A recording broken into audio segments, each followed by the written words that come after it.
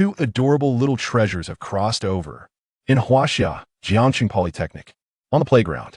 As the temperature warms, many of the girls participating in outdoor activities have donned shorts and skirts.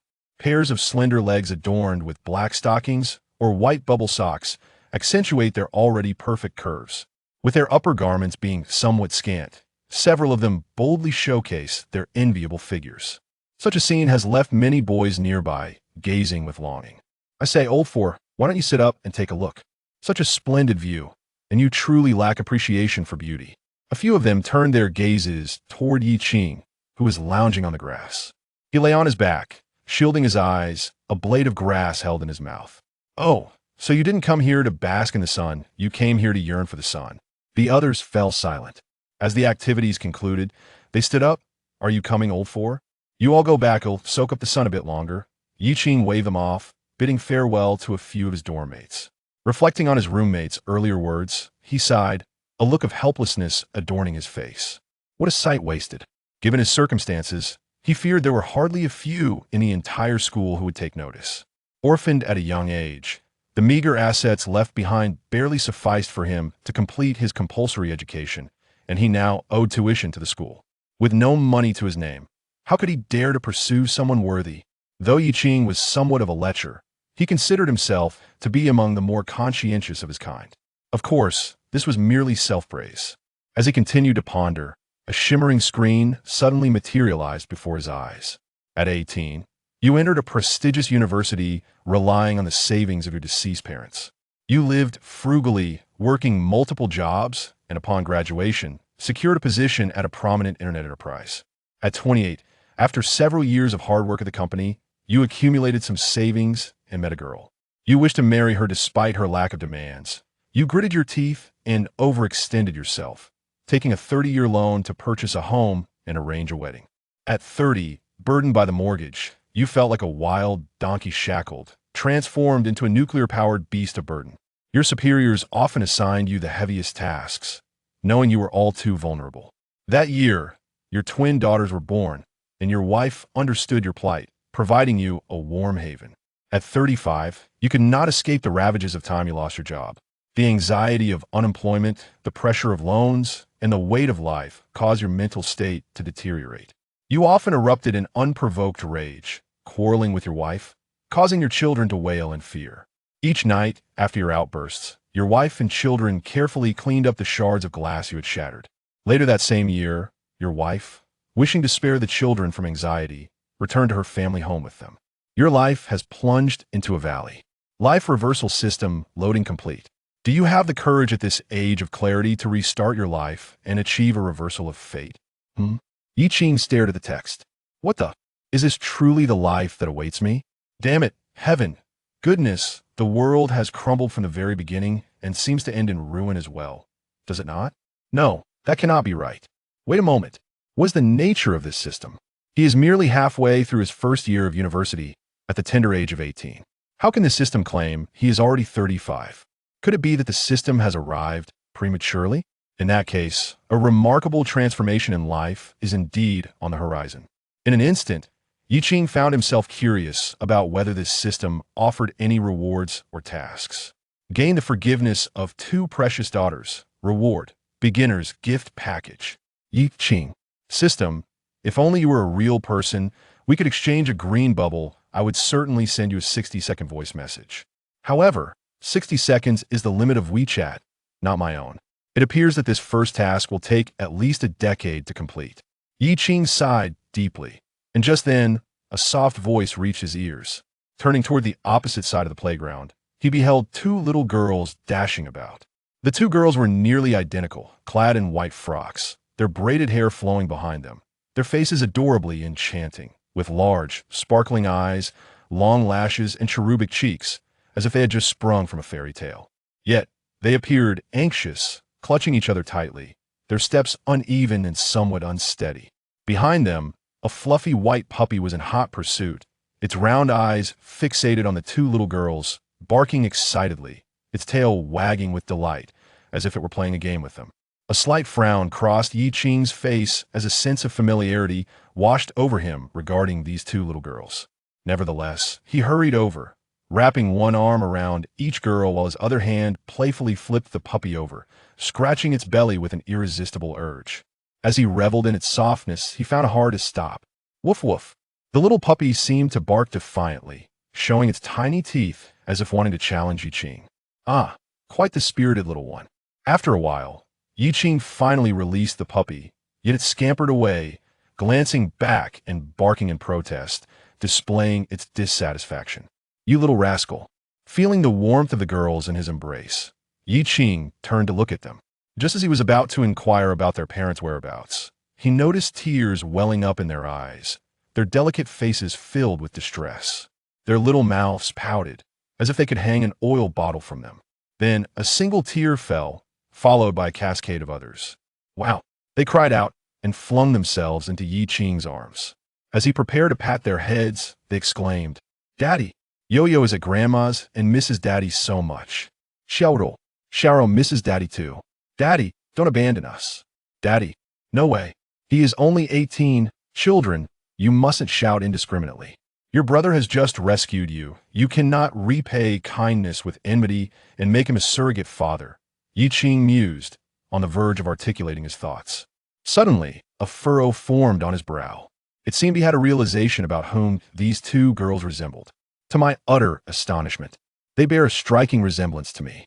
Yi Qing crouched down, resting his hands on their shoulders. Gazing intently, it was indeed true. Despite the tumultuous state of his family life, Yi Qing's physical allure remained formidable.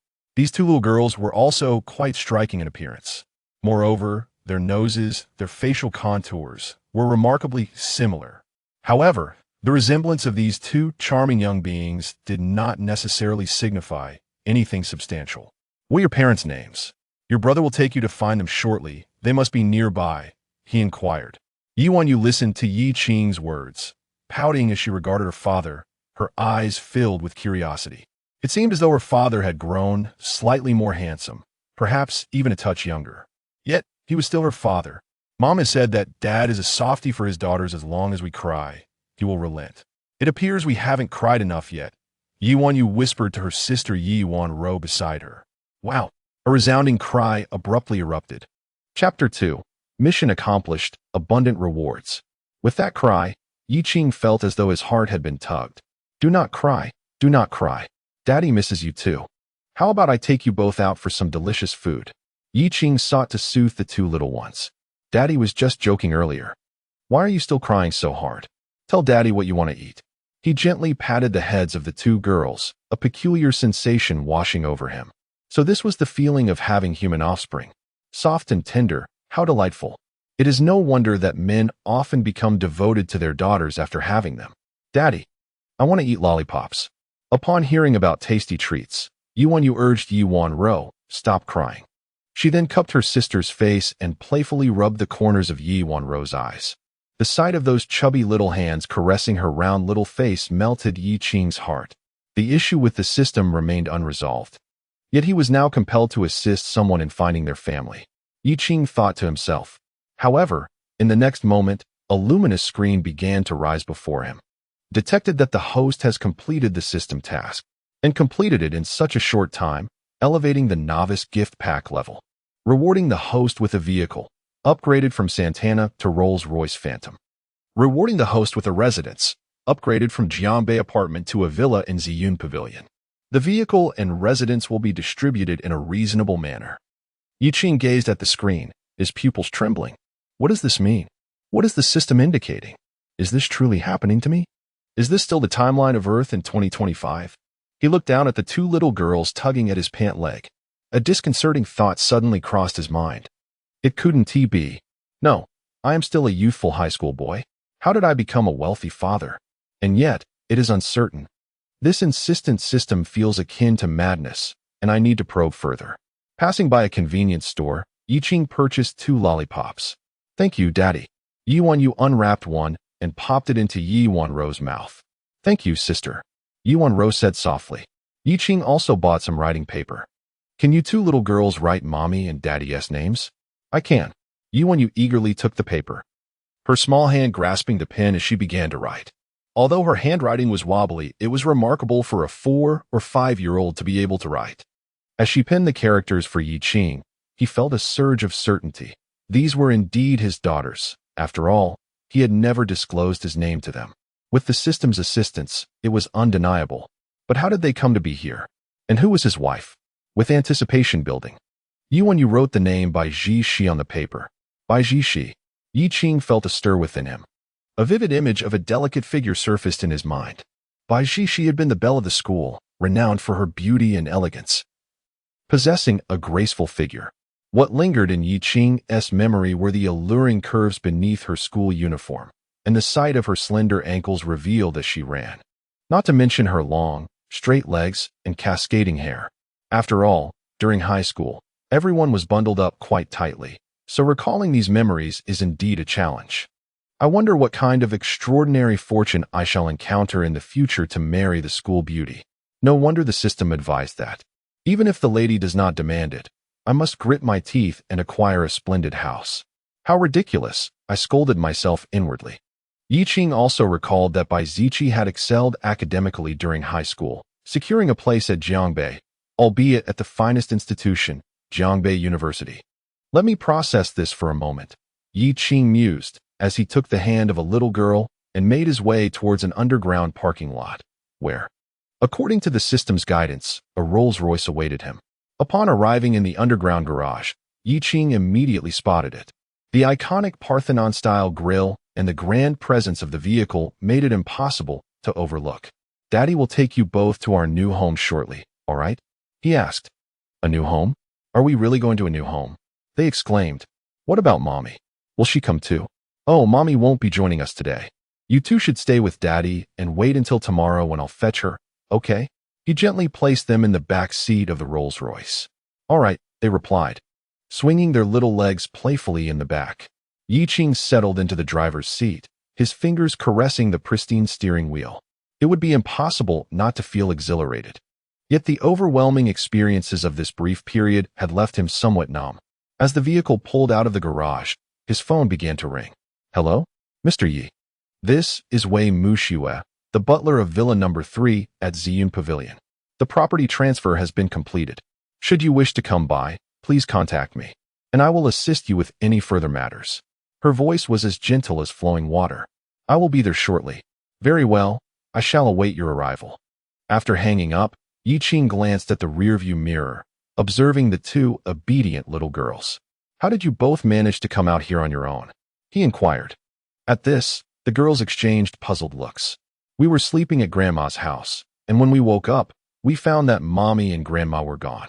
So, I took Sharo with me, and then we were chased, and Daddy rescued us." Time travel. What is the meaning of this timeline?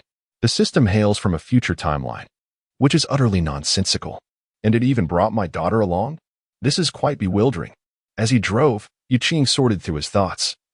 And as the navigation system announced their approach to the destination, a smile spread across his face.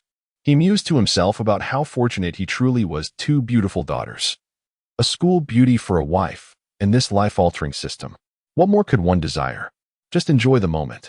With thoughts of the school beauty swirling in his mind, Yi Qing could almost hear the classic lines of Li Yunlong from the bright sword ringing in his ears. Fire, fire, fire.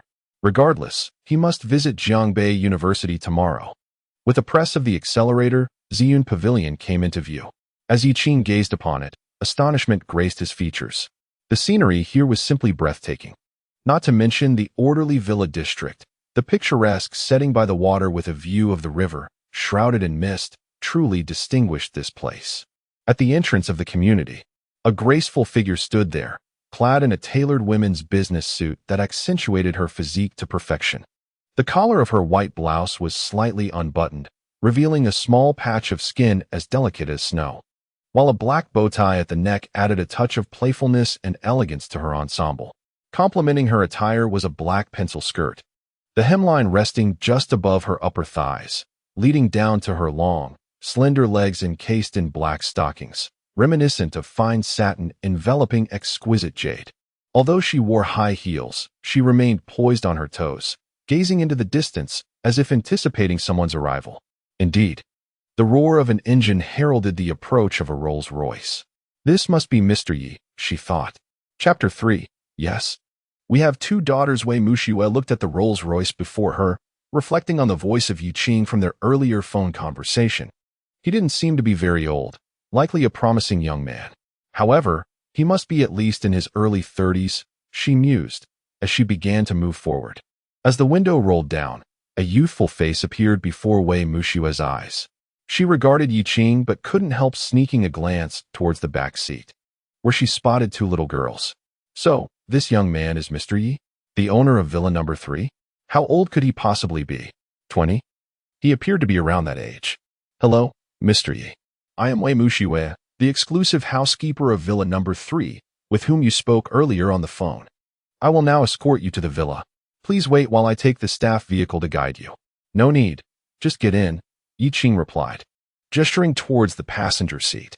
Very well. Wei Muxiue took her place in the passenger seat, leading Yiqing into the villa area. In the back seat, the two little girls pressed their noses against the window, gazing in awe at the luxurious villas outside, their expressions reminiscent of little piglets. Wow, Daddy, where are we? Aren't we going home? One of the girls exclaimed. Father has brought you to our new home. We will be living here from now on, Yiqing announced. Upon hearing this news, Yu and Xiaoro leaned closer. Wei Muxiue also turned her head sharply. Her astonishment regarding the two girls differed from theirs. She was surprised to learn that they were Mr. Ye's daughters, not younger siblings as she had initially thought, with the country's recent policy encouraging families to have more children. Perhaps he belonged to a prominent family responding to the call. It seemed Mr. Ye's true age might be slightly older than his appearance suggested. This was to be expected, as each individual is unique. Who could have guessed that Lin Jing and Gengzi were the same age? But Daddy, our toys haven't been moved yet. And Yu's little flying horse for sleeping hasn't been brought over either, one of the girls protested. I'll buy you new ones in the coming days. Yiqing replied with a smile.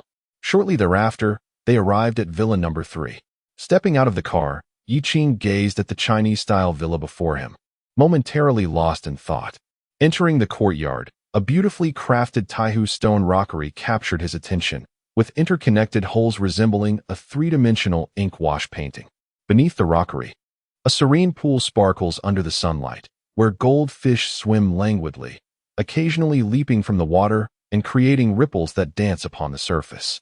Above, the intricately carved wooden corridor captivates not only Yiqing, but also leaves the two young girls in awe, their mouths agape. Is this a palace, Father? Are Yu and Xiaoro about to become princesses? Xiaoro, let us go?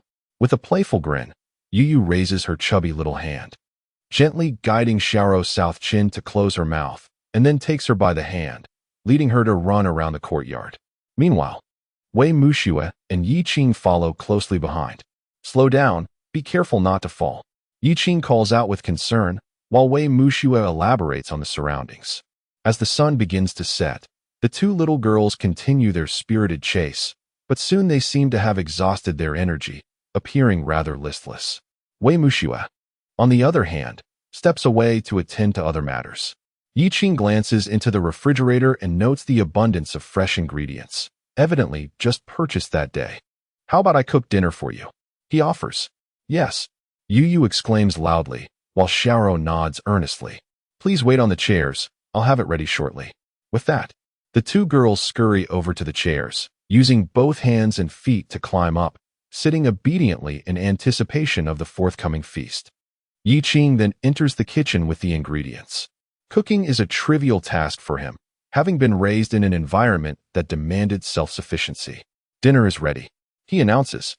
The two girls hold bowls nearly the size of their faces, eating with delight, their bodies swaying unconsciously as they indulge.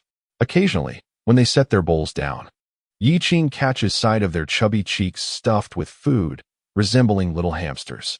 After a while, both girls finish their meal, diligently ensuring not a grain of rice remains in their bowls. Father, Yu lifts her bowl to show Yiqing, her eyes sparkling with anticipation, her little legs shaking with excitement. You ate so well, fantastic. Yiqing praises, affectionately ruffling Yu's hair. Xiaoro, you did wonderfully too. He reaches out with his other hand to pat Xiaoro. At that moment, a fatherly smile spreads across Yiqing's face. Anyone who beheld these two little angels would surely feel the same warmth in their hearts. Father, it's dark now. Why hasn't Mother come home from work yet? Should we go pick her up? Let us go, Daddy. The utterance of these words causes Yi Qing to feel a sudden headache. How to find Bai Jiqi? If he were to take the two girls to knock on her door, he feared being deemed insane. He had intended to approach Bai Jiqi tomorrow to establish some rapport. Yet, he must first procure some useful information. Mother won't be home tonight. She's staying at Grandma's. She said she would come to see Yu and Xiao tomorrow. Suddenly, he poses a question. By the way, Yu, Xiao, do you know any secrets about your mother? The two little girls look at him with puzzled expressions, their lips pursed in serious contemplation. Yu knows. While Yu and her mother were bathing, Yu noticed a heart-shaped mark on her mother's right buttock. Her mother explained that it was a birthmark. Daddy, what is a birthmark? Yu asked. Yi Qing looked at Yu, realizing how significant this information was. The credibility of this just skyrocketed. Well done, Yu, he praised. And she tilted her head with a giggle. Yi Qing then noticed Xiao pouting, deep in thought, yet her expression was irresistibly adorable. All right. Don't dwell on it, Xiao. Daddy, I didn't expect that, Xiao replied, somewhat disheartened. Yi Qing picked her up, reassuring her, it's all right. Daddy, I want a hug too. Yu clung to Yi Qing's leg, shaking it. All right, come here. He embraced the two girls, feeling a surge of happiness within him. He began to understand why some fathers weep profusely when their daughters marry. If it were him, he too would shed tears. Such an overwhelming experience was hard to bear. But he thought, that's a matter for another day. My immediate priority is to take care of my wife. As he contemplated this, a glowing screen appeared before him. Bring wife home. Reward. Random multiplier rebate. Limited to wife and children. Godly physique. That night, as he prepared for sleep, Yi Qing discovered something curious. Both girls had a habit of clinging to his arm while they slept, tightening their grip. Yu, Xiao. If you hold on like this, Daddy can't move, he said helplessly. But Daddy, you do the same when you nap with us on weekends. And why can Mommy do it while we can't? She sleeps hugging your arm every night. Yu pouted, her eyes sparkling. Yi Qing then recalled Bai Jiqi's habit of needing something to hug while she slept. It was clear that these two little girls had perfectly inherited this trait. He wanted to stroke Yu's cheek to silence her pouting, but as he raised his hand, he suddenly remembered that Xiao was still gripping his other arm.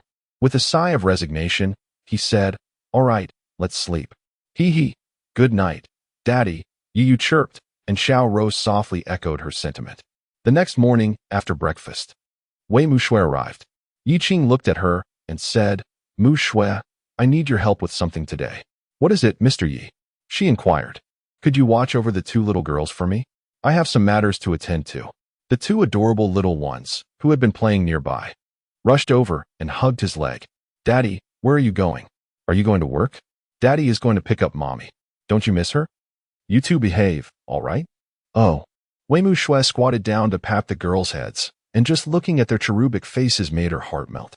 They were simply too cute. Their beauty striking. From these two little treasures, it was evident that their mother must also possess remarkable looks. Sister will take you both to braid your hair later, okay? I'll make you look beautiful. Thank you, dear sister. As they prepared to braid their hair beautifully, the two little girls excitedly followed Wei Mushui. However, Wei Mushui felt a twinge of discomfort. Should she really refer to herself as sister? That seemed to place her in a different generational bracket from Mr. Yi. Nevertheless, she dismissed the thought. She gazed at the two adorable little ones and smiled broadly, declaring, you two little cuties are mine for now. Meanwhile, Yi Qing drove out, soon arriving at the campus of Jiangbei University. Yet, amidst the university grounds, a Rolls-Royce was undeniably eye-catching. Many students looked on with envy. Although Jiangbei University is the premier institution in Jiangbei Province, a 985 university, very few students dared to dream of ever driving such a car. Which big shot is inspecting the school today? Perhaps an upperclassman? Two boys speculated, their eyes fixated on the approaching Rolls-Royce. However, they soon caught sight of the young driver's youthful visage. Is this really a student? A notorious wealthy individual, perhaps here to flirt with the ladies? They noted that they had seen supercars before, but this was the first time they had encountered a Rolls-Royce. As they continued to converse, they observed Yi Qing stepping out of the car, and he is quite handsome too. Instantly, alarm bells rang in the minds of several boys. They feared that another girl at school might be in for trouble. Yi Qing exited the vehicle and noticed a passing female student. "Hello there." The girl appeared to be a freshman, as she certainly would not be attending an early class otherwise. She regarded Yi Qing, glancing at the car beside him. Her expression tinged with nervousness and shyness. "Hello, may I inquire about something personal?" she asked, also a freshman. A few boys nearby watched, thinking, as expected, "This restless fellow is already trying to flirt as soon as he got out of the car." Due to the multitude of departments, it took Yi Qing an hour of inquiries and searches before he finally arrived at the entrance of a classroom, just as a break between two major lectures commenced. He entered through the back door. At first glance, his eyes were drawn to the most radiant girl in the room. Her eyes sparkled like the most brilliant stars in the night sky, clear and bright, with a glimmer that seemed to conceal a deep, unfathomable autumn pool. Her other features were perfectly set against her oval face. At that moment, she stood, chatting with a few girls nearby, her lips naturally tinted, a slight smile gracing her face, akin to a gentle breeze on a spring day. As for her figure, it was quite similar to Yi Qing's recollections, but with a more perfect proportion. Her long legs, enveloped in denim, showcased exquisite lines, while her slender waist was delicate enough to be grasped with a single hand, yet alluringly ample. Online, however, she seemed to have unexpectedly blossomed, reminiscent of branches laden with ripe fruit. By Ji, she sensed the gaze upon her and glanced towards the back door, her expression one of confusion, as if trying to recall when they had met before. "All right, let us resume our class," the teacher announced, prompting everyone to settle down. Yi Qing, however, remained outside the classroom, leaning against the wall, contemplating how to approach Bai Ji when the time came. "Today, I must ensure that Bai Ji meets the two little ones. But I shall first lay the groundwork. As for the paternity test, it is imperative, otherwise, Bai Ji will certainly remain unconvinced." After class, Bai Ji stepped outside. "Yi Qing, have you been waiting long? Did you come to see me for something?" Bai Ji approached Yi Qing with her bag, a radiant smile illuminating her face. "You certainly appear much more vibrant than during our high school days. Do you recognize me?" Yi Qing replied, "What a question. How could I fail to recognize an old classmate? Although we were only in the same class during our freshman year before you transferred to another school, my memory is not so feeble." Bai Ji playfully chided. She then placed her hands behind her back and leaned closer to Yi Qing, scrutinizing him carefully. "I must admit, if you had changed even more, I might not have recognized you at all. Have you also gained admission to Jiangbei University?" "I have not. I am attending Jiangbei Institute of Technology. I specifically came here to find you. Do you have any classes soon?" Yi Qing inquired. "Not today. Just 2 classes in the morning," Bai Ji replied. "Then would you accompany me to a certain place? I have some important matters to discuss with you," Yi Qing suggested. Bai Ji frowned slightly, as if hesitating. However, upon noticing Yi Qing's expression, she soon relaxed. "All right, not far off." Several boys observed the scene with wide eyes, utterly incredulous at what they were witnessing. "Isn't that the guy who drove the Rolls-Royce this morning?" one exclaimed. "Indeed, it is. And following behind is Junior Ji. Wow, does having wealth grant one the liberty to act as they please? While we, the older classmates, are still yearning for a chance, she has already been taken away." In an instant, they collectively lamented, each feeling their hearts shatter. As they mourned, a boy nearby leaned in and whispered, all right. This isn't the first time such a situation has occurred. If you had acted sooner, you wouldn't be left here lamenting. The girl you can't let go of may soon be embraced by someone else." Wow. The crowd turned their attention to the speaker, their hearts sinking even further. "Beat him up." "Yes. Hey, what are you coming at me for? I didn't take her away." Meanwhile, as the commotion continued, Yi Qing had already led Bai Ji to the side of the Rolls-Royce. "Ji, get in the car. I will take you to a place. I need to gather my thoughts and explain everything to you. You drive this car now? Have you struck it rich, old classmate? Come on, get in," Yi Qing urged. Opening the door, Bai Ji hesitated, thinking it might be better to discuss matters here.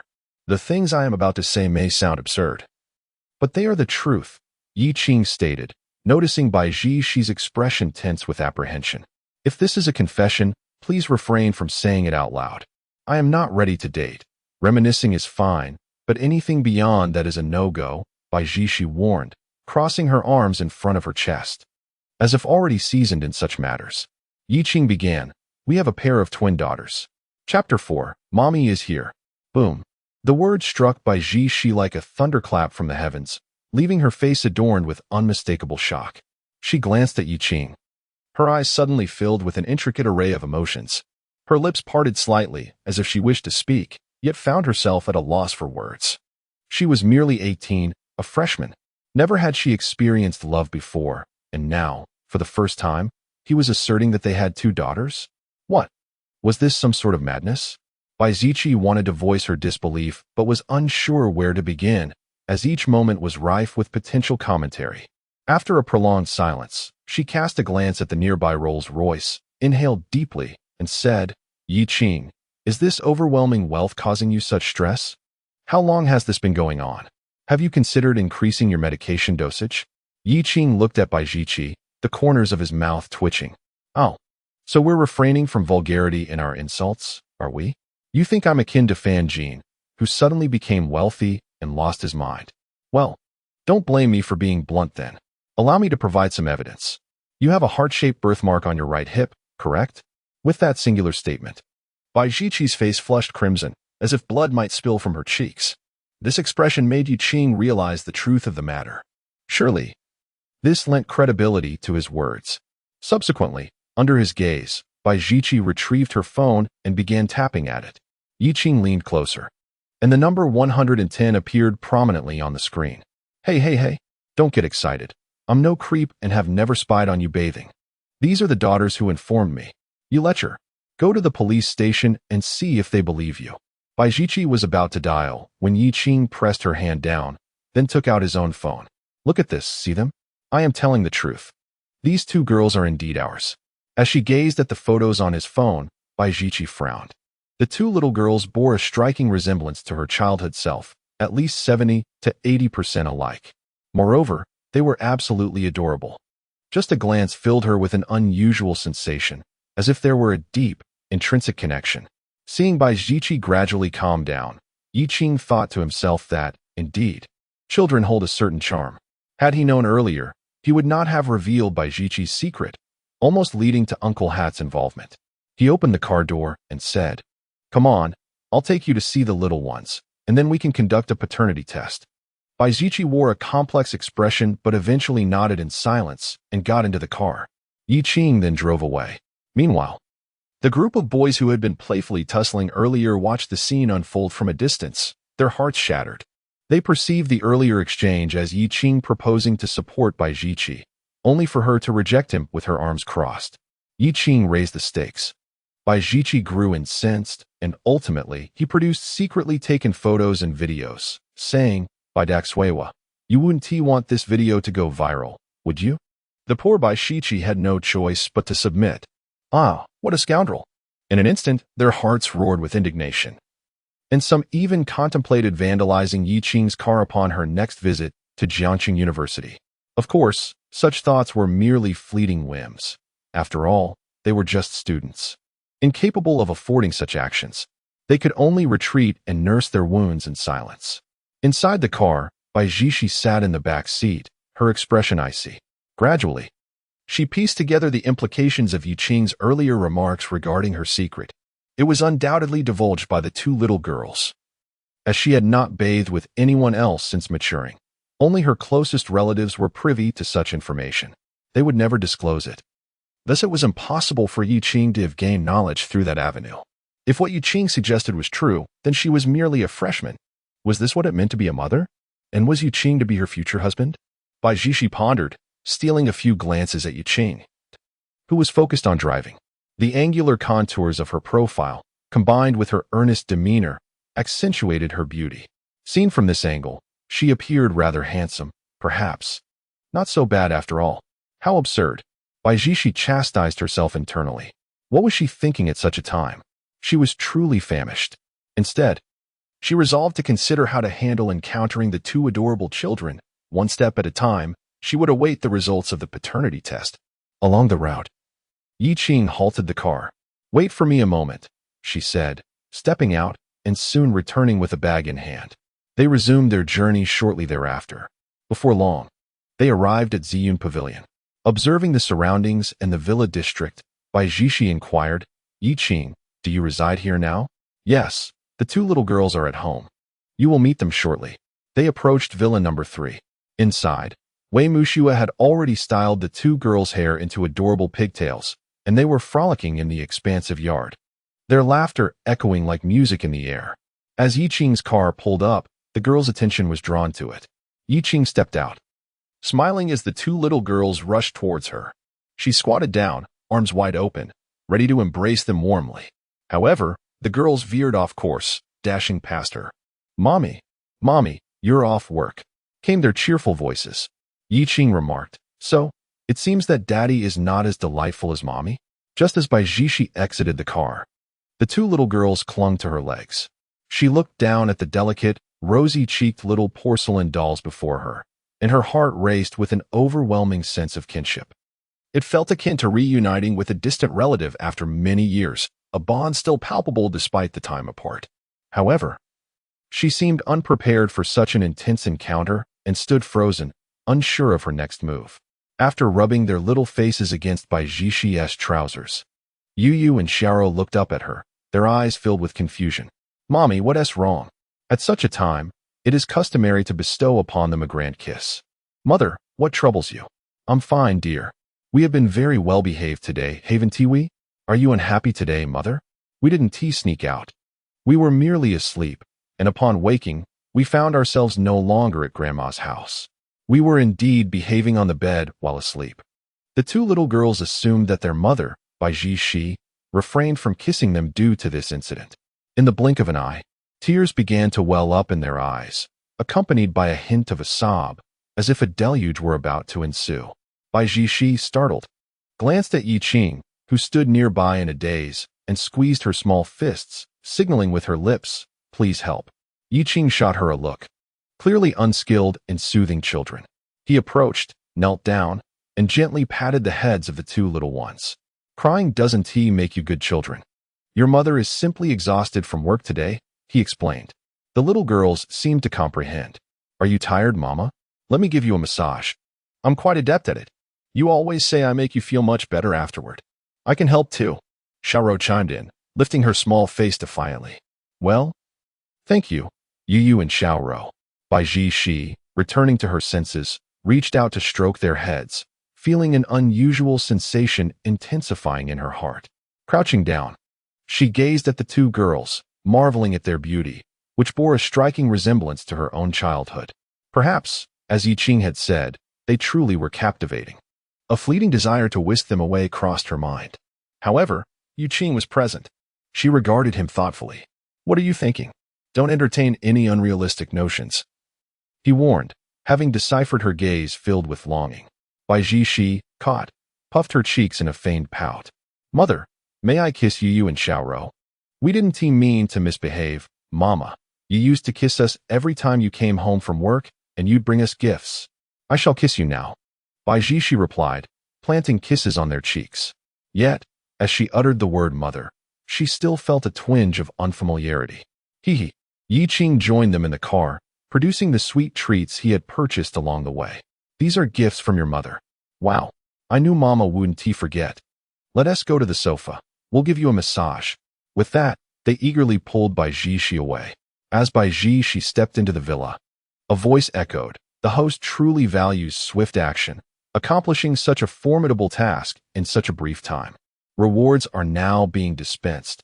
A random multiplier rebate on expenditures, limited to spouse and children, and a divine physique."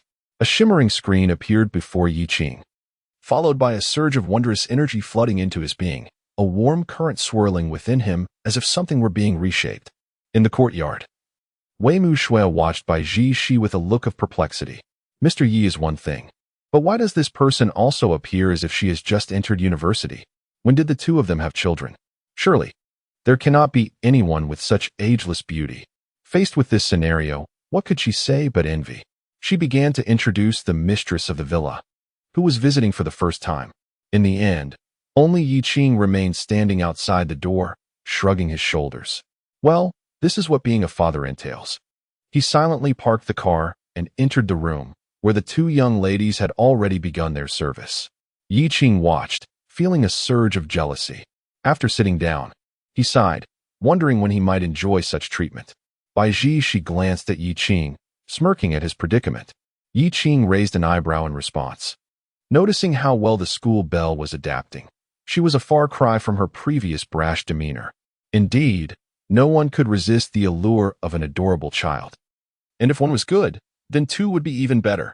"Daddy, let me help you with a massage while you lie here," said Yu. "I'm coming too." However, after a short while, Yu expressed her frustration. "Daddy, your body is too stiff, like a rock. Mommy is soft and comfortable to press." "I'm done, Xiaorou. Let us go?" "Wait, is it really over just like that?" Yi Qing, caught off guard, laughed. "What are you laughing at?" he asked as he approached Bai Shi, playfully tapping her on the head. "Ah." Bai Shi shielded her head, pouting in a feigned show of anger. Chapter 5, Paternity Test. There are still serious matters to attend to, Yi Qing whispered, and Bai Shi understood. She stood up and looked at Yu. "You have a few particularly long hairs here. Shall I help you pluck them out?" "Okay. Xiaorou, you have some too," Bai she remarked as Yi Qing discreetly prepared a plastic bag. Later, Yi Qing and Bai she also plucked their hair, taking advantage of the two young ladies' midday slumber. Yi Qing asked Wei Mushui to take care of them in the evening, while he and Bai she went to the testing facility. Yi Qing opted for the express service. After paying 5,000 yuan, a notification appeared. Host has spent 5,000 yuan, triggering a random rebate of 1,000 times, amounting to 5 million. Now issued. Yi Qing was taken aback. A rebate of 5 million on his first try? Seeing Yi Qing's expression, Bai she handed him her phone. "This cost. Let us split it 50-50. If you and Xiaorou are confirmed as our children, I will also cover half of their upbringing costs." With that, Bai she began fiddling with her phone. "All right, pull up the payment code. I'll transfer the money to you." Yi Qing understood her intent. She was consolidating various payment methods. He was quite familiar with this practice, as significant expenditures often require gathering funds from different payment platforms into a bank account before settling the bill. Reflecting on Bai she's previous remarks, he sensed that her family's financial situation was rather typical. Certainly, his condition has improved significantly compared to before the system was activated. To be honest, with a background like Bai she's, she is hardly qualified to compare herself to him. However, he now possesses a rebate system, rendering money less of a concern. Before Yi Qing could utter a second word, Bai she interjected with a firm no. "Let us wait for the results to be announced." Yi Qing waved his hand dismissively, completely ignoring Bai she, which nearly prompted her to strike him. Indeed, having money changes everything. As night descended, the two received the identification results. The outcome was unsurprising. It was confirmed that the two girls were indeed their children. They parked their car within Jiangxing University. Inside the vehicle, both remained silent as they absorbed the news. Their mindset about meeting the girls now, with matters settled, was entirely different. "Come walk with me around the campus," Bai she suggested. They meandered aimlessly through Jiangxing University. "I'm not entirely sure what is happening," she remarked. "This defies logic." "Logic?" Yi Qing countered.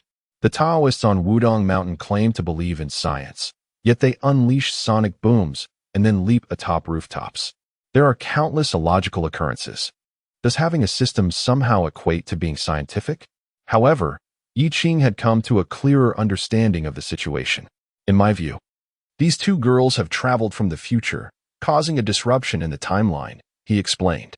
As he spoke, Bai she began to brainstorm, though she refrained from delving into complex physical theories, as that was beyond her management studies. Instead, she pondered about the future of the two girls and how she would introduce them to her family. She shared her thoughts with Yi Qing. I don't have such dilemmas. My parents passed away when I was too young to remember," he replied. "Now that's a dark joke," Bai she remarked. "All right. Enough with the jokes. I will take responsibility for the children. They are nearing the age for kindergarten. If they can't attend a public school, we'll enroll them in a private one. It's merely a matter of finances. Moreover, let us keep this matter from our families for now. There is no way to explain it. In any case, I will find a solution. Yi Qing transitioned from his previous nonchalant demeanor back to seriousness, instilling a sense of security in Bai Shi, who nodded in agreement. I won't shirk my responsibilities either. Oh, how do you intend to be responsible to me? What responsibility do I owe you? I am a college student with integrity, Yi Qing exclaimed. Now that we both have daughters, are you planning to be an irresponsible woman who abandons her partner? You. Bai Shi stomped her foot, feeling the audacity of Yi Qing's words. How dare you say such outrageous things? Just because you have integrity, does that mean I lack it? Besides, how am I abandoning anyone? We haven't done anything at all.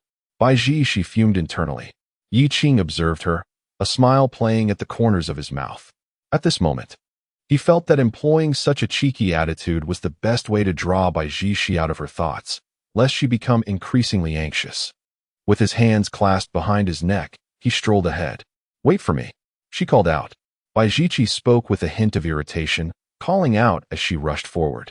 With the objective achieved, Yi Qing slowed his pace, leisurely strolling through the school while engaging in light conversation with Bai Shi. Come back to the villa with me tonight, he suggested. Last night, those two little girls kept asking where their mother had gone, worried that she no longer wanted them. Thanks to my cleverness, I managed to calm them down with some gentle coaxing. If they don't see their mother again tonight, I fear I might face a rebellion. Observing Bai Shi's expression, he realized his words stirred a ripple of emotion within her, albeit with a touch of exaggeration. Bai Shi harbored a similar thought, however.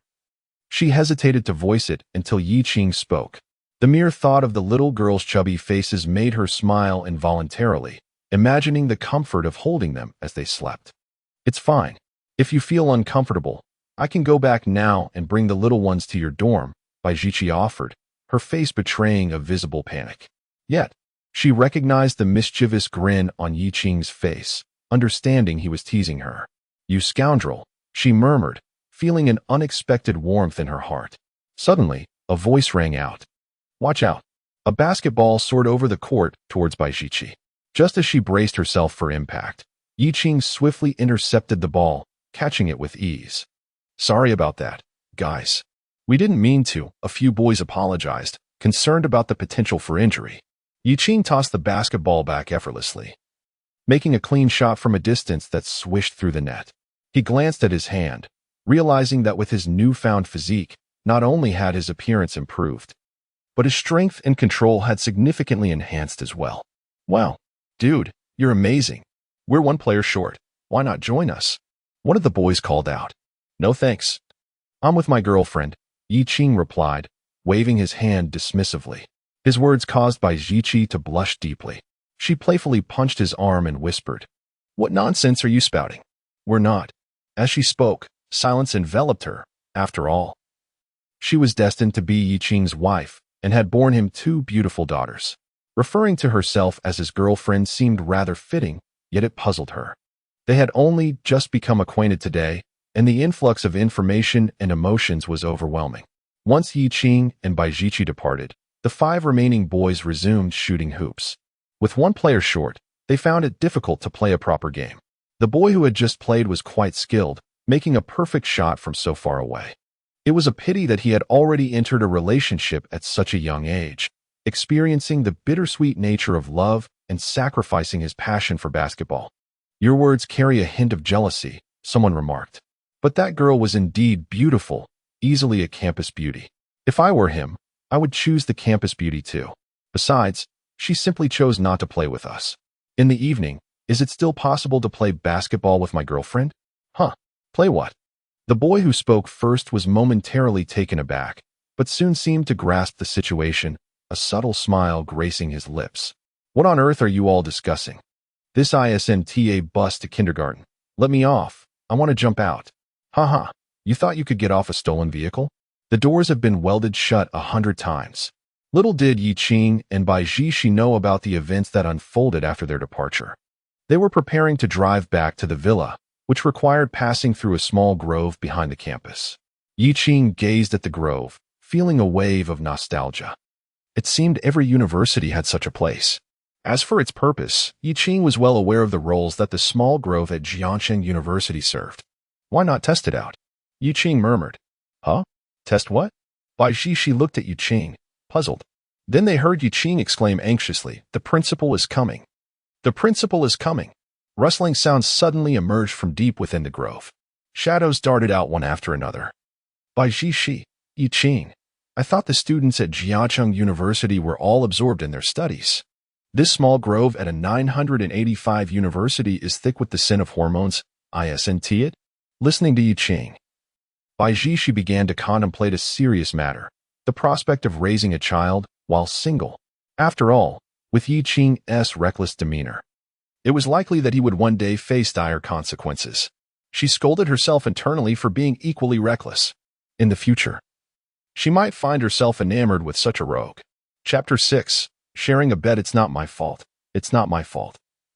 A common phrase in short videos is, "You're so bad. I like you so much." Women are like this. They really are. Bai Zhishi mumbled, then resumed pondering the idea of single parenthood. Simultaneously, she considered the notion of working to support a child.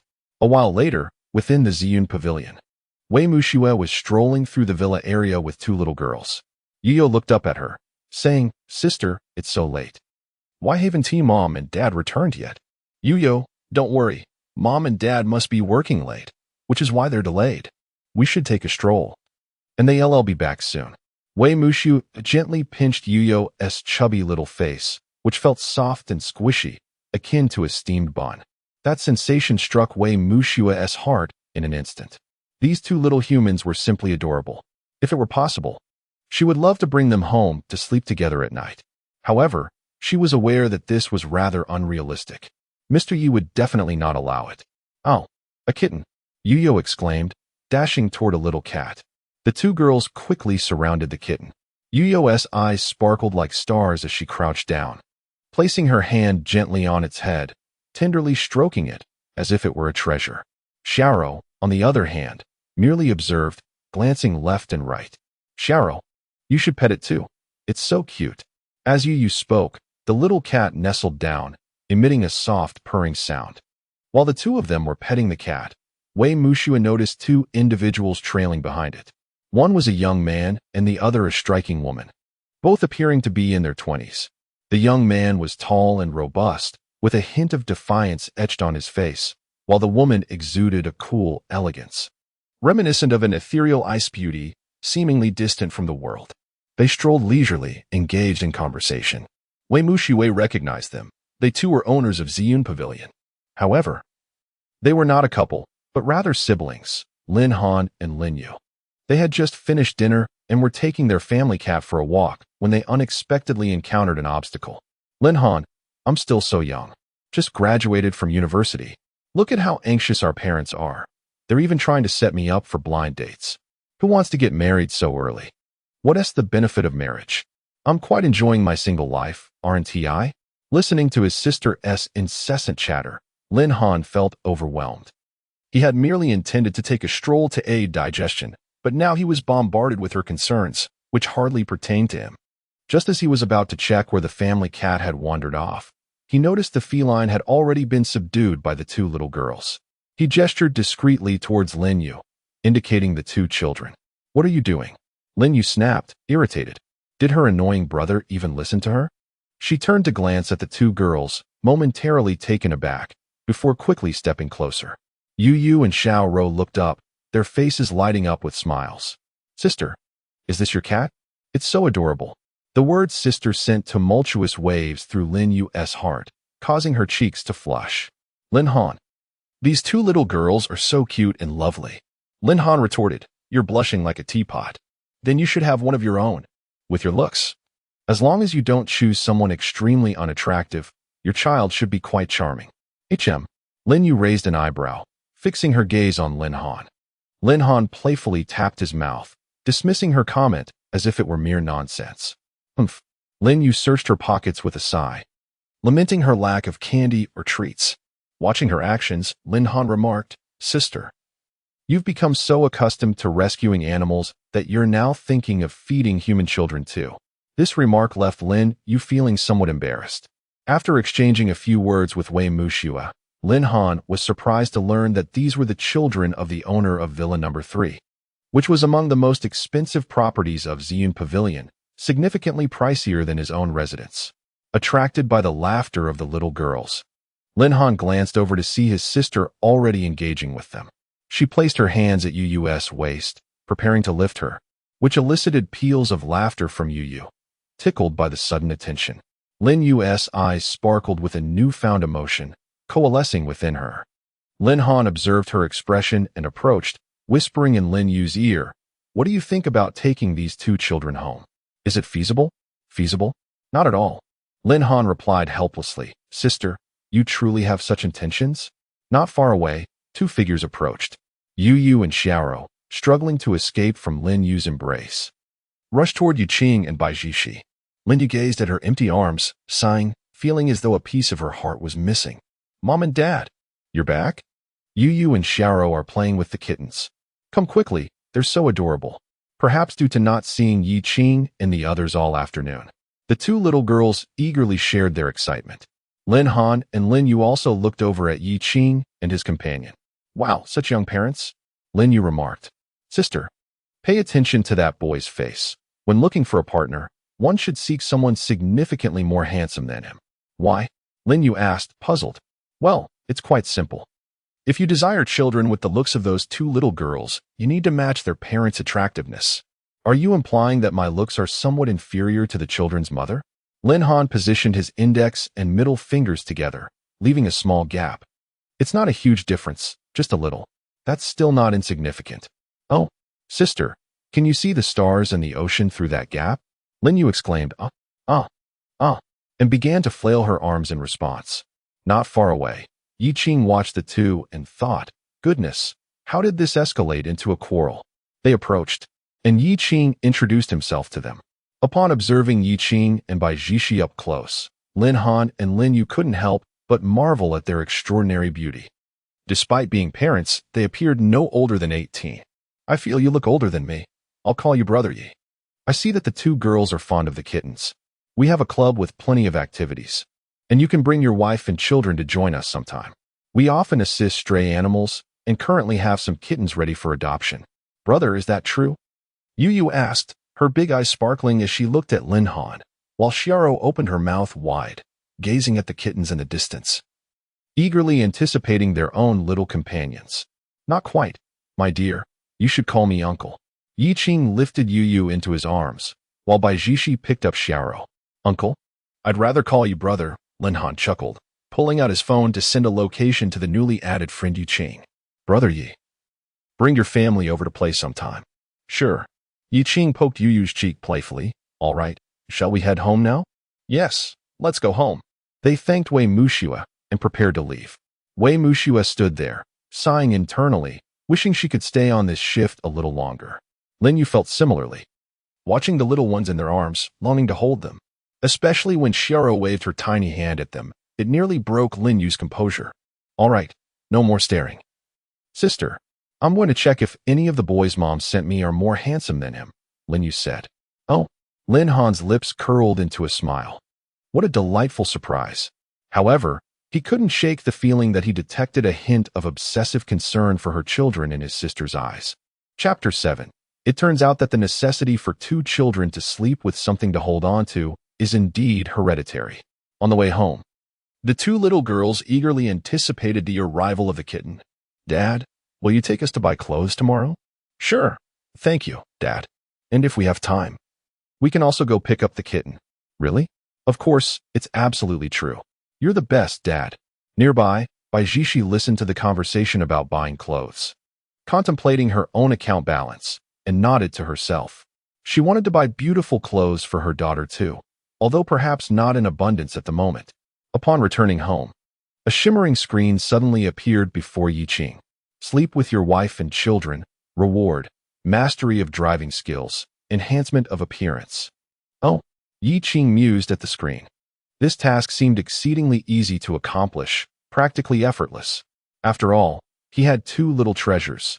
He would see how to navigate this in a moment. After freshening up, I can sleep with mommy and daddy again, Yu exclaimed, grasping Bai Jishi with one hand and Yu Qing with the other, her eyes sparkling with anticipation and joy. Xiao had already climbed onto the bed, her expression mirroring that of her sister. Wait? Sleep together? Bai Jishi was caught off guard by this turn of events. She had never shared a bed with a boy before. How about this? Mommy can take you to another room to sleep instead. Hey. What the? Yi Qing thought to himself, feeling a surge of frustration. Was she attempting to isolate him? What about the task? Meeting Yi Qing's gaze, Bai Jishi felt a twinge of guilt. No. Daddy and mommy cannot be separated. We must all sleep together tonight, Yu declared resolutely, her little lips forming a pout. Xiao also descended from the bed, her eyes glistening with tears. Please, daddy and mommy, don't separate. Seeing the expressions on the two girls' faces, Yi Qing couldn't help but nod in agreement. His precious daughters were truly remarkable. Hey, mommy and daddy have no intention of separating. Bai Jishi suddenly panicked. Stumbling over her words, she looked at Yu Qing, who was smirking, as if to say, you were the one who wanted to isolate me. Now you need my help? TSK, women. Bai Jishi bit her lip, her face flushed with embarrassment. Noticing that the situation was not progressing, Xiao's little tear fell. Please, mommy and daddy. Can we all sleep together tonight? Bai Jishi quickly wiped away Xiao's tears. Okay, Xiao nodded, while Yu came over, cupping her sister's face to dry her tears. She then turned to Bai Jishi and Yi Qing, hands on her hips, exuding an air of protectiveness, as if to say, is it really amusing for you two adults to bully the little ones? At that moment, even Yi Qing felt his authority diminish considerably. Bai Jishi found herself lowered to the floor, and she discerned the temperaments of the two girls, one resembling Yi Qing, the other mirroring herself. One was assertive, the other gentle. Particularly, Xiao's gentle demeanor was akin to a dagger, capable of piercing through one's very essence. Father, you rest here. Mother, you stay here. All right. Yi Qing and Bai Jishi obediently complied, donning their pajamas and reclining on the soft bed. Bai Jishi surveyed the distance between herself and Yi Qing, her anxious heart finally finding solace. A certain space remained between them, with their two cherished daughters separated by it. Mission accomplished. The host's speed is increasing. Reward issued. Divine driving skills, enhanced appearance. The enhancement in appearance will gradually manifest over time, rather than instantaneously. Gazing at the luminous screen before her, Bai Jishi felt an influx of knowledge regarding driving skills flooding her mind. All right, time to sleep. Yu clung to Yi Qing's arm, while Xiao nestled against Bai Jishi. The two girls appeared utterly at ease. Yi Qing extended a hand, gently patting the little koala that clung to him. Sleep now. Tomorrow father will take you out. After turning off the lights, Yi Qing closed his eyes. However, he soon sensed someone observing him. He turned his head, opened his eyes, and looked at Bai Jishi, who lay with her eyes tightly shut under the moonlight. Could it be merely an illusion? He closed his eyes again, but the sensation returned. With a hiss, he opened his eyes once more, only to find her still asleep. This time, he resolved to keep his eyes wide open, fixating on Bai Jishi. Sure enough, after a while, she stealthily opened her eyes, her enchanting, tear-filled peach blossom eyes preparing to sneak a glance at Yi Qing. Yet, she was caught in the act. Their gazes locked, and Bai Jishi bit her lip, her eyes flickering uncertainly. She dared not maintain eye contact for too long, as if she had been caught in a misdeed. Ultimately, she closed her eyes again, though her mind was still occupied with the day's events. Time flowed, and eventually, her breathing steadied. Night enveloped them. Yi Qing's dreams were far from pleasant. He envisioned himself bound and imprisoned within a cage. Upon waking, he gazed at the vast ceiling, exhaling in relief. But then, he felt an unusual sensation in his body. One of his legs was embraced by a little girl, while beside him lay Bai Jishi, who clutched his arm, her long, fair leg draped over his abdomen. Suddenly, Yi Qing realized that the inclination of these two girls to cling to something while sleeping was hereditary. This was evidently the source. However, he refrained from moving, aware that even the slightest shift could rouse the entire household. Better to remain still. After a while, Bai Shi too stirred, her enchanting eyes fluttering open, sleepily gazing at the surroundings. Upon catching sight of the boy named Yuqing, she was momentarily startled, her instinct prompting a scream that was swiftly stifled as a torrent of memories flooded back. The events of the previous day resurfaced in her mind. After calming herself, she became acutely aware of an embarrassing predicament. She had inadvertently mistaken Yuqing for her beloved stuffed bear, and now, in her awkward stance, she felt utterly mortified. Blushing, Bai Shi discreetly released Yuqing's arm, slowly lifted her leg, and turned, rolling off the bed. Standing up, she surveyed the scene before her, and a palm met her forehead in realization. Goodness, those two girls were unmistakably her own, their embrace mirroring one another perfectly. Would Yuqing have to endure this every night? How unfortunate. With a sympathetic gaze cast upon him, Bai Shi sighed silently before heading to the kitchen to prepare breakfast. As Bai Shi exited, Yuqing sat up, gently shifting the two girls off his lap before cradling a couple of small items in his arms. He then stepped off the bed and made his way toward the bathroom. A short while later, in the kitchen, Bai Shi had prepared a modest breakfast and, carrying it out, entered the master bedroom to rouse the trio for their meal. Just then, the bathroom door swung open, revealing Yuqing stepping out. A towel secured around his waist, his upper body bare, and a towel in hand to dry his hair. Bai Shi's first instinct was to look away. Her second thought was, something was amiss. She gazed intently at Yuqing, her eyes drawn to his chiseled physique, the six-pack abs, and the perfect muscle definition. Goodness. If one were inclined, they could touch. Ugh, how scandalous. Bai Shi pursed her lips, watching Yuqing as he dressed. Breakfast is ready. Let us dine, he declared. Yuqing approached Yu and Xiaoro, gently patting their backs. The sun is shining. Rise and shine for breakfast. The two little girls groaned, blinking sleepily as they sat up, their hair a delightful mess. Clenching their tiny fists, they rubbed their eyes, as if willing themselves to awaken more fully. I'll take them to wash up, Yuqing said, and after they had sufficiently roused, he lifted each girl with ease. Come along, time to freshen up. Observing the two little ones standing on their stools at the wash basin, Yuqing couldn't help but sigh at the sheer adorableness of these little human beings. Delicious, he praised, as the girls enjoyed their meal, swaying happily in their seats. Mommy, this breakfast is so tasty. But it's strange, is today a special occasion? Mommy usually doesn't cook breakfast in the morning, Yu queried. What is going on? Yuqing stared at her, realizing that perhaps he would be the one waking up early to prepare breakfast from now on. Bai Shi felt a wave of helplessness wash over her. You have no idea, she said, a hint of grievance in her tone. From now on, it will be you making breakfast. Very well, Yuqing replied nonchalantly. Bai Shi pouted, realizing this was a mistake she would have to face in the future. Wait, that is not right. Why should I bear the burden for my future self when I have yet to indulge in any enjoyment?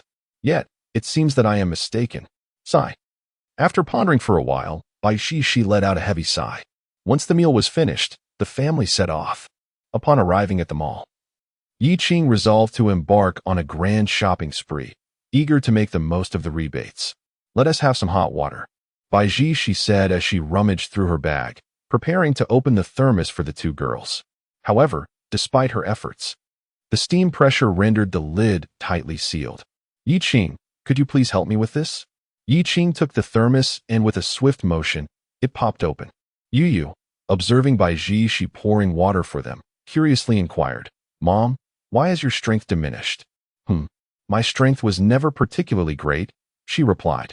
That can't be. Dad said you could split a melon with one hand when you're angry. Yuqing, feeling a prick of unease, turned to face Bai Shi, who was glaring at him. Is this what you tell the children? Ah, that's not what I said. Yuqing stammered, realizing the absurdity of the situation. Perhaps I should see if I can indeed split your melon. As he attempted to flee, Bai Shi turned to the now water-filled girls and commanded, grab him. Here we go. Dad, you can't run. Chapter 8, We Caught Daddy. The two little ones began shouting, clamoring to seize Yuqing. Yet, he cleverly evaded their grasp. Their raucous laughter drew the attention of several onlookers nearby, who couldn't help but smile at the sight of the adorable children. After all, Who could resist the allure of such charming little ones? All right, let's calm down, Yi Qing said, but as he saw the girls charging toward him, especially Yu, who was preparing to collide with her small head, he couldn't help but smile. With a swift motion, he lifted both girls into the air. We caught Daddy, Yu exclaimed with glee. No, it's Daddy who caught you, Xiaoro chimed in, gripping Yi Qing's trousers, her face beaming with joy. Bai Jishi approached, raising her fist in mock threat toward Yi Qing. Okay, let us go buy some clothes, he said, leading them to the children's clothing store. Wow. One must admit that the children's clothing these days is truly exquisite. Yi Qing nodded in approval as he surveyed the array of garments. The sales assistant, noticing the four of them, was particularly captivated by Yu and Xiaoro, her eyes lighting up at the sight of such beautiful children. Good day, sir. Are you looking to select some clothes for the children? We have. With the assistant's guidance, Yi Qing picked out several pieces, including everyday attire and pajamas. By Ji, she led the joyful girls to try on the clothes, and before long, they emerged. Dad, look. Aren't I pretty? Yu bounced in front of Yi Qing, dressed in a little polar bear pajama, resembling an adorable cub. Xiaoro followed suit, walking with a steadiness that gave her an endearing, clumsy charm. Very well, let us wrap this up. After changing into several outfits, Yi Qing nodded in agreement. Let us pack them all. The sales assistant was exhilarated. Today was indeed fortunate. Not only had she encountered such exquisite treasures, but she also managed to sell so many garments. How much is it? Just as Yi Qing was about to make the payment, a message arrived on WeChat. He opened it to find that Bai Jishi had transferred 2,000 to him. I also wish to purchase clothes for the child. Let us split the cost. Although this might not suffice, could you lend me the difference for now? I'll repay you gradually. Bai Jishi bit her lip and spoke softly. Do you still have money on you? I have 500 left, which is this month's living expenses. Yi Qing thought to himself, it was only the beginning of the month.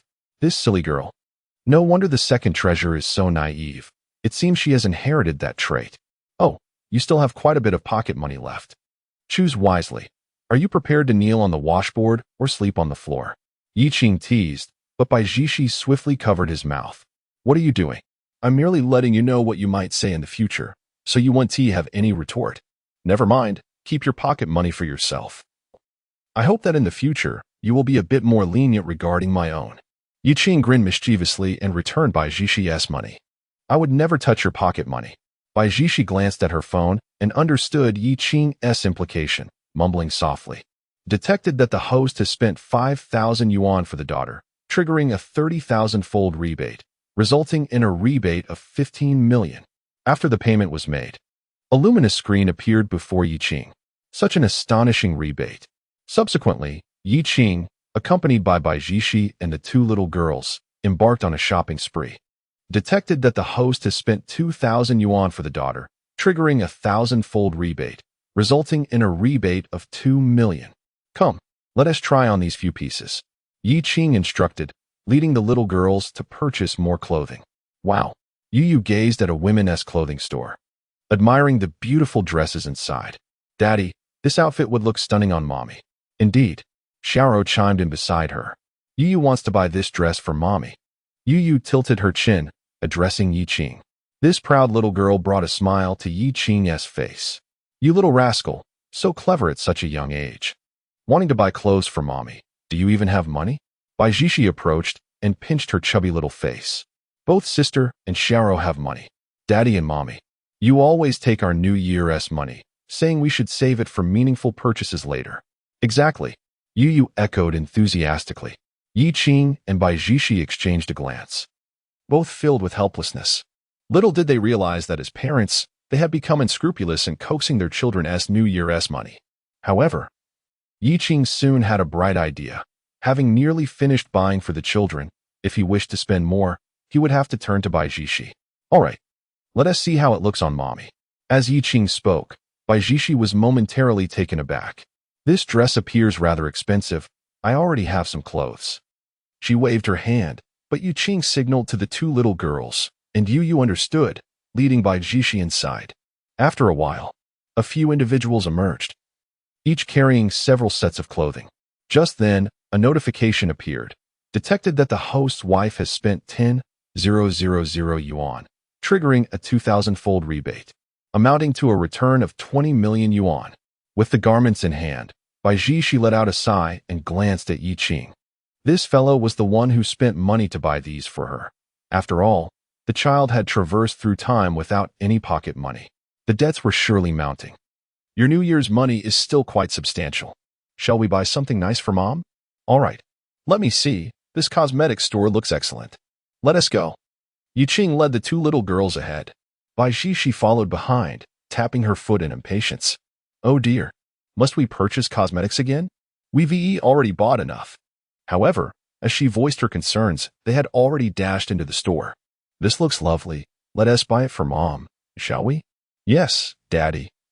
This one is so beautiful. Let us get one too. And this, and this. By the time Bai Ji caught up, they had already amassed quite a collection. How much is this all going to cost? These are all high-end cosmetics. Mom, look, we've bought so much. Bai Ji approached Yi Qing, tugging at his sleeve, her face displaying a troubled expression. Must we buy so much? I usually don't use this much. We've already purchased a lot today. A few words coupled with her somewhat aggrieved demeanor stirred something within Yi Qing. He reached out, gently pinching Bai Ji's cheek. Compared to the rounded face of the delicate Yu, Bai Ji's was more firm. He leaned closer to her ear and whispered softly, "This isn't solely for you. Aren't you heading back to school soon? You can share these with your dorm mates. If the little girls start clamoring for your company, it might interrupt your class time. At that point, you'd be obliged to help them." His gentle voice, along with his warm breath, sent a ticklish sensation through Bai Ji's ears, awakening an unusual feeling within her, as one's ears are indeed a sensitive spot for girls. That's still too much. Just trust me, Yi Qing replied, feeling helpless. This silly girl was excessively spending money. Then I'll swap out a few items you selected. Some aren't suitable for our age. Bai Ji understood Yi Qing's temperament. It seemed she had no choice but to comply. Since that was the case, she would exchange a few items to at least lower the overall cost. After a while, everyone emerged with bags in hand. However, Bai Ji appeared even more determined, scanning her surroundings. Ultimately, her gaze landed on a men's clothing store. Let us go buy some clothes for Dad, shall we? Sure. Finally, after spending the 2,000 yuan, Bai Ji wore a beaming smile. Yi Qing observed her, letting out a resigned sigh, thinking to himself, this girl. Nevertheless, upon glancing at the information on the screen, he realized that after his recent spending spree, his total assets had now approached 300 million. In such a brief period, he had become a billionaire. After placing their belongings in the car, they returned to the mall, where they found a pet store and purchased some bottles, a cage, cat litter, and other necessities before heading back to the vehicle. After a morning of wandering, the two young girls seemed to be running low on energy. Following a meal at home, they quickly fell asleep. Yi Qing then unloaded the items from the car. After arranging for Wei Mushuet to take care of the children, Yi Qing subsequently drove by Zishi to Jiangqing University. Upon arrival at Jiangqing University, it was midday, and there were few students around. I will come to pick you up after your class, he said. All right. Thank you for your hard work, Yi Qing. Bai Ji replied as she stepped out of the car with her bags. In the next moment, a holographic screen appeared before Yi Qing. Chapter 9. New Methods to Attract Girls. The host has received forgiveness from his daughter and wife. But the friends of his wife remain outraged over the harm he caused them. The host must regain their approval. Reward: a Maserati Quattroporte and exceptional culinary skills. Oh, Yi Qing mused as he glanced at the screen. This task seemed rather straightforward, like catching a rabbit by shaking the grass. Checking the time, he noted that by the time he returned to the villa, the children would likely be waking up. Ding! A notification sound chimed from his phone. Third brother, fourth brother. Where the hell have you been? It's been ages since you returned to the dorm. Third brother, today I managed to find out some things for you. You and second brother have been acting strange lately. What is going on? One hasn't returned all night, while the other is sobbing quietly. I feel like second brother is in trouble. Yi Qing. Third brother, it seems we might all be spending the nights away from home lately. Third brother, you must have a girlfriend now. Where did this enchantress come from, daring to drain my fourth brother's vitality every night. Yi Qing, I'll treat you all to a meal when I return at the Tiansheng Hotel. Third brother, why bother with such pleasantries? How about this? I'll cover the roll call for us later. Meanwhile, in the girls' dormitory, Lin Yun was seated on her bed, swinging her legs. Zhang Ming and Wang Yi, sprawled across their beds, were enjoying a leisurely chat. Isn't it strange? Why hasn't Jishi returned yet? Lin Yun pondered. Hee, Lin Yun. You wouldn't understand since you've never been in love. Jishi must be in the throes of romance. Isn't it normal for young couples to be out all night? Otherwise, the nearby inns would have long gone out of business. Really? Jishi is in a relationship? I had no idea. No signs at all. When she returns, I must interrogate her thoroughly. Indeed, we must get to the bottom of this. As they conversed, the sound of a key turning in the lock caught their attention. With a start, the three of them sat up, their expressions eager with curiosity as they turned to the door. In the next moment, a graceful figure stealthily entered. Upon lifting her head, she was met with 3 pairs of bright, inquisitive eyes, startling Bai Jishi. I thought you all were napping, she said. Not at all. We've been waiting for you. I bought some cosmetics for you, Bai Jishi replied. Lin Yun waved her hand dismissively. Are you trying to seal our lips with these? Don't even think about it. Hey, save some for us. That's rather extravagant of you. The 3 of them noted, eyeing the cosmetics, realizing their considerable cost. With an air of bashfulness, she remarked that one ought not to receive favors without merit. How about this? She proposed. I shall provide cover for you. Should you find yourself staying out late or facing roll call, I will assist you. I shall do the same. Zhang Ming added, gesturing playfully. Bai Jishi chuckled softly, beginning to tidy her books. Wang Yi leaned in closer, her expression one of curiosity. Who is it? What do you mean, who? She retorted. Oh, the notorious heartthrob. From another school, he's my high school classmate, someone you wouldn't know. As Bai Jishi listened to her roommate, her cheeks gradually flushed. The relationship with Yi Qing was undeniably peculiar, somewhere between spouses and mere acquaintances. They had yet to define their romantic connection, yet they were expecting a child. The revelation of such a relationship would surely astonish her roommates. Ah, so it's a case of proximity leading to favor. Do ensure you bring him around for us to see what kind of handsome fellow has captured our stunning Bai Jishi. Stop it, she protested, her face brimming with embarrassment. They had never seen her display such an expression, and each was adorned with a knowing smile. Yet, they feigned disdain, playfully waving their hands, teasing her about the sin of young love. All right, we must head to class soon. Bai Jishi could no longer bear their teasing and chose to retreat from the spotlight. In the classroom, Bai Jishi attempted to focus on the lecture, yet her mind often wandered, as if consumed by thoughts of something else. A smile frequently danced at the corners of her lips. Look at Jishi, TSK. Oh, those who have just fallen in love are always like this, especially since this is her first romance. Quite normal. The boys in class continued to daydream, unaware that their dream girl had already been claimed. Jishi, what are you thinking about? Your boyfriend? Zhang Ming inquired, leaning in with a hushed voice. How could that be? I'm pondering this problem from the textbook. Oh, Zhang Ming exclaimed, I knew it. Our Jishi is exceptionally gifted. She can even comprehend the text upside down. Upon hearing this, Bai Jishi quickly looked down, and true enough, the book was indeed upside down. The realization turned her ears a deep shade of pink, her face nearly crimson. Lin Yun gazed at Zhang Ming. You were truly incorrigible. As the class neared its end, outside, Yi Qing stood at the classroom door, admiring the view. Several passing girls took notice of him. Did you see that handsome guy over there? He has quite the physique. Which college is he from? Does anyone know? I don't know. I've never seen him before. What if we go ask for his WeChat? Yi Qing turned his head to the group of eager girls and shook his head gently, a clear rejection. The girls' expressions dimmed, but they soon moved on. Shortly after, a boy bearing flowers approached. Oh, is there a confession happening? Yi Qing leaned in, teasingly asking, Hey there, buddy, who are you planning to confess to? As the young man waited with a sense of boredom, he observed Yi Qing, who appeared to be a freshman. He couldn't help but smirk. Freshman, you seem quite curious. However, I believe you must know this person. Have you heard of Bai Jishi? Yi Qing squinted his eyes. realizing that he had unwittingly become the subject of gossip. How surprising, he mused, scrutinizing the young man. This is an old trick. Today's girls are no longer swayed by such antics.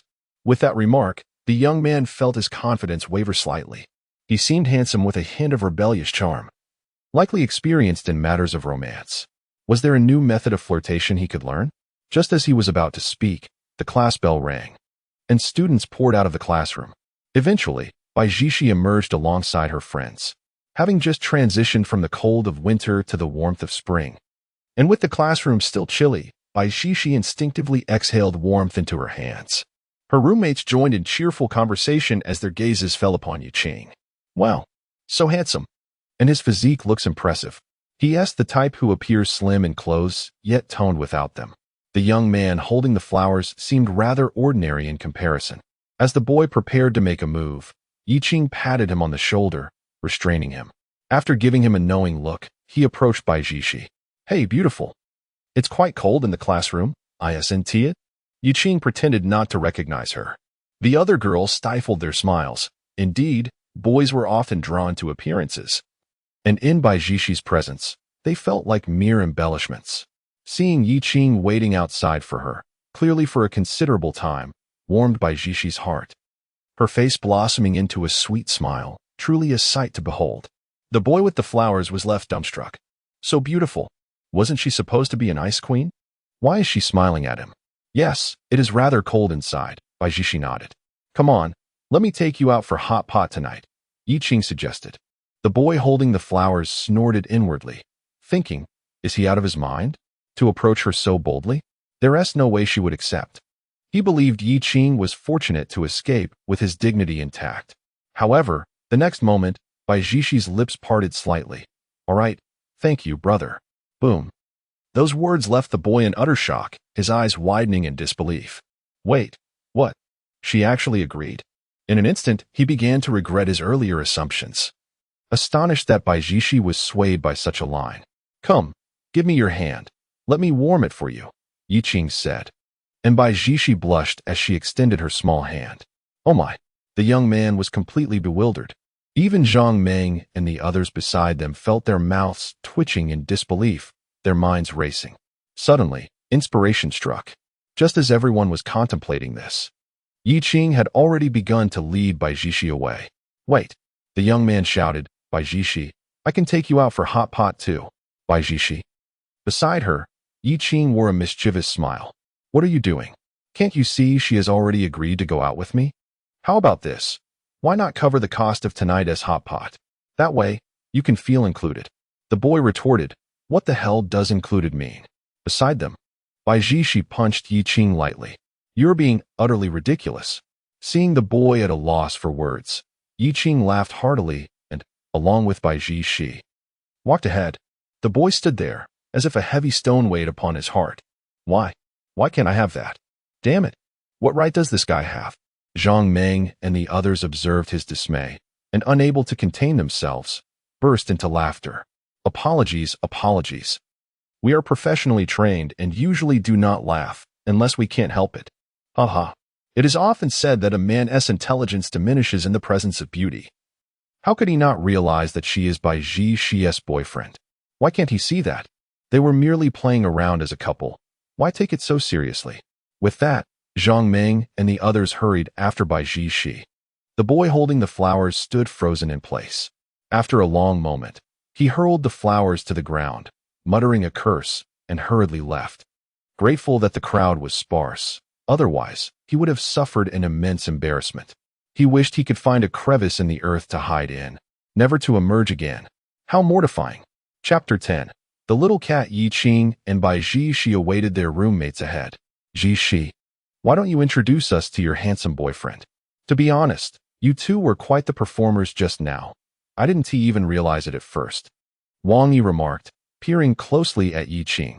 One must admit, Yi Qing was the kind of person whose beauty captivated at first glance and only grew more enchanting upon further observation. This is Yi Qing, he mine. Bai Jishi thought, contemplating how to phrase her introduction since they had yet to confess their feelings. Father of my child, Yi Qing chimed in, grinning widely.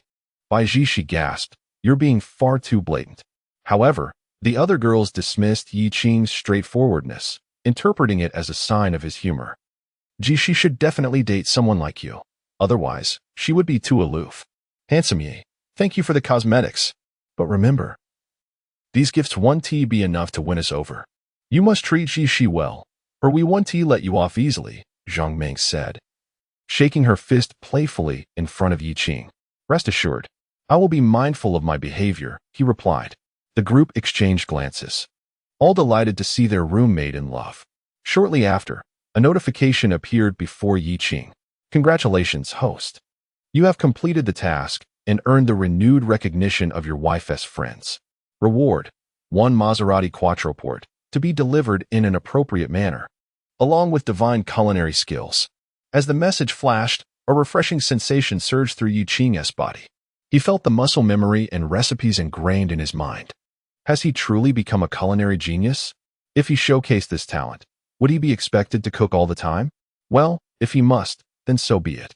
After all, she is my wife and child, not outsiders. Well then, shall I take Jishi with me? We won't be returning tonight. Yi Qing casually grasped by Jishi's hand, uttering a phrase that left by Jishi blushing once more. After all, did not Yi Qing's words imply that they were off to engage in intimate activities? Just a moment. As they were about to depart, Zhang Ming interjected.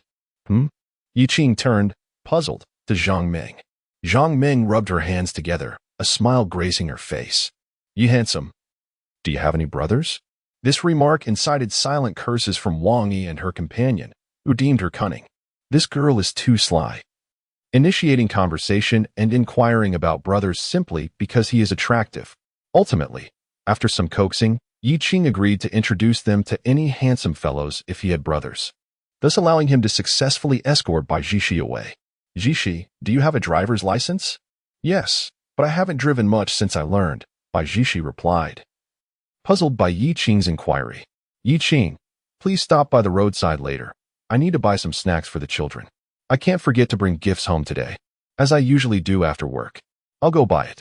After purchasing the items, Yi Qing and Bai Jishi returned to the villa. Daddy, Mommy, you're back. Yo-Yo and Xiao, who had been playing with Wei Muxue in the yard, rushed towards them with their little legs. Wei Muxue observed from behind, a bittersweet expression crossing her face. It seemed her idyllic parenting time was coming to an end. You miss your mother so soon after leaving? Bai Jishi handed the purchased items to the two girls, revealing 2 small flying horse plush toys. Yi Qing had chosen these deliberately, as he wished to avoid nightmares of being tied up every night. As for why he did not buy one for Bai Jishi, he naturally had his reasons. Purchasing one would hinder his intimate moments with her. He was still contemplating when to make his move. Lost in thought, his phone rang. Oh, you may deliver it now, Yi Qing instructed. Shortly after, a large truck arrived nearby, and the workers began unloading. Yi Qing led Bai Jishi and the others to observe. A brand new black Maserati Quattroport appeared before them. Its sleek lines, graceful silhouette, and the iconic trident emblem were all a testament to exquisite design. Do you like it? Yi Qing asked, glancing at Bai Jishi, whose mouth fell open in astonishment. This was why Yi Qing had inquired about her driver's license. He had bought her a luxurious car. By the time she processed this revelation, Yi Qing had already placed the keys in her hand. Yi Qing, can I refuse it? Yo-Yo Xiao, I don't want to drive you around. Yi Qing immediately launched a playful counterattack. Instantly, both girls turned to Bai Jishi with pleading and hopeful eyes. Bai Jishi exclaimed, You rascal, but my driving skills are not very good. What if I crash? Not good at driving? No worries, I am an experienced driver. Once the roads are clear this evening, I will take you out for some practice. I assure you, you will master it. Yi Qing spoke with unwavering confidence, for he was now a man with exceptional driving skills. Bai Jishi nodded appreciatively, saying, Thank you, Yi Qing. We're family, no need for thanks. After all, I am the father of the child, Yi Qing replied, prompting Bai Jishi to recall how he had introduced himself to her friend in a similar manner. All right, let's tidy up, have a meal, and then go pick up the kitten, she suggested. Yay, we're going to bring the kitten home. We'll finally have our own little cat. The two girls beamed with excitement, their large eyes sparkling with hope. That evening, The family enjoyed a hot pot meal before setting off towards the address Lin Han had provided. This club was intriguing. It was not situated in the bustling city, but rather on a mountain, far removed from the crowds. Clearly, it was a venue for the affluent, devoid of any profit-driven motives. As they ascended the mountain road, the roar of an engine echoed ahead. Yi Qing turned to see a Porsche 911 drifting through the first curve. So this was their racing spot. How thrilling, he mused, recalling the details of the Porsche's maneuver, and shook his head slightly, noting the flaws. Its cornering speed was still inadequate. Chastising himself, he realized he had developed a professional habit since acquiring his exceptional driving skills. However, he had no intention of racing. His child and wife were in the car, and he wouldn't want to frighten them. Daddy, the lights in the distance are so beautiful. Mommy, look over there. In the back seat, Yu bounced down from her seat, leaning towards Bai Shi and pointing at the myriad of lights in the distance. That's the city we just passed through. Isn't it lovely? Indeed. At that moment, several young men and women were already waiting at the club. They glanced at the mountain road, and soon the sound of an engine filled the air. The Porsche appeared, speeding towards them, executing a perfect drift before coming to a halt, kicking up a cloud of dust. Lin Han stepped out of the driver's seat, waving to them with an air of arrogance, as if to say, "Aren't I impressive?" As for the passenger seat, Lin Yu opened the door, her face pallid, and then stumbled, landing awkwardly on the ground. "Hey!" Lin Han moved to assist her. "Don't touch me," Lin Yu snapped, mentally berating herself for provoking him. She had not anticipated he would give her such a stern lesson. Zoe approached. "Sister Yaya, the ground is cold. Let me help you up." "All right. Let us go inside and rest for a bit," her brother Zokai added, providing a much-needed distraction for Lin Han. Just as they prepared to enter, another car approached. "Wow, whose wealthy relative just bought a new car?" The group exchanged glances. "Don't look at me. My father drives a Maybach. Recently, my family has not purchased a car. Let us take a look." As the Rolls-Royce came to a halt, Yi Qing alighted from the vehicle. "Goodness, it's you, Brother Yi," exclaimed Lin Han, who then introduced Yi Qing to those nearby, saying, "This is Brother Yi Qing, a resident of the same villa community as us. I encountered him while strolling yesterday and invited him to join us." Lin Han, considering that Yi Qing already had a daughter, thought that despite appearing much younger, he was likely older in reality, thus the respectful address of brother. Yi Qing approached the back seat and gently lifted down two little girls. "Hello, uncle and sister. Greetings to you, brother and sister." The two young ones, Yu and Xiaoro, were unabashed and greeted everyone with cheerful familiarity. The onlookers were momentarily taken aback by the presence of these two adorable girls. They were so enchanting that one might have thought celestial angels had descended to earth. Lin Yu, shaking off her earlier discomfort, approached with another girl, each taking one of the little ones into their arms. The soft, tender sensation immediately struck Lin Yu's heart. The other girl beside her was equally astonished, her mouth agape in wonder, realizing how charming human infants could be. Several young men, drawn by the allure of the two little angels, contemplated embracing them, only to remember that they had just finished smoking. They reprimanded themselves internally, vowing to quit smoking from that moment on. Lin Han observed the two girls with a doting smile, yet gradually felt a sense of incongruity. "Wait, why is everyone else addressed as brother, while I am uncle?" he lamented. Lin Yu glanced at her younger brother, who resembled a towering figure with his sun-kissed skin, and remarked, "Do you truly look like a brother? It's simply that you haven't matured into a handsome lad." "Where is the little kitten, sister?" inquired Xiaoro eagerly, looking at Lin Yu. Yes, it is nearly time for the little kitten's dinner. Let us head over. There's a special room where the little kittens are kept, while the older cats reside in another." The group made their way over. Upon entering, Yi Qing and the others beheld a row of prepared milk bottles. Lin Yu clapped her hands, and the kittens inside seemed to hear the call, scampering out en masse. Each one, fluffy and wobbling, scurried towards the milk bottles with all four tiny legs working in unison. "Wow, so many kittens. How adorable," exclaimed the two little girls as they rushed towards them, eager to scoop one up. However, the kittens deftly evaded their grasp, heading straight for the milk bottles. Haha, the two girls are experiencing that feeling of missing out.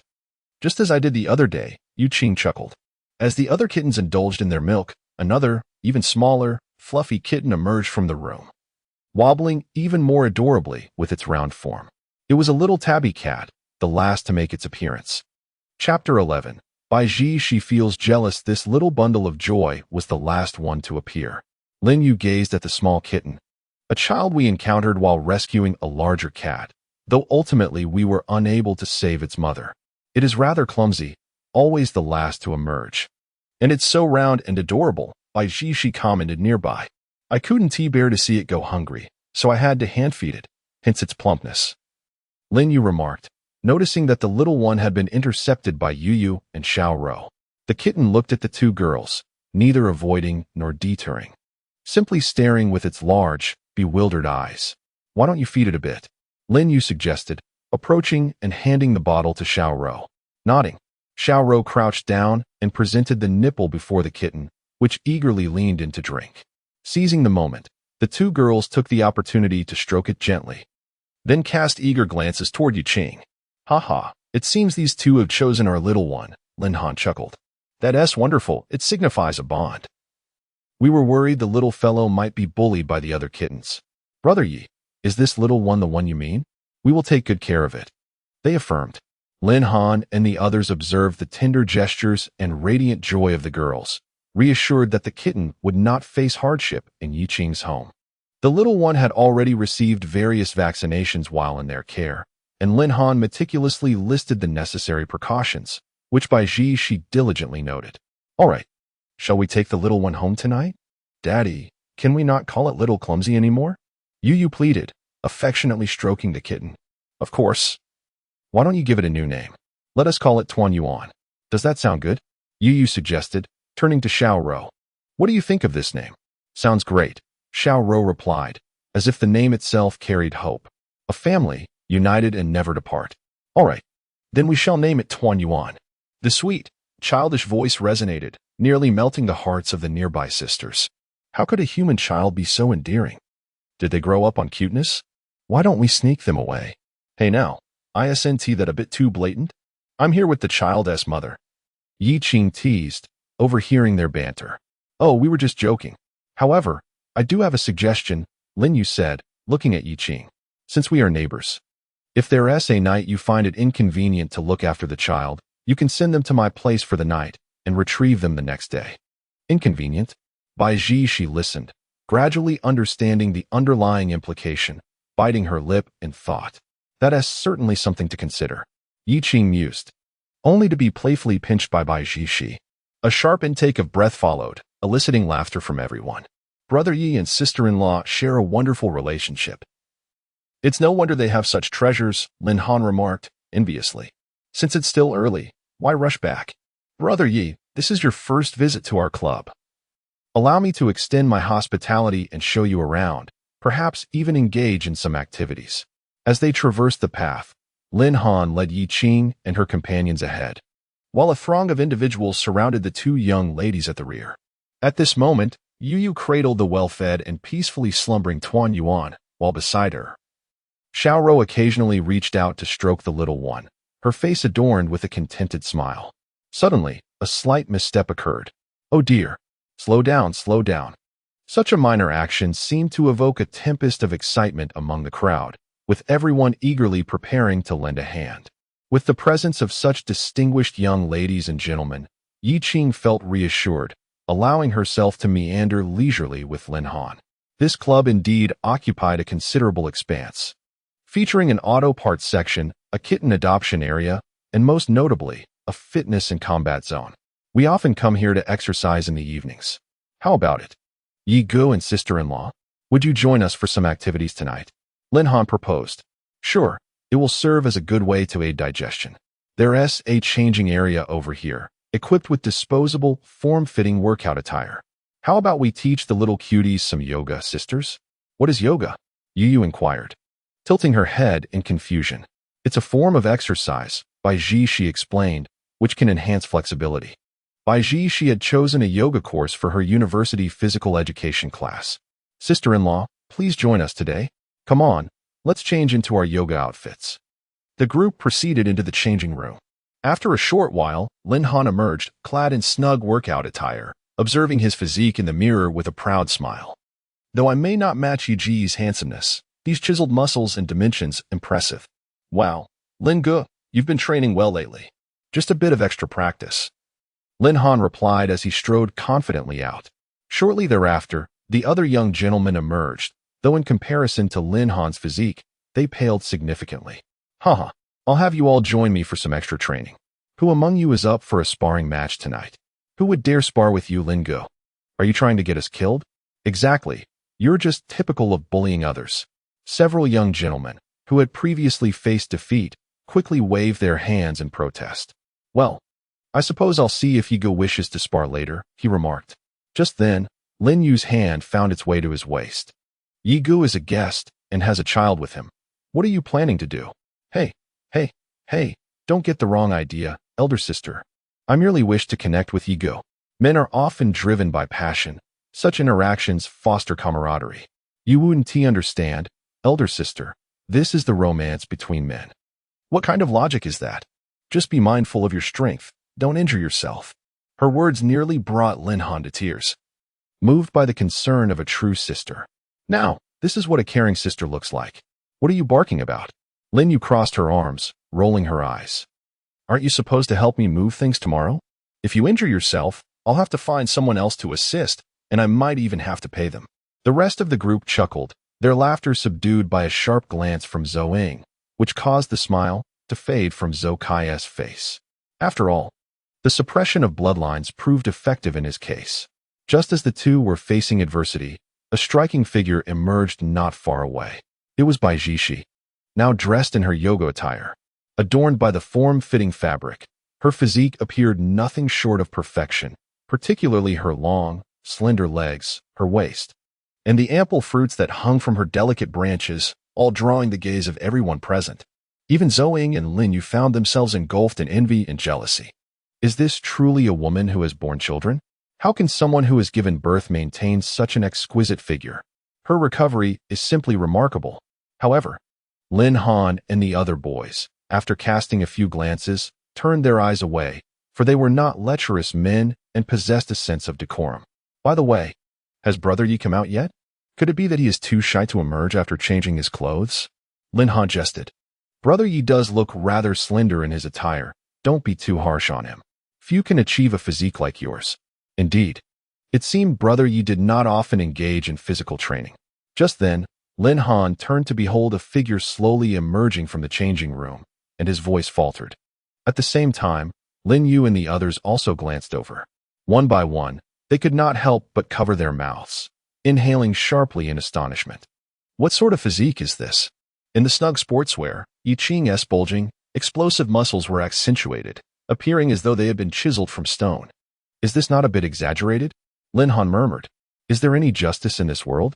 I thought this was my domain, only to be overshadowed by a true powerhouse. Not only is he handsome, but his physique also eclipses mine by leaps and bounds. It seems he utterly surpasses me in every aspect. Lin Han observed the ladies around him. Their gazes were entirely fixated on Yi Qing, their faces flushed, lost in thought. Some of them were too bashful to stare openly, stealing glances from the corners of their eyes. Lin Han approached. Brother Yi, you must work out regularly, don't you? Oh, I don't really exercise much. Yi Qing replied, casting a look at Lin Han as if he were a show-off. Leaning in closer, he whispered, I merely did over 100 push-ups before coming out to pump up a bit. Lin Han exclaimed, What? You're cheating. Seeing Lin Han's expression of disbelief, Yi Qing smirked and walked towards the large punching bag nearby. Meanwhile, Lin Yu hurried over. Hey, bro, are you still going to spar with Yi Qing? If so, let us grab some low-fat snacks and watch the show. With a grin, Lin Han clenched his fists, cracked his neck, the sound of joints popping echoing in the air. Spar? Why not? What good are muscles if they're not put to use? Today, I feel compelled to bring my A-game. Lin Yu, intrigued by his enthusiasm, dashed off to inform the ladies, and they went to fetch snacks, planning to indulge after the yoga session. Zhou Kai handed Lin Han a sports drink. Lin Han opened it, his eyes fixed on Yi Qing, who was poised to throw a punch. He took a sip, and in the next moment, Yi Qing unleashed a powerful punch. Whoosh! The sound of wind cut through the air as his fist connected with the punching bag, sending it soaring. With an eerie posture, it rose. Were it not for the chains above, it might have soared far beyond. Splutter! The beverage Lin Han had just sipped shot out through his nostrils. Reminiscent of a water turtle. He gazed at Yi Qing, who was mercilessly pummeling the sandbag, his eyes widening in disbelief. Good gracious, how violent. How terrifying. What kind of power is this? Is there a small universe within this body? He fixated on the sandbag, as if it were a reflection of his future self. At this thought, a chilling sensation surged from Lin Han's feet, ascending straight to the crown of his head, making his legs feel weak. Is this what combat is? Combat? My foot. Is one to risk their life for this? Moments later, Lin Yu returned with her companions, appearing as though she were watching a performance. Hey, have you warmed up? No, Lin Han replied, his teeth chattering. Are you cold? Not cold, but I feel you're right, sister. Boys shouldn't bond in such a manner. I believe a gentler approach is preferable. Lin Yu's brows furrowed in irritation. She thought to herself, I've prepared snacks, and you choose to discuss this? Yi Qing, my brother wants. Lin Yu was ready to challenge, but before she could voice it, Lin Han swiftly covered her mouth, stifling any sound. You all continue your training. My sister and I have matters to discuss. With that, Lin Han dragged Lin Yu away. What are these siblings up to, so out of sorts? Zoing remarked, though her gaze still flicked toward Yi Qing. All this was noted by Bai Jishi, who felt a twinge of jealousy awaken within her. She seemed to grasp why some boys disallow their girlfriends from wearing revealing clothing. Henceforth, she resolved not to buy Yi Qing any tight-fitting garments. Yes, loose-fitting ones. The looser the better, Bai Jishi whispered to herself, determined. Chapter 12. Driving with Bai Jishi soon. Lin Yu re-entered, her face alight with excitement.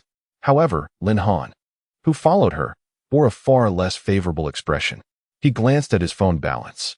What had once been 20,000 in pocket money was now reduced to a mere 500. She is utterly ruthless, Lin Han lamented, pounding his chest in frustration. Yet he could only blame himself for his ostentation. Let us go do yoga, Lin Yu suggested.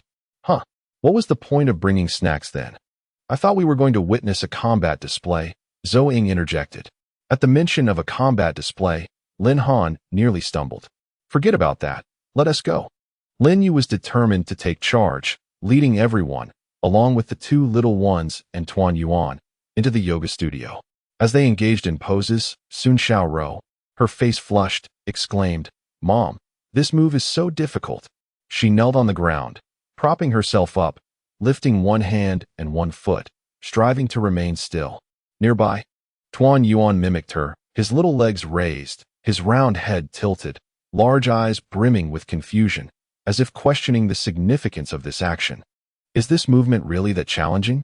In front, Lin Yu was leading everyone in their exercises, observing the two little girls and their synchronized movements. A smile involuntarily graced her lips. The harmonious pairing of the two youngsters was simply exquisite. However, upon glancing at Bai Jishi, her smile faded. The way Bai Jishi executed her movements showcased her remarkable achievements and flawless curves, stirring a deep sense of envy within Lin Yu. Truly, it is said that comparison can evoke both admiration and despair. Outside, witnessing Yi Qing's fierce demeanor, the young lords present cast wary glances in his direction. Feeling an instinctive urge to slightly bow their bodies in deference, they dared not broach the subjects of exercise or combat. Lin Han deftly redirected the conversation towards the two little girls. Brother Yi, I believe these two should be around 4 or 5 years old. It's time for them to start kindergarten, isn't it? Indeed, Yi Qing mused, though it posed a considerable dilemma for him. After all, enrolling them in kindergarten and eventually in school would require official documentation. Currently, he and Bai Jishi had not formalized their relationship, rendering the two little ones effectively unregistered. Yet, a comforting thought lingered. With the system he now possessed, he could pave a path of knowledge for the two children using financial resources in the future. Oh, old Zhou, looks like we have a potential source of enrollment, Lin Han remarked, glancing at Zhou Kai. Oh, how so? Yi Qing inquired. Old Zhou's father holds a position of authority in the kindergarten, which happens to be the most prestigious in our area, catering to the children of the elite, with facilities that are nothing short of exceptional. Although the tuition is steep, given your circumstances, Brother Yi, it should pose no challenge for you. The tuition itself is not the issue, Yi Qing replied. It's that my children's documentation is still back home, and it seems I have misplaced it. I may need to obtain replacements, which could take some time. Brother Yi, that's not a concern. I will speak with my father tonight. These are minor matters. Zhou Kai assured, thumping his chest. He regarded Yi Qing with a sense of camaraderie, eager to cultivate a friendship. Such youth, driving a Rolls-Royce, and discussing finances with ease. Clearly hailing from a family of substantial wealth. Such resources are precious and should be nurtured. Call me tonight, Brother Yi. I'll have my father arrange everything. And we'll see if we can get Yu and Xiao enrolled tomorrow. They are simply adorable, and the kindergarten will undoubtedly welcome them. Thank you for your efforts. Yi Qing replied. Ah, Brother Yi, there is no need for formalities among us brothers. Zhou Kai waved his hand dismissively as he stepped aside to make a phone call. Moments later, the girls emerged from the yoga studio, each with a sheen of perspiration on their brows, including Yu and Xiao, who also bore a light sheen of sweat. Come, let Daddy wipe your faces, Lin Han announced, though he felt somewhat awkward using the term brother for Yi Qing while being referred to as Brother Yi himself. It felt strange indeed. Nonetheless, he relished the thought of gently rubbing the adorable, chubby faces of the little ones. Observing the two young girls encircled by a group of men, Zhou Ying and her companions felt a sense of helplessness. Just look at these boys. They are destined to become devoted fathers. The rugged men began to speak in playful repetitions, exclaiming, "Wipe the sweat away? This is simply unbearable. My skin is crawling." The stark contrast is overwhelming. They teased one another, yet the group of boys remained unfazed, questioning what was wrong with using playful language. Who decreed that boys could not speak in such a manner? Let us take a moment to rest indoors before heading out. Do you understand? It's easy to catch a cold if we go outside and let the wind blow on us. Lin Han remarked to Yu and Xiao. All right. Oh, how obedient. Meanwhile, Yi Qing waved towards Bai Jishi. What is the matter? I just contacted the kindergarten about the two girls. They're around 4 or 5 years old and are certainly ready for school since they need to interact with other children. Bai Jishi pondered, realizing she hadn't considered this aspect. However, Yu and Xiao are currently without proper documentation, which complicates matters.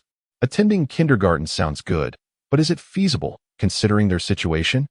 Absolutely, Yi Qing nodded, reassuring Bai Jishi. Daddy, what is kindergarten? Xiao inquired. It's a place filled with many little friends where Yu and Xiao can make wonderful acquaintances and play together. They will also learn new things, enjoy delicious food, and partake in fun activities. Can Mommy and Daddy accompany us to kindergarten? Xiao asked. You see, Yu and Xiao are children, while Mommy and Daddy are adults. So they cannot go with you. However, they will come to pick you up from kindergarten every day. Just think, during the day you can play with your friends.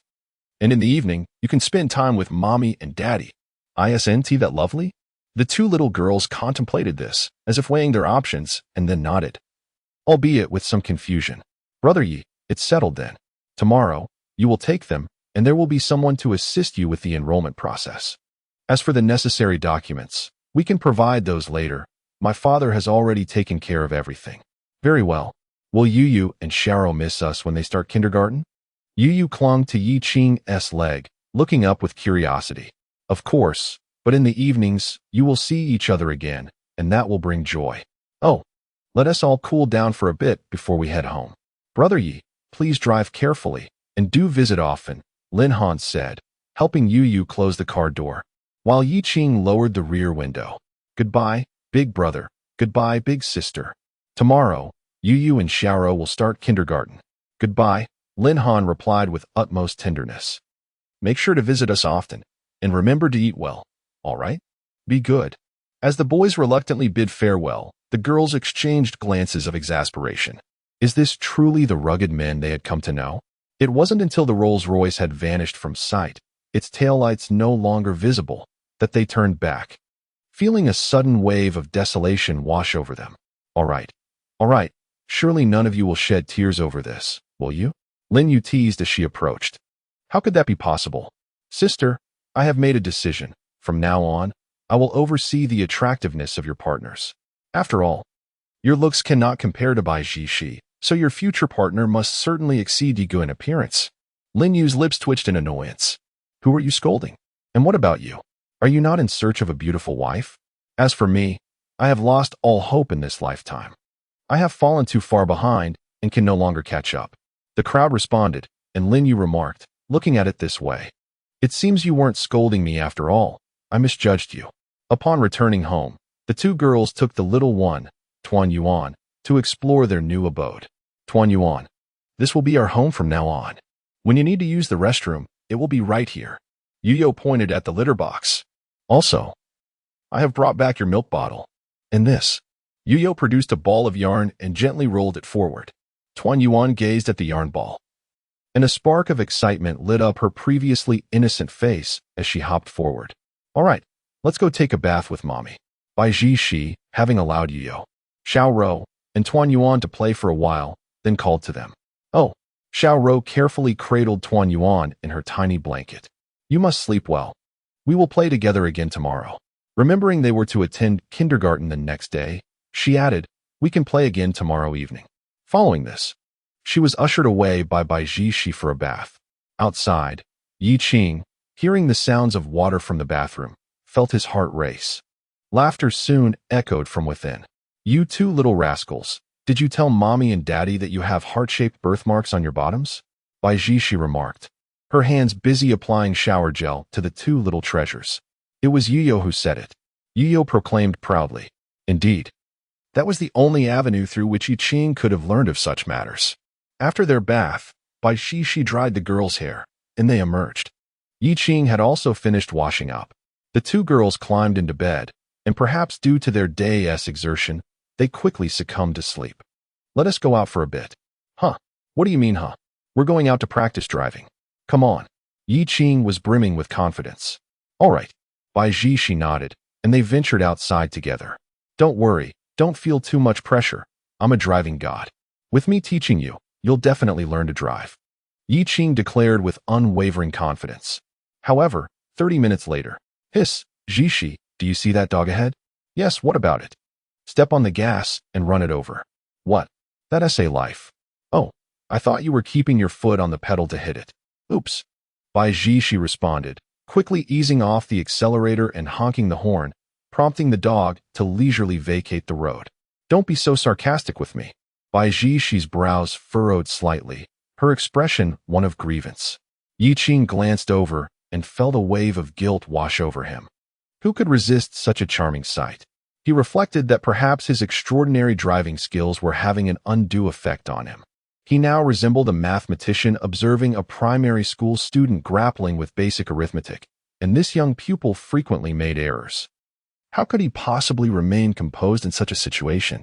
This simply would not do. Yi Qing took a few deep breaths, noticing Bai Jishi's evident anxiety. To alleviate the tension, he shifted the conversation to their high school days, reminiscing about the fleeting moments they shared, which, although limited to merely a year, offered Bai Jishi a sense of comfort. Gazing at the empty road ahead, Bai Jishi reflected on the passage of time. She had been a freshman then, and now she was in her first year of university. 3 years had slipped by like a fleeting shadow, not to mention that just a few days prior, she had transitioned from being single to having 2 precious daughters and a mischievous character in the passenger seat. Yet, perhaps this was not so bad after all. Contemplating the events that had unfolded, Bai Jishi couldn't help but marvel at how swiftly time had flown. May we traverse countless waves and return, forever youthful. What do you wish to convey? Yi Qing interrupted. Only I can return unchanged.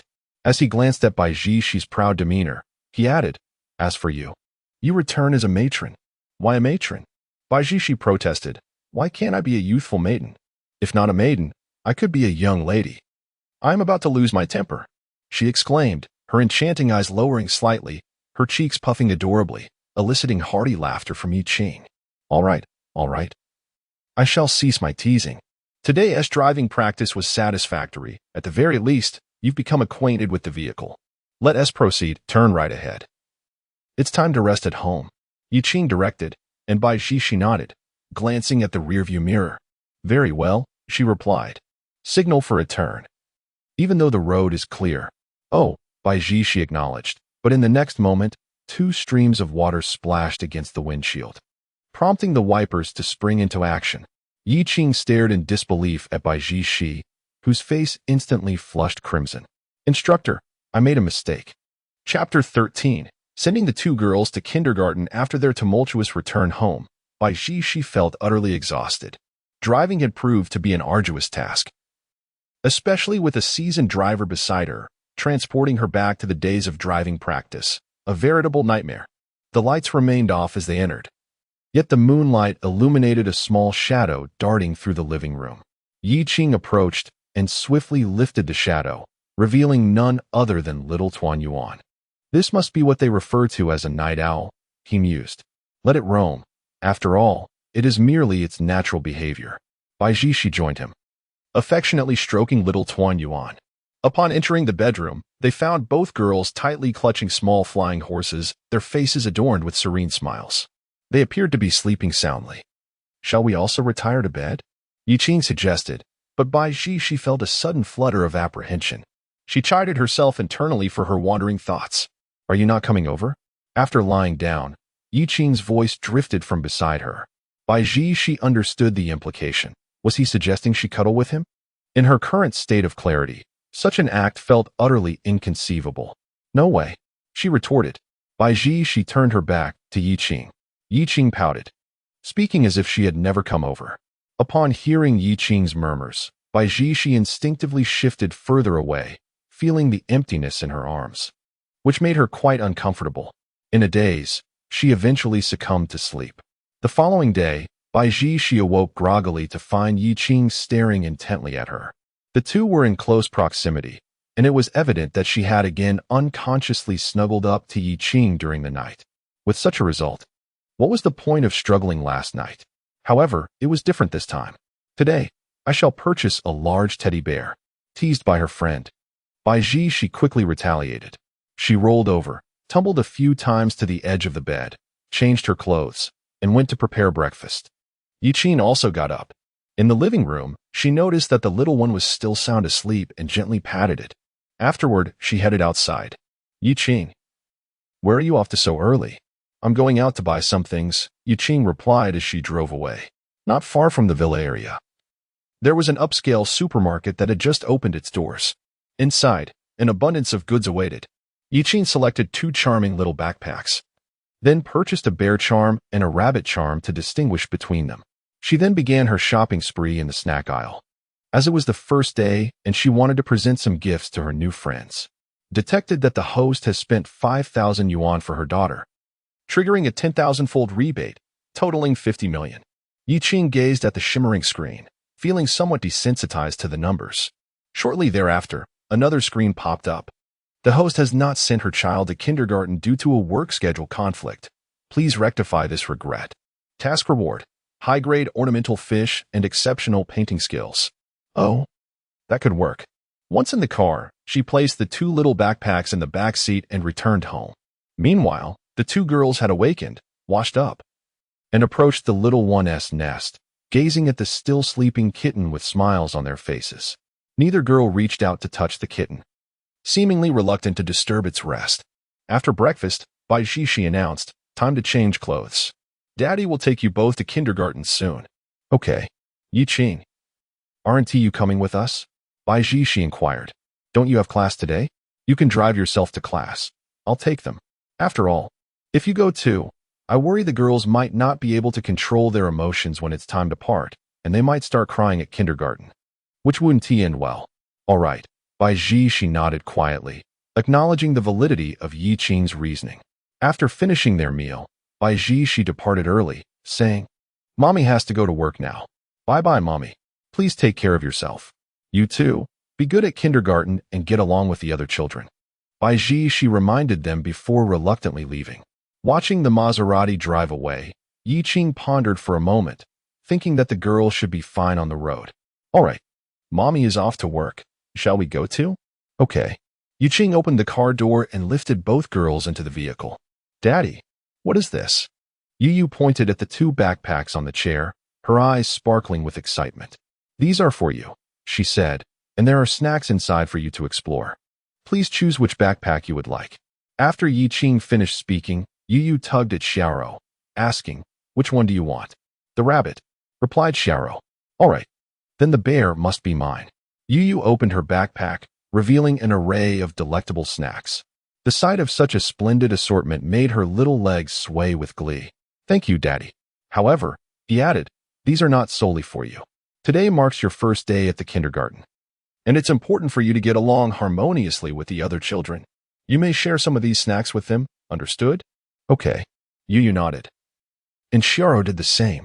At the entrance of the kindergarten, luxury cars had already begun to arrive early in the morning, dropping off children one by one. Greeted by the teachers, the little ones exchanged pleasantries with their instructors as the initial wave subsided. Another teacher awaited outside. Soon, a Rolls-Royce appeared in the distance. The teacher assessed the situation and went to welcome the arriving vehicle. Yi Qing exited the car. "May I ask if you're Teacher Liu? And you must be Mr. Yi?" Teacher Liu, upon seeing Yi Qing, felt a glimmer of surprise. This father appeared remarkably youthful. Though dressed in formal attire, he radiated an undeniable air of vitality. Reminiscent of first love, Yi Qing opened the back door and gently lifted the two girls down. Teacher Liu covered her mouth in astonishment at the sight of Yu and Xiaoro. "These two little girls are simply adorable. Yu, Xiaoro, greet your teacher." "Hello, teacher." "Hello. How delightful to meet you, my little cuties." Teacher Liu, who had a penchant for beauty, felt an overwhelming joy upon seeing Yi Qing and the two little girls. "Mr. Yi, I will now assist you in completing some formalities. The leadership has already briefed me about your situation, so the process should be quite straightforward. Whenever you have the necessary documents ready, you may come by to finalize everything, but there's no rush, considering your likely busy schedule." Teacher Liu explained as she began to guide Yi Qing through the paperwork. Detected that the host has spent 10,000 yuan for his daughters, triggering a tenfold return, resulting in a reward of 100 million yuan. Our kindergarten is among the highest tier in Jiangcheng, so the fees may be somewhat steep, Teacher Liu continued. However, we will provide comprehensive education for the children, encompassing arts, habits, discipline, and broadening their horizons. Thank you for your assistance. I shall take my leave now, Yi Qing replied. Teacher Liu crouched down, holding Yu and Xiaoro by the hands. Say goodbye to your father. Daddy. Xiaoro's face was filled with reluctance. Be sure to get along with your friends, and I'll come to pick you up tonight. Yi Qing waved, understanding that it was best to be decisive in such moments. He hastily made his way back to the car and departed, feeling as though a piece of his heart had been left behind. Detected that the host has sent his children to kindergarten. Task completed. Task reward. High-grade ornamental fish, supreme painting skills. Yi Qing gazed at the extraction button, contemplating that this exquisite ornamental fish would likely be distributed in a reasonable manner, much like a Maserati. As for the painting skills, Yi Qing sensed that an influx of knowledge filled her mind, accompanied by muscle memory. Indeed, it seemed to have been imparted already. As Yi Qing departed, Teacher Liu entered the classroom with two children. Little friends, today we have two new classmates joining us. This announcement instantly captured everyone's attention. Yuyo, why don't you greet everyone? Hello, everyone. My name is Yi Wanyu, but you can call me Yuyo. I am Yi Wanru. You can call me Xiaoro. Wonderful. Teacher Liu encouraged the two children. Yuyo and Xiaoro then took their seats. Teacher, I have space here. A girl called from a distance. After raising her hand, she eagerly brought two small stools to her side. All right, Yuyo and Xiaoro, you may sit with Xiaodan. Hello, Yuyo, Xiaoro, Xiaodan greeted as they settled down. I'm Xiaodan. Zhou Xiaodan. Yuyo nodded, turning to see Xiaoro rummaging through her backpack. Moments later, several snacks were placed in Xiaodan's hands. Wow, Xiaodan exclaimed, her eyes sparkling at the sight of the treats, which she recognized as quite precious, something she had only tasted a few times before. However, she soon appeared a bit anxious. Yuyo, Xiaoro, perhaps you should hold off on sharing those snacks for now. Yuyo, puzzled by Xiaodan's hushed words, replied, these were bought by my dad, and he said I should share them with good friends. But there's a plump teacher who forbids us from eating snacks here, saying it's bad for our teeth. If she discovers any snacks, she will confiscate them. Yiyo instinctively hugged her backpack tighter. Xiaoro leaned closer, suggesting, "What if we quietly share them with other friends?" "Great idea." The three little girls unanimously agreed. Fortunately, the snacks Yiyo had purchased were all in small packages, providing ample room for their covert operation. During the activity, Xiaoqiang, "This is for you, but keep it quiet." "Mingming, this one is for you." "Xiaomei, these are Yiyo and Xiao's snacks. Let me give you some. But hide them well so that plump teacher doesn't find out." As the snacks were distributed, everyone's pockets became slightly bulging, and the children gradually welcomed Yiyo and Xiao into their circle. "Yiyo, come play with this. Xiao, you join too."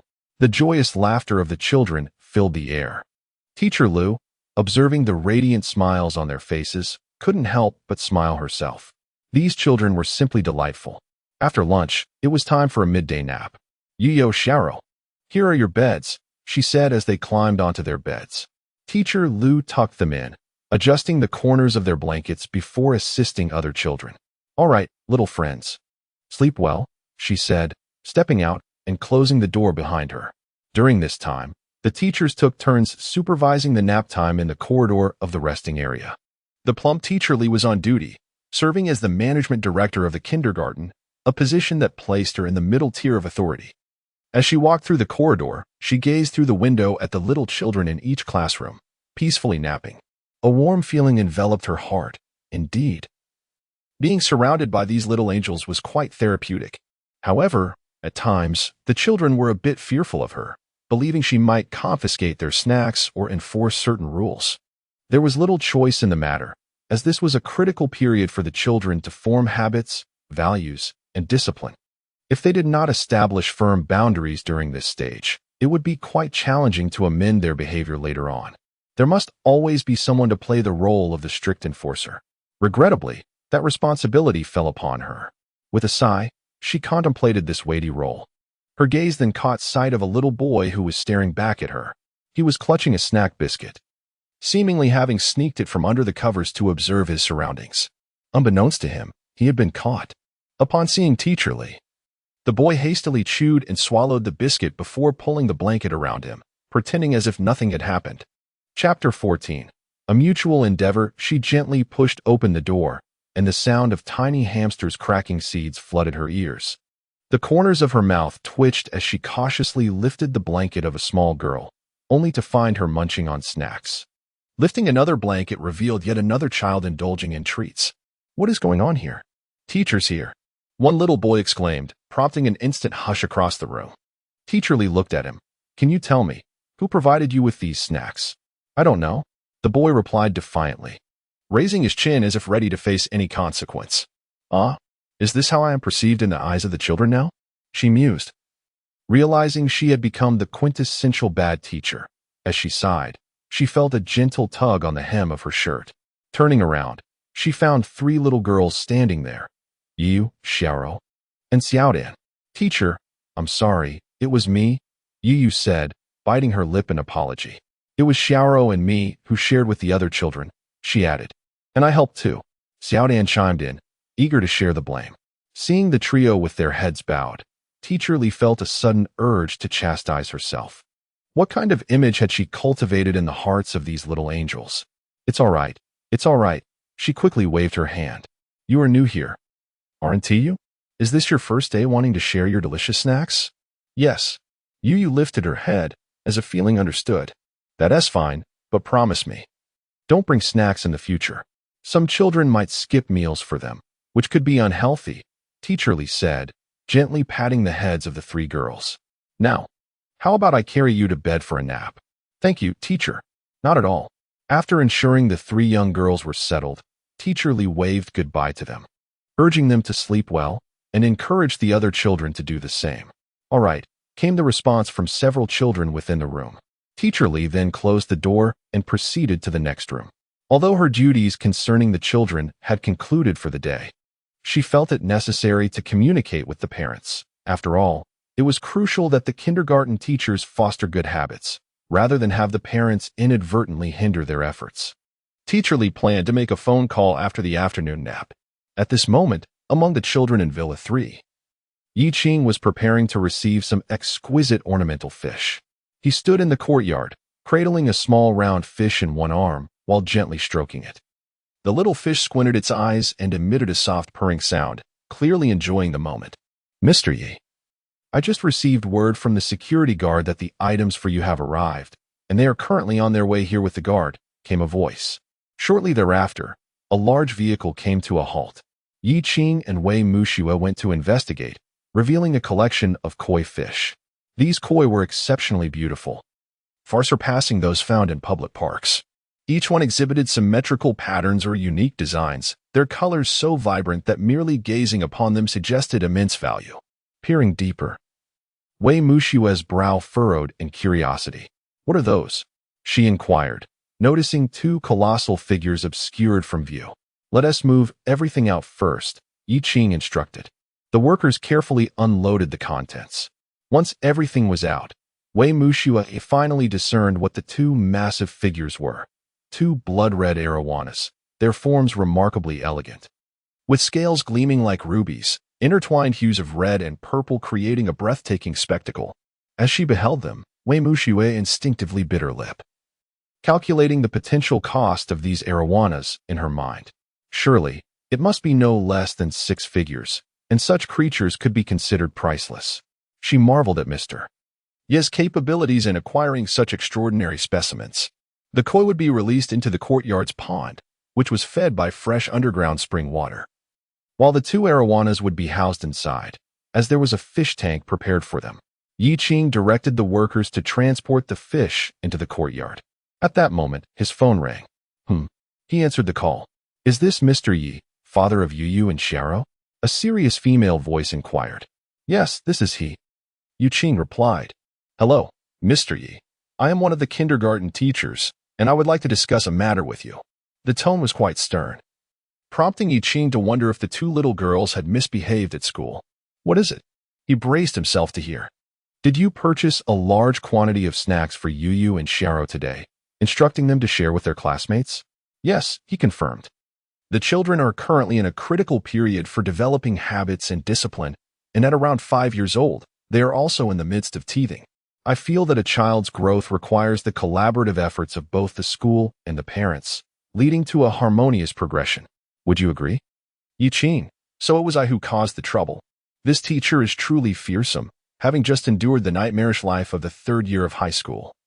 Yi Qing finds the teacher's words to be rather accurate. Feeling at a disadvantage, his tone is somewhat hesitant. Yes, indeed. Well then, Mr. Yi, do you have time to visit the kindergarten today? We need to have a discussion. Her words leave Yi Qing feeling quite helpless. The teacher directly invites the parent to converse, and since he has committed an error, he must go for self-reflection, right? I don't have much time today. That's all right. Mr. Yi, let's arrange it for tomorrow. Please come a bit earlier to pick up your child, and we can spare a moment to talk. All right. Yi Qing realizes he has no choice. It seems the teacher is insistent on engaging with him. He contemplates a plan as a thought gradually emerges in his mind. After the workers finish unloading, Yi Qing observes the scene and nods in approval. The two blood-red dragon fish inside are nothing short of magnificent. Even the koi outside, each appearing to swim in a state of blissful elegance, paired with their seemingly sophisticated patterns, elevate the overall ambience of the home considerably. He imagines that the two little girls will return with joy. At 4 o'clock, Yi Qing tidies his clothes and sets off. As it is his first time picking up the children, he decides to arrive a bit earlier, although he plans to wait outside. Not wishing to confront the stern teacher directly, when he arrives at the entrance, no other parents are present yet, so he chooses to wait in the car. After a while, parents begin to arrive one by one, and as school lets out, little friends dash out of the kindergarten. Yu and Xiao emerge, hand in hand with a little girl. Their big eyes scan the crowd for their parents. Yu, Xiao, Yi Qing waves, and the two girls, as if seeing a long-awaited figure, rush toward him. Dad, you've come to pick us up. Good girls, did you have a pleasant day at kindergarten? Yes, we made many good friends. Oh, Dad, this is our good friend, Xiao Dan. As she speaks, Yu pulls Xiao Dan closer. Xiao Dan, this is our dad. Dad. Zhou Xiaodan looks at Yi Qing, her eyes filled with curiosity. What a handsome dad. At the very least, he is far more attractive than her own father. Subsequently, Zhou Xiaodan glances at the other parents arriving to pick up their children, a look of confusion crossing her face. Should she call him uncle or brother? Uncle. Oh. Yi Qing responds. Noticing that Zhou Xiaodan has no one to pick her up, he kneels down. Xiaodan, where are your parents? Haven't they arrived yet? The teacher told me that they have something to take care of today, so they might be a little late. I'll just play with the teacher and wait for them. Xiaodan giggles, accustomed to such situations. Why don't you come with Uncle in the car? I can take you home. No need, Uncle. I'll just wait here. Mom and Dad haven't finished work yet, and there's no one at home. Xiaodan shook her head. She then hugged Yu and Xiaoro, saying, Well, see you tomorrow. Yes, see you tomorrow. Bye, Xiaodan. After bidding farewell, Yi Qing picked up the two little girls and got into the car. Dad, we finished distributing all the snacks today. Everyone was delighted to play with us. Yu exclaimed, her large eyes sparkling. Yi Qing chuckled softly, already aware of this, as the teacher's call had already come through. Dad, where's Mom? Mom isn't back yet. But if we wait at home for a bit, she should return. Oh, when you get home, you will see some new little animals Dad has brought. What are they? Dad, you'll find out when we get back. Yi Qing did not answer, which only heightened the curiosity of the two children. Xiaoro leaned over from the back seat, tilting her head to look at Yi Qing, making him feel somewhat helpless as he had to slow down. What was originally a 10-minute journey stretched to a steady 20 minutes. We're home. Xiaoro, look at Tuan Yuan by the water. Tuan Yuan, Tuan Yuan, Tuan Yuan. Yu and Xiaoro rushed toward Tuan Yuan, the fluffy tabby cat, who turned its head upon hearing the commotion, its large eyes fixated on the two approaching girls. Recognizing its playmates had returned, it scampered over joyfully. Perhaps this is what it means to reciprocate affection. Chapter 15. By Jishi preparing to receive praise, Yu gently cradled Tuan Yuan in her arms, while Xiaoro beamed, extending her hand to stroke the cat softly. Here, sister. You should hold Tuan Yuan too. Saying this, Yu passed Tuan Yuan to Xiaoro, who took it delicately, feeling the warmth and softness of the cat. A smile forming on her lips, revealing two faint dimples. Splash. The sound of water from the pool caught Yu's attention. She gazed into the water, her mouth agape. What a fat fish. Xiaoro, look at that big fat fish. Xiaoro also turned her gaze towards it, and the two girls walked to the edge of the pool, observing the magnificent koi within. Dad, is this the one you mentioned? Yes. You can feed them. Yi Qing replied, handing fish food to the two girls. Splash. Yu grabbed a handful and scattered it into the water. The koi, alerted by the noise, swam over lazily, devouring the food from the surface. Xiaoro, however, had a different approach to feeding. She crouched at the edge of the pool, waiting patiently. Soon, a large koi swam over, opening its mouth wide. Xiaoro directly tossed a handful of fish food into the koi's mouth, leaving Yi Qing watching with a twitch at the corners of his mouth. Goodness. One girl scattered the food widely, while the other fed one fish to satisfaction. These two girls truly had contrasting personalities. All right, there are two more at home. Really? However, the two at home are different from these. As Yi Qing spoke, Yu and Xiaoro made their way home, while Tuan Yuan hurriedly attempted to keep pace with them. Upon entering the house, their eyes were immediately drawn to two enormous fish tanks, where blood-red dragon fish swam gracefully. The two girls pressed their little faces against the glass, mesmerized by the large fish that glimmered like rubies. Under the soft glow of the lights, they appeared as exquisite pieces of art, radiating a jewel-like brilliance. How beautiful! Indeed. Yi Qing approached and gently patted the heads of his precious daughters. You must not feed these two. They can bite. You may only admire them, understood? Got it, Daddy. Oh. Just as they chatted, the sound of vehicles outside reached their ears. Mommy's back. The two girls dashed toward the door. Hey? Do you no longer need Daddy now that Mommy's home? Yi Qing observed the empty space beside him with a hint of resignation, bemused by his daughter's antics. Outside, Bai Ji, she was embracing the two girls, inquiring about their day at kindergarten. Upon raising her head, she spotted Yi Qing emerging from the villa. The moment she saw him, her eyes sparkled with joy, her lips curving upward, and her entire demeanor seemed to brighten. Later that evening, after dinner, Bai Ji, she asked, how does it feel to be the one picking up the kids on the first day? Quite well.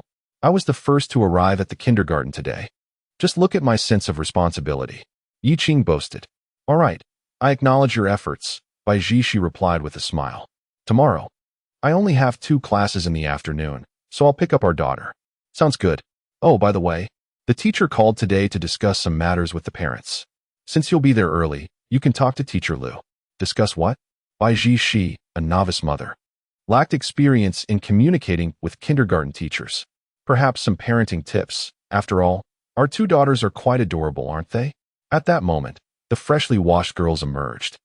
Having overheard Yi Qing's words, Yu nodded emphatically. Mommy, the teacher praised us today for being well-behaved. Yes. Instantly, Bai Zhishi's focus shifted. Yi Qing, observing the scene, let his gaze wander, choosing not to comment, already aware of the outcome awaiting him the next day. He stood up and circled the house, finding no sign of the washboard. Not bad. He then proceeded to hide items like the keyboard.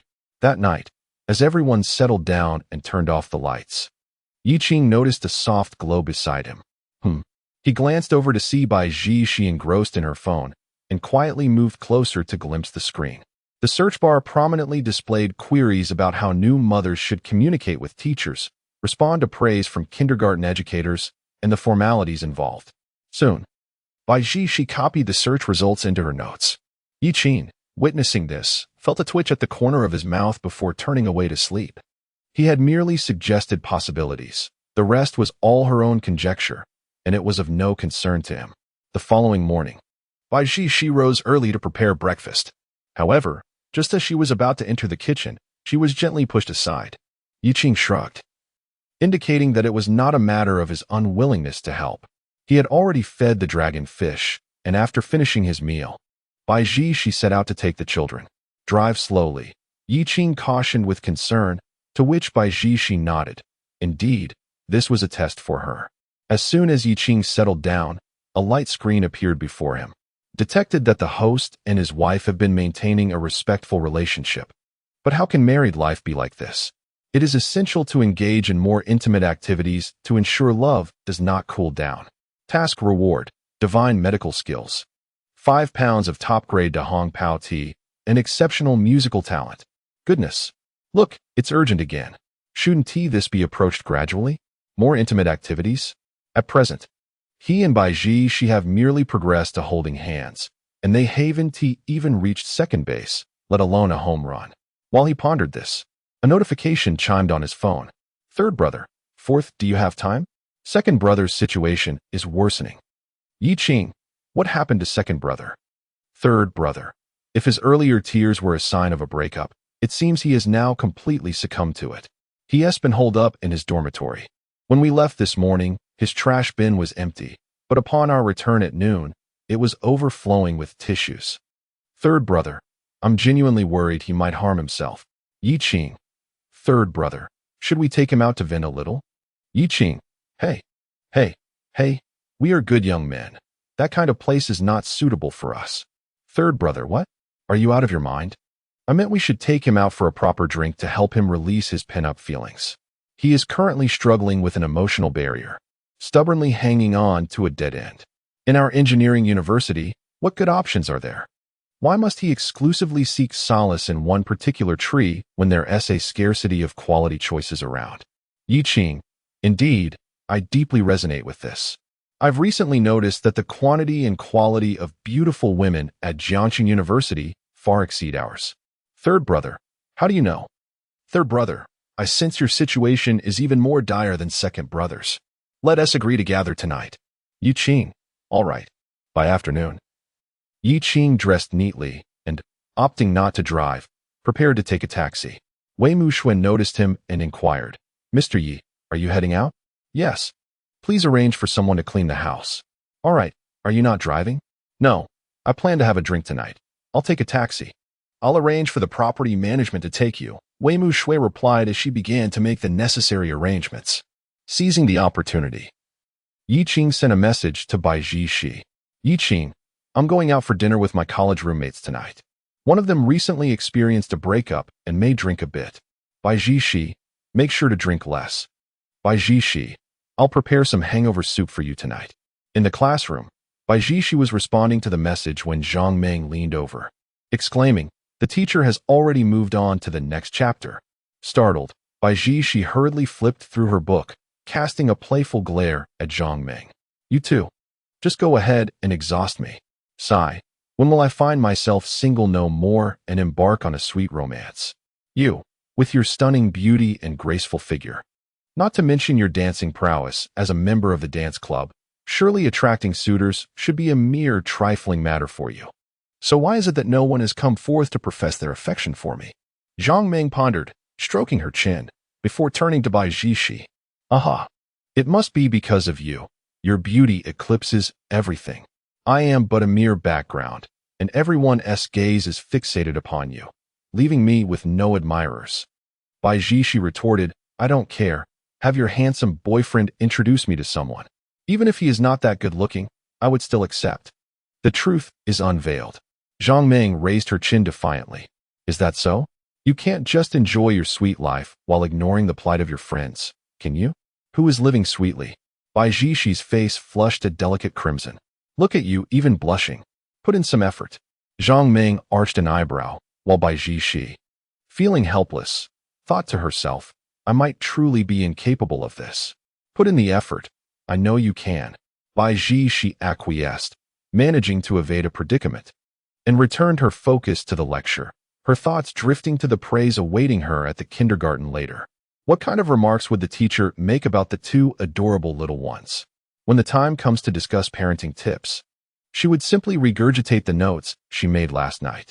Methodical and precise, she felt confident that there would be no issues. She was indeed clever. Chapter 16. Yi Qing. The villain. Yi Qing sat in the property management vehicle, gazing at the scenery outside. Soon, his phone rang. "Hello," he answered, eyeing the unfamiliar number with polite curiosity. "Is this Mr. Yi? I am Zhong Jianda, the branch manager of Huahong Bank." "Manager Zhong," Yi Qing acknowledged, nodding. Huahong Bank is among the 4 major banks in all of Huaxia, and he had surmised the reason for the call. The substantial rebate funds he had were all stored within Huahong Bank, amounting to several hundred million. Such liquidity was significant, although the caller was a city branch manager. Yi Qing was indeed a noteworthy client. It was essential to nurture this relationship. Otherwise, transferring those funds to another bank would result in a considerable loss. "Mr. Yi, as you are currently one of our clients, may I inquire when you would be available for a visit?" The tone was notably humble. Yi Qing glanced at the overcast sky. "I don't have much time today, and given the weather, perhaps we could arrange for tomorrow instead?" "Very well, Mr. Yi. Your WeChat is the same as your phone number, correct? I will add you shortly." "Sure," he replied. After hanging up, Yi Qing exchanged a few words before sending the address of his villa. Upon returning to the dormitory, he announced, "I'm back, everyone. Where have you been, you rascal?" Yuan Bo, the third brother, looked at Yi Qing, the corners of his mouth twitching. "You return with such a radiant glow. Surely you've been up to no good?" "Unmentionable," Yi Qing replied mysteriously. Such an aura, coupled with his proud demeanor, made Yuan Bo unable to contain himself. It seemed this fellow was indulging in a bit of boasting. Surely he must have a girlfriend. Where are the elder brothers? The elder brother observed the despondent demeanor of the younger brother and decided to take him out for a smoke. Little did he know, aside from his recent excessive consumption of glue, the younger brother was also a heavy smoker, which worried him about the potential onset of lung cancer. Why must one hang themselves on the same tree? In the evening, we shall gently guide him. He seems to be stuck in a rut. After a while, the elder brother Dong Honghe and the younger brother Zhang Hongwei returned. "Isn't that way, Z? You look so worn out after just a few days. Get lost." Zhang Hongwei sighed at Yi Qing's jest. "What's with this defeatist attitude? I must say, your perspective is far too narrow. Our Jiangxing Institute of Technology is akin to a monk's temple, where we essentially elevate our female classmates to a pedestal. Don't get caught in the trap of internal competition. Shift your focus outward. You should frequently visit Jiangxing University or Jiangxing Art College. To be frank, our group's looks could easily outshine the boys from those institutions." Yi Qing draped his arm over Zhang Hongwei's shoulder as he spoke. Dong Honghe and Yuan Bo, overhearing this, couldn't help but gasp in realization. Indeed, Old Four is quite perceptive, they mused. It was no wonder he often spent nights out, appearing rejuvenated. Zhang Hongwei felt a flicker of interest, but was soon clouded by thoughts of his recent breakup. The ache in his heart intensified as he recalled how well he had treated her, only for her to be swept away by someone else, leaving him feeling like a mere afterthought. Your eloquent words today are of no use. Just accompany me for a few drinks tonight. Absolutely. I'm here to help you dispel your sorrows, Yi Qing replied, patting his chest with a smile. Let us head to the Tiansheng Grand Hotel tonight. The treat is on me, and we shall indulge in a sumptuous feast. Really? Old Four, you're quite the wealthy one. I had previously mentioned to third brother that since you all have aided me with dorm inspections and attendance, I cannot let you down. Let us go. Zhang Hongwei glanced at Yi Qing, noticing how his spirits had lifted upon his return. On the way, Yi Qing observed the university campus, where many students were leisurely enjoying their time. He recalled the description the system had given him about his future after he activated it, an existence akin to that of a beast of burden. Oh, university life is truly splendid. Who's living well? Dong Honghe instinctively remarked. His comment drew the attention of the other three, their expressions speaking volumes. Are you out of your mind? Yi Qing replied, exasperated. Hey, I must have misheard. Dong Honghe scratched his head, slightly embarrassed. Shortly after, they arrived at the Tiansheng Grand Hotel, where Yi Qing ordered an array of delectable dishes. Old Four, have you recently struck it rich? This is merely a few hundred yuan. I just wish to impart a lesson to the younger brother. Yi Qing turned to him. If you gift a girl a phone worth thousands, she may take it for granted. However, if you spend a few hundred yuan treating your dorm mates to a meal, they would surely regard you as a benefactor. Zhang Hongwei interjected. I want to call you my benefactor. What if I add a king crab to the order? Yi Qing inquired, signaling to the waiter, add one of these king crabs. Yuan Bo chimed in, benefactor. Dong Honghe. Zhang Hongwei sighed deeply. This was the second devastating blow delivered by Yi Qing. To be candid, after these two strikes, his previously oppressive mood began to waver. Let us go, take a seat. Yi Qing instructed. Moments later, dishes began to arrive one after another, and Yi Qing brought over 2 cases of Qingdao beer. Is this for a toast? Zhang Hongwei inquired. Of course it's for toasting. Aren't you feeling a bit trapped? My friend, I'm here to kick you out of that mindset. Yi Qing laughed heartily. With a pop, the bottle cap flew off. He then handed several bottles to the trio. Cheers. Cheers. The atmosphere transformed as they raised their glasses, and Zhang Hongwei picked up a bottle, a hint of relief crossing his face. My friend, let us toast. Brothers for life. Whoever finds love first is a dog. Come on, bottoms up. As Zhang Hongwei spoke, Dong Honghe and Yuan Bo lifted their bottles, ready to clink them. However, on the other side, Yi Qing quietly set his bottle down. A sudden silence enveloped the scene. The expressions on the 3 men's faces shifted slightly. This gesture was painfully obvious. Damn it. You came here to flaunt your affection, didn't you? Zhang Hongwei felt that the relief he had just found in his chest was once again constricted. With a low growl, Zhang Hongwei tilted his head back and downed an entire bottle of beer. Yi Qing observed him, shifting slightly to the side, genuinely concerned he might erupt like a fountain. After several bottles, Zhang Hongwei began to weep. Yi Qing patted his back and placed a bottle of water in front of him. Here, you've shed quite a few tears, replenish your fluids. Zhang Hongwei exclaimed, you want to drink me to death? Tonight, the goal is to get you thoroughly inebriated. Meanwhile, Bai Jishi had arrived at the kindergarten, where teacher Lu was waiting at the entrance. Upon seeing Bai Jishi, Lu's expression momentarily froze. Whose parent is this? So stunning. And she doesn't seem very old? Perhaps she has an older sister? Hello, teacher. I am the mother of Yu and Xiao from the toddler class. I'm here to meet with teacher Lu, Yu and Xiao's mother. So young? So beautiful? No wonder such lovely girls came from her. I am teacher Lu. Please come in. Let us discuss this in my office. There is still some time before school ends, so we have plenty of time.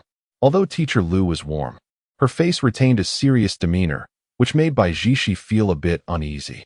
Once in the office, teacher Lu invited Bai Jishi to sit and poured her a cup of tea. Bai Jishi engaged in conversation. Having recited her parenting strategies from the previous night twice on her way here, feeling quite prepared to discuss matters with the teacher. Why hasn't he, the father of Yu come today? He had some matters to attend to. I happened to finish work early, so I came instead. Baijishi nearly blurted out the fact that she was just off work. Oh, I see. It is understandable. After all, they are successful individuals and naturally quite busy. However, one must not indulge their children or relax their management of them. Yesterday, I intended to call the child's father, considering he brought an abundance of snacks for the children, though it may have been an unintentional oversight. With a serious expression and tone, even Baijichi felt something was amiss. What does this mean? It seems to have taken a turn. So many snacks? How could she have been unaware? Wasn't today supposed to be about the teacher praising Yu and Xiaoro and sharing parenting experiences? Why does it now appear that events are spiraling in an unexpected direction? Her confidence diminished instantaneously. The previously joyful expression faded away. Sitting on the chair with her hands resting on her knees, she resembled a student in demeanor. I understand that the child's father meant well by allowing the child to bring so many snacks for the other little friends. However, the impact is not favorable.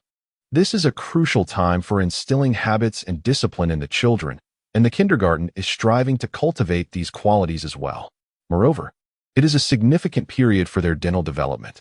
If they are indulged now, allowing them to consume snacks freely, it could adversely affect their character and psychology in the future. Wouldn't you agree? Yes, indeed. Baijichi responded with a stiff demeanor, her confidence waning further. Her entire being shrinking slightly, her fists clenched on her knees, her face flushed from the reprimand. All she could think was, "You scoundrel! You villain!" The outcry in her heart could almost be described as tearful. Chapter 17. Living off soft rice. After a while, when the children were dismissed, Baijichi was released from the office by Teacher Liu, Yu's mother. Please convey to the child's father that the healthy development of the child is a result of cooperation between the school and the parents. We kindly ask for parental support in our efforts. Baijichi nodded earnestly. That evening, she would certainly have a serious discussion with Yu Qing, not only regarding this matter but others as well. At the very least, she could not be taken advantage of. Not far away, Yu and Xiaoro had already spotted Baijichi. "Mom, you've come to pick us up." Yu, Xiaoro, and Xiaodan rushed over, their faces alight with excitement. "Hello, Teacher Liu." Yu greeted, performing a deep bow, almost tipping over with her backpack. Xiaoro and Xiaodan followed suit. Teacher Liu responded with a bow and a friendly greeting. "The children are truly delightful," Teacher Liu said, smiling at Baijichi. Baijichi affectionately ruffled Yu and Xiaoro's hair and then patted Xiaodan's head. Xiaodan, with wide eyes, blinked repeatedly. "Is something the matter, Xiaodan?" Baijichi inquired, puzzled. "Yu, Xiaoro, your mother is so beautiful, isn't she?" Yu immediately struck a proud pose with her hands on her hips. "Xiaodan, are your parents not here yet? They usually arrive a little late, as they haven't finished work." "Goodbye, Yu." "Goodbye, Xiaoro." Xiaodan spoke while waving her hand towards them. Baijichi also urged them to return. "Mom, why do you seem a bit unhappy today?" Xiaoro inquired. "Not at all. How could Mom be unhappy?" "Oh, then where is Dad? Why didn't he come to pick us up today?" "Dad had some matters to attend to," Baijichi replied. Soon, she felt raindrops beginning to fall. "Run, run, it's raining." With Baijichi's command, the two little girls giggled and dashed towards the car. After securing the children inside, she climbed in herself. The rain began to patter down in large droplets. "Wow, Mom, what heavy rain. Thank goodness we ran quickly," they exclaimed. The two little girls admired the rain outside, while Baijichi looked at the downpour with a hint of concern. She wondered if Yu Qing had brought an umbrella. After murmuring to herself, she pouted, thinking about being bullied. Then she turned to the back. "All right, are you both settled? We're off now. When we get home, we'll have dinner and then go pick up Dad, okay?" "Okay." Upon returning home, Baijichi started preparing a hangover soup and finished cooking dinner. Although she knew Yu Qing had likely eaten, she still saved a portion in the pot. "Dinner's ready. Come eat," she called out. The two children watched as the milk in the feeding bottle was drained. Then they washed their hands before sitting down to eat. After a while, Baijichi sent a message to Yu Qing, and after receiving a reply, she got ready to leave. "Aren't you staying at home? It's still raining outside." "No. We want to go pick up Dad." All right, I can't argue with you. Bai Ji packed hot milk and the hangover soup, and they set off towards the hotel. Meanwhile, a row of bottles stood before Zhang Hongwei, and Yi Qing was taking photos with her phone. What are you taking pictures of, old for? The Emerald Throne? Yi Qing laughed. Go on, go on. Zhang Hongwei waved his hand, his face flushed but still relatively sober. He had indeed consumed a fair amount, but fortunately, the duration had allowed him to drink and also sober up. I'll go pay the bill, Yi Qing said as she approached the counter. Old four, let me handle it, Zhang Hongwei said, rushing in front of her. Yi Qing pulled him back with a playful smile. Second brother, if you feel guilty, just call me foster father from now on. I'll call you brother, and we'll each have our own titles. Get lost. Zhang Hongwei's lips twitched involuntarily. He felt an overwhelming urge to punch someone. After Yi Qing settled the bill, the four of them stumbled their way downstairs, swaying slightly. If only they had a lighter and a classic mobster song playing, they would truly resemble a quartet of the infamous Hao Nan and Shan Ji. Oh, it's raining, Dong Hong observed. Looks like we'll have to run back in the rain. The sense of ritual was simply overwhelming. Drowning sorrow in alcohol while returning drenched was a perfect blend of experiences. Second brother, tonight, you have all the ceremonial essence you desire. Zhang Hongwei cast a glance at Yuan Bo, who had spoken, and sighed. It seemed he needed to extricate himself from his stubborn mindset. He was lost in thought when the sound of a car door closing reached his ears. Across the way, a young woman emerged from a Maserati, unfurling an umbrella in her hand. Her beauty and figure immediately captivated the attention of the onlookers. Goodness, where did this heiress come from? Driving a Maserati too? She is truly stunning, they murmured. However, the three friends harbored no further thoughts. After all, they were merely students and felt that her wealth and beauty were far beyond their reach. Honestly, I think she is quite ordinary, Yi Qing remarked. There are plenty of girls like her at Jiangxing University. Upon hearing his tone, Zhang Hongwei scoffed. What is wrong with you, fourth? We're praising a beautiful woman, and you act as if you're jealous. With that haughty expression, one might think she is your girlfriend. Indeed, just ordinary. Fourth, have you had too much to drink? After being teased, Yi Qing dismissed them with a wave and stepped into the rain. Hey, are you really going to get soaked? Dong Hongha exclaimed. Planning to wait for the downpour to subside, the three ventured into the curtain of rain, feeling the droplets hit their skin. However, the moment Yi Qing stepped into the rain, the beauty across the street began to jog towards him, swiftly ushering him under her umbrella.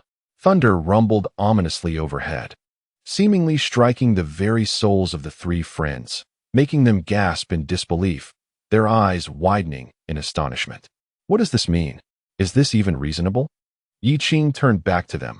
With such heavy rain, why aren't you waiting for it to lighten up before heading back? Did your girlfriends come to fetch you? His words cut through the air like a sharp blade, leaving the trio momentarily speechless. Bai Ji looked at them, offering a gentle wave as she and Bai Ji made their way towards the Maserati, leaving the others in a daze. Yi Qing whispered, Where are the two girls? They're in the back seat. It's raining, so I didn't let them come out, came the reply. Oh, how was your discussion with the teacher today? Yi Qing felt a twinge of guilt as he asked. It was wonderful, really wonderful. The teacher said we should have a good talk when I return, Bai Ji said, her hand moving towards Yi Qing's waist. Yi Qing smirked, sensing that their conversation hadn't been entirely pleasant. He grasped her hand and whispered, Do me a favor. It's crowded here. Let us wait until we're home, and I'll make it up to you in bed.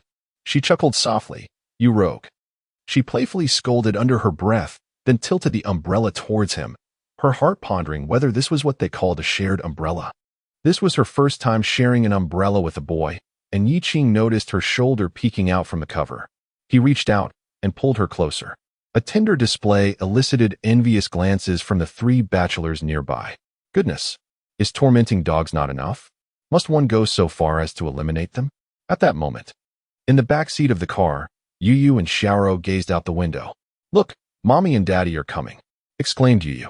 Hey, Xiaoro, is that Uncle Hongwei over there? Yu made space for Xiaoro to lean in for a better view. Xiaoro's little mouth parted slightly in awe. Sister, it really is Uncle Hongwei. But why does he have long hair now? How strange. While the two little girls pondered this, Yi Qing and Bai Ji boarded the vehicle. Daddy, Did you get caught in the rain? No, Yi Qing replied, noticing the girls were staring out the window. What's the matter? What are you looking at? We're looking at Uncle Hongwei with long hair. Yi Qing turned his head in confusion. Did Uncle Hongwei not have hair before? Yes. Uncle Hongwei's head used to shine. Yi Qing and Bai Jishi exchanged glances, and he sighed. In middle age, it's not uncommon to have less hair. Daddy. Milk and hangover soup. All right, thank you. Yu and Xiao. This is made by Mommy. I know, Yi Qing replied with a smile, glancing at Bai Jishi. His face radiating affection. Don't think that just because you look at me like this, the lies you told me will go unpunished. Oh dear, I'm tipsy. The after effects of this alcohol are too strong. I can't take it anymore. I'm feeling dizzy. As Yi Qing leaned back, feigning drunkenness, Bai Jishi bit her lip, suspecting he was putting on an act. However, upon observing the staggering movements of his three roommates, it was evident they had indulged quite a bit that evening. All right, I shall let him off this time, she thought to herself. In the distance, the three roommates retreated from the curtain of rain, remaining silent for a while. Isn't this a case of living off a rich woman? One remarked. It seems so. Dong Honghe and Yuan Bo conversed, their hearts brimming with envy. This was beyond mere envy. While they were still striving, the fourth had already attached himself to a wealthy woman, a stunningly beautiful and innocent one at that, though the terms innocent and wealthy seldom coexist. Second brother. Why are you so quiet? Yuan Bo observed the taciturn Zhang Hongwei, realizing that the fourth's recent actions had rendered the previously smiling second brother mute. However, Zhang Hongwei regarded him and asked, what did the fourth just say? He mentioned that many girls at Jiangcheng University are like that, came the reply. Oh, right. I believe he did mention that. Dong Honghe nodded in agreement. A flicker of enlightenment gleamed in Zhang Hongwei's eyes. I feel the fourth is right. There are countless flowers in the world. Why limit ourselves to those nearby? I have resolved to broaden my horizons across the entire Jiangcheng area. Whether it's Jiangxing University or Jiangxing Academy of Arts, I shall explore them all. His thoughts suddenly clarified. Yuan Bo observed Zhang Hongwei's renewed vigor, a smirk playing at the corners of his mouth, pondering whether this was all part of the fourth's plan. Ding! As silence enveloped them, Zhang Hongwei's phone emitted a notification. He picked it up, only to find an enigmatic message from Yi Qing. What does Lao Si mean by this? He pondered, attracting the attention of Dong Honghe and Yuan Bo. Yi Qing, second brother, take good care of your hair. Zhang Hongwei touched his hair, noting its thick and lustrous quality. What was there to protect? It all seemed rather perplexing. He dismissed it with a casual remark and began to hum a tune. What a scoundrel, Yuan Bo thought to himself, bemused by how quickly this fellow had re-emerged. Chapter 18.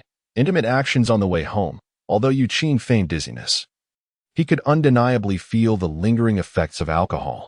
He was not particularly adept at drinking, but since acquiring his extraordinary physique, he had managed to hold his own against the robust fellows from the north. Upon arriving home, Yi Qing exited the car, and Bai Jishi hurried over to support him. Take it slow, she advised, guiding him forward. The two girls accompanied them, earnestly chiding, Daddy, you ought to drink less. Otherwise, Mommy will worry at home. Yo-Yo and Xiao will also be concerned for you. Yi Qing nodded in agreement, promising, all right, Daddy will drink less in the future. Good boy, Yo-Yo chimed, attempting to pat Yi Qing's head as one might a child, yet she could not reach. Bai Jishi helped Yi Qing to the bed, noticing he still wore his outer garment, which was now beginning to flush his face. What to do? Surely, he couldn't sleep in his clothes. However, if she were to assist him in changing, Bai Jishi gazed at Yi Qing, her face tinged with crimson, and softly uttered, scoundrel. She carefully removed his outerwear. And when it came to his trousers, her cheeks were aflame with embarrassment, for she was still a pure young woman. Yet, it seemed Yi Qing had already drifted into slumber. Naturally, after consuming so much alcohol, he would be utterly unaware. With that thought, Bai Jishi set to work. Once she had finished, the combination of fatigue and shyness had caused her to break into a light sweat. Yo-Yo, Shiro, take good care of Daddy. Mommy is going to take a bath, she instructed. Yo-Yo stood up from the bed, patting her chest confidently. Don't worry, Mommy, we will look after Daddy. We will wait for you to finish your bath before we wash up. After Bai Jishi had bathed, Xiaoro fetched warm water. Daddy, Daddy, she gently tapped Yi Qing's chest. What is it, Xiaoro? Yi Qing stirred awake, yawning. Drink some warm water. All right, thank you, Xiaoro. After sipping the warm water, he inquired, Where's Mommy? She's in the bath. Listening to the sound of water from the bathroom, Yi Qing's thoughts began to wander. After all, the system's mission remained unfulfilled, to engage in intimate actions with Bai Jishi. Although the system had not specified the exact nature of this intimacy, it was certain that third base must be the most intimate action of all. Daddy, go to sleep soon, Yo-Yo urged. Xiaoro gently patted Yi Qing's chest, mimicking the way he had lulled her to sleep. Yi Qing chuckled softly. This girl truly possessed the demeanor of a little adult. After a while, Bai Jishi emerged from the bathroom, droplets of water cascading from her hair, exuding the allure of a beauty fresh from a bath, innocently pure. Mom, keep your voice down. I've just put Dad to sleep, Xiaoro whispered. Bai Jishi approached quietly, urging, You two should wash up quickly. We'll be going to bed soon. As the children departed, Bai Jishi turned her gaze to Yi Qing. Observing his face, a gentle smile graced her lips, revealing two charming dimples that enhanced her innocence. Then, recalling something, she feigned annoyance. You rascal. How could you deceive me today? You have no idea how severely I was scolded by the teacher. At this, Yi Qing's ears subtly twitched. You must promise never to trick me again, understand? No more bullying. I've asked Yu and Xiaoro. They said you would bully me in the future, but it seems I might be the one bullying you more. Hee, as long as you don't bully me, I'll bully you less. Tell me, do we count as being in love now? Bai Jishi inquired, leaning slightly closer to Yi Qing's face, as if to confirm whether he was truly asleep. I don't even know what love is. I've never experienced it. I became a mother quite unexpectedly. Perhaps this is what they mean by love after children. However, Xiaoro mentioned that you would be the one pursuing me in the future.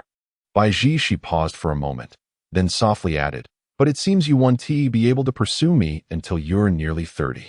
That feels like an eternity. Thus, it matters little if you don't chase after me. I could pursue you instead. However, I'll take 99 steps, and you must take that final step. Bai Jishi pressed her lips together, reminiscing about the sweet tales she had heard from Yu and Xiaoro about her and Yi Qing's relationship. It was a delightful romance, filled with quarrels and occasional unhappiness. Yet, Yi Qing always comforted and cared for her. The more she pondered, the deeper the blush on her cheeks became. She gazed at Yi Qing's face, glancing back to see that Yu and Xiaoro had not yet emerged, and gently leaned down.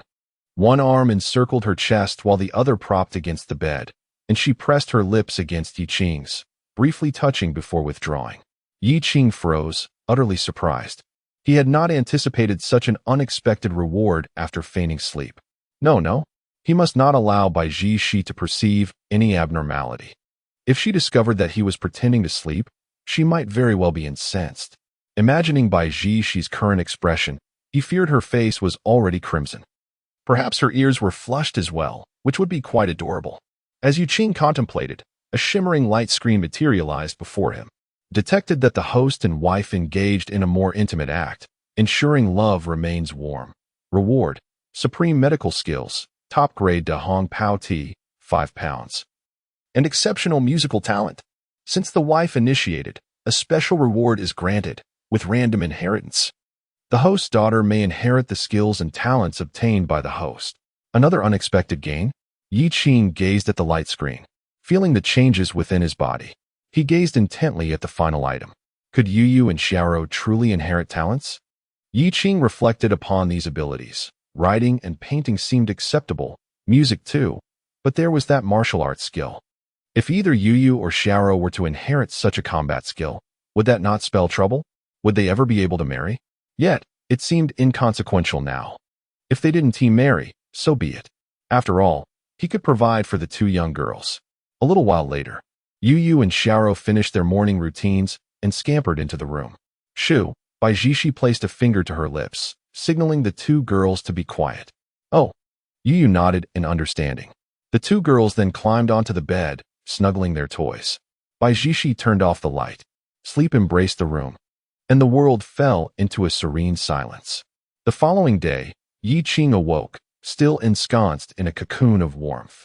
Alas, it seemed that this would be the routine from now on. In the next moment, Baijishi, seemingly distressed, let out a soft groan before hastily making her way to the bathroom. After a while, she returned but began to toss and turn restlessly on the bed.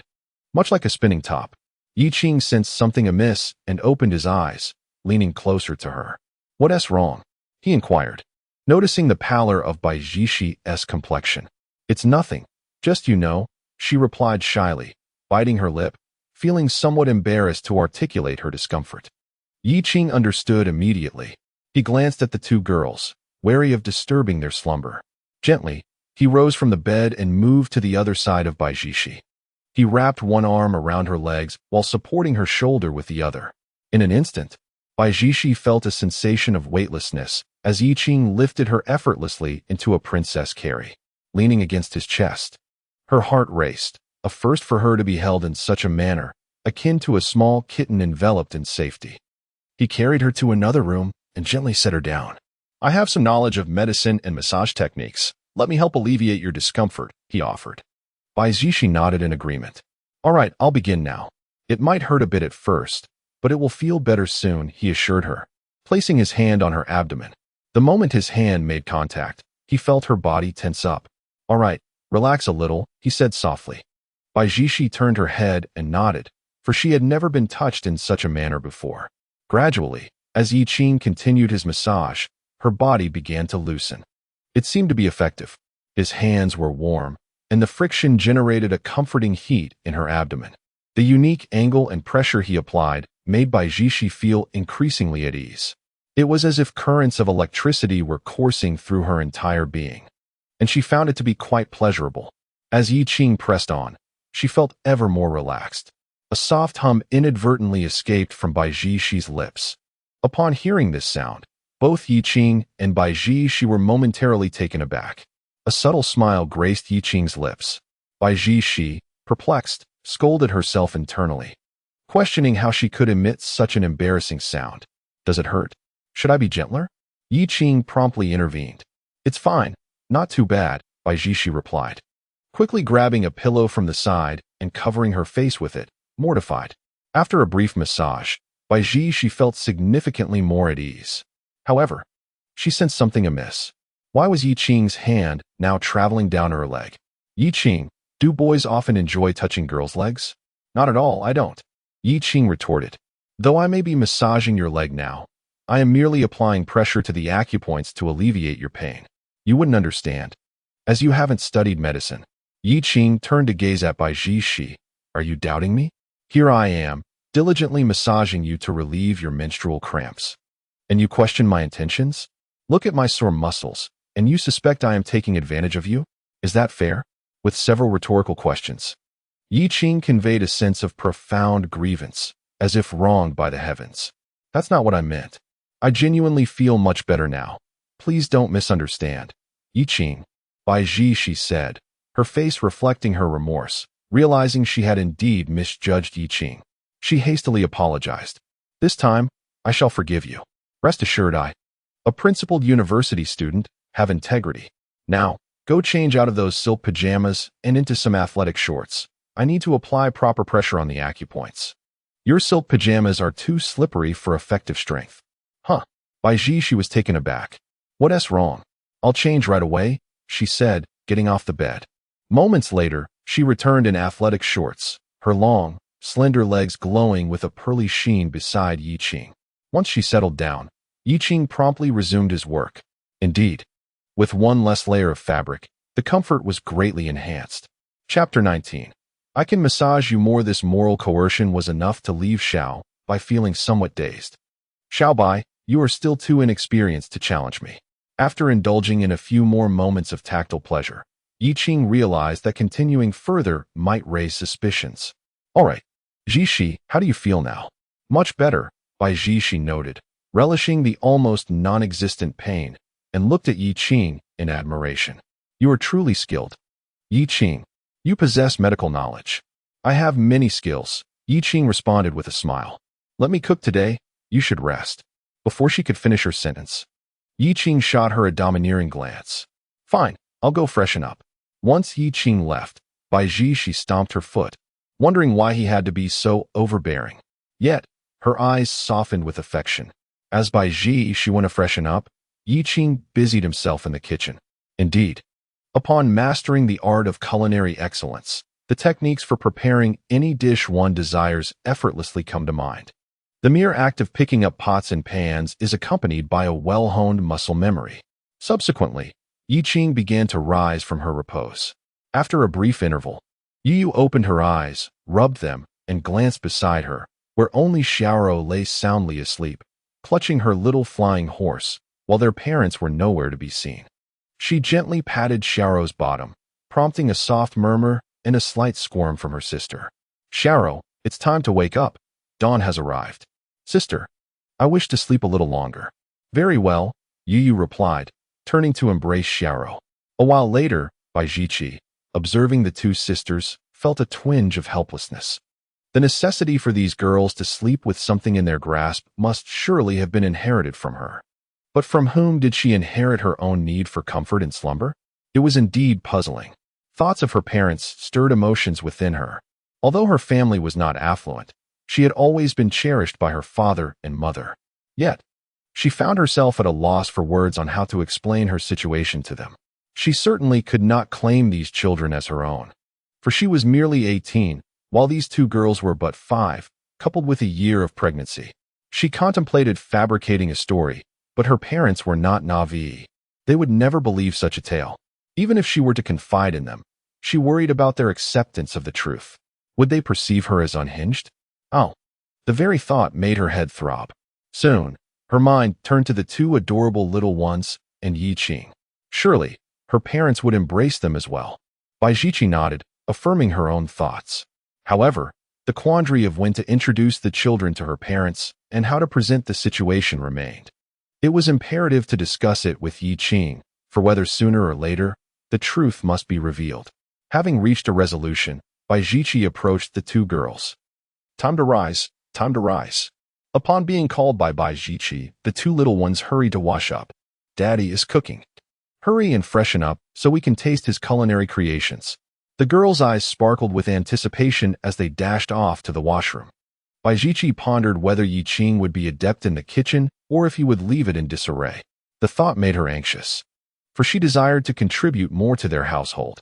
Since Yi Qing had shouldered much of the financial burden, she wished to compensate in other ways. "Yi Qing, perhaps I should take over," she suggested as she opened the kitchen door, only to find Yi Qing skillfully chopping vegetables. The rhythmic sound of the knife against the cutting board resonated, and Bai Jiqi watched in awe as he wielded the blade with such finesse.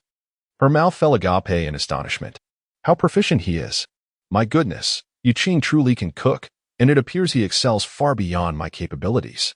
She had always taken her time when chopping, fearful of a mishap should she move too swiftly. In a short while, I shall commence cooking, which will inevitably produce some oil smoke.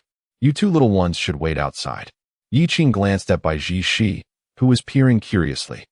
He playfully tapped her on the head, asking, "What is this? Are you not confident in my culinary skills? Do you wish to supervise?" "Oh," Bai Jiqi exclaimed, clutching her forehead, feigning pain. "That hurts." "No, I am not worried.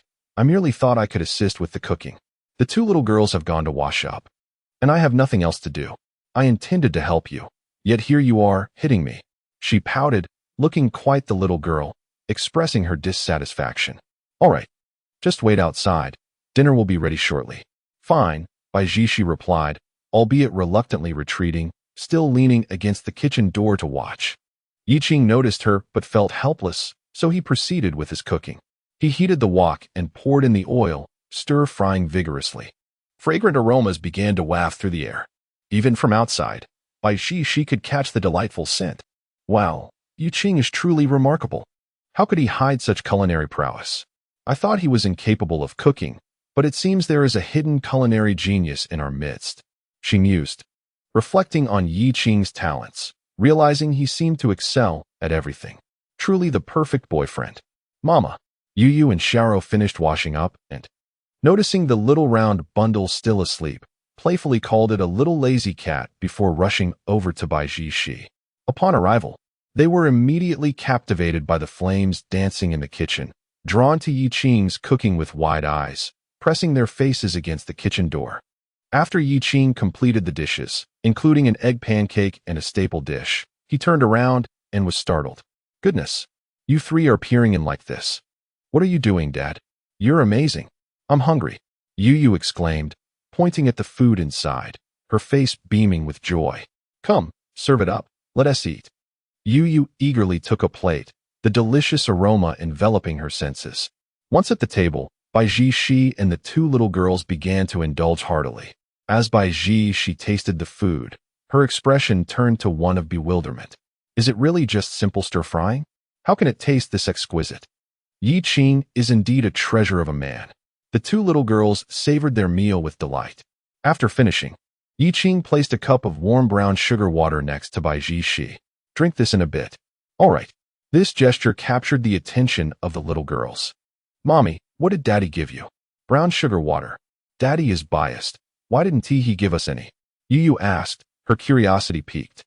Baiji Shi found herself at a loss for words. She wanted to explain, but it seemed too early for the little girls to comprehend. Discussing it might lead to a barrage of questions. After contemplating for a moment, she turned to Yi Qing, pondering, indeed, why not share with them? Yi Qing, looking perplexed, replied, "Why don't you know?" Seeing the confusion on Yi Qing's face, Baiji Shi playfully stuck out her tongue. Yi Qing, resigned, poured some for the girls as well. "If it still hurts, let me know, and I shall massage it for you once more." This single remark evoked in Baiji Shi a vivid recollection of the sensations experienced during Yi Qing's massages, the delightful tingling that enveloped her entire body, accompanied by the gentle caress of Yi Qing's hands gliding over her legs. Lost in thought, Baiji Shi instinctively squeezed her legs together and rubbed them slightly. Chapter 20. Unveiling a new world. After a brief moment, Baiji Shi relaxed completely. Yu savored her meal, gazing at the brown sugar water, and began to drink it heartily. Before long, she had finished a cup. Xiao, on the other hand, sipped her drink leisurely. Observing these two little ones, Yi Qing couldn't help but smile at their contrasting personalities. Baiji Shi, while enjoying her sweet beverage, felt a wave of happiness wash over her. "Yi Qing, I have an idea. I wish to take Yu and Xiao back to meet my parents and my sister, though it may be difficult for them to comprehend. The results of the paternity test are undeniable. They must ultimately accept it. When I went to fetch Yu and Xiao the other day, they inquired about their grandparents. I brushed it off then, but their curiosity has been growing more persistent lately." Yi Qing listened thoughtfully. He recalled the first time he met Yu and Xiao. They had mentioned that before arriving in this timeline, they were peacefully sleeping at their grandmother's house, only to awaken here. Their recent behavior suggested a strong bond with their grandparents, who were also Baiji Shi's family, soon to be his family as well. He doubted they would do anything detrimental to Yu and Xiao. After a moment of contemplation, he replied, "All right, let us find a suitable time to take Yu and Xiao back for a visit." "Thank you, Yi Qing." Baiji Shi expressed her gratitude, causing the two little girls to glance over curiously. "What are you two whispering about? I want to know too." Yu chimed in as she leaned closer. "You little rascal." Yi Qing affectionately ruffled Yu's hair. "Look at Xiao. She's not as nosy." "Not at all. My sister just doesn't show it. But she is far more curious than I am. Right, sister?" "Not true," Xiao shyly denied. "I was telling your mother that in a few days, we will take you to visit your grandparents." "Wow." Yu and Xiao's eyes sparkled with excitement. "Let us go find Grandpa and ride the horse." Baiji Shi's expression darkened at the mention. Her father still indulged in such playful antics? She recalled how, when she was younger, she delighted in riding on his back, while he willingly played the role of a steadfast steed, allowing her to crawl around on the bed. It appeared that her two daughters had not only inherited this fondness, but had also successfully coaxed their grandfather into action once more. The bond across generations was palpable. She wondered how her father would react upon seeing these two little girls. Nevertheless, with Yi Qing's unwavering support and the joy radiating from the two girls, Baiji Shi felt her burdens lighten considerably. "All right, it's time to change clothes. Soon, Dad will take you to kindergarten. Tomorrow, kindergarten will have a weekend break. What would you like to do? Are we going to play outside, or something else? Yi Qing inquired, contemplating whether he should take the two little girls to the amusement park or elsewhere. We want to invite our friends over to play at our house. All right. Then Dad will write down our address a few times for you to give to your friends today. Okay, Dad, you are the best, Yu exclaimed, swinging her little legs under the chair, radiating joy. Bai Ziqi watched Yi Qing, recognizing him as a doting father. Perhaps every man harbors a dream of fatherhood. Yi Qing had certainly fulfilled that dream, and in abundance. Let's go, Yi Qing declared, lifting both little girls in his arms. He was also curious to see what talents these two little girls might inherit when he returned home tonight, eager to test them out. Upon arriving at kindergarten, he waved goodbye. Goodbye, Dad. Goodbye. Yu grasped Xiaorou's hand as they walked toward the kindergarten. Yu, Xiaorou, Xiaodan, and a few other children approached. Xiaodan, here you go. This is my home address. I would like to invite you all to play at my house tomorrow. Xiaodan blushed at the note. Sure. Can I pet Tuan Yuan? I've always wanted to have a kitten, but my mom won't allow it. Of course, you can pet him. Tuan Yuan is very well behaved and adorable. Yi Qing looked back from a distance, observing the children giggling together. It seemed that Yu and Xiaorou had already blended in seamlessly. Bai Ziqi was likely attending her class now. The courses at the 985 University tend to be more intensive, with stricter management. Yi Qing found his university experience to be much more relaxed. A last-minute effort sufficed for him, as long as he ensured he wouldn't fail. Yi Qing pondered the fact that the president of Huahong Bank was scheduled to visit today.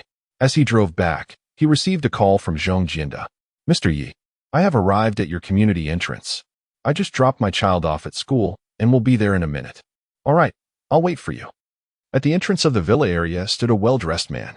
Though older, he exuded sharpness and competence, lacking any signs of a potbelly, and radiated maturity accompanied by the poise that comes from holding a high position for a long time, attracting the attention of a nearby security guard. After confirming his identity, the guard invited Zhong Jianda to the security room for a brief rest. No need, thank you. Zhong Jianda waved his hand. Although he was the president of Huahong Bank's Jiacheng branch, today's visitor wielded several billion in liquid assets. Even he dared not act presumptuously. Waiting here was the best course of action. A short while later, Yi Qing arrived in his car. Zhong Jianda stepped forward, glancing into the car window at the young man inside. Zhong Jianda paused, surprised. The voice on the phone had sounded youthful, but he hadn't expected the individual to be this young. Could it be him? Zhong Jianda wondered anxiously. Yi Qing then spoke. Mr. Zhong? Mr. Yi, it truly is you. Seeing your youthful demeanor, I hesitated to acknowledge you, he remarked, jotting down Yi Qing's license plate number. Please, take a seat, President Zhong. Zhong Jianda, not one to linger, promptly occupied the passenger seat. He had prepared an array of conversational topics, encompassing corporate management and child education, yet Yi Qing's youthful aura caught him off guard. Upon arriving at Villa Number 3, Zhong Jianda alighted, his gaze fixed upon the residence, astonishment illuminating his features. It appeared that this individual hailed from a lineage of considerable affluence. Entering the courtyard, Zhong Jianda surveyed his surroundings. A mere glance at the koi within the pond allowed him to identify several exquisite varieties, their patterns attesting to their esteemed lineage. The layout, the floral pavilions, and the overall grandeur of the villa spoke volumes of its substantial worth. As he stepped inside, two resplendent blood-red dragonfish captivated his attention, rendering him momentarily speechless, his eyes widening in disbelief. Blood-red dragonfish of such exceptional quality. My goodness, one could fetch several million for just one. Moreover, this treasure is priceless and exceedingly rare. To behold two of such caliber is indicative of remarkable influence. Yi Qing proceeded further into the villa, gesturing towards the sofa. President Zhong, please take a seat while I prepare some tea. He retrieved the dahong pao and began brewing it. The aromatic fragrance enveloped the room.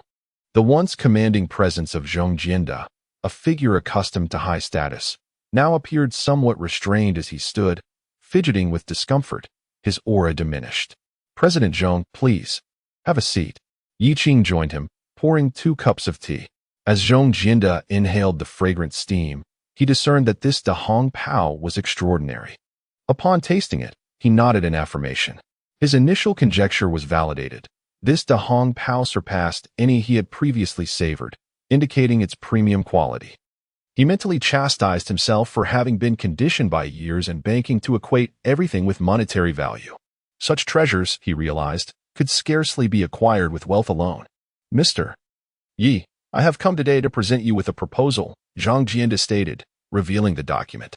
He elaborated on the asset appreciation plan tailored for Yi Qing's holdings in their bank, highlighting an array of benefits, including exclusive black cards and early access to luxury brands. As he spoke, he keenly observed Yi Qing's expressions, ready to adapt the proposal should he sense any hesitation, ensuring immediate adjustments. After considerable discussion, they reached a preliminary agreement, and Zhang Jianda exhaled in relief. Mr. Yi, I will revise the proposal further and present you with an updated version soon. Are you leaving so soon? Why not stay and enjoy another cup of tea? Yi Qing urged, attempting to extend the conversation. Zhang Jianda, with a lingering glance at the exquisite Da Hong Pao, pondered when he would next indulge in its rich flavor. However, I must return to refine my proposal. It holds significant importance. Mr. Yi, please do not see me off. Should you require my assistance in the future, do not hesitate to ask. After his departure, it was indeed a fleeting visit, both in arrival and in leaving. Once Zhang Jianda had taken his leave, Yi Qing noticed a little creature leisurely scuttling across the living room. It settled beneath two massive aquariums housing vibrant red dragonfish. As Yi Qing approached, he observed that Tuan Yuan was fixated on the two splendid fish. You little one, despite your small stature, your aspirations are anything but modest. Yi Qing picked up Tuan Yuan, who was still at the nursing age, already fixated on such grand fish. Meow, meow, Tuan Yuan protested, as if to counter Yi Qing's remark. After spending some time admiring the red dragon fish with the little one, Yi Qing stepped out to purchase some ink and paper. Upon taking up the brush, his muscle memory awakened. After a moment's contemplation, he began to write. The highest good is like water. As the brush glided across the paper, it surged forth as if a dragon of ink was soaring, executing a flowing script. The four characters sprang to life on the page, each stroke exhibiting strength and finesse, arguably on par with the works of Yin and Liu. After all, in literature, there is no first, and in martial arts, no second. Yi Qing mused that if Yu inherited such a talent, her lively and spirited nature might not align with the tranquility required for calligraphy. If she did inherit this gift, it was likely she would excel in cursive script. Lost in thought, Yi Qing soon reflected upon combat skills and silently prayed that she would not inherit that particular talent. He considered writing Heaven Rewards Diligence, but refrained from doing so. Never mind, he decided, for he was not particularly fond of those four characters. While it is true that the heavens reward hard work, often the matter of wealth does not solely hinge on diligence. If it were merely a question of effort, the world's wealthiest would undoubtedly be a nuclear-powered donkey. He bypassed that notion and pinned several more pieces to adorn his home. A notification chimed from his phone. Yi Qing glanced at it, discovering a message from Zhang Hongwei. Second brother, little fourth, I've taken third brother to Jiangcheng University. Attending such a comprehensive or liberal arts institution is truly extraordinary. Second brother, image, second brother, image, second brother, image. Zhang Hongwei had sent several photos, all featuring the young women of Jiangcheng University. Second brother, in just one day here, I've seen more young women than we have in a year at that monk's temple. Second brother, you have truly opened a new world for us. Second brother, I will keep you updated, as one should not forget the well digger when drinking water. I'll be heading to Jiangxing Art Academy shortly. Yi Qing enlarged the photos, and he had to admit, his brother's taste had certainly improved. Those captured in the images all possessed a beauty rated above 80, most adorned in black stockings and donning chic round-toed leather shoes. It appears that the second brother has a particular fondness for black stockings. Subsequently, he took out his phone and began to type. Yi Qing, second brother, you can just stroll around here. It's more than I can oversee. Heed my advice, please. Absolutely do not go to Jiangxing Financial University or Jiangxing Normal University. Chapter 21. Some villains wish to harm me. Zhang Hongwei, meandering through Jiangxing University, glanced at the message from Yi Qing. He let out a low growl. What is going on? What did the fourth brother say? Yuan Bo leaned in to see the messages exchanged between the two. This guy already has a rather unremarkable girlfriend and still wants to look at other girls? I'll let my brother and sister-in-law know when the time comes. As Yuan Bo spoke, Zhang Hongwei surveyed the female students at Jiangxing University, although they were certainly an improvement compared to the nuns at their temple. After such a prolonged observation, he had yet to find any girl more beautiful than Bai Zixi from the previous night. What a plain and unremarkable fellow. Akin to an ordinary villager, Zhang Hongwei scoffed. This lad was oblivious to his own fortune. However, he decided to indulge him a bit. After all, he was his guiding light. Second brother, you're quite something, just wait. Upon reading this message, Yi Qing chuckled softly. He was merely jesting. He hadn't even successfully courted his own cabbage yet, let alone gaze upon others. Nonetheless, it seemed that these 7 days would yield no fruitful results. Eventually, things would come to fruition. Yi Qing looked at the paper and pen before him, cursing inwardly at the two old lechers who had disrupted his writing mood. Never mind that. It was better to venture out and procure some ingredients for tomorrow. Perhaps he should invite Lin Han and the others to join him. He picked up his phone and sent a message in the group chat. Lin Han, haha, Yigo, we were just discussing inviting you out to play tomorrow. Lin Han, all right, then we'll come over to your place tomorrow. Lin Yu, I'm in too, signing up. I'll take the initiative to handle the child-caring duties. Zoing, hey, looks like someone else wants to take care of the kids. Zhou Kai, then I'll cook tomorrow. Lin Han, are your culinary skills up to par? Not that I doubt you, buddy. Zhou Kai, what are you saying? I'm quite adept in the kitchen, right, sister? Zoing, indeed, you have some skills, just that your tools lack bristles. As the group chat buzzed with lively conversation, Yi Qing set off. He returned with a carload of fruits, snacks, and ingredients. In the afternoon, he began his preparations. Gazing at his phone, which remained eerily silent, he couldn't help but curse again. Where have these two gone? Have they been captured by some enchantress? I suspect they've been dazzled by flowers and have forgotten their promises. Yi Qing mused, reflecting on himself, assured that he would not be so easily distracted. After all, once one has experienced the vast seas, it is hard to be swayed by mere streams. Bai Zixi was already a paragon of beauty, a rare gem in the world. Just then, his phone rang. Upon answering, he felt a wave of anxiety wash over him. It was none other than Teacher Lu, who had previously invited him to discuss matters at the kindergarten. At this hour, could it be that Yu and Xiao have once again caused some trouble for their stern teacher at school? Hello, Teacher Lu. Yu Qing answered the call. It's Yu's father. Teacher Lu's tone today is considerably warmer than the last time. Well, today we were singing nursery rhymes with the children, and I noticed that Yu seems to possess a musical talent. She learned the song quickly and was able to sing it accurately in terms of melody and pitch. I believe we should focus on nurturing this talent at home. Oh, Yi Qing listened intently, having planned to test the two little girls' talents that evening, and was pleasantly surprised by this news. It seems that Yu has inherited this gift. What about Xiao, teacher? How is she in music? Xiao is doing well. But compared to Yu, she still has quite a way to go, Teacher Lu replied diplomatically. Thank you, Teacher Lu. I understand, and I will concentrate on nurturing Yu's abilities. You're welcome, Yu's father. Both children are wonderful. They are good kids, Teacher Lu praised before ending the call. In the next moment, a notification appeared before Yi Qing.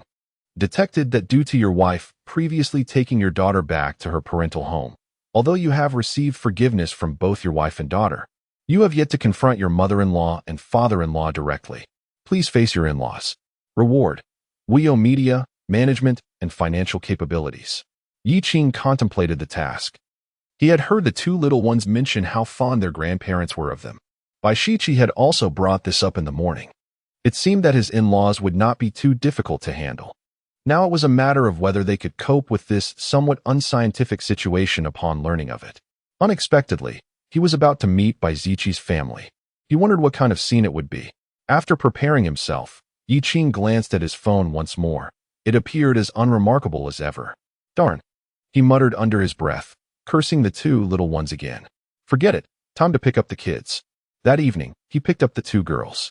Daddy, some friends are coming to our house tomorrow. All right. Tomorrow I'll prepare something delicious for you, he replied. Daddy has it all ready. Thank you, Daddy, Yu said, then paused for a moment. Daddy, teacher praised me today for singing well.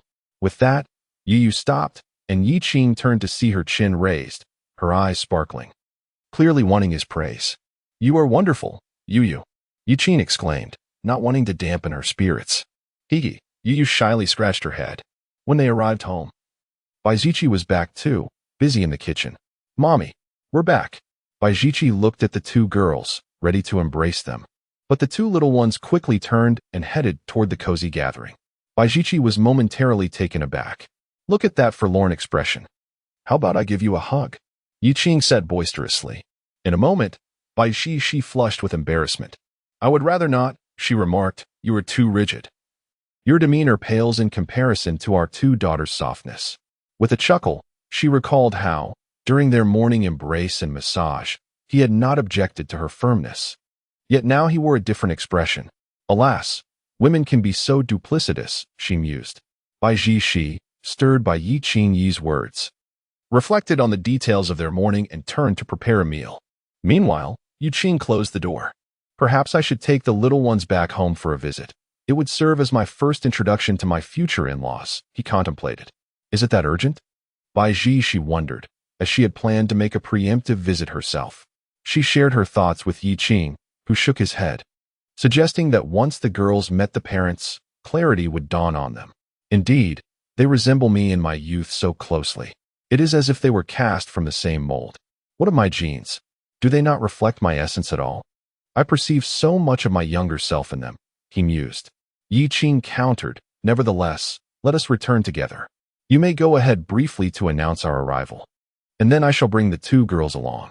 After a brief discussion, Yi Qing ventured out in search of the little ones.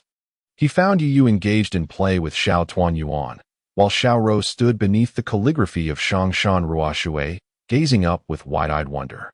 What is it, Xiao Rou? Why are you staring at your father's words? Yi Qing inquired, kneeling to gently stroke her head. Xiao Rou turned to him, her expression shifting to one of excitement as she exclaimed, Daddy, this character seems to come alive. It is so magical. She danced with delight. Yi Qing, embracing her, brought her to a chair and handed her a brush. Xiao Rou, why not try to replicate this character?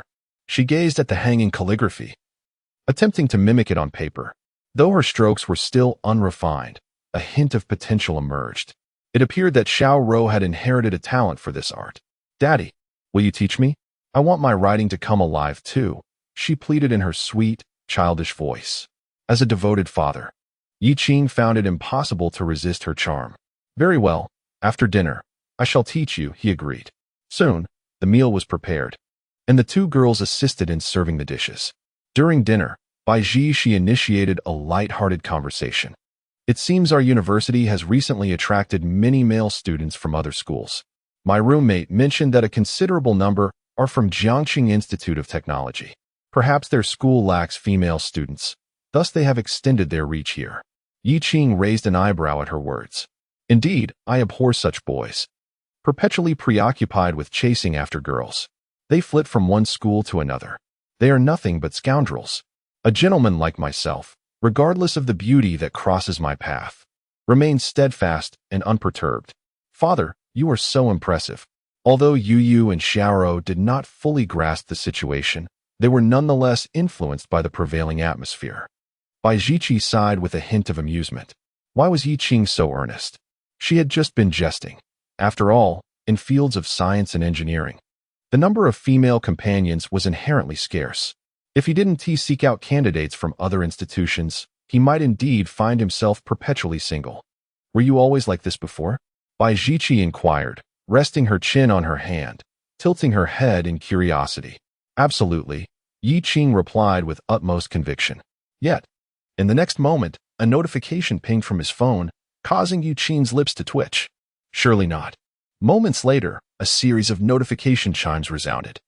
Without a doubt, those two rascals had finally remembered him. Damn it. Yi Qing felt an overwhelming urge to curse. Chapter 22 by Baijichi. Don't move. Let me hold you a little longer. He glanced at his phone, his expression shifting drastically. Just moments ago, he had been adamant about his disdain for mingling with other beauties, and now this predicament was rather embarrassing. Baijichi, noticing his change in demeanor, looked over with a hint of confusion.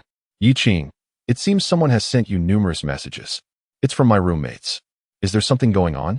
As Bai Ziqi continued her inquisitive stance, seemingly uninterested in the messages, Yiqing picked up his phone to take a look.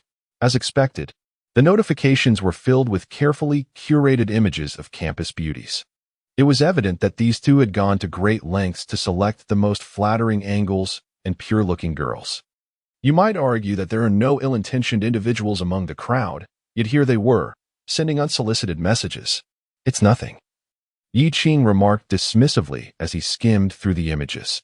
Though there were plenty of photos taken by his second and third roommates, none could hold a candle to Bai Ziqi. The disparity was striking. He glanced at Bai Ziqi, then at her long, slender legs. If she were to don an ensemble of Balenciaga paired with Valentino, she would undoubtedly outshine them all. Bai Ziqi, feeling the weight of Yiqing's gaze, wore a look of puzzlement. What is happening? Why are you looking at me like that? The intensity of his stare made her feel a bit bashful. Fortunately, Xiaoro interjected. Daddy, you promised to teach me how to write tonight. With that, Xiaoro took Yiqing's hand, leading him in a light jog toward another table.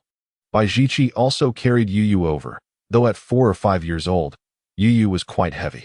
Bai Ziqi, with her delicate arms and legs, found herself feeling sore after holding her for a while.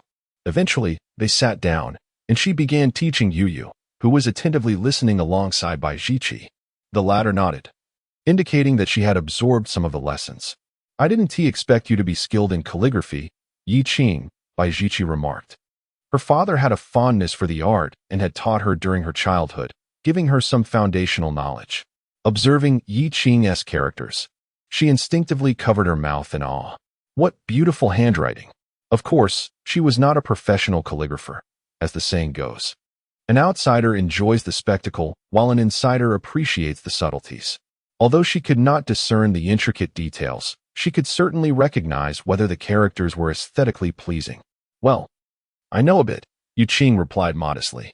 Today, I discovered that Xiaoro appears to possess a certain talent in this realm. Coupled with her naturally gentle and quiet disposition, she seems well suited for tranquil pursuits such as writing and painting. It would be beneficial to teach her, as it could cultivate her artistic sensibility. Nearby, Yu picked up another brush to try her hand at writing, but in comparison to Xiaoro's nascent creations, her efforts were still quite unrefined. Let me teach you, Bai Ziqi said, coming over to guide Yu. However, the little girl soon grew bored after a short while. This is not surprising, as most children tend to be lively and find it challenging to concentrate on practicing calligraphy. Meanwhile, at Zhou Xiaodan's home, the family of 3 had finished their meal and was lounging on the sofa, watching television. Mom, please take me to this address tomorrow, Xiaodan said, handing her mother a note. Yu and Xiaoro invited me to their house to play. The woman took the note, glanced at it, and exclaimed, "Oh, this location is in a villa district." A man in his 40s approached, peering at the note. Indeed, this community is among the finest in Jiangxing. Judging by the villa number 3, it must be quite valuable. All right, let us not discuss such matters in front of the children, Zhou Kongming interjected, waving his hand to prevent them from instilling worldly notions in the young ones. You mean Yu and Xiaoro, the 2 little girls who just transferred to kindergarten, right? Yes, Zhou Xiaodan affirmed with conviction. I haven't had the chance to meet them yet. Usually, Yu and Xiaoro's parents come early, while you 2 arrive later. So I haven't seen them. This remark caused the couple to exchange sheepish glances. They felt a pang of guilt, as they had rarely picked their child up early. They often allowed her to play at school until they finished work.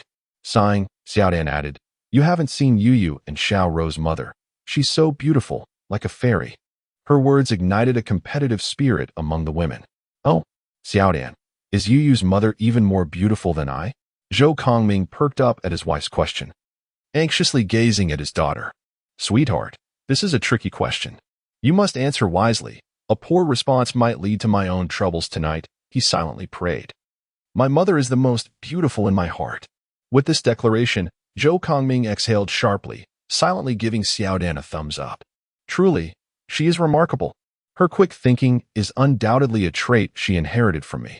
Li Ying smiled and nodded at her daughter's words, but soon realized something amiss. Wait, what does that mean? In Xiaodan's heart, she is the most beautiful. Thus, to outsiders, it must suggest that Yu Yu's mother is the more beautiful one. Perhaps I am the one who has been outshined. You little rascal, you've been spoiled by your father, charming women with sweet words. Li Ying gently tapped the little girl's lips, leading one to wonder if, from an outsider's perspective, it was evident that Yu Yu's mother was indeed beautiful. This exceeded Xiaodan's capacity to comprehend. She could only turn to her father, her gaze filled with a plea for assistance. Zhou Kongming, equally exasperated, thought to himself that his daughter was pushing him into a precarious situation. Wealthy individuals often say, not every girl is 18, but there are always girls who are, generally. The wives of affluent men tend to be quite attractive, and you are well aware of this, my dear, as you are a beautiful lady yourself. However, I am not like those wealthy tycoons. In my youth, I could be likened to the handsome Wu Yinzu of Jiangxing, a veritable paragon of male beauty. Otherwise, why would a stunning beauty like you ever find me appealing? Those wealthy men are often portly and unattractive. How ridiculous! Indeed, with a few clever words, he managed to elicit a playful pout from Li Ying, who ceased her teasing. Nevertheless, Xiaodan waved her hand, insisting, "No, Dad. Yu Yu and Xiao's father is also incredibly handsome. All the kids in our class think their fathers are the most handsome." This ignited a fierce competitive streak within the man. Could it be that they are indeed so handsome? Handsomer than me, the Wu Yinzu of Jiangxing? My dear daughter, you must not have seen how dashing I was in my prime. As such, I shall meet them tomorrow and see if the rumors hold true, Zhou Kongming declared, undeterred. Beside him, Li Ying covered her mouth and chuckled.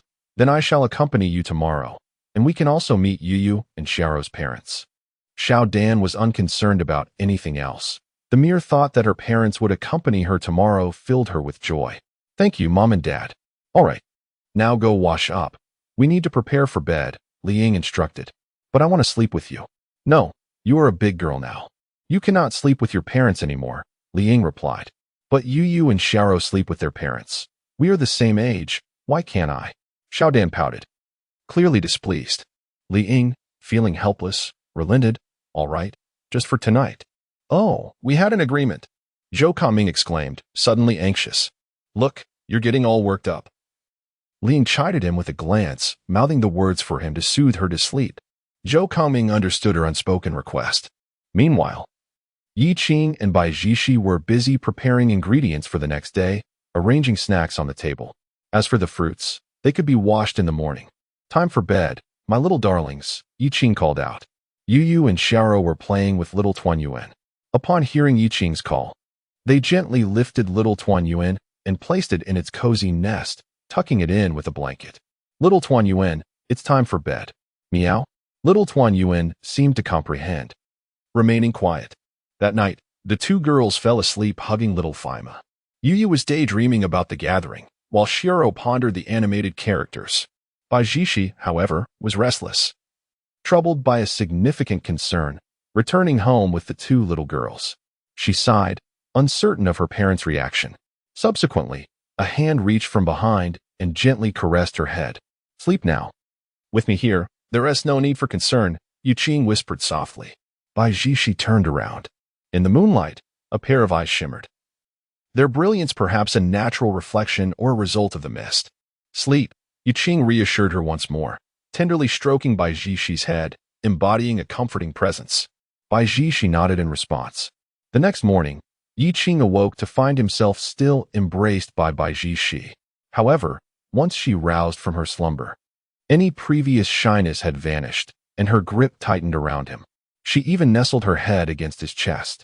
This girl, meanwhile, Yu Yu and Xiao, who had been sleeping beside them, soon awakened and, upon witnessing the scene between Bai Jishi and Yi Qing, seemed unfazed. Nevertheless, they too crept over, vying for affection, wrapping their limbs around Yi Qing. The familiar sensation of being ensnared returned, leaving Yi Qing somewhat exasperated. Daddy, you're awake. Come on. Daddy will get up soon to make you breakfast, Yi Qing announced, preparing to shift Bai Jishi aside. Don't move, let me hold on a little longer. Bai Jishi replied, a slight blush adorning her cheeks. Yi Qing, who had intended to rise, relaxed once more. allowing the delightful chaos of the two little ones to ensue. Chapter 23. Is this reasonable? Why is he so handsome? An hour later, after breakfast, Yi Qing and the others began their bustling activities. Yu, Xiaoro, take these washed fruits outside for the little ones to enjoy. Yu, no sneaking snacks. The entire villa buzzed with life. Xiao Tuan Yuan scampered alongside Yu and Xiaoro. Yi Qing also sent a message to Lin Han, but received no reply.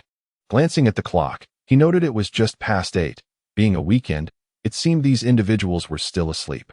Once tidied up, it was nearly time for the children's anticipated gathering. Yi Qing and Bai Ji took the two kids to the villa entrance, preparing to wait. In the distance, a Mercedes approached, with Zhou Kongming and Li Ying seated in the front, while Xiaodian peered eagerly through the center console, excited to see her friends. Look at how anxious your daughter is. I'm quite eager too.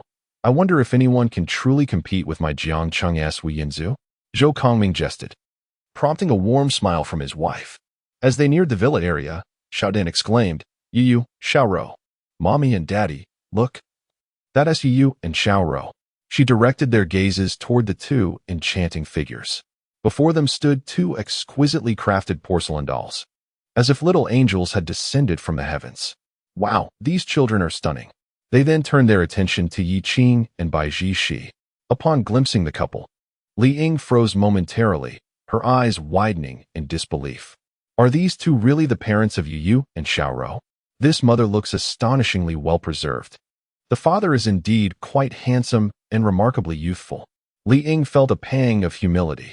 After all, among the mothers of the little ones, she certainly could not compare to Yu's mother. In fact, it seemed that all the mothers of the children surpassed her. She glanced at her husband beside her. Oh, Jiangqing's very own Wu Yinzu? Why the silence? Why the reticence? I just don't feel like talking, Zhou Kongming replied, a look of disillusionment etched upon his face. Li Ying chuckled softly at his demeanor. Today, you're accompanying me on a shopping spree. Her words only deepened Zhou Kongming's sense of despair. After parking the car, they all stepped out. Xiaodian dashed straight towards Yu and Xiaoro, embracing them warmly. Yi Qing approached Zhou Kongming and extended a handshake. They exchanged pleasantries. You seem older than me, so I shall address you as Brother Yi. I hope you'll take good care of the kids today. Not a bother at all. Just look at how well they get along. Yi Qing replied, adding, we didn't expect you to arrive so early. Haha. This little girl woke both her mother and me up at the crack of dawn, brimming with impatience, so we had no choice but to hurry over.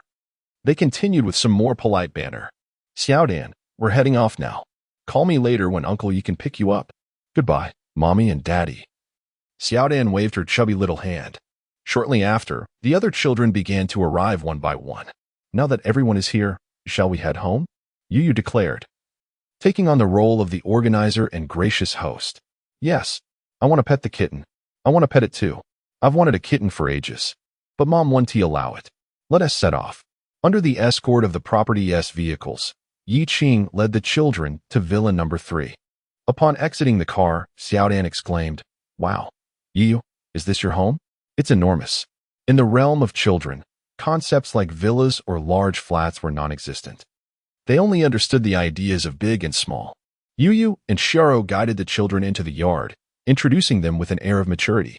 This is the fish pond.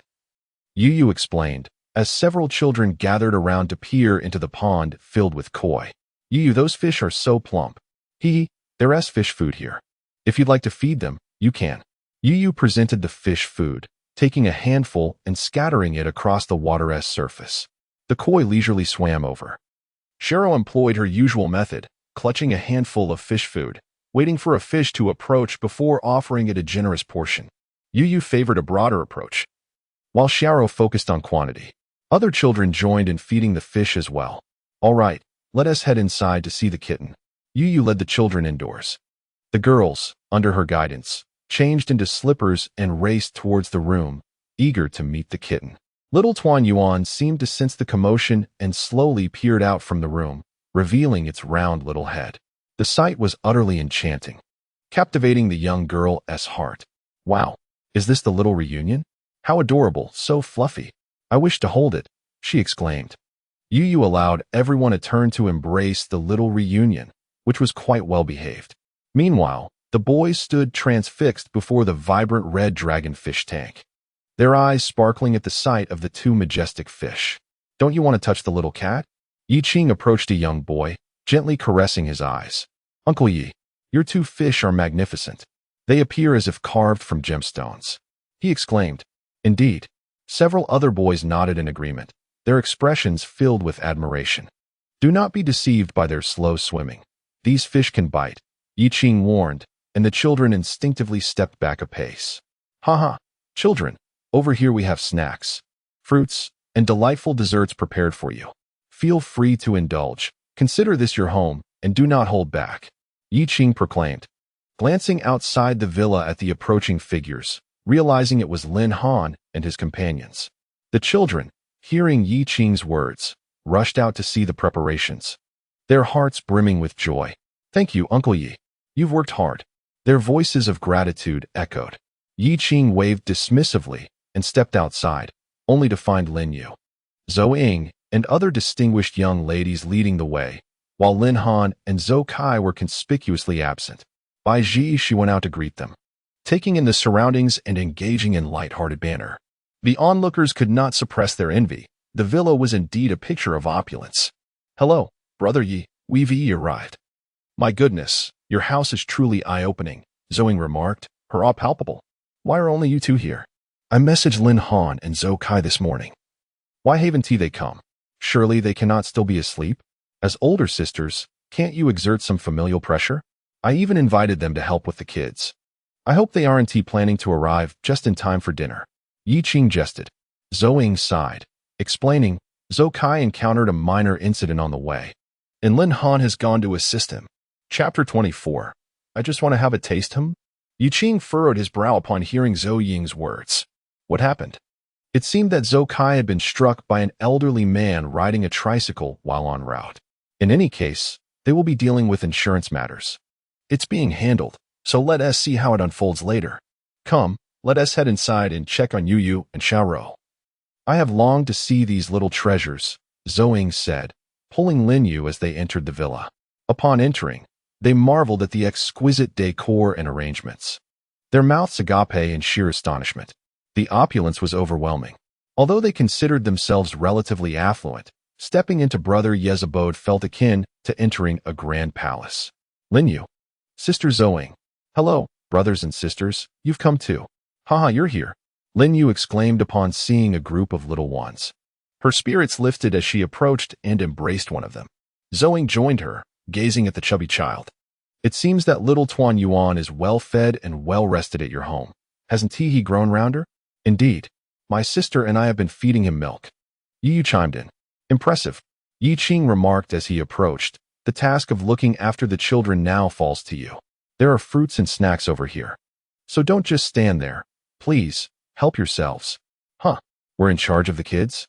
Zhou Ying glanced at the young ladies, who were now all on their feet. "We came prepared. Each of us has brought a signature dish to showcase this afternoon." "Exactly.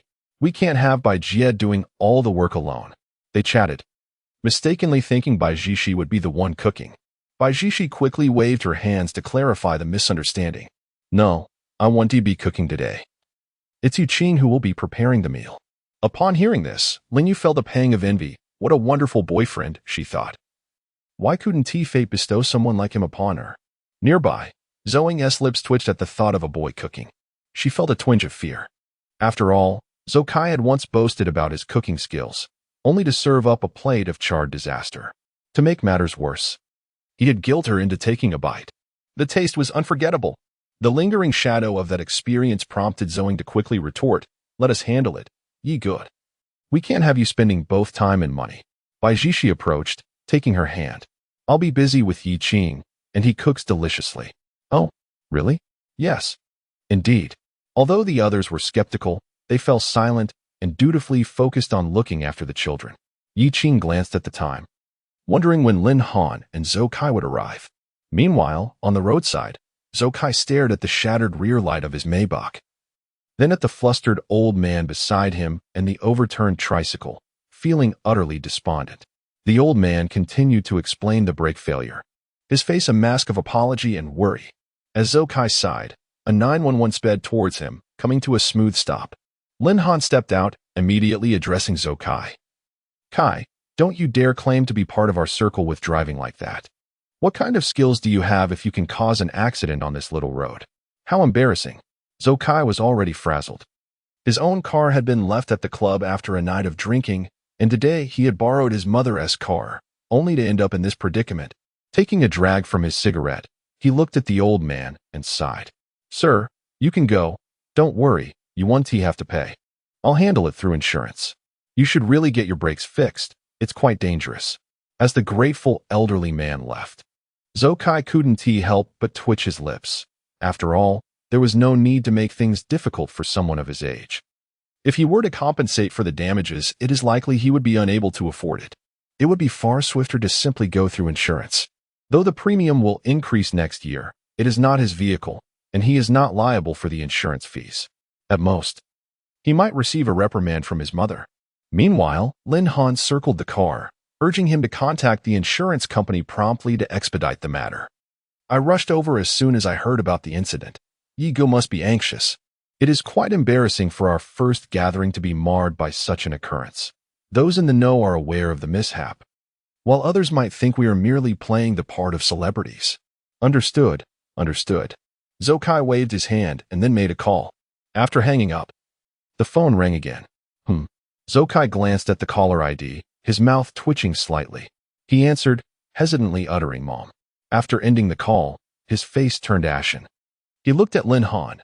My good brother, I am about to explode. What did your mother say?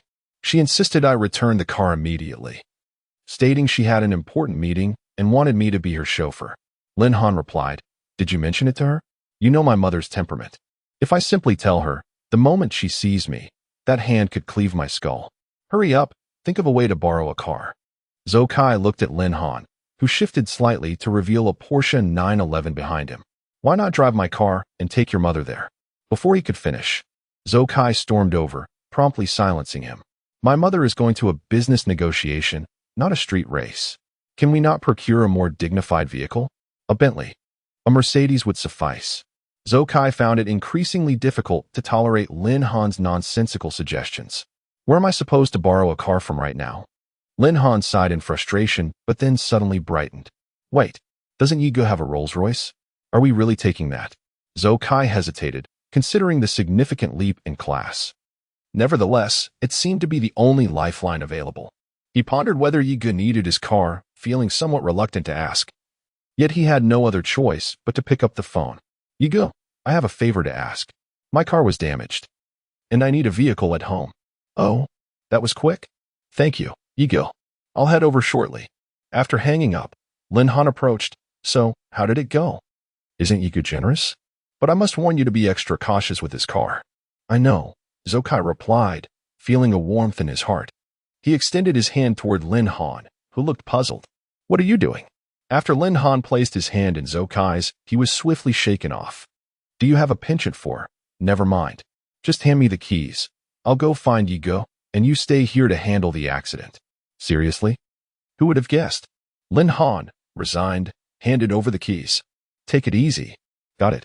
Zhou Kai waved his hand and, upon entering the car, pressed the accelerator to the floor. The Porsche 911 erupted with a roar akin to that of a beast, darting forth like an arrow released from a bow. Oh! Come on! Lin Han exclaimed, watching the speeding sports car vanish into the distance. Is this what you call knowing? Alas, he had no choice but to wait for the insurance company to arrive, his expression marked by frustration. Meanwhile, within Villa Number 3, joyous laughter echoed as Lin Yu and the children played merrily. Eventually, Lin Yu found herself caught by a little girl, cornered on the sofa and besieged by adorable attackers. As these soft, cherubic beings snuggled close to her, Lin Yu could not suppress the smile that crept across her lips. Today, these little ones had truly healed her soul. How can you all be so utterly charming? She mused, lifting Xiao Ro into her arms and pressing her cheek against the child's round face, playfully rubbing against it. Hee. Xiao Ro giggled, then planted a kiss on Lin Yu's cheek. This unexpected gesture left Lin Yu momentarily stunned. Had she just been kissed by a little girl? The sensation awakened a deep-seated maternal instinct within her. Sister Bai, Your little girl just kissed me, she exclaimed to Bai Shi, her face alight with wonder. Why only you? I want to kiss too. Zoe chimed in, drawing closer. You meanwhile, simply hugged and gave a peck. That was delightful. She laughed. The several young gentlemen nearby observed the scene with a hint of helplessness. Indeed, it seemed that children were naturally drawn to the girls, while these burly men could only nibble on fruit and engage in idle chatter. Bai she intended to head inside to assist Yi Qing with dinner when suddenly, the sound of an engine echoed from outside the villa. She stepped out to see Zhou Kai hurrying down, laden with an assortment of exquisite fruits, clearly purchased during his journey. You've gone above and beyond. You didn't have to, she remarked. These are just things I picked up along the way. Let's share them, Zhou Kai replied. Where's Lin Han? Wasn't he with you? He's still dealing with the accident. I came ahead to seek Brother Ye's assistance. Cooking? Is Brother Ye the one in charge of lunch? Zhou Kai's lips twitched. Unable to reconcile the suave Brother Yi with that of a humble home cook, thus eliciting a response similar to everyone else's. As they entered the villa, although Zhou Kai lacked the inclination to admire the opulence surrounding him, he was nonetheless taken aback by its grandeur. You've arrived? Is the accident resolved? Where's Lin Han? I left him to handle the incident. I came ahead, Zhou Kai briefly explained. Upon hearing that their mother urgently needed the car, Zhou Ying's face betrayed a look of good luck. Please don't look at me like that. It makes me a bit uneasy. Never mind. I won't bother you anymore. I'll find Brother Yi, he said, striding toward the kitchen with Bai Shi.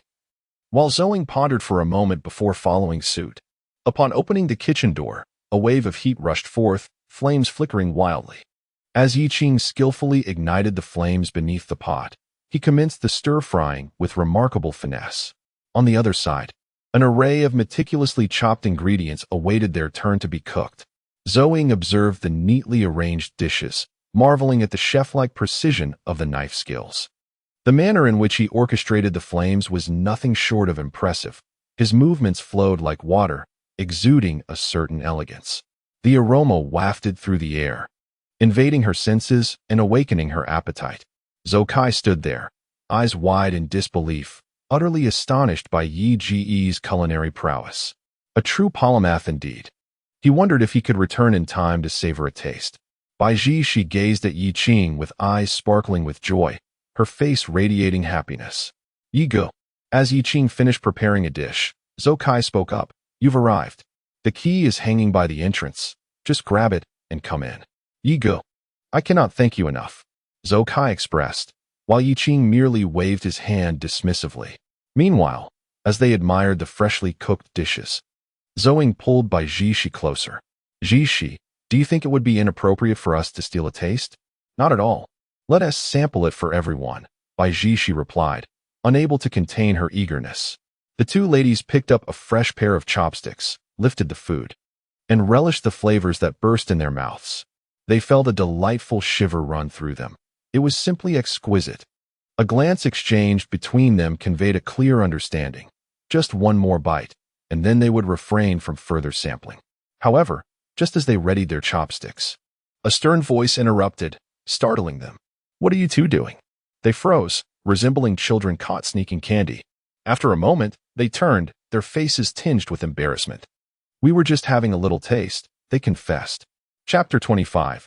Shi, your husband is truly remarkable. You two step outside. The kitchen is filled with smoke. What are you lingering for? Save your appetites for the feast that is about to commence. Oh, they lamented, expressing their grievances and discontent, only to be gently nudged outside by Yi Qing. As the kitchen door closed behind them, Zhou grasped by Shi's hand. Shi, Yi Ji's cooking is absolutely divine. You are so fortunate. I envy you for having such a wonderful husband. The mention of the word husband caused by Shi's cheeks to flush. After all, he was to be her future spouse. In her mind, only after the ceremony could he earn the title. Yet, Yu Qing's role felt somewhat ambiguous, perhaps more fittingly termed fiancé. After a while, Zhou rejoined the group of children. What were you up to just now? You returned with such a radiant glow. Have you consumed some elixir of life? Lin Yu inquired, noticing her blissful demeanor. That's a secret, but you will find out soon enough, Zhou teased. her eyes sparkling with anticipation, especially since Yigu was preparing such an extensive feast for lunch. She gazed at the two young girls with a hint of envy. These two little ones were undeniably fortunate. A quarter of an hour later, Zhou Kai arrived at the underground garage of their home. He took out his phone.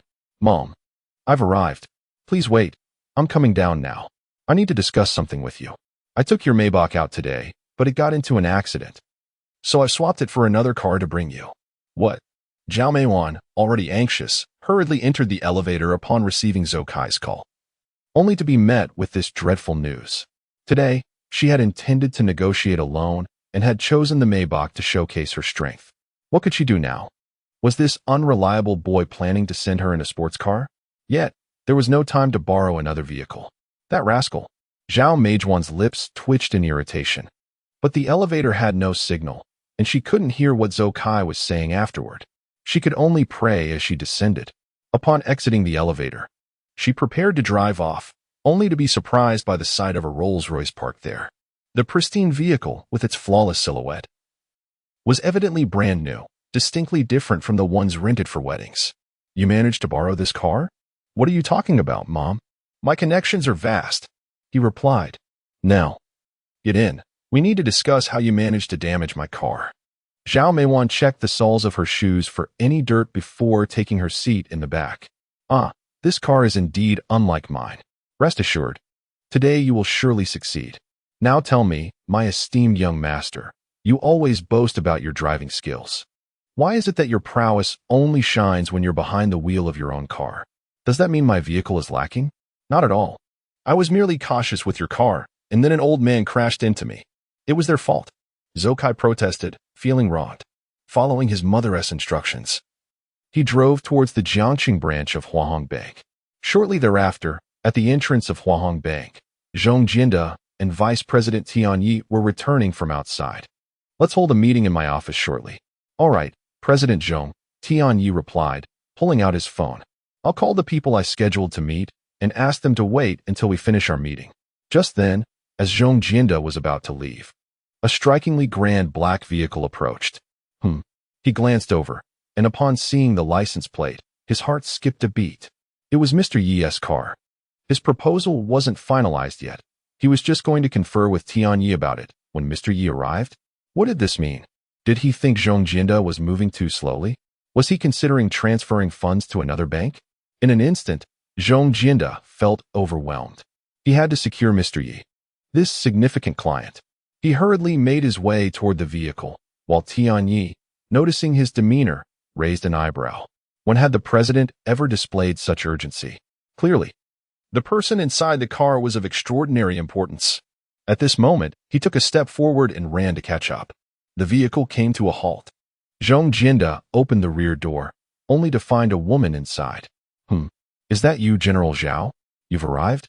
Tian Yi, observing from behind, could not help but feel puzzled. Had Zhao Meiwan switched cars? Goodness, she had indeed taken the luxury vehicle. Noticing the bewildered expression on the bank president's face, he proceeded to introduce them. Indeed, it was General Zhao.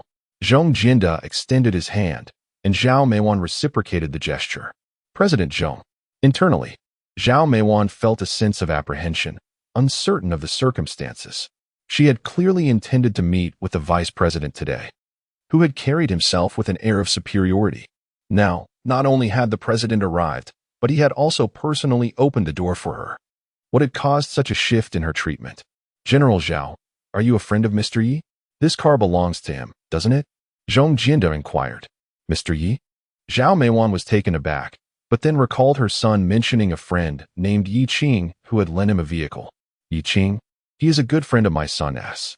I had an accident with my car today, so I came here in Yi Qing's vehicle." "Oh, so General Zhao has this connection to Mr. Yi."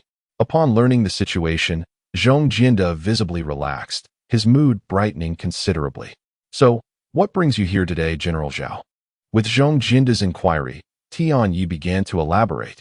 "Here's the situation, General Zhao. Let us discuss this in my office. Xiao Tian, please prepare my finest tea." As Zhong Jinda spoke, he gestured invitingly. "Please, General Zhao." "After you, President Zhong," Zhao Meiwan replied, somewhat taken aback, glancing at Zhou Kai. Zhou Kai appeared to grasp the situation as well, astonished by the influence Yi Qing seemed to wield. Was President Zhong treating her as if she were family? He patted the car, the meaning clear, and Zhao Meiwan nodded in agreement. Today, she had successfully leveraged her connections. It seemed the day's events would unfold favorably. This young man, through sheer happenstance, had facilitated a fortunate occurrence. Zhao Meiwan followed along, while Zhou Kai waited in the vehicle, increasingly astonished. Goodness! Yi Qing's power is truly formidable. Nonetheless, this time, my life should be spared. Zhou Kai exhaled in relief, and then sent a message of gratitude to Yi Qing. Ding! Inside the villa, a notification sound echoed, but no one paid it any mind. Yi Qing opened the door, exclaiming, "Everyone, come and help serve the dishes." Upon hearing this, Zhou Ying dashed out, leaving everyone momentarily stunned. What was the meaning of this? Why the sudden rush? Chapter 26, You Can't Eat It Cold, Don't You Know? Here they come, Zhou Ying exclaimed as she hurried toward the kitchen. Although the others were puzzled, they quickly followed suit, eager to assist with serving the food. After all, they had spent the entire morning entertaining the children, contributing little else. It would be rather unreasonable not to play a part now. Upon reaching the kitchen, a delightful aroma wafted through the air, causing them to halt in their tracks. They gazed at the array of dishes before them, inhaling the tantalizing scent. Their eyes widened in disbelief. Were these dishes truly all prepared by Yi Qing alone? Goodness! And beautifully plated, no less. They claim that these dishes are crafted by a 5-star chef, and indeed, the aroma is utterly tantalizing. The women gazed at Zhou Ying, and in an instant, they comprehended the situation. No wonder Zhou Ying had seemed so distracted after returning from the kitchen. She was the first to dash over when Yi Qing called for the dishes, likely having already sampled the fare. Caught in the act, Zhou Ying felt a twinge of guilt under their scrutiny. "Let us not dawdle. We should help serve the dishes," exclaimed Lin Yu. "Yi, the dishes you've prepared look absolutely delectable. I can tell you've already tasted them." Lin Yu, standing beside her, effortlessly exposed her best friend's charade, leaving Zhou Ying blushing crimson. Though the children couldn't see the dishes laid out on the table, they could certainly catch the enticing scents wafting through the air. Their eyes sparkled with anticipation. "Uncle Yi, we want to help too," chimed in Xiaorou. "Dad, it smells so good." As they spoke, everyone eagerly lent a hand. As each platter found its way into the children's hands, they gazed at the sumptuous spread, desperately trying to control their mouths, fearful of drooling. Before long, the grand dining table was adorned with an abundance of food. Zhou Ying, Lin Yu, and the others busily snapped photos while the children, brimming with excitement, found themselves stifled by the adults' restraint. The scene was utterly breathtaking. Honestly, Yi, if you ever open a restaurant, we would surely be your patrons. Even disregarding the flavor, the artistic presentation alone is enough to entice people to check in on social media. Alas, Lin Han and Zhou Kai would miss out on this culinary delight today. "Well then, I shall indulge in his portion," Zhou Ying declared, reaching for her waist. "What are you doing?" Lin Yu inquired, perplexed as she noticed Zhou Ying's hand moving towards her leather belt. "I'm loosening my belt to make room for more." Zhou Ying laughed. "Haha. Then I shall partake in Lin Han's share as well." Lin Yu joined in the merriment. Just then, a voice rang out from outside. "Yi, I'm here." It was Lin Han. The group turned to see him enter with 2 large bags. "I'm so sorry for being late." Upon entering, Lin Han immediately noticed the crimson dragon fish, but realizing he had arrived late, he did not linger in the hall and headed straight for the dining room. Upon seeing the lavish spread, Lin Han exclaimed, "What the Yi? This is far too extravagant for a simple gathering. Was it necessary to hire a private chef? We could have managed with something simple." Zhou Ying couldn't help but burst into laughter at his remark, and the others shared in her amusement. Recalling Lin Han's own earlier demeanor in the kitchen, "What are you all laughing at?" he retorted. "We're laughing at you for your foolishness. You know nothing, and yet speak so boldly. Let me clarify that these dishes were prepared by Yi and Ji Shi." No, I merely assisted a little." By Ji Shi interjected, waving her hands, having been summoned out of the kitchen by Yi Qing after contributing only a small part. These were made by Yi?" Lin Han gazed incredulously at the table, his expression awash with astonishment. He then turned his gaze towards Yi Qing. Could this suave gentleman possibly cook? And so exquisitely. At that, Lin Han never anticipated that he would find himself in such a humorous predicament upon arrival. He quickly adjusted the bag in his hand. "I brought along some fine red wine and purchased slightly healthier beverages for the children. Here, if anyone fancies wine, please indulge, and for those who prefer drinks, feel free to help yourselves." Lin Han took it upon himself to serve everyone, pouring drinks generously before finding his own seat. Amidst the eager anticipation of the gathering, Yiqing raised his glass. Everyone followed suit, with the children feeling quite grown up as they lifted their cups high, clinking them politely with those nearby. Then, with a hearty declaration from Yiqing, they all began to eat. "My goodness, this is absolutely delectable. I retract my previous statements. This transcends mere presentation. The flavor far surpassing that of any five-star restaurant I have ever experienced. Truly astonishing. You must try this lobster ball. This lamb chop is nothing short of breathtaking. And what about this Buddha jumps over the wall?" The young ladies discussed animatedly, while the children, lacking such patience, dove into the feast with fervor. However, with their smaller appetites, they quickly filled up after sampling each dish. Little Dan slumped in his chair, patting his rounded belly in a gesture of nostalgia. "Yo-yo Sharo, you are so fortunate." His words dripped with genuine envy. The other children nodded in agreement, exclaiming how happy they felt. "Will you all come and play often in the future?" She looked at the children, affectionately patting their heads. "Yes, yes," they chorused. Just then, Yiqing returned from the kitchen, bearing 2 plates of dessert, fried ice cream. Dessert had arrived. He placed one plate before the children and the other before the girls, eliciting envious glances from the gentlemen present. Wow! The children and young ladies were captivated by the sight of the dessert. Lin Yu took a bite and instinctively covered her mouth. The contrasting sensations of hot and cold exploded in her mouth, creating an irresistible thrill. "Ji, you must try this." Of course, Ji, filled with anticipation, was just about to pick up her chopsticks when a sudden cough interrupted her. The sound diverted her attention, and she met Yiqing's serious gaze. In that moment, her expression softened, tinged with a hint of regret. She was aware of her current special circumstance. Yet, this fried ice cream looked utterly delightful. She gazed at him with pleading eyes, appearing quite pitiful. However, such tactics were futile against Yiqing. He gently swatted Ji's hand, bringing it back down from the air. Immediately, she pouted, resembling a sulky child. Yiqing then stood up. What is the meaning of this?" Zhou Ying and Lin Yu exchanged puzzled glances, bewildered by the sudden shift in mood.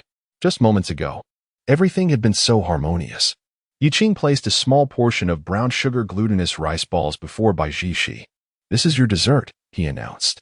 Upon seeing the brown sugar alongside the ice cream and recalling the earlier reactions of Yiqing and Ji, the girl quickly understood the implication. So that was it. While the boy did not grasp the meaning immediately, he eventually caught on.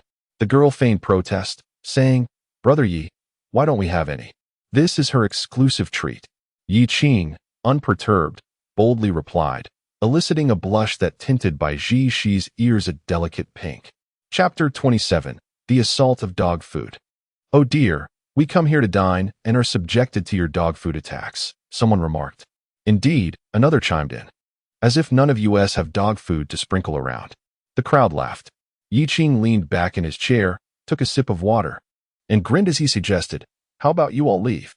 The group responded with astonishment, exclaiming, "How can you issue a dismissal over a mere disagreement? The main course hasn't even arrived yet. Or perhaps you could bring your partners along?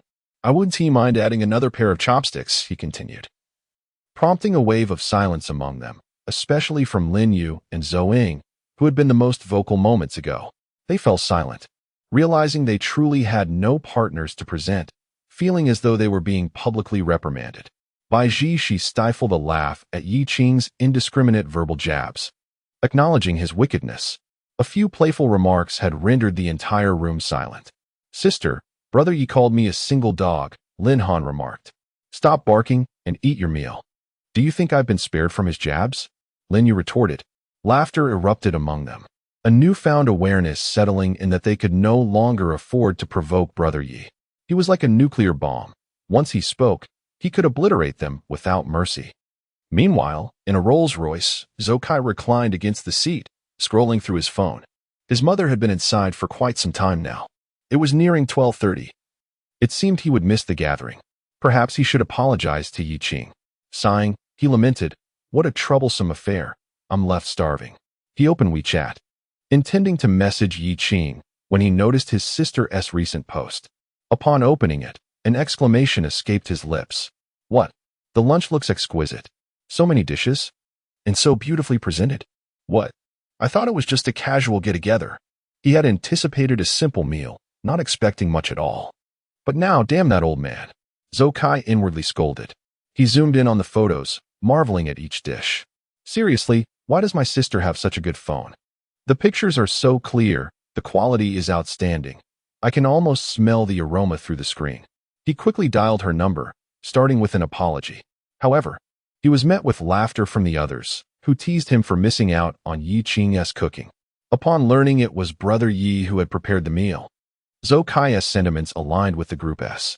"No way, I need to ask my sister to pack some for me tonight," he thought, sending a message to Zoang. After a brief moment, my mother emerged alongside President Zhong and Vice President Tian, her face radiating warmth and joy. Upon stepping out of the car, she glanced at President Zhong, suggesting, "Given the time, shall we indulge in a meal at Highway Bay this afternoon? I feel quite remorseful for having delayed you for so long." President Zhong, after a moment's hesitation, waved to summon his private vehicle. Zhao Meiwan entered the car, her smile unwavering. Observing her demeanor, Zokai sensed that matters had proceeded smoothly. "Mother, how did it go? Was it successful?" he inquired. "You appear quite pleased. It seems the outcome must have been favorable, though you were inside for quite a stretch. Did you engage in a round of negotiations?" Reflecting on her earlier encounter in President Zhang's office, Zhao Meiwan recalled how warmly she had been received, with fine tea served. The business discussion had been brief, and all necessary formalities were efficiently completed. Subsequently, they had engaged in casual conversation. Although President Zhong had subtly probed into her relationship with Mr. Yi, Zhao Meiwan, not one to be easily deceived, understood that the warmth of President Zhong's reception was tied to the influence of her son's friend. "Xiao Kai, what do you know about this friend of yours?" she asked. "To be honest, I'm not entirely sure. He resides in the same villa complex as Lin Han. Supposedly, in Villa Number 3. He seems quite affluent. Brother Yi was introduced to the club by Lin Han, initially to help select a kitten for his 2 daughters. And we have since gotten along splendidly. Does he have children?" Zhao Meiwan assumed that her son's friends were still young, only to be surprised to learn that he already had children. "Yes, 2 girls, around 4 or 5 years old. They are utterly adorable. Just looking at them makes my heart melt," he replied. "How old is your friend?" she pressed further. Zokai, now animated, responded, "You've hit the nail on the head with that question. Brother Yi and his wife give off a peculiar impression. They look as though they are merely 18. Yet their children are quite grown. It's clear that they are not adopted, as they resemble their parents closely. If the children are 4 or 5, they must have been born after at least a year of pregnancy. They couldn't have had them at 18. They must be at least 26 or 27. I wonder how they maintain such youthful appearances. It's as if they have discovered the secret to eternal youth. Just look at them. They married early and have 2 beautiful daughters. Their parents must be so relieved. And then there's you and your sister. Our family isn't lacking in resources. Yet both of you remain single. Can't you put in a little effort? Your mother is nearly driven to despair." Zokai, who had been enthusiastically sharing, found his excitement dampened by his mother's remarks. Why does the conversation turn sour so quickly? If I could find a girlfriend as stunning as that, I would rush to marry and have children too, he muttered. What did you just say? Do you have something to say to me? Zhao Meiwan asked. I'm innocent, Zokai exclaimed, feeling exasperated. Zhao Meiwan fell silent for a moment. Never mind, I won't discuss this with you anymore. It only serves to frustrate me. Today, we owe our good fortune to your friend. Everything went smoothly. If you could find an opportunity to arrange a meeting with them, I would like to express my gratitude properly. Fine. Upon hearing this, Zokai quickly agreed, feeling a pang of regret for having missed out on a splendid meal earlier. He resolved to make up for it at the dinner table later. It's all the old man's fault. Inside the villa, everyone tidied up the remnants of the meal in the kitchen. Lin Yu gazed at the leftover dishes, contemplating whether they could be packed for later. However, she swiftly quelled the thought, deeming it too shameful to take home food after being invited to dine. She glanced at those around her, noticing that they shared the same sentiment. Zoe felt embarrassed as well, yet her expression brightened when she checked her phone. However, she decided to keep her discovery to herself for now. All right, everything is cleaned up. Uncle will put on a movie for you, Yi Qing announced to the little ones. Yes, I want to watch Peppa Pig. A little while later, Yi Qing and the children settled on the sofa to enjoy the film, each holding a child, creating a heartwarming scene. This atmosphere made the young ladies appreciate the animation much more than usual. After a few hours, Yi Qing glanced at the clock, realizing it was nearly time for the children's parents to arrive. All right, it's almost time. Your parents will be here soon, she said. The children hopped off the sofa in excitement. Let us go together, Lin Yu suggested, rising as well. Zoe turned to Yi Qing, feeling a bit awkward. Yi Gu, could I trouble you with something? What's the matter? Yi Qing inquired. Zhou Kai saw our posts and those dishes from lunch. He insists that I pack some for him. Zhou Ying explained, showing Yi Qing the messages from Zhou Kai. Lin Han, Lin Yu, perfect excuse. Absolutely brilliant. Everyone looked at Zhou Ying. And even the children displayed expressions of enlightened understanding, as if realizing this could indeed be a viable option. Zhou Ying then accepted the takeout boxes from Baiji Shi and said, You all needn't worry about me. I'll just pack a little for Zhou Kai. Despite her words, her expression clearly indicated a desire to take more. Lin Yu hesitated before finally speaking up, her cheeks flushed. How about this? The remaining dishes are leftovers, and you all will need to heat them up for dinner. It's uncertain how much you'll eat. Why don't we all pack some to take home instead? Upon hearing her reasoning, Lin Han nodded in agreement. Sister, that is a good point. The other young ladies and children echoed the sentiment, finding a convenient justification for themselves. Yes, ye uncle, let us pack some too. Hiki, I want to pack some as well. Despite their initial embarrassment, everyone seemed enthusiastic about the idea. By Ji, she discerned the expressions of those around her and felt a sense of resignation, yet she understood their sentiments. After all, Yi Qing's culinary skills were undeniably exquisite. She herself was unconcerned, for he was to be her future husband, and whenever she desired a delectable meal, she could simply coax him into cooking. The thought filled her with a sense of pride, and she handed out the takeout containers to everyone.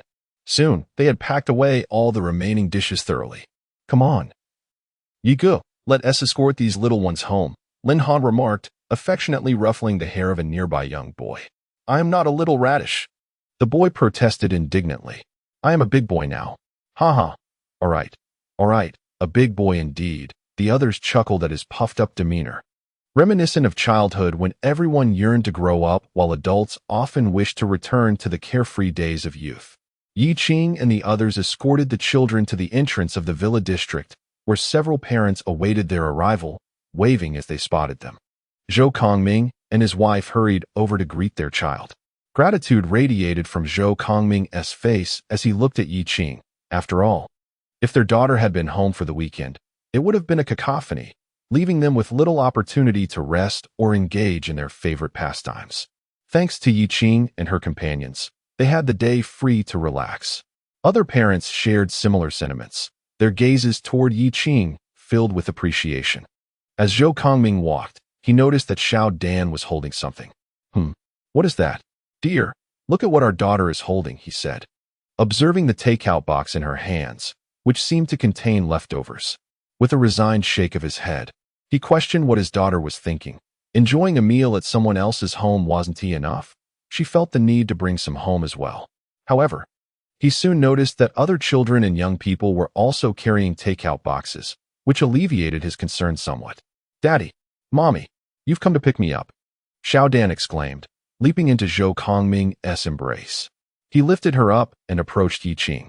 Yi Laodi, thank you for your efforts today. Was this little one well-behaved? Xiao Dan was indeed very well-behaved. Right, my little princess? Stinky daddy. Humph. She pouted, her lips jutting out adorably. Why the sulk? Of course, she was good. Yi Qing chuckled, playfully pinching her cheek. It was hard. All these children were quite well-mannered. Do you have time tomorrow? Come over to my place, and I'll showcase my skills, Zhou Kongming cordially invited. However, Yi Qing waved his hand dismissively. Brother, I have plans for tomorrow. She was reminded that she still needed to visit Bai Zhixi's parents to complete her system task. All right then, let us reschedule, Zhou Kongming replied, bidding farewell as he took his child away. The other parents followed suit, departing with their children. Yu Yu and Xiao Rou stood beside Yi Qing and Bai Zhixi, waving wistfully as the parents left. In the distance, a Rolls-Royce approached. Ah, our car god has finally returned, Lin Han remarked with a smile. Zhou Kai parked the car, observing the scene with surprise. How did you all know I was coming? Did you organize a welcoming committee for me? This is rather embarrassing. My face isn't that big. His words left everyone in silent contemplation. Lin Han commented, on one hand, it's commendable that you possess some self-awareness to acknowledge your modesty. Yet, on the other hand, you're astute enough to recognize your own limitations. We're merely escorting the children home, and you happen to arrive. Zhou interjected with a sidelong glance. Oh, I see. Zhou Kai scratched his head, then returned the car keys to Yi Qing. Thank you, Yi Ge, for your help today. You've been a tremendous support for my family. My mother wanted to know if you're free for dinner tomorrow. Tomorrow won't work. Yi Qing waved his hand dismissively. I have prior engagements, and I have quite a few appointments lined up. Tell Auntie it was no trouble at all. She need not feel indebted, he added. All right, you all head home now. Farewell, Yi Ge. Thank you for your hospitality. They called out as they departed. Let us head back as well, Yi Qing remarked, preparing to drive the children home. A glance at Zhou Kai revealed him to be quite meticulous. The car was filled with fuel and gleaming clean. Upon arriving home, Yu Yu inquired, Dad, you mentioned having plans for tomorrow. Where are we going? Shall we visit Grandma and Grandpa? Yes, let us go to Grandma and Grandpa's. The children's faces lit up with joy, as it seemed that their grandparents' home held many cherished memories for them. Can we bring some snacks tomorrow? Yu Yu asked eagerly. Of course, Yi Qing replied. Is Auntie going to be there? Yu Yu continued. Auntie? Yi Qing glanced at Bai Zhishi, who looked at the two girls, recalling her younger sister, Bai Zhiling. She should be at home, as she is just starting her second year of high school and has a bit of a relaxed schedule on weekends. Let's bring extra snacks then. Annie always tries to steal our treats. Yu Yu exclaimed indignantly. What? Bai Zhi was taken aback, biting her lip in frustration. Bai Zhiling, how could you be so grown up, yet still snatch snacks from your little nieces?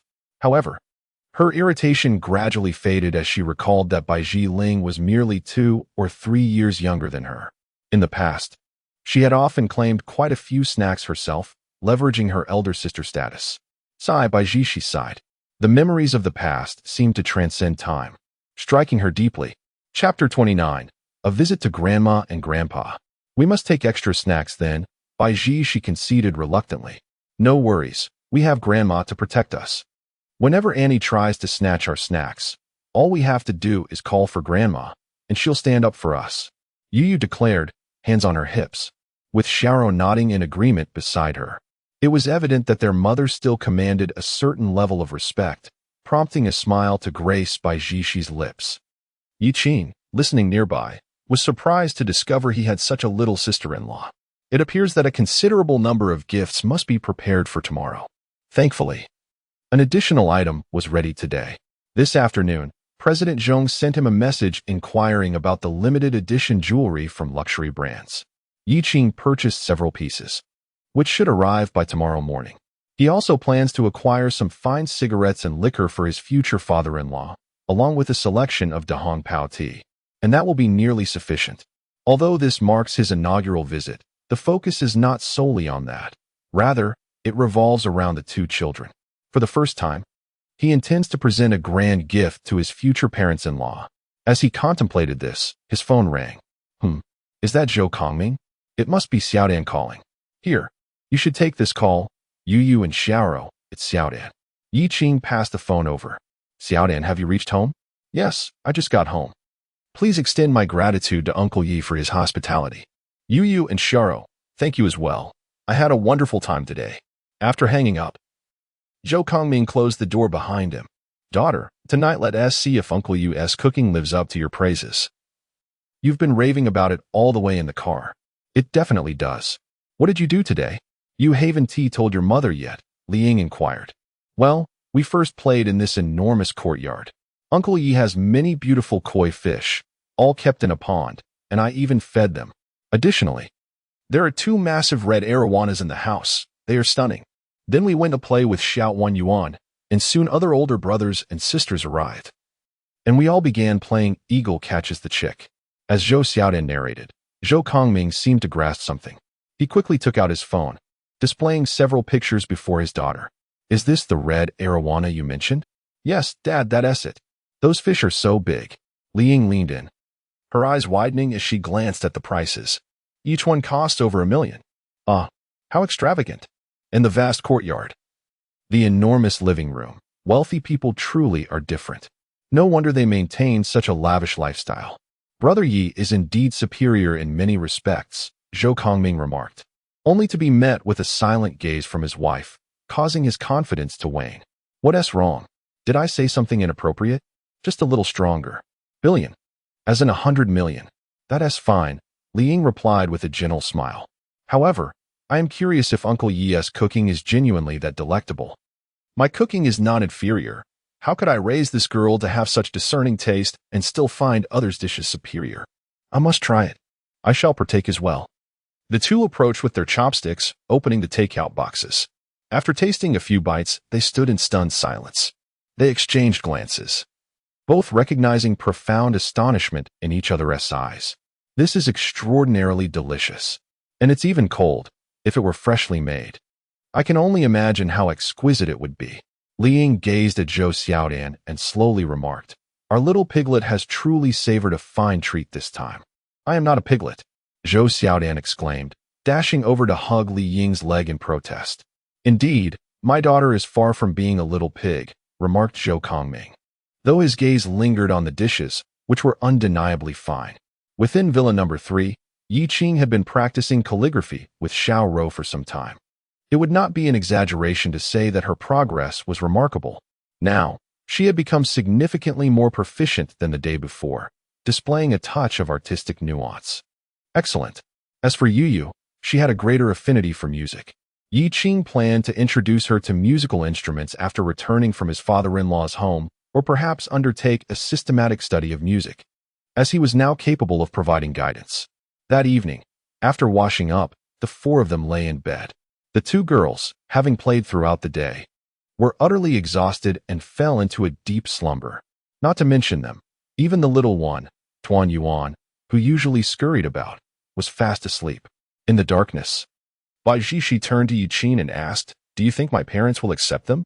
Success depends on human effort, yet fate has its own design. We must simply do what we can, he replied.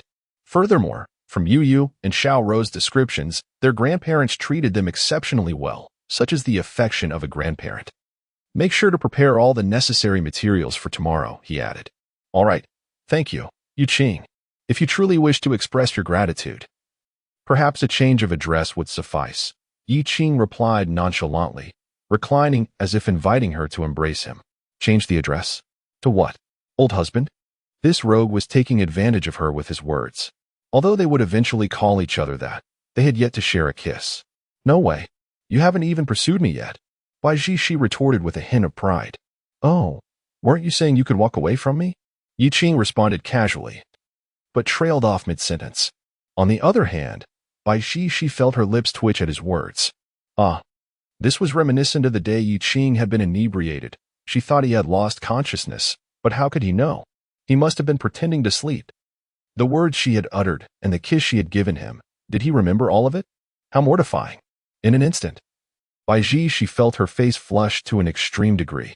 As for Yi Qing, he quickly curled up, allowing her tiny fists to land on his back. Let them fall. It didn't hurt. Although they were in such a position, come the next morning, the sounds of the sea remained unchanged.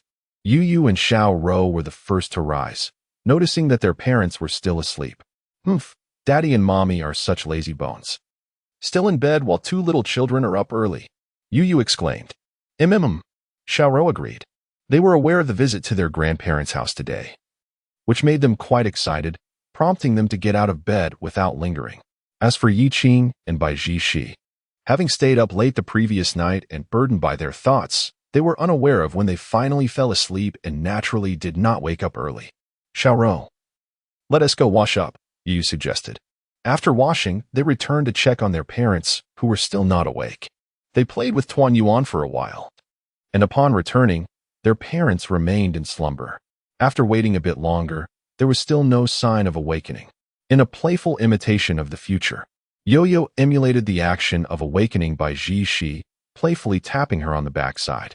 Mom, the lazy bum, rise and shine. Chapter 30.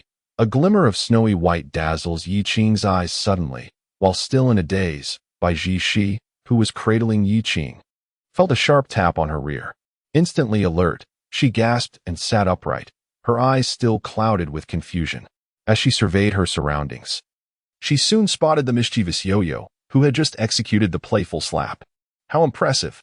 Indeed, Dad's technique is effective. Mom is up immediately. Yo-Yo, don't speak nonsense. What do you mean Dad's technique? How can you slap your mother? Bai Ji she chided, rubbing her backside, noting that the girl lacked restraint, possibly leaving a mark. However, it was not the time for a bath, nor was it appropriate to check the damage. That hurts. Exactly. Yo-Yo was just mimicking Dad's actions. Remember when Mom would sleep in and refuse to rise for meals? Dad would always give her a gentle tap, and she would wake up, right? Shoo. Yo-Yo hushed, preparing to elaborate further, only to be silenced by Bai Ji she covering her mouth.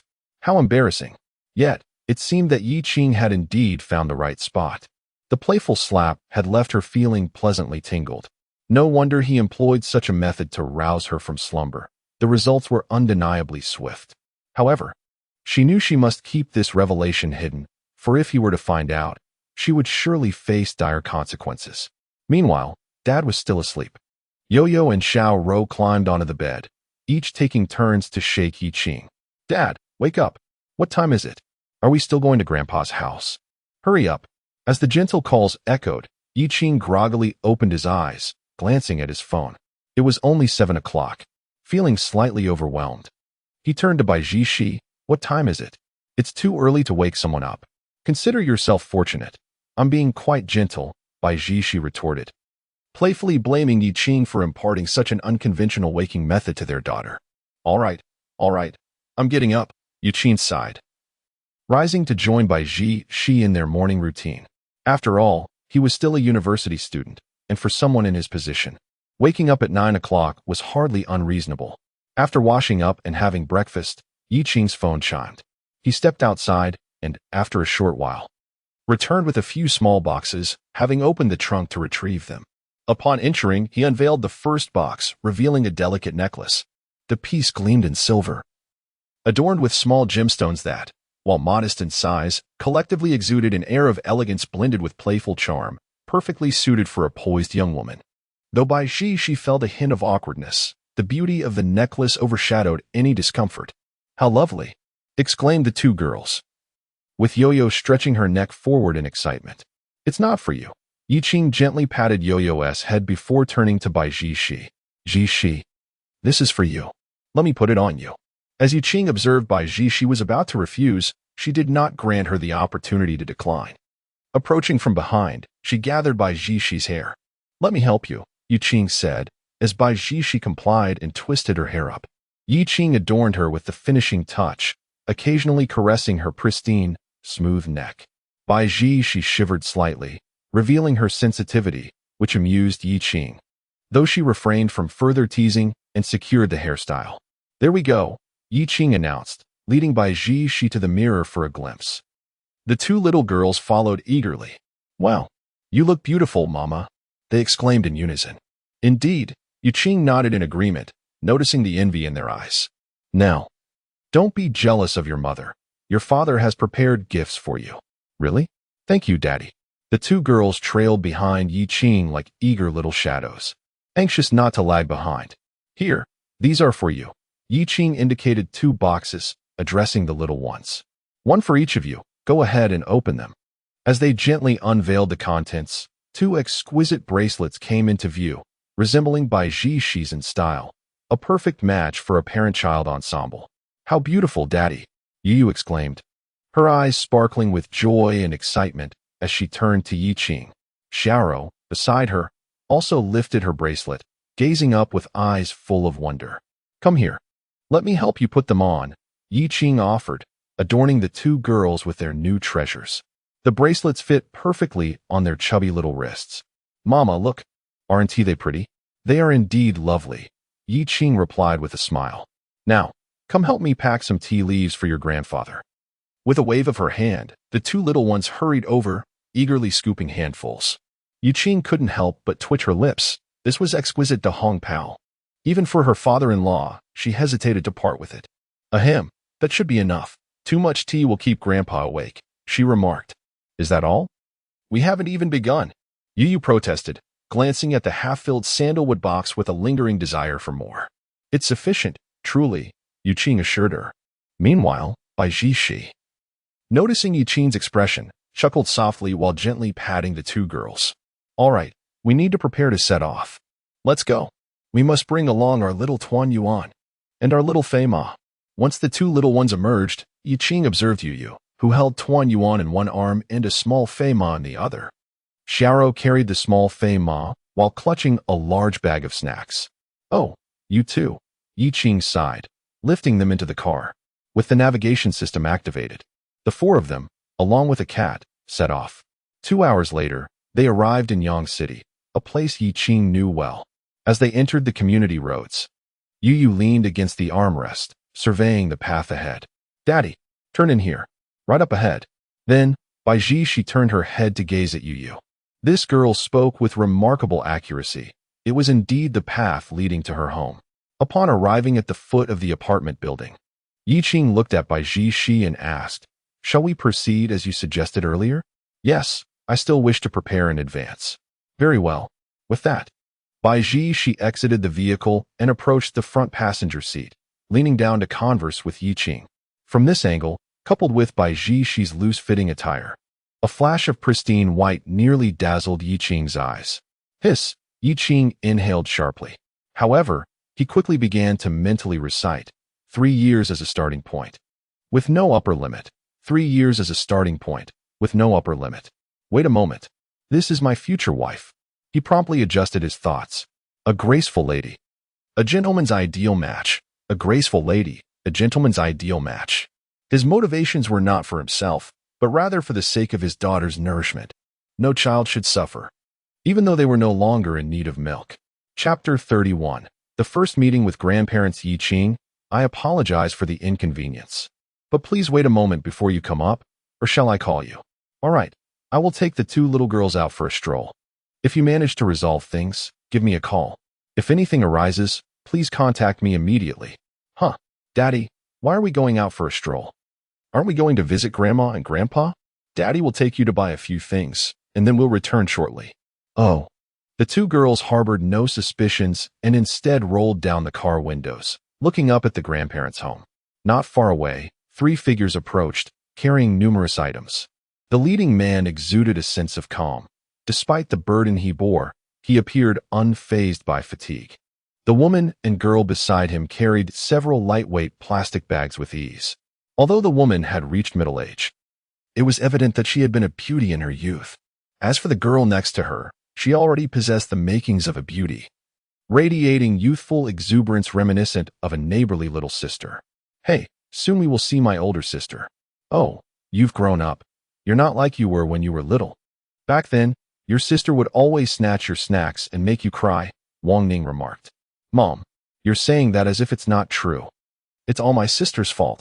She bullied me, and you never scolded her, causing me to cry so many times. Bai Zhiling retorted indignantly. When she gets married and has children, I will snatch her child's snacks, she declared defiantly. Bai Xingting shot her a glance. You're going to be an aunt someday. You should not act like that towards children. What's wrong with children? I used to be one too. My sister bullied me, and besides, they always say on videos, right? This is my first time being an aunt, so why should I let you off the hook? Bai Zhiling raised her chin, displaying an unwillingness to yield. Bai Xingting looked at her helplessly. These two girls were his treasures, delicate as if they might melt in his mouth, cherished as if they might grow cold in his hands. Never mind, let them do as they wish. When your sister returns, I will inform her of what you just said. Wang Ning chuckled, curious to see if she would scold you. She certainly won't, humph. Hee hee. Today I shall revel in the splendor of my elder sister, indulging in delightful delicacies. As Bai Jiling spoke, her gaze shifted to the distance. Wow, whose new car is that? Is that a Rolls-Royce? That must be worth several million. Whose family does it belong to? With her words, the attention of the parents nearby was drawn towards the vehicle. They nodded in agreement, acknowledging that this car appeared extraordinary. However, soon their focus shifted to the striking figure nearby. They were instantly taken aback. Isn't that Ji? They observed Bai Ji leaning against the driver's window, exuding an affectionate demeanor. Their brows furrowed in confusion. Beside them, Bai Jiling stood agape, frozen in place. Elder sister, what does this mean? Are you in a relationship? Wait, what kind of person drives this car? A wealthy individual? Aren't affluent individuals typically older?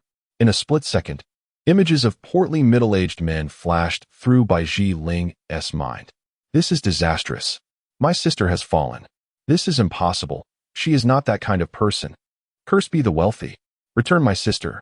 Bai Jiling roared, her desire to uncover the identity of this person intensifying. However, before she could take a step, the Rolls-Royce executed a U-turn, heading directly towards them, seemingly departing from the community. Wang Ning's expression tightened, gripping her husband Bai Xingting's hand. Bai Xingting's few strands of gray hair appeared to have multiplied, mirroring his concern as he scrutinized the driver. As the car approached, they beheld the young man behind the wheel. How stunning! Bai Jiling exclaimed, her voice rising in pitch. Yi Qing's image instantly shattered all her previous assumptions. What a far cry from the image of a portly middle-aged man. He resembled a domineering CEO, utterly dazzling. No wonder elder sister has become infatuated. Were she to encounter such a handsome man, she too might succumb. Phew! Wang Ning beside her sighed in relief, and Bai Xingting likewise relaxed, his previously rigid posture easing. He contemplated questioning their daughter later, reminding her to remain cautious and not be deceived. Haven't there been many cases of wealthy individuals toying with emotions online? The three of them were lost in myriad thoughts until the Rolls-Royce glided past. They glanced at the rear seat, where the window was inexplicably lowered. Inside were two cherubic faces. Upon seeing these two faces, Wang Ning's pupils widened in shock.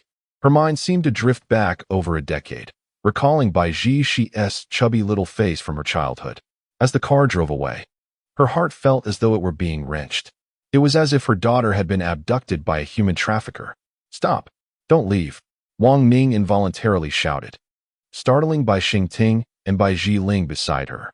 Wang Ning observed as the car came to a halt, her realization dawning upon her, embarrassment painting her features. She turned to her husband, disbelief etched upon her face. Bai Xingting mirrored her expression, and together they gazed into the vehicle's interior. Bai Jiling, however, was left in a state of bewilderment. What was going on with her parents? Why had things suddenly taken such a turn? Had something transpired? Were they about to interrogate each other? A chill ran down her spine as she contemplated the possible trajectory of events. Hastily, she glanced toward her elder sister, only to find Bai Ji also captivated by the commotion.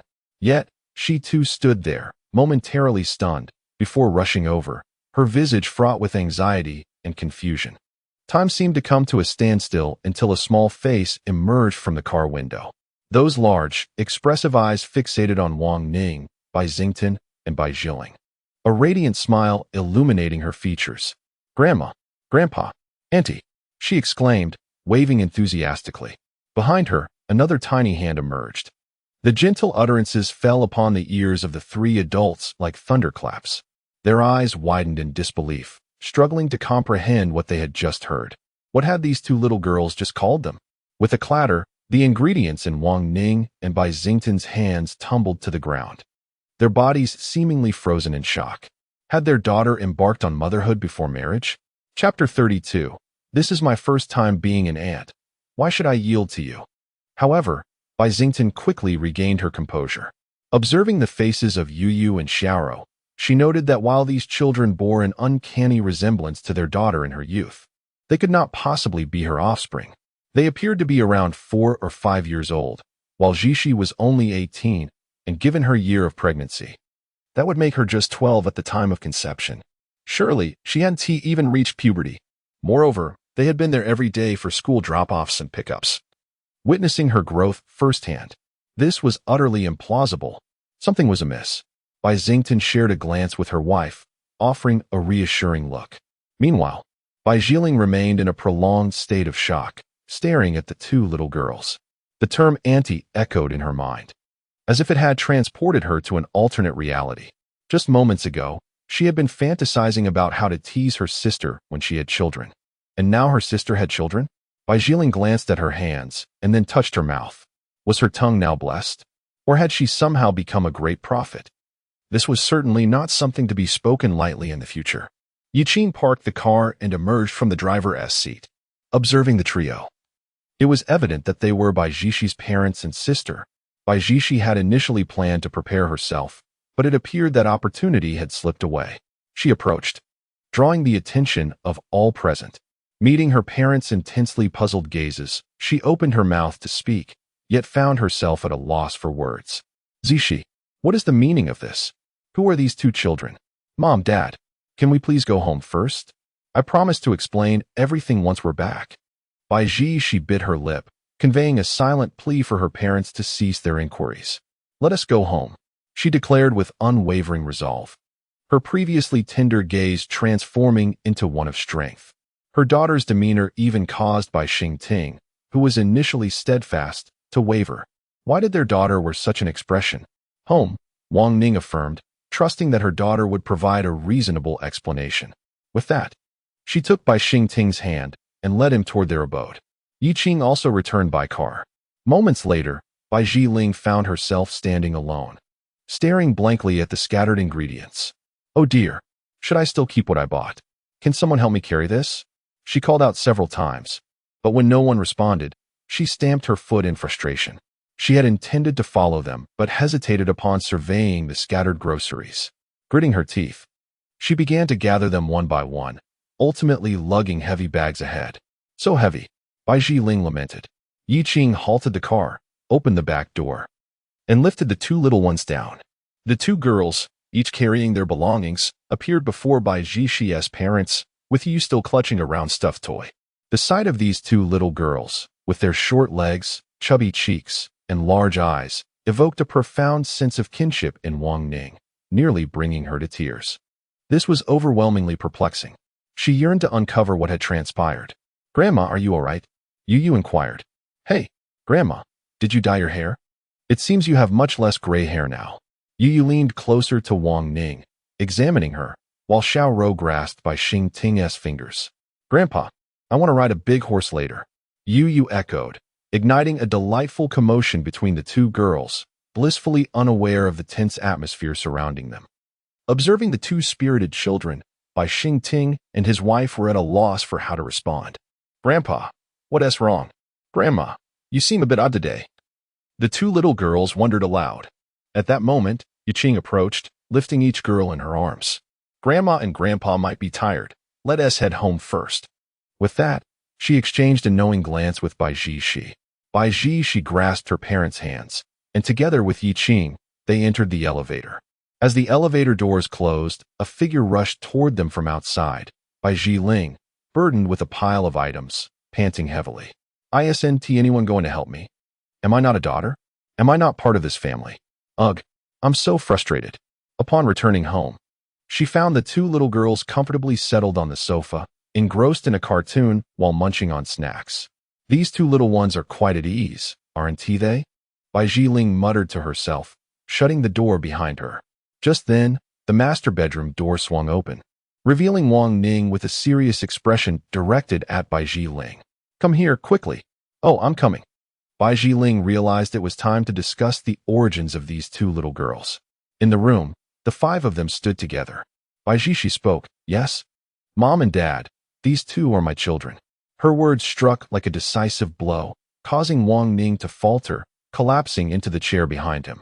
Bai Jiling's mouth hung open, as if she were about to choke on an egg. Is she truly the daughter of my elder sister? My sister had a child at 12 or 13. Nonsense. However, these were indeed the children of me and Yiqing from our future. future. Observing everyone's bewildered expressions, Yi Qing began to elaborate. As she spoke, Wang Ning's gaze shifted towards Bai Xingting, his eyes reflecting a mix of shock, confusion, and an urge to take Yi Qing and the two children to the hospital for verification. After a lengthy explanation, silence enveloped the room. Suddenly, a sharp clap resonated through the air, drawing everyone's attention. Yi Qing turned to see Bai Zhiling, who had unexpectedly slapped her. Stunned, she took a small step back. Bai Zhiling remarked, "Your little retreat seems serious. Such a minor action can inflict such pain." Wang Ning scolded, "What chaos is this?" "Not at all. I was merely checking if I was dreaming. How could this be so surreal yet so real?" "But it hurts." Yi Qing interjected, "This is a paternity test. Both I and Yi Qing have confirmed with the two little girls that they are indeed our children. I understand this is hard to accept. It took us a long time to come to terms with it before deciding to bring the children back. There is further evidence. These children have never met you, nor have they visited our home. Yet, upon seeing you just now, they called you Grandpa and Grandma so affectionately and proceeded to turn on the television, watching cartoons." Bai Zhi, she continued, handing over the proof. "Please, step outside. We wish to have a moment of quiet." Wang Ning took the documents, pausing briefly before responding, "Leave us." Yu Qing nodded, taking Bai Zhi's hand. "Uncle and Annie certainly need some time to process this. Your initial reaction was quite intense too. You nearly called the police on me." "Indeed." Bai Zhi chided Yu Qing with a glance. "How could you call the police? Who speaks to a girl about a heart-shaped birthmark on her behind?" Calling the police was a reasonable action. Had it been another girl, that slap would have been inevitable. She turned back to glance at Bai Xingting, who nodded in agreement. The two exited, closing the door behind them. Bai Zhiling also approached, eyeing the paternity report. "Wow, it's true. If I hadn't just finished reading the three-body problem, I might have been unable to handle this. Why not you both read the three-body problem?" Wang Ning lifted his gaze and fixed her with a stare.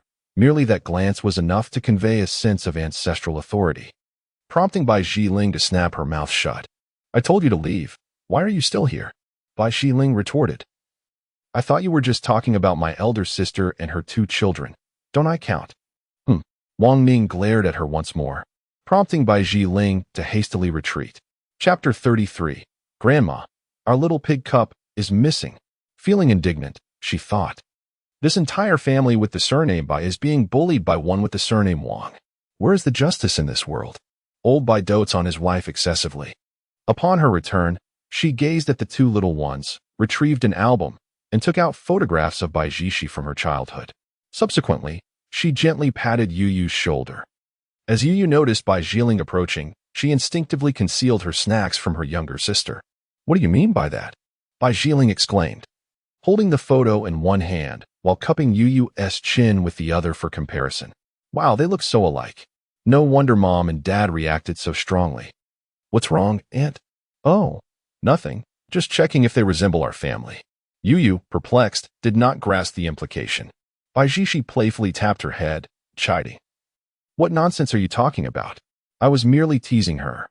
Why did you hit me, sister?" With that, Bai Zhiling embraced Yu Yu, reveling in the soft, squishy sensation. It was delightful, leaving Bai Zhiling in a state of bewilderment. Yu Yu rested her head on Bai Zhiling's chest, shifting positions after a while. Finally, she sat up indignantly, exclaiming, "Aunt, you're so stiff. Not at all as comfortable as Mama." The word struck like thunder, prompting Bai Zhiling to glance at the spot where Yu Yu had just rested her head, flat as could be. Then she looked at her older sister, who was quite ample. Wow, children never lie. What a mental blow. This kid is a master of torment. In an instant, Bai Zhiling felt overwhelmed. Why? Why was I bullied by my sister as a child, and now her daughter is doing the same? She fumed. Yet, she found herself fully agreeing with Bai Zhi's assertion. These two little ones must have traversed from the future, perhaps due to her extensive reading of time travel novels. She perceived a stark contrast between the current states of her parents and herself.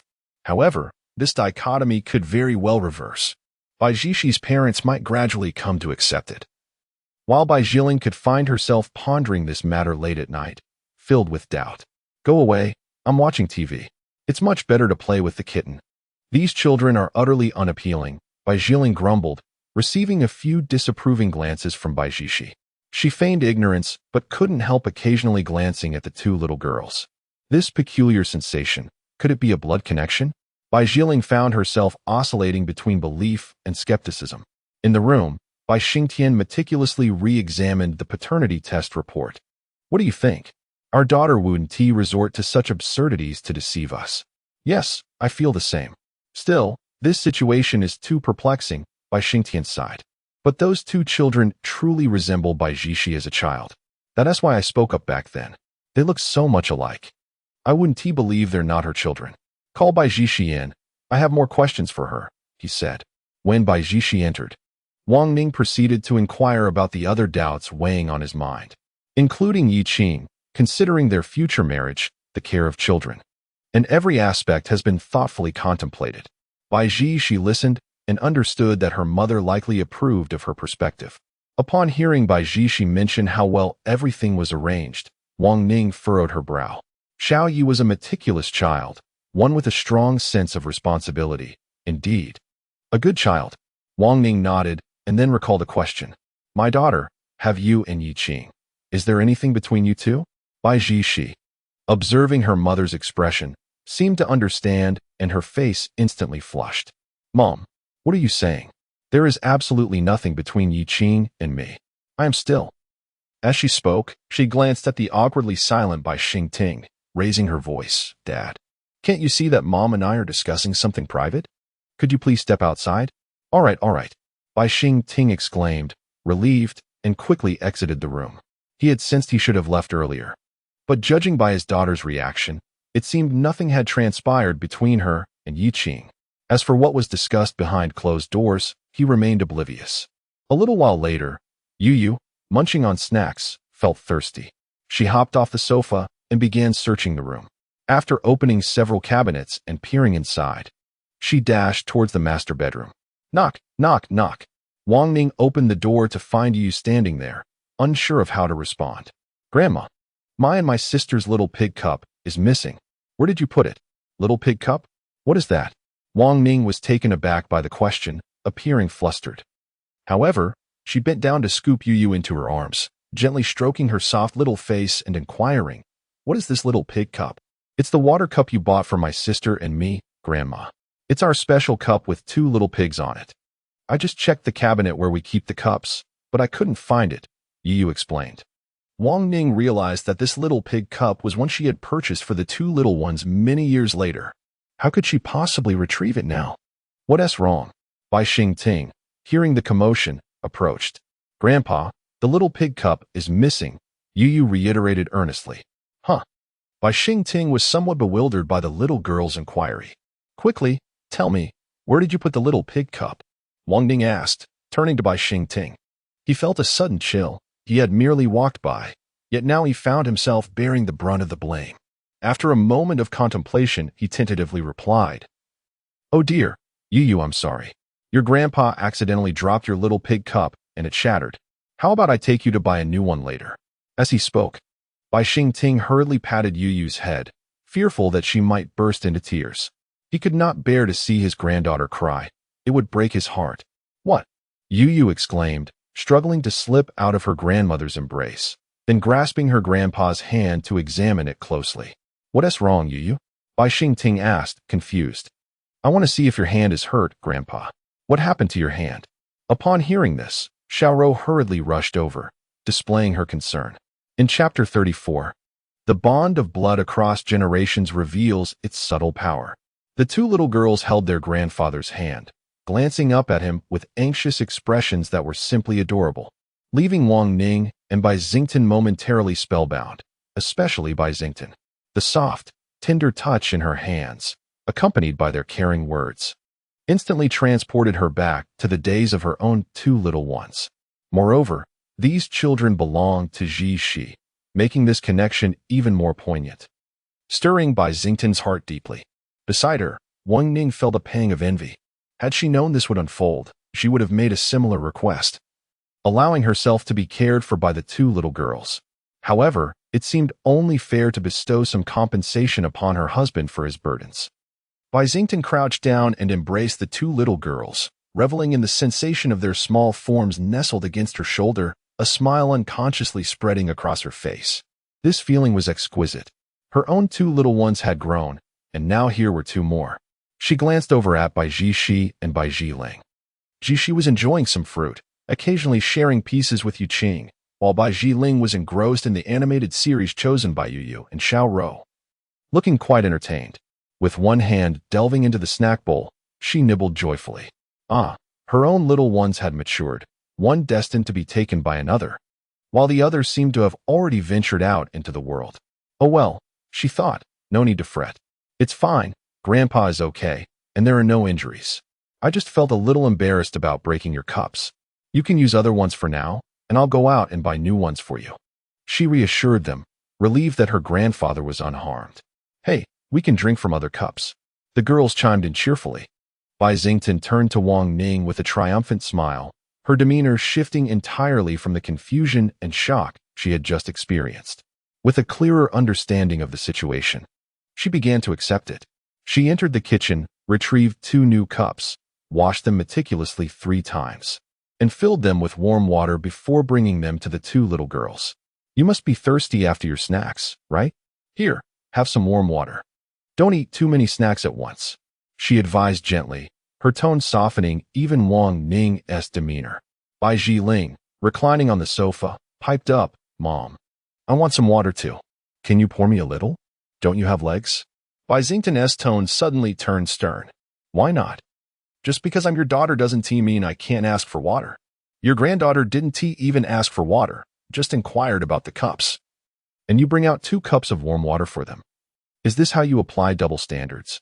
Bai Ling huffed, her irritation manifesting as she munched on more snacks, seemingly venting her frustrations.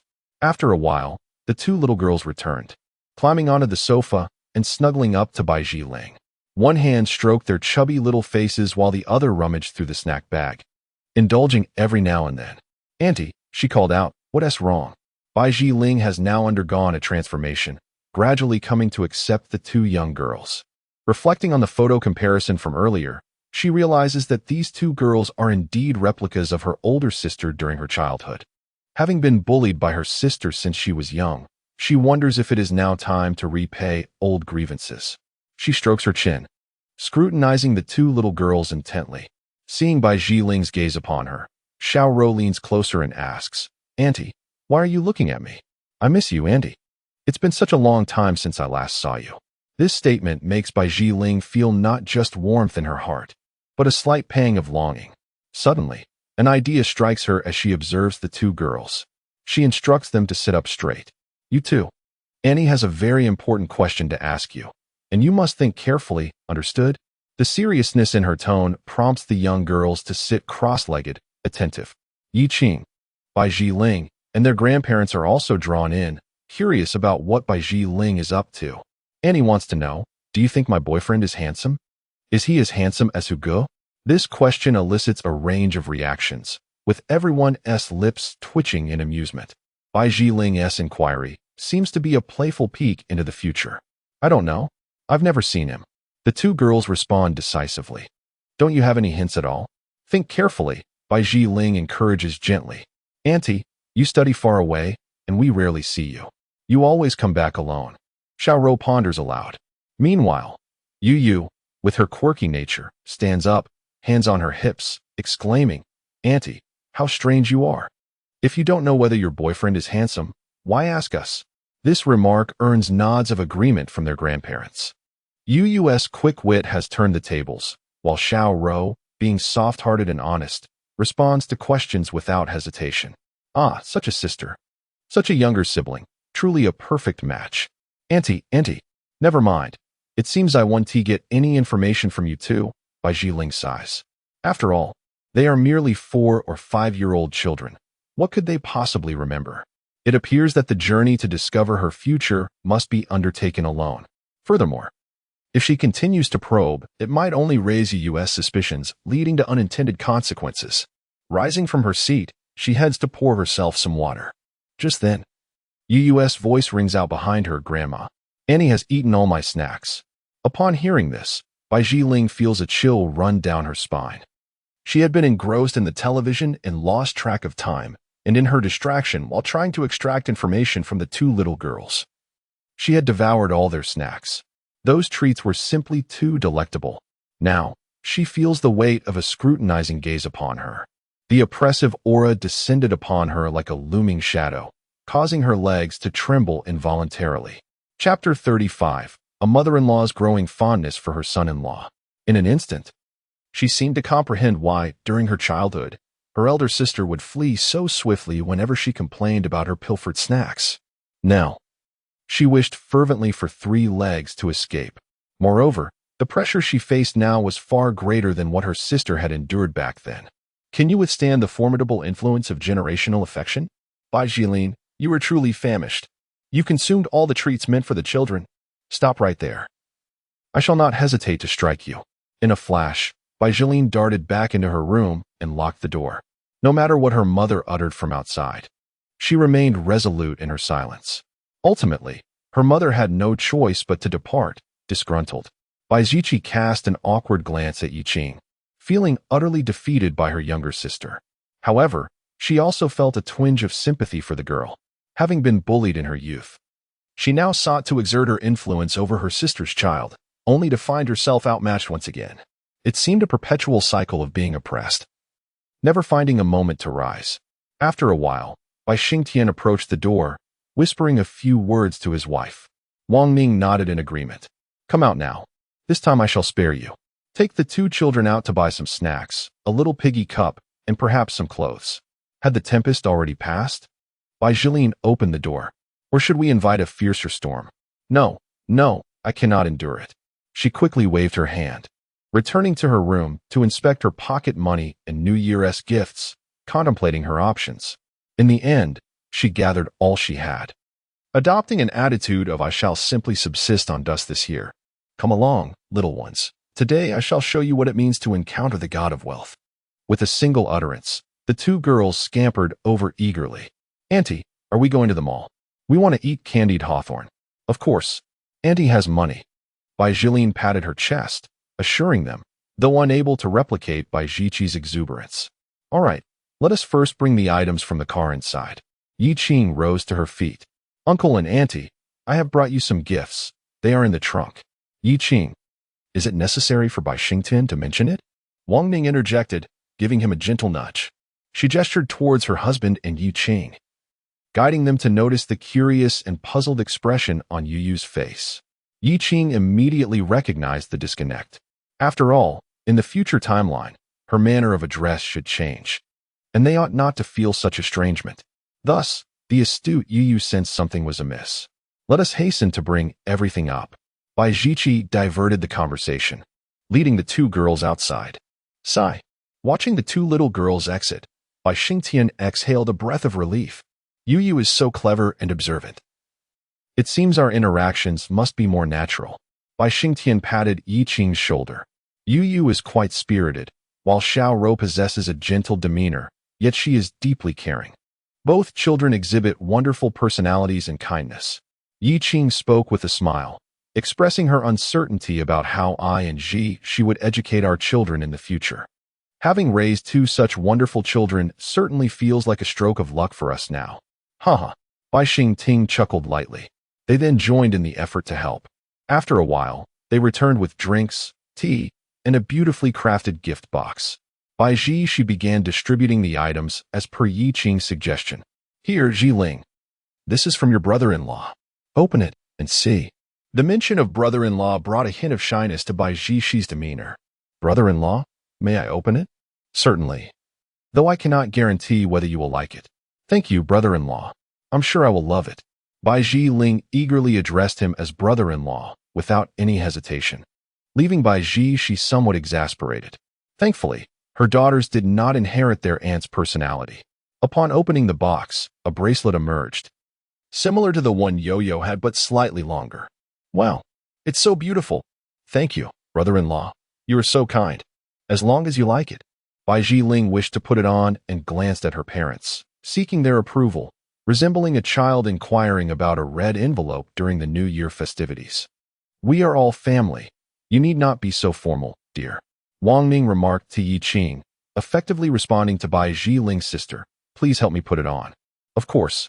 Bai Zhi, she fastened it on her wrist, and indeed, it looked lovely. Great. Now let's set off, Bai Zhiling announced, taking the hands of the two girls as they exited. Hey, watch the car. Make sure to take good care of them. Don't let them wander off. Keep your eyes on them at all times, Wang Ning cautioned. Don't worry, Mom, I understand. Bai Zhiling waved her hand reassuringly. At home, only Bai Zhi she remained with Yi Qing.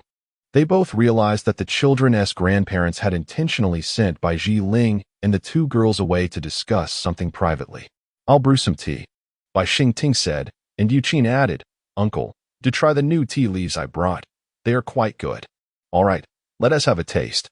After preparing the tea, Bai Xingting poured it for everyone. Wang Ning looked at Yi Qing and spoke.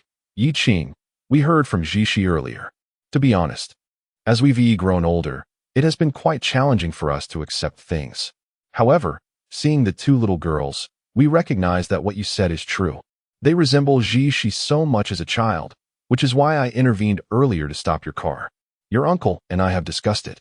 And since you both have academic commitments, even though we are not yet retired, we do have more time. How about we take care of the children? Wang Ning proposed, her maternal instincts shining through. She immediately offered a solution from various perspectives, knowing that their assistance would alleviate some of Yi Qing and her husband's burdens. If you have any needs, please feel free to let us know. Wang Ning looked at Yi Qing and added, Child, you've had a tough time during this period. Bai Xingting nodded in agreement from the side. After all, Yi Qing was unlike them, as she lacked experience in raising children, and the sudden arrival of the little ones undoubtedly placed immense pressure upon her. She pondered for a moment. I believe it's best for the children to continue living with me for now. They have just started preschool and are becoming accustomed to their surroundings.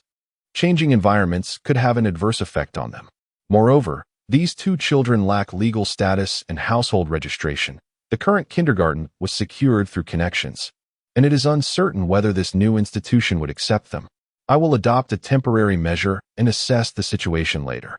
Yi Qing expressed her thoughts, prompting Wang Ning and Bai Xingtian to exchange glances, recognizing that their future son-in-law was indeed a man of considerable responsibility. They smiled warmly at Bai Zhishi. Perceiving the meaning in her parents' eyes, Bai Zhishi bit her lip. Who could withstand such expressions from their parents? After all, she was a pure and innocent college student. Meanwhile, before Yi Qing, a glowing screen materialized. Chapter 36, Reward Distribution, Detection of Host Regaining the Approval of Wife as Parents. Reward, Worry-Free Media, Divine Level Management, and Financial Capabilities. Yi Qing gazed at the screen, realizing that he had indeed been accepted by his in-laws. The four of them sipped tea, engaging in light conversation. The absence of the two children rendered the atmosphere somewhat less lively. Although it was not dull, the presence of Yu and Xiao would undoubtedly have enlivened the ambience. On another note, in the shopping mall, Bai Zhiling was leisurely wandering with Yu and Xiao. Each little girl held a skewer of candied hawthorns, enjoying their sweet treat. With a crunch, the brittle sugar shell broke open, and the girls wore expressions of delight. At this moment, they had changed into white hoodies, adorned with inscriptions on the back reading, I am the sister, I am the little sister, and I am the aunt. Bai Zhiling carried a large bag containing not only their clothes, but also garments purchased for her sister, brother-in-law, and parents. Wow, if these are considered matching family outfits. This is quite impressive, a family ensemble. Auntie, is it heavy? Let me help you carry it, Yu offered, glancing at Bai Zhiling. There's no need, dear. I can manage, Bai Zhiling replied. Oh, Yu nodded, returning to her candy while glancing around. If you want anything to eat, just tell your aunt, all right? Got it. The trio strolled along, attracting the attention of many passers-by. Look at those adorable little girls. A nearby woman gestured to her boyfriend, who turned to gaze in their direction, nodding in agreement. They are indeed charming. Just look at them swaying. I wish I could take them home. Numerous voices echoed this sentiment. However, the last remark reached Bai Zhiling's ears, instantly heightening her alertness. She hurriedly quickened her pace, closely following the two girls, adopting a protective demeanor and casting serious glances around. The gaze was such that it rendered the speaker momentarily awkward. This Anne is truly not someone to be trifled with. What was clearly a jest was met with such seriousness. Aunt, I want to eat that. Yo-Yo pointed at the fried snacks nearby. All right, let us buy it. Bai Zhiling replied, already prepared for a lavish expenditure today, eager to fulfill every request. Should I get this too? She inquired, taking the initiative. No, just these will do. I still have to eat the lunch Grandma makes. The teachers at kindergarten also don't allow us to have too many snacks, Yo-Yo said to Xiaoro. You two are quite well behaved, Bai Zhiling observed, then recalled the earlier conversation with the two little girls. It appeared she would soon be attending a university in another city. As for a boyfriend, that was likely out of the question. Given her nature, if she had indeed found someone special, she would want the whole world to know. Surely, her two little nieces would not be in the dark about it. What a mess. Seriously, compared to my sister, I'm not that far off. Why can't I find a good man? Bai Zhiling exclaimed, hands on her hips, her gaze drifting downwards, feeling a sense of helplessness. Though the gap was slight, it was disheartening nonetheless. Alas, she sighed, accepting that fate is predetermined. If need be, she would move in with her sister. Surely, her sister would welcome her help with the children, wouldn't she? And, I want some water, Xiaoro piped up. Did you bring the big water cup? The one you often take when we go out? Bai Zhiling felt exasperated. This scenario mirrored those from her childhood. Over a decade ago, she had no such water cup. And now as a high school girl, she wouldn't carry hot water with her, opting instead for a bottle of room-temperature mineral water or bubble tea when thirsty. Aunt didn't tea bring it today. Let us look for a shop and see if they sell hot water, she suggested. Oh. Bai Zhiling pondered that hot water might be available in the dining area. However, the two girls had already dashed off in another direction. Hey, wrong way. That's the jewelry section. This way. Bai Zhiling called after them, but the little ones seemed oblivious, and she followed them with a sense of resignation, carrying her large bag. Meanwhile, the two girls ran ahead. Not far away, at the entrance of Cartier, the female manager and her assistant were briefing the staff. Deliver this to this address for Ms. Zhang. After giving her instructions, she turned to leave but spotted the two little girls approaching. A smile spread across her face as she thought how adorable they were. If she filmed a few clips and posted them on Douyin, they would surely attract a significant following. They had the potential to be national treasures. They're simply delightful. I want to take them home, she mused, watching them run with their sweet, soft steps. However, the next moment, the manager's gaze fell upon the bracelets in the girl's hands, and she froze in shock. Her eyes widened as she gasped, unable to believe what she was seeing. Rubbing her eyes, she looked again, her lips twitching in disbelief. The slender legs clad in glass stockings began to move with a certain urgency, the high heels clicking rhythmically against the floor. The sound was slightly hurried. Oh dear. This sudden display left the assistant manager momentarily stunned. Surely, I thought you were merely jesting when you mentioned wanting to take her home. You mustn't take it seriously. Your aunt is right behind us. The assistant manager hastily followed suit, her long legs striding to catch up. Ahead, the manager approached the two young girls, squatting down with a radiant smile. Auntie, this sister is so beautiful, Yo-Yo exclaimed, turning to gaze at the approaching Basiling. This remark painted the manager's face a deep crimson, and she couldn't help but smile. Children do not lie. Her affection for the two girls grew even stronger. The assistant manager soon arrived, and the two little girls looked up, furrowing their small brows. Auntie, why can't I see this sister's face? Look, I can see yours like this. Yo-Yo questioned, puzzled. In an instant, Basiling nearly fainted from embarrassment. How could it be any other reason? After all, she was a slender branch bearing ripe fruit, while your aunt was but a bare twig. The assistant manager quickly grasped the situation and squatted down to gently pat the heads of the two girls. Hee. Yo-Yo giggled as she grasped the assistant manager's hand. The bracelet on her wrist caught the assistant manager's eye. Hiss. The assistant manager stared at the bracelet, momentarily taken aback, before turning to the manager, who nodded in acknowledgement of her silent query. No wonder she could hold the position of manager. The assistant manager felt a newfound admiration. Sister, do you have any hot water? My sister is thirsty and wants to drink. Yo-Yo, seemingly aware of her own charm, gently shook the assistant manager's arm while speaking. This small gesture nearly melted the assistant manager's heart. Chapter 37. Seizing the Young Master. You speak of seizing the young master. Indeed, the assistant manager replied decisively, her face adorned with a dreamy smile. You should come in and rest for a while too. Come, let me hold you. As she spoke, the assistant manager lifted Yo-Yo into her embrace, relishing the soft sensation, though it required a bit of effort. Hiss, this girl is rather heavy. The manager also cradled Xiao in her arms and turned to Basiling, saying, Madam, why not take a moment to sit with us? The children are thirsty.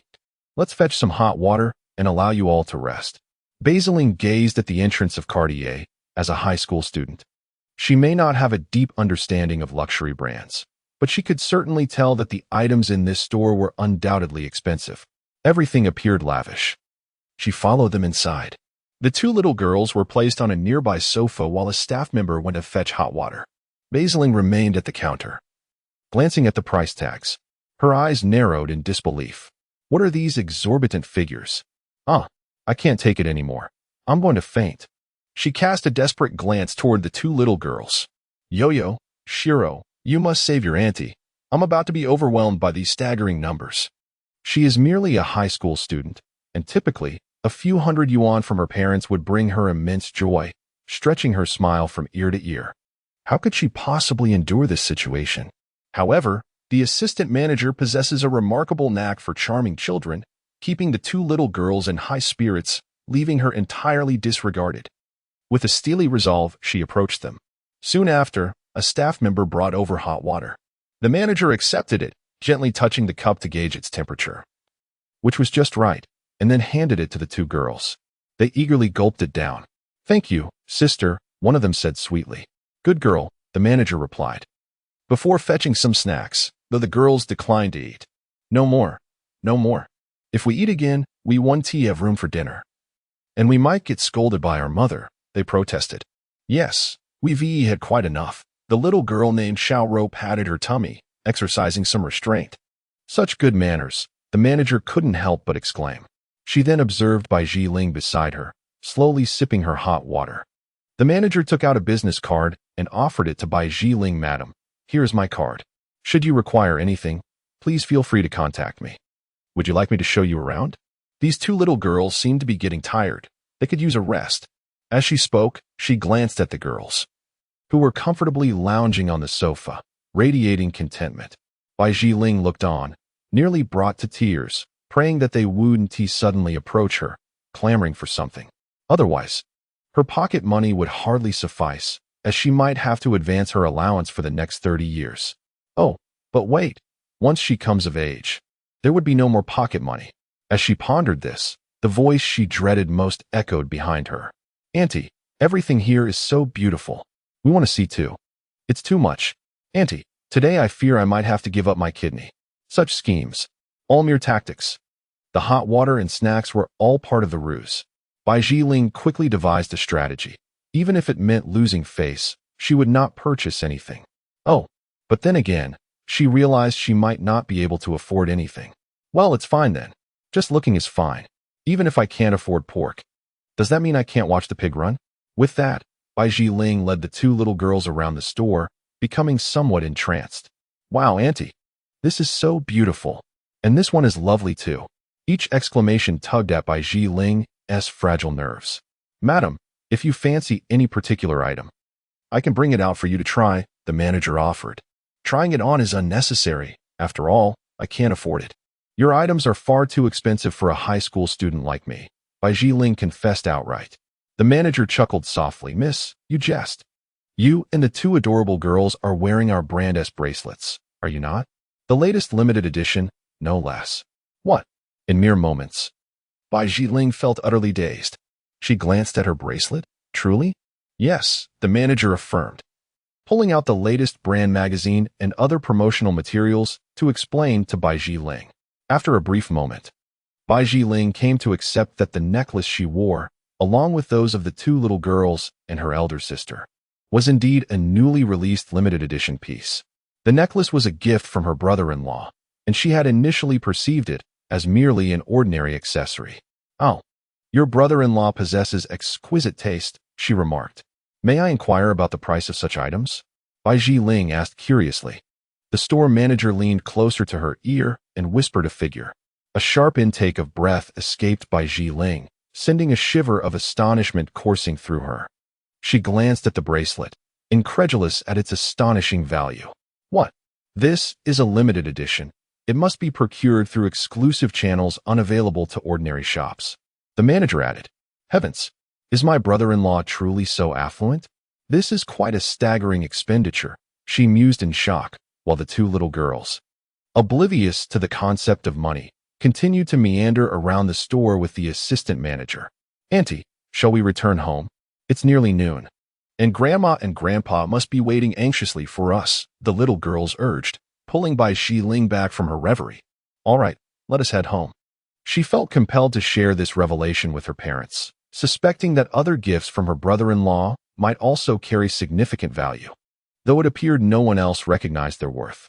Observing the two little girls, she noted how they hadn't expressed any desires throughout their outing, truly behaving in a commendable manner.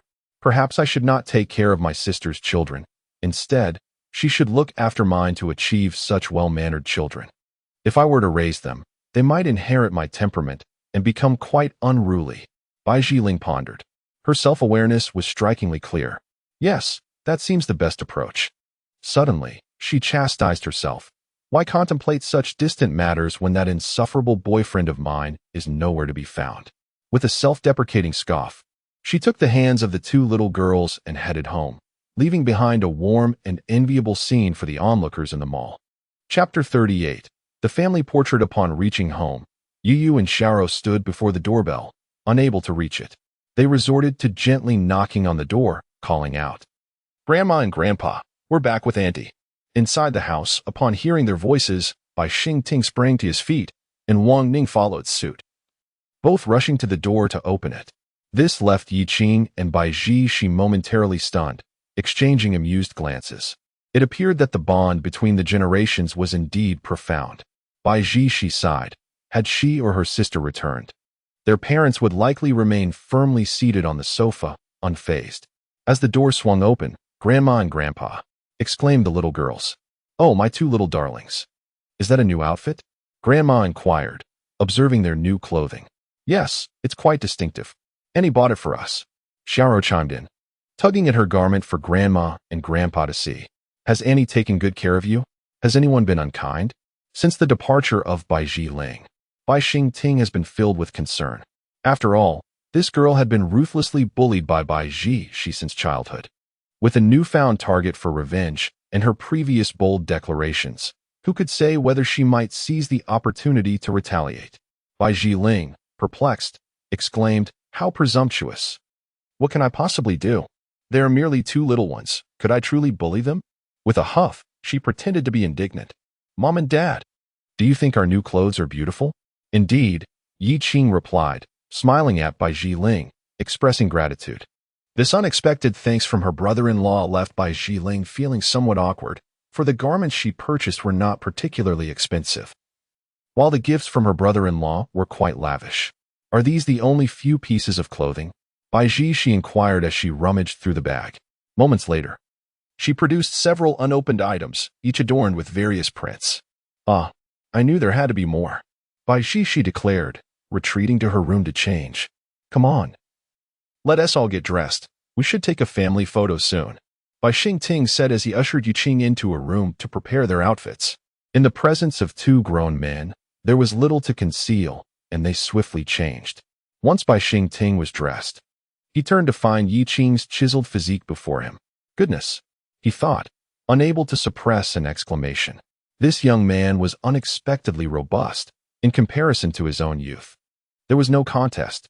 In his younger days, he had been lanky, having intended to lift his bride effortlessly during their wedding, only to face an embarrassing failure instead. Reflecting on that awkward moment, Bai Xingting sighed. Comparison can be disheartening. However, at my daughter's wedding, such awkwardness will not repeat itself. He now suspected that Yu Qing possessed the strength to effortlessly lift Bai Ji with one hand.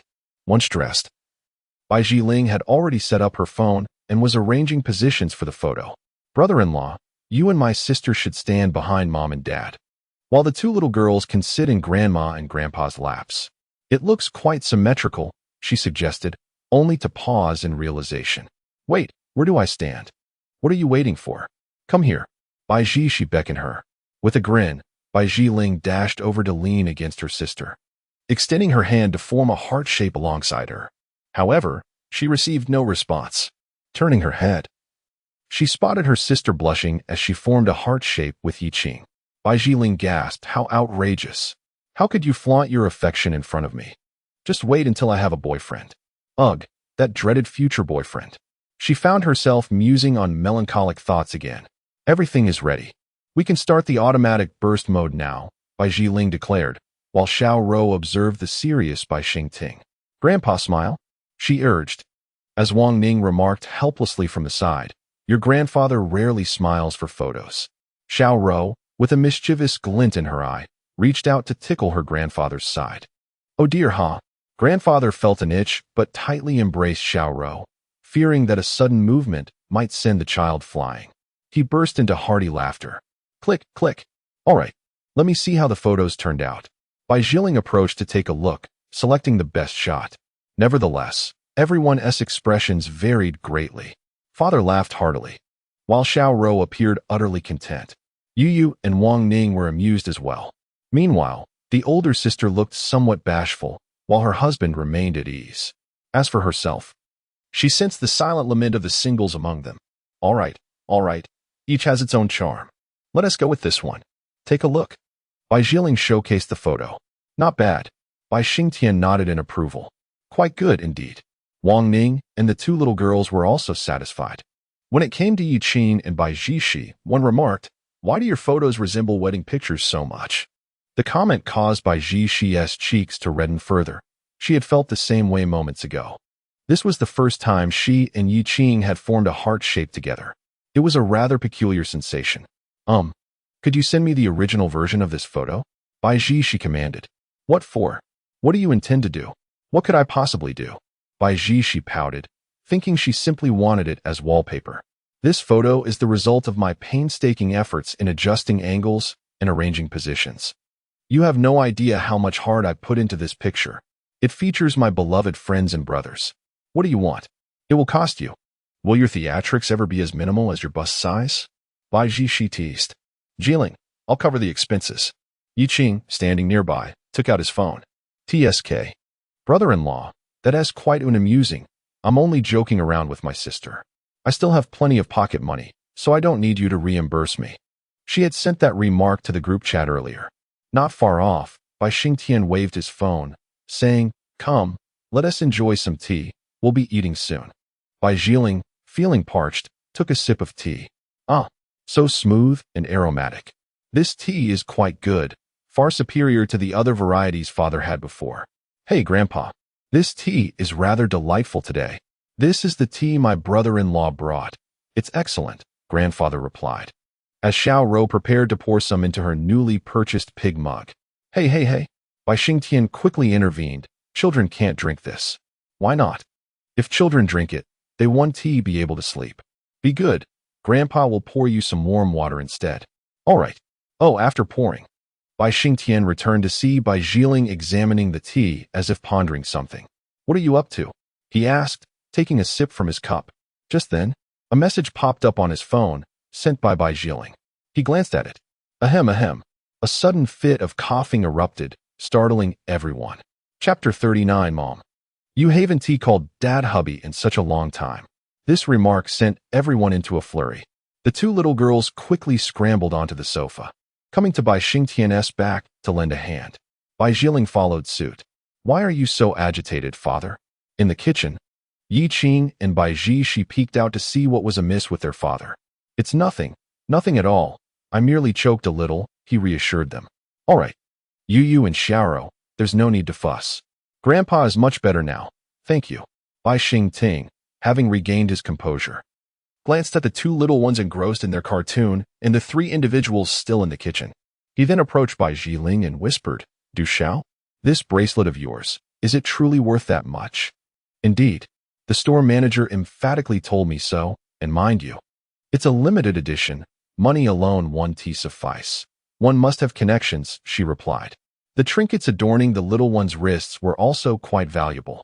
and the necklace belonging to her elder sister was even more expensive.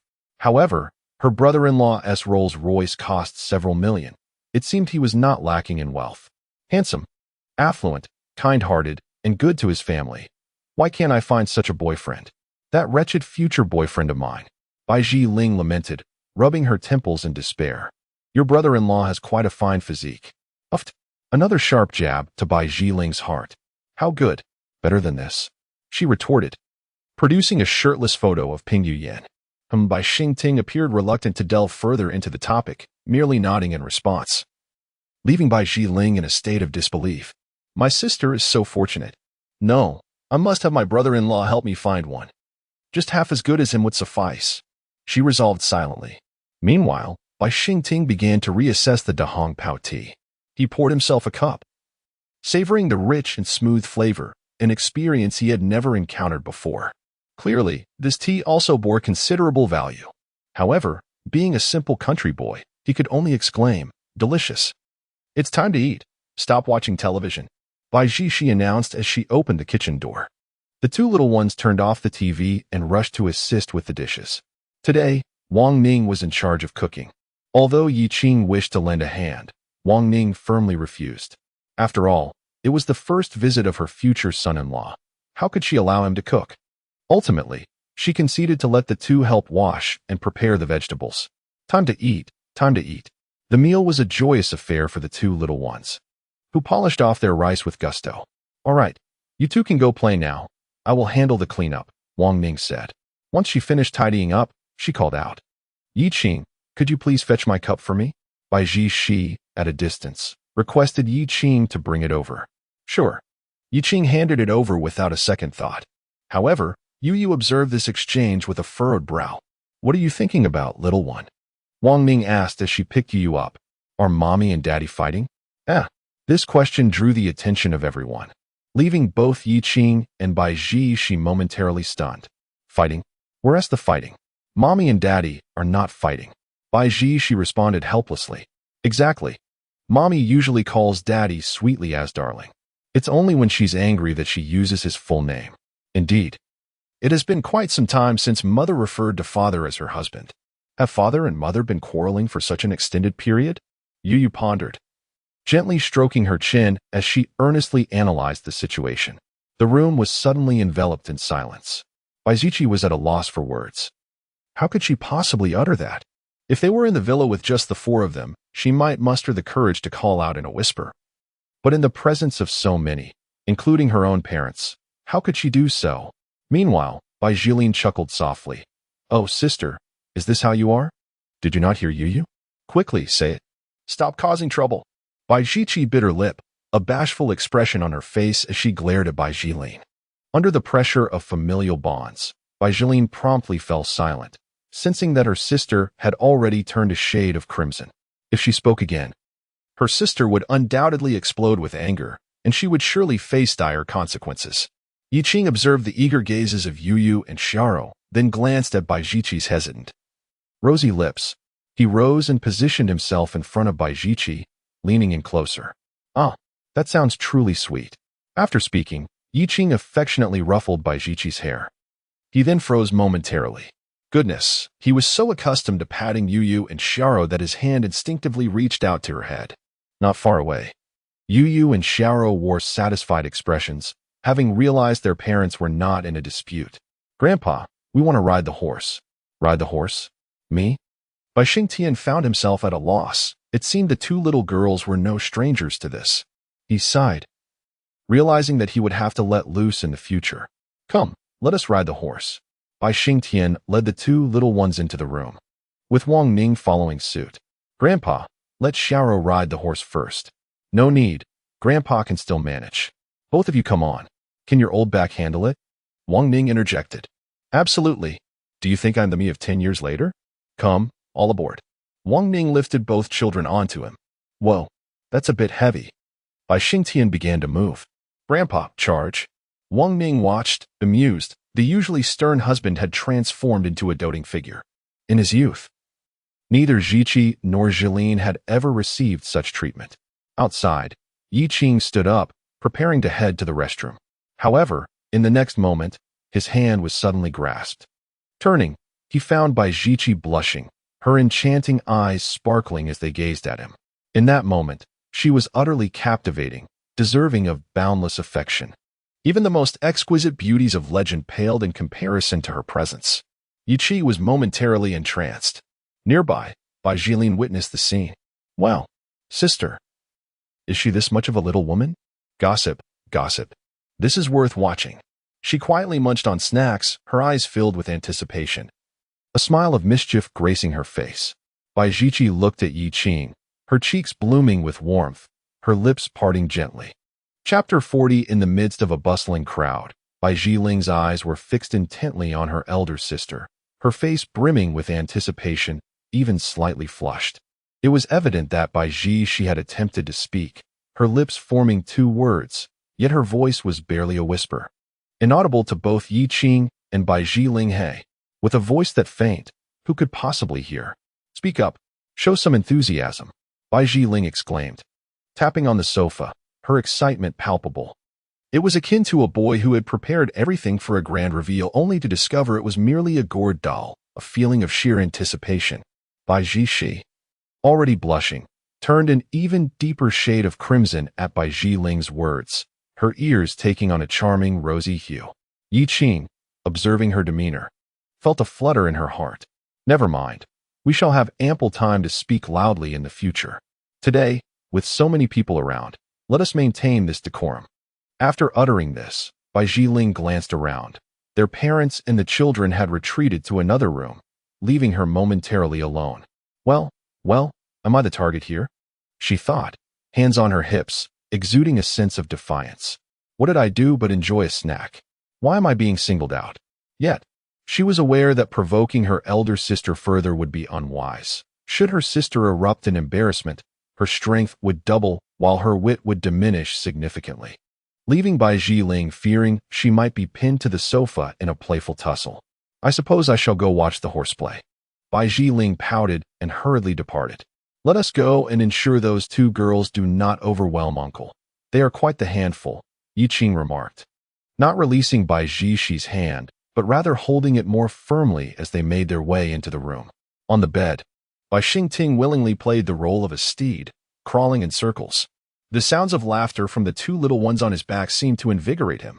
Grandpa can still run faster, he declared, preparing to showcase his prowess, only to turn around and find his youngest daughter staring at him in shock, slowly raising her thumbs in admiration. Bravo, Dad. Your vigor is undiminished. Come, show me how to run even faster. And, Dad, your beloved daughter also wishes to ride.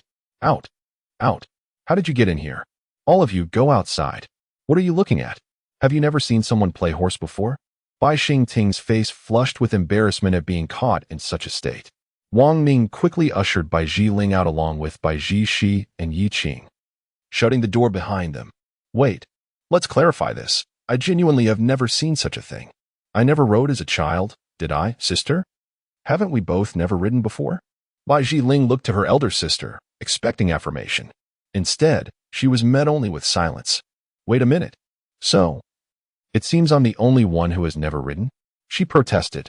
Don't leave me hanging. Let us clear this up. After a moment, Bai Zhiling sat there, fuming, with Yi Qing and Bai Zhi beside her. Where do you wish to study in the future?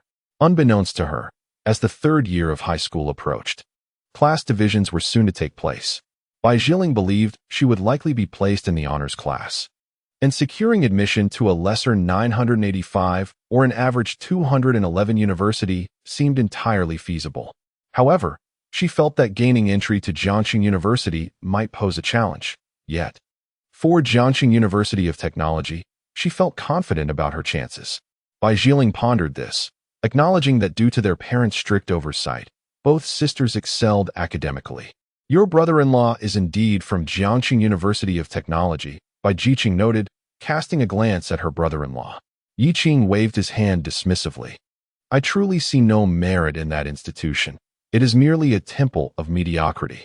Attending there would be akin to a tender morsel wandering into a den of wolves, who would tie you with predatory intent. I would recommend Jiangxing Normal University instead, as it is far more reliable. Jiangxing Normal University, you say? That sounds plausible. However, I've only heard of it, but never had the chance to visit, Bai Jiling replied. Well, that can easily be arranged. Next week, when you come to Jiangxing, your sister and I will take you on a tour, Yu Qing offered. Thank you, brother-in-law, Bai Jiling replied sweetly. No need for pleasantries.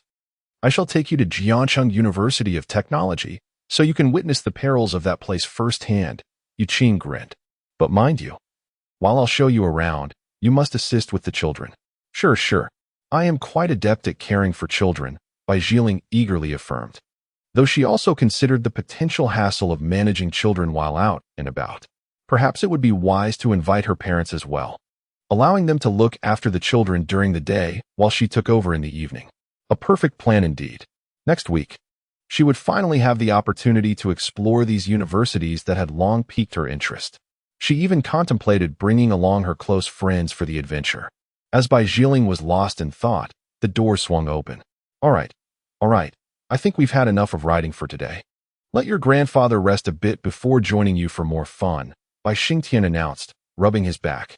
Although he was not in dire straits, he certainly felt the toll of age, especially while carrying the weight of 2 children.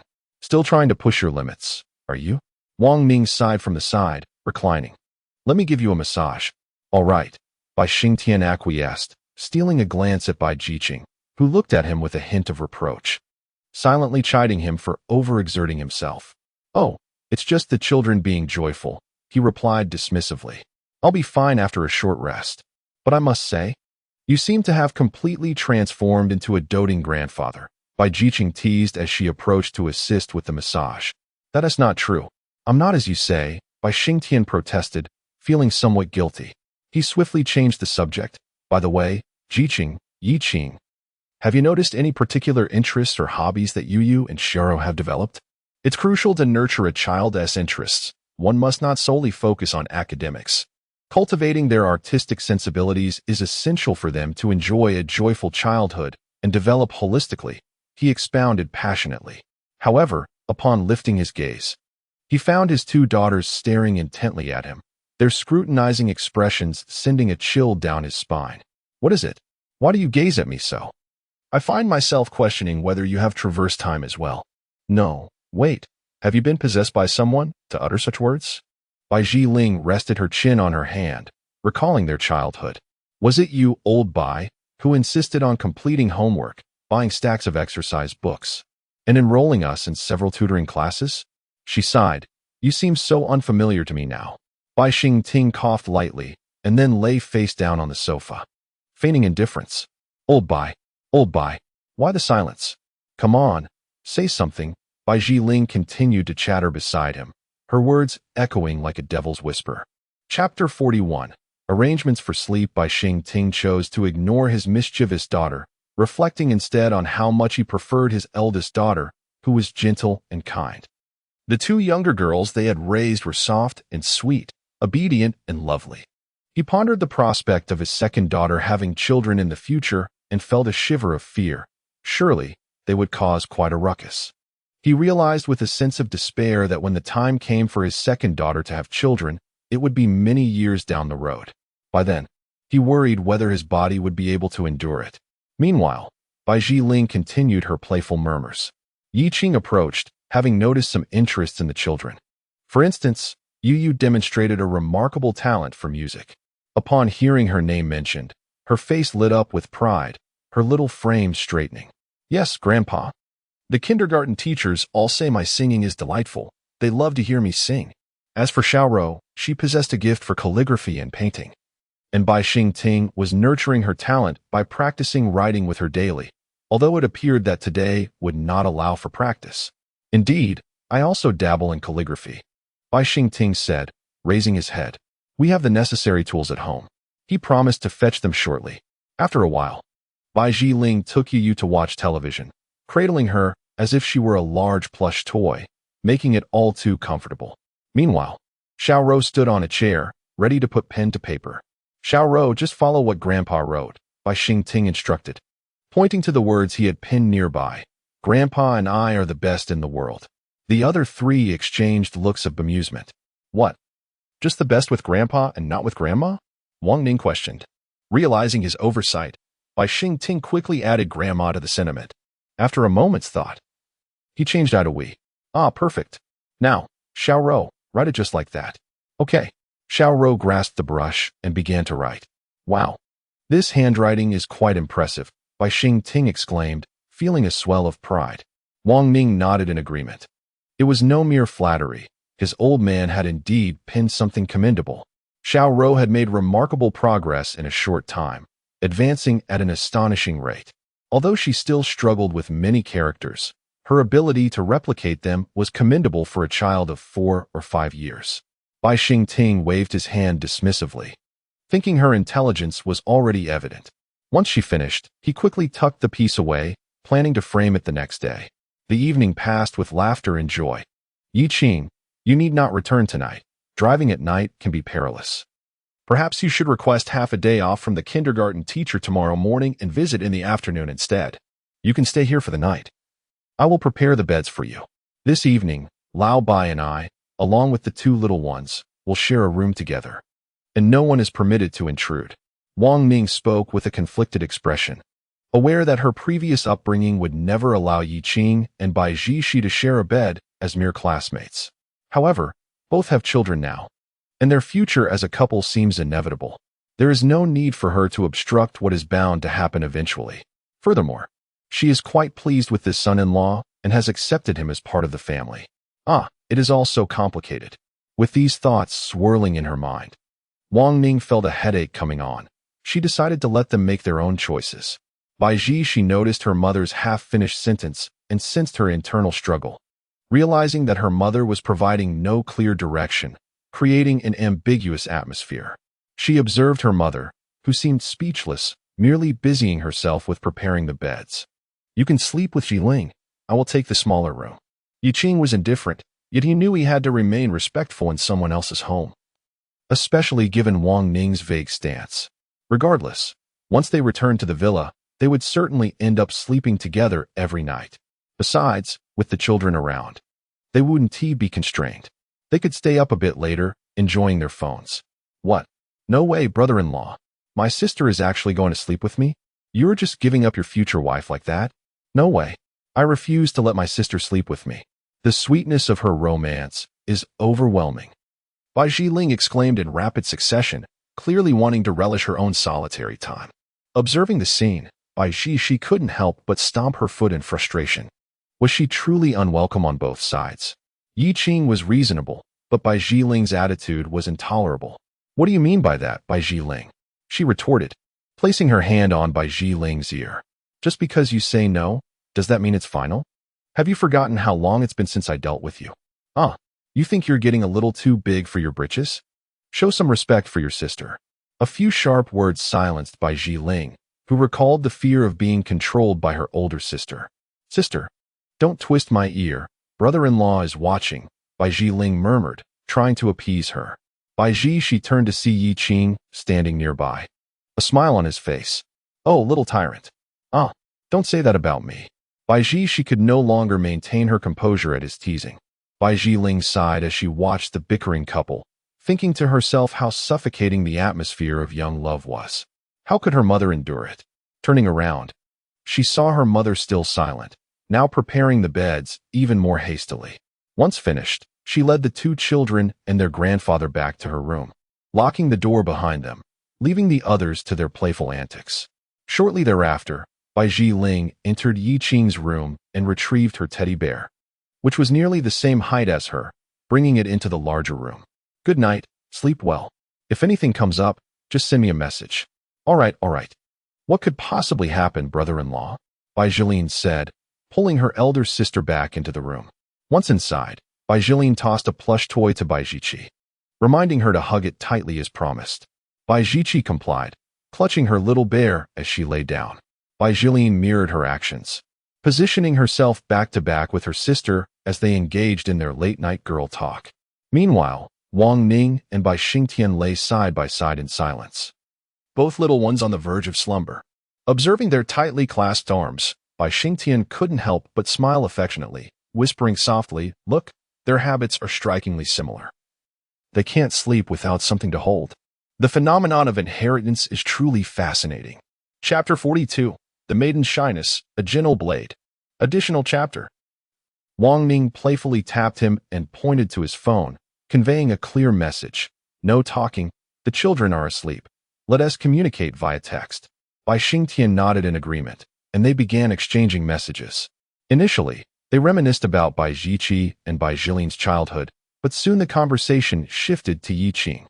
Bai Xingtian shared the words Bai Jilin had spoken to him that day. Wang Ning read the messages, a smile twitching at the corners of her mouth. Such precious gifts? Then those items given to her must also be of great worth. This child, after all, is to become part of the family.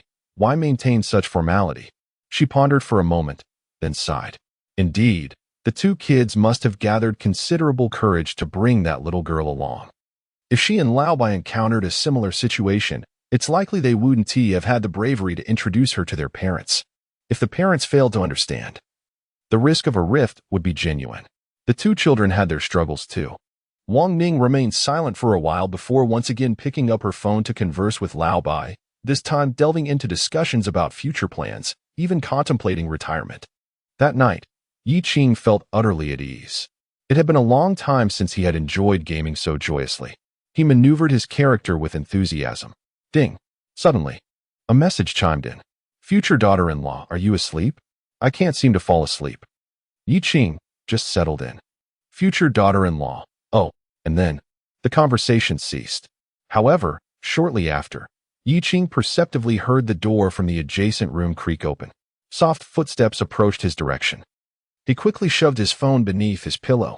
Moments later, the footsteps halted, followed by a gentle knock at the door. Yi Qing opened it to find Bai Jiqi peeking in, her face flushed with shyness. From his elevated position, Yi Qing observed Bai Jiqi, who was clad in loose-fitting pajamas. Through the neckline, a glimpse of her fair skin was visible. What could this girl possibly want at such a late hour? Yi Qing wondered. Suddenly, Bai Jiqi lifted her head, biting her lip, and after a moment's hesitation, softly uttered, "Husband," before enveloping Yi Qing in a warm embrace. The soft, elastic sensation stirred something within Yi Qing, causing his blood to surge. After all, there was nothing else worn beneath that nightgown. Goodness, this girl, coming at him with such audacity in the dead of night. In an instant, Yi Qing's mind raced with various thoughts, including some rather inappropriate ones. However, upon her arrival, he was compelled to suppress those errant notions. After a brief embrace, Bai Jiqi playfully thumped Yi Qing's chest with her head, only to recoil slightly from the impact. His physique was far from delicate. She swiftly turned and dashed back to her room, closing the door behind her. Yi Qing stood at the threshold, momentarily dazed, his mind flooded with visions of Bai Jiqi's shy demeanor, her gentle voice, and that tantalizing touch. Goodness, this girl. Am I to be consumed by desire tonight? She flirts and then vanishes, leaving me to grapple with this turmoil. How is a young man like me supposed to endure such trials? Among the crowd, there are those with ill intentions. Yi Qing's heart screamed in frustration. He returned to his bed, feeling invigorated yet overheated, his heart racing like a royal engine, refusing to halt. Goodness, time for some gaming, he thought. Retrieving his phone from beneath his pillow, the previous game had concluded. He opened the ranking page, and a message appeared before him. Dear player, we have detected an extended duration of inactivity during your recent gaming session, which has affected the experience of other players. Your participation in ranked matches is temporarily restricted until... Yi Qing despaired. Tonight is driving me mad. I'm truly going insane. It was the first time a girl had left him feeling so helpless. Resigned, he settled for watching short videos, bracing himself for what seemed to be a sleepless night. The emotional impact was overwhelming. It turns out, the true power of a young woman lies not in the physical realm, but in the profound assault on one's soul. I have learned my lesson. That night, Yi Qing hardly slept at all. Morning arrived in the room shared by Bai Jiqi and Bai Jiling. Bai Jiling was nestled comfortably with her stuffed toy when she felt someone embrace her from behind. Sister, groggy and half awake. Bai Jiling instinctively recognized it was her sister. They had agreed to each hold their own bear. Yet, she found it odd that her sister would do this. Her sister turned her over, positioning her to lie flat. As Bai Ling began to awaken from her drowsiness, her sister persisted, snuggling closer, resembling a little bird seeking comfort in her embrace. Wait. Bai Ling paused, surprised. When did her sister become so affectionate? TSK. She must think of me as her husband now. Oh, such a cozy little couple. Then, she felt her sister's delicate hand resting on her abdomen. After a gentle squeeze, a soft, bewildered sound escaped her lips. The hand continued its upward journey, and she let out a low hum, as if her earlier confusion had vanished. Goodness! Bai Ling was instantly frozen in shock. What do you mean by this? What are you truly implying? Why the confusion settled in my stomach? Is it due to my lack of abdominal muscles? Yet, why does the perplexity dissipate when it reaches my chest? Is it mocking me for having a chest as flat as my brother-in-law's? My brother-in-law is a man, whereas I am a woman. This mockery is utterly relentless. Bai Ling felt a surge of indignation, her drowsiness vanishing entirely. However, in the next moment, she moved her small hand, pinching Bai Ling's chest. Bai Ling let out a shriek, rousing the dazed Bai Shi, who sat up abruptly, her expression still somewhat bewildered. What is happening? Where am I? Who am I? What transpired? Had she not merely caressed Yuqing as she always did? Why did Yuqing scream? And why did it sound like a groundhog? No. Why did Yuqing's voice come out as feminine?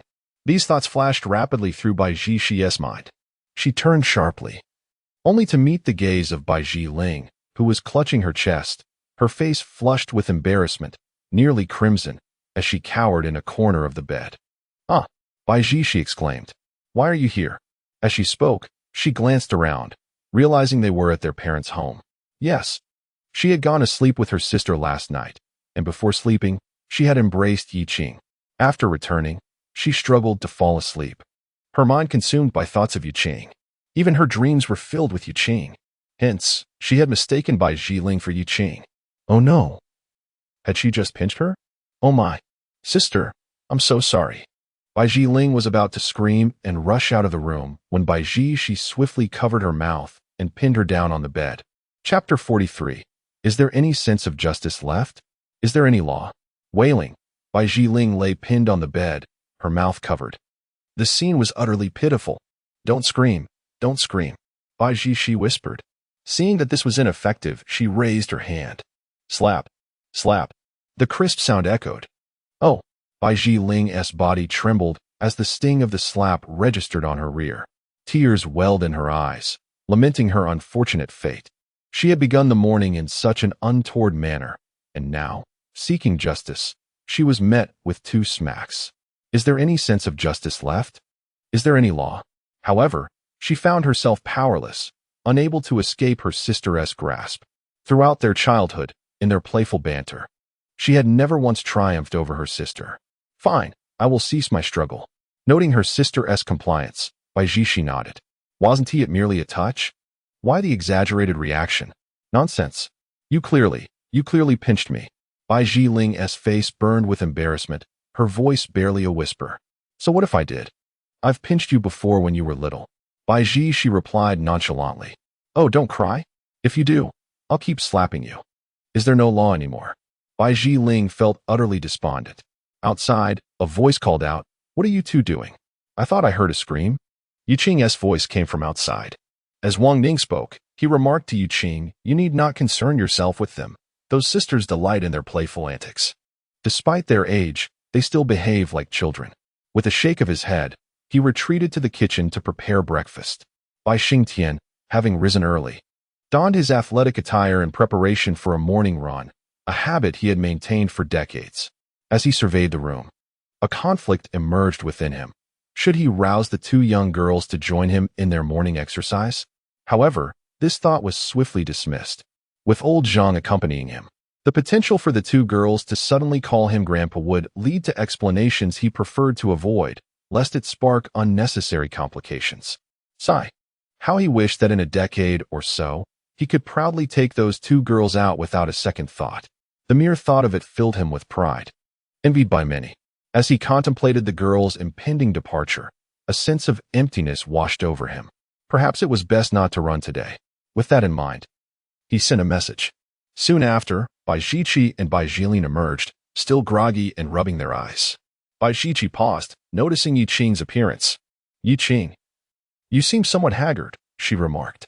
With a light laugh, Yi Qing cast a glance at Bai Ziqi, her eyes conveying a clear message. You slept soundly, did you not? Are you truly unaware of why I appear weary? Bai Ziqi, leaning in closer, whispered, did you not sleep at all?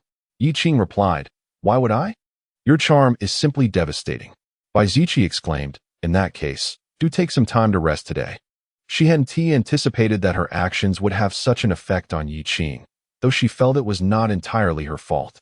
Moments later, the two girls stumbled out of their room, still in a haze.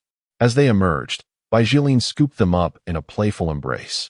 She turned to Bai Ziqi, apologize, or I shall not be so gracious. Bai Ziqi responded, all right, you are indeed wielding power over me, aren't you? I apologize. She readily conceded. Now that's more like it, Bai Jilin said, adhering to her promise and setting the girls down. However, the two remained bewildered, struggling to grasp the sudden turn of events regarding their aunt. They looked to Bai Xingtian, Grandpa, why haven't you gone for your run this morning? Are you feeling unwell? He replied, how did you know I was going for a run? Grandpa goes for a run every morning. Sometimes he even invites us. Yu and Xiao chimed in.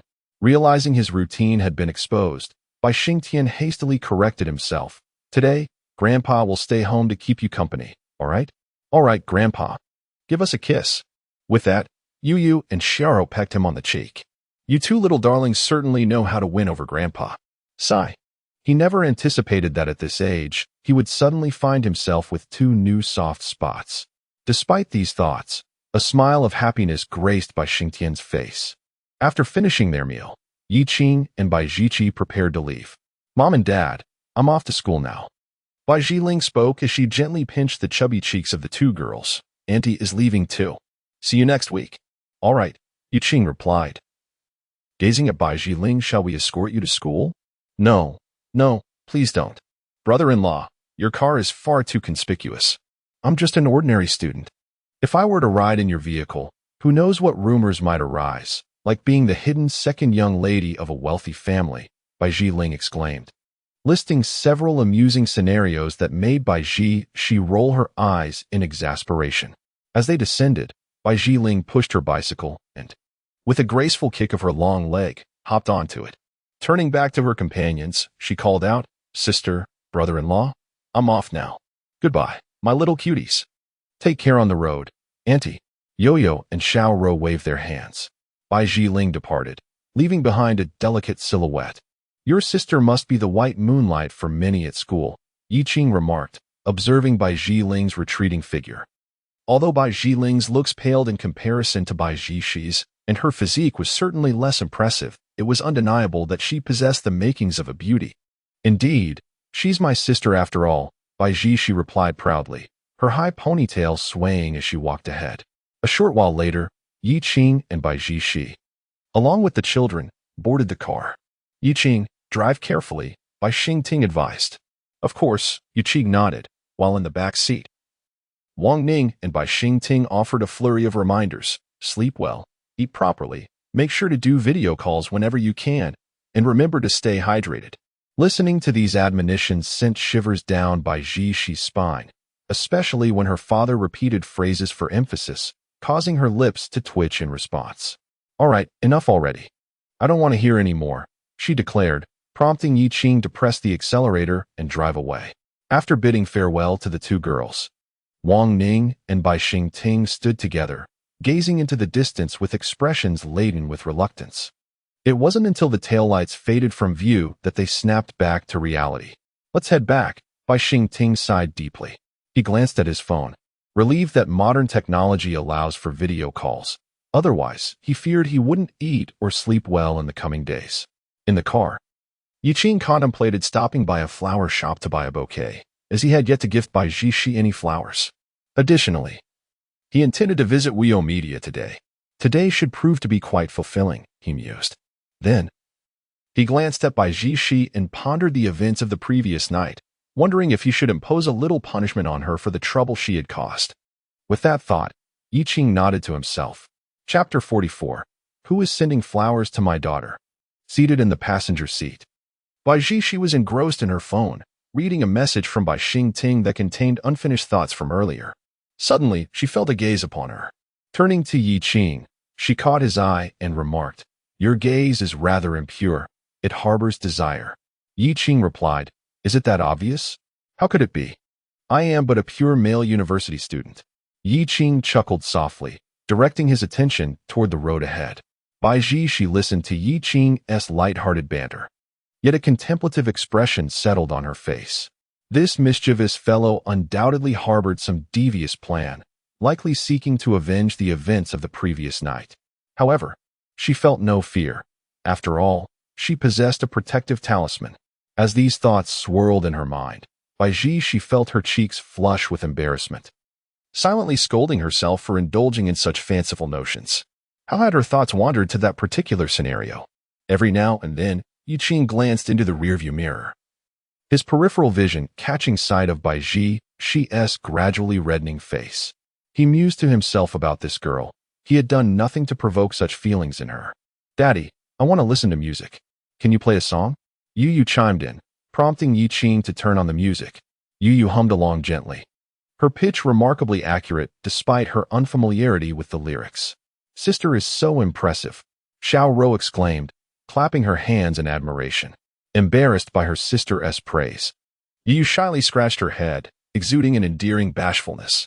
"Ah," Yi Qing observed through the mirror, noting this rare display of shyness from the little girl. The car was filled with laughter and joy as they journeyed home. Upon arriving, they all exited the vehicle, and the small group reunited with their familiar surroundings. Little Tuan Yuan dashed about the yard, stopping by the koi pond to watch the colorful fish swim gracefully. To be honest, Yi Qing felt a twinge of fear that one of the koi might suddenly leap up and swallow the tiny creature whole, given how diminutive Tuan Yuan was. "All right, you two, take some time to rest this morning. Daddy will take you to kindergarten in the afternoon," Yi Qing said, observing the two energetic girls running around. Their exuberance suggested they needed no rest at all. "You have class this afternoon, right?" he asked Bai Ji, who nodded in response. "Well then, I have some matters to attend to in Mingyang City this afternoon, which will take about an hour each way. If I return late tonight, could you please pick up Yu and Xiao Rou?" "Sure, or I can drop them off at kindergarten," she offered. "No need for that. But do wait for my return," he replied. "What do you plan to do?" she inquired. "Something," Yi Qing responded nonchalantly, a mischievous grin spreading across his face. "What?" Bai Ji was momentarily taken aback, realizing her question had not been answered as she had expected. This fellow was becoming increasingly audacious, revealing his true nature. "Humph, special circumstances," she retorted, her charming eyes fluttering as she pouted before swiftly turning away to chase after the two little girls, her high ponytail swaying with each step. Well, it's just a few days, Yi Qing thought to himself, contemplating the prospect of collecting a bit of interest. After all, she was destined to be his wife. What difference did it make whether it was sooner or later? It was all a natural progression. At noon, after finishing their meal, Yi Qing set out with the two girls. "Daddy, it seems we're leaving a bit early," Yi remarked. "I'm going to buy flowers for your mother." Yi Qing replied. "Oh." Yu and Xiao Rou's eyes widened in surprise, their mouths slightly agape. "Daddy said that giving flowers to a girl means you like her," Xiao Rou exclaimed. "Indeed, it conveys the sentiments of affection and love." Yi Qing gazed at the two little ones, preparing to present them with 2 bouquets of flowers. "Father, you are so kind to Mother," Yu remarked as she made her way to the flower shop. Yi Qing alighted from the vehicle, followed closely by the two little girls, and they stepped into the shop. "Excuse me, are the flowers I ordered ready?" Yi Qing inquired. "Mr. Yi?"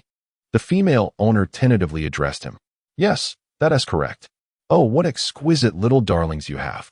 The shop owner knelt down to caress Yu and Xiao Rou's heads. Unable to resist, Yi Qing added, "Boss, let's have 2 more bouquets for these little girls." "Certainly, I shall put forth all my skill for this."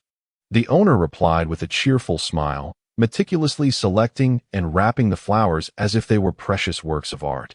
Watching this process, Yu and Xiao Rou's eyes sparkled with delight. "Father, These scattered flowers, in the auntie's hands, have transformed into beautiful bouquets. Is she a magician? How impressive! The two little girls praised, and the owner, blushing from their sincere compliments, decided to add a few more expensive flowers as gifts for the girls. These few are complimentary for my two lovely little ones. Hee hee, thank you, Auntie. They chirped in unison. You're welcome. After a while, the bouquets were ready, and the owner handed them to Yi Qing, who then passed them to Yu Yu and Xiao Rou. Thank you, father. After Yi Qing settled the payment and received a generous rebate, he departed with the two little girls, while the female owner watched them with an envious expression. Upon arriving at the kindergarten, the children had just awakened from their afternoon nap. Yi Qing appeared at the entrance with Yu Yu and Xiao Rou.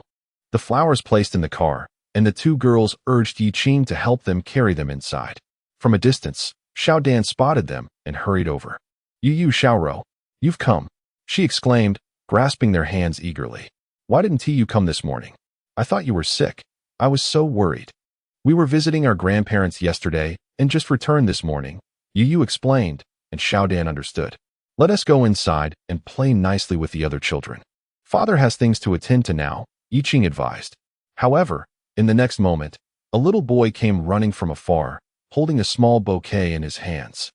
As he approached, Yi Qing felt momentarily bewildered, wondering what the boy was up to. Xiao Rou and the others were equally unsure. The boy reached them, looked at Xiao Rou, and handed her the flowers. Xiao Rou, you are so beautiful, and these flowers are lovely too. I hope you like them, he said before turning and running away, casting a glance back at Yi Qing. Yi Qing stood frozen for a long while, watching the boy retreat, before coming to his senses. Goodness, whose little rascal is this, attempting to woo my daughter in kindergarten? Chapter 45. Why are your hands so careless when you kiss? Yi Qing fumed, nearly hopping with indignation. If he weren't just a little boy, Yi Qing would have certainly gone over to warn him. What the? Yi Qing gazed at the bouquet in Xiao Rou's hands, which seemed to pierce his heart like a sharp dagger. It was as if it had been thrust into the chest of an elderly father, leaving him breathless with pain. This little rascal. He certainly knows how to charm. Doesn't he? Selecting the gentlest Xiao Rou to present flowers to. At such a tender age, he has already mastered the art of wooing. And he is quite the eloquent speaker as well. Yi Qing clenched his teeth, pressing a hand to his heart, and after a while, he exhaled a deep sigh. He turned to Yu Yu and Xiao Dan, speaking earnestly. You too. I entrust you with a task. You must keep a close watch on that boy from earlier. Ensure he does not grow too close to Xiao Rou. If he attempts any intimate gestures towards her, you must intervene immediately. Do you understand? Absolutely, Dad, Yu Yu declared. Hands on her hips, her expression fierce. Yes, Uncle, I will too, Xiao Dan echoed, adopting a protective demeanor. Good. You both have great spirit. Yi Qing nodded, feeling grateful for the support of these two little darlings. Humph. Why does he only give flowers to Xiao Rou and not to Yu Yu? Is Yu Yu not beautiful enough? Exactly. And he doesn't give them to me either. He must think little of us. Let us not play with him anymore. Xiao Dan chimed in, and the two girls nodded in agreement. Yi Qing felt a bit dazed. The situation appeared to be taking a convoluted turn, yet the outcome was favorable. Despite the protection of the two girls, Yi Qing still felt a lingering ache in his heart. An indescribable sensation that perhaps only a father with a daughter could truly comprehend. Nearby, Xiao Rou gazed at the flowers in her hands. She lifted her head, her eyes filled with curiosity. Daddy, you said that giving flowers represents affection and love, right? In that instant, Yi Qing felt an urge to slap himself for his thoughtless words. How could he have been so careless, inadvertently providing ammunition for that little rascal? No. Flowers can also express friendship and well wishes. Like this bouquet he gave you. It symbolizes friendship and blessings, wishing you to grow ever more beautiful. Xiao Rou nodded, seemingly grasping the concept, albeit not fully understanding it. Nonetheless, she accepted her father's words as truth. Then, Daddy, could you please take the flowers back home for me? Thank you. As Yi Qing took the bouquet, he felt an overwhelming impulse to throw it to the ground, yet he resisted. All right, you may go inside now. He forced down his anger and spoke gently to his daughter. Goodbye, Daddy. See you tonight. The girls cheerfully made their way inside. Yi Qing stood there for a moment, lost in thought as countless images flooded his mind. He even envisioned a scene in which a young man on a motorcycle would come before him, addressing him as Old Deng, with the motorcycle well-maintained. Grinding his teeth, Yi Qing continued to rub his temples. Throughout the journey home, he felt an oppressive gloom weighing heavily on his heart, his expression darkening. It wasn't until he arrived home that he took the bouquet from behind. In the next moment, before him, a notification appeared, detected a warming relationship between the host and his wife. A continuous task has been issued. If the affection between the host and his wife continues to rise, a reward will be granted. During the completion of the continuous task, additional tasks will also be issued. Oh, Yi Qing mused, this is quite an intriguing arrangement. He stepped into the room where Bai she was feeding their child, Xiao Tuanyuan. Hearing the commotion outside, she hurried out, only to see Yi Qing enter with a magnificent bouquet, a smile gracing his face. Shi, this is for you, Yi Qing declared, placing the flowers into Bai Shi's embrace. She cradled the blooms, her enchanting eyes glistening with unshed tears, detected an increase in relationship warmth. Awarding a suite at Linglong Mountain Villa. Thank you, Yi Qing. After receiving a bouquet, why has your address reverted? Yi Qing was momentarily taken aback, speaking impulsively. Don't. You gifted it to me, so it belongs to me. How could you possibly want it back? Haven't gotten used to it yet. No one is around to call me out loud. Dear husband, Bai she uttered shyly, then set the bouquet aside. As she turned, a figure stood before her, leaning down to kiss her. Unexpectedly, Bai she was taken aback, yet she soon closed her eyes. However, their kiss was somewhat clumsy, her cheeks flushing a deep crimson. Her hands found no place to rest, and she instinctively embraced Yi Qing. Similarly, Yi Qing's hands wandered aimlessly. Moments later, Bai she felt as though she were on the verge of suffocation when she sensed Yi Qing's large hand. In an instant, Bai she's body quivered violently, freezing in place, her teeth inadvertently clenching. Ow! Yi Qing winced, taking a quick step back. Why are you biting me? What do you think? Where did your hand wander just now? Bai she stomped her foot, her expression one of indignation. Isn't at my first kiss too? How was I to know where my hand should go? Yi Qing retorted, listening to his words. Bai she recalled her own hands had also seemed to lack a resting place. Fine, I forgive you, she said, her face still flushed, as she playfully sprayed some water on Yi Qing with the flowers. Yi Qing turned his head, a mischievous grin spreading across his face. He had indeed intended to touch the heart-shaped birthmark. However, the previous claim of having no place to put his hands was also true. A notification appeared, detected rapid warmth in the relationship between the host and his wife, rewarding godly creative abilities and an eidetic memory. An unusual sensation surged through Yi Qing's body. He proceeded outside, retrieving 3 more bouquets from the car. He placed 2 in a prominent spot.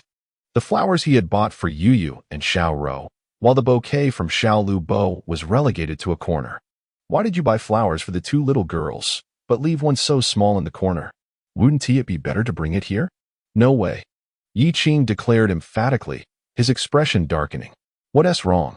Bai she inquired, noticing Yi Qing's strong disapproval of the small bouquet. She soon burst into laughter. What does this signify? It indicates that Xiao Rou is quite popular in kindergarten, which is hardly a negative circumstance. You are overly anxious. After all, they are merely children. Far less complex than you perceive. Yet, that is unacceptable. I must ascertain which family's little piglet has ventured out to nibble on the cabbage at such a tender age. But haven't you also nibbled on others' cabbages? It is permissible for me to nibble on others, but I shall not allow any other pig to nibble on mine.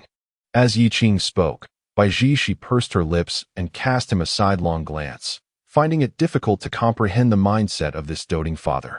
Nevertheless, she offered Yi Qing several words of comfort. Observing that things were indeed not progressing well, she bestowed upon him another kiss, which eased the furrow in Yi Qing's brow. Chapter 46. Do not kiss again. They are swollen. Is it true that whenever I am unhappy, you will always kiss me? Yi Qing inquired of Bai she. Indeed. Then I shall feign unhappiness. Bai she retorted, You rascal, that's enough. What has swollen? Yi Qing looked at her, perplexed. My lips, of course. Where else could it be? I must depart for class now. Bai Ji, she remarked, glancing at Yi Qing and adding that her future husband was quite incorrigible. She exited briefly before returning, standing before the flowers Yi Qing had gifted her, meticulously capturing several photographs with her phone. Gazing at the blooms, she mused that these were the most exquisite flowers she had ever encountered. Of course, they were the same flowers as always, lacking any particularly stunning features. However, the person who gifted them had added a certain enchantment to them. I must go now. Bai Ji, she noted the time. Her class was imminent. All thanks to Yi Qing for that prolonged kiss. Who kisses for such an extended duration anyway? How ridiculous. She shot Yi Qing an exasperated glance, waved her hand, and finally departed. Only Yi Qing remained, sitting there for a while. He glanced at the ancient poetry anthology he had purchased for Yu Yu and Xiao Rou and discovered a poem he had yet to memorize. After reading it once, he closed the book, and the verses danced in his mind. If only he had possessed such a skill during high school. Surely he would have breezed through the entrance exams for Tsinghua and Beida. But alas, even if he could, he preferred Jiangxing University instead. He found himself reminiscing about Bai Ji's sweet kiss, his heart fluttering. Although their kissing techniques were rather unrefined, it was certainly a moment to savor. However, Yi Qing's tongue throbbed slightly. He had bitten down a bit too hard. Was it really necessary to be so fervent merely to touch a heart-shaped birthmark? As he hummed a little tune, his phone rang. Hello, is this Mr. Yi Qing? Yes, it is. Yi Qing, momentarily taken aback by the formal address, soon realized this must be someone from Wuyo Media. I am Yu Qingji, the general manager of our company. Mr. Yi, when might you visit the office for an inspection? I have just learned about the changes in the legal entity and shareholding, which is why I am calling. I hope you don't mind. I shall set off shortly. It will take me about an hour to arrive. All right, Mr. Yi, we will be waiting for you. After hanging up, Yi Qing rose. It was time to visit his company. Today is delightful, with a cascade of good fortune. He hummed a cheerful tune as he took out his watering can, tending to the flowers he had sent to Bai Ji, as well as those for Yu Yu and Xiaorou. In the next moment, he spotted a small bouquet in the distance, and his mood swiftly soured. At that moment, the bouquet seemed to take on a life of its own, as if it were pleading with Yi Qing, old dang. Stop staring and give me some water too. Damn it, Yi Qing muttered under his breath, turning away and striding towards the Rolls-Royce. Once inside the car, he quickly searched for the destination and pressed the accelerator. The Rolls-Royce let out a fierce roar and surged forward. On the road, Yi Qing made a concerted effort to dismiss thoughts of the earlier events at the kindergarten. Yet, it was often the case that the more one tried to avoid certain thoughts, the more they intruded upon the mind. Particularly with the recent acquisition of his infuriating photographic memory, which only intensified his recollections.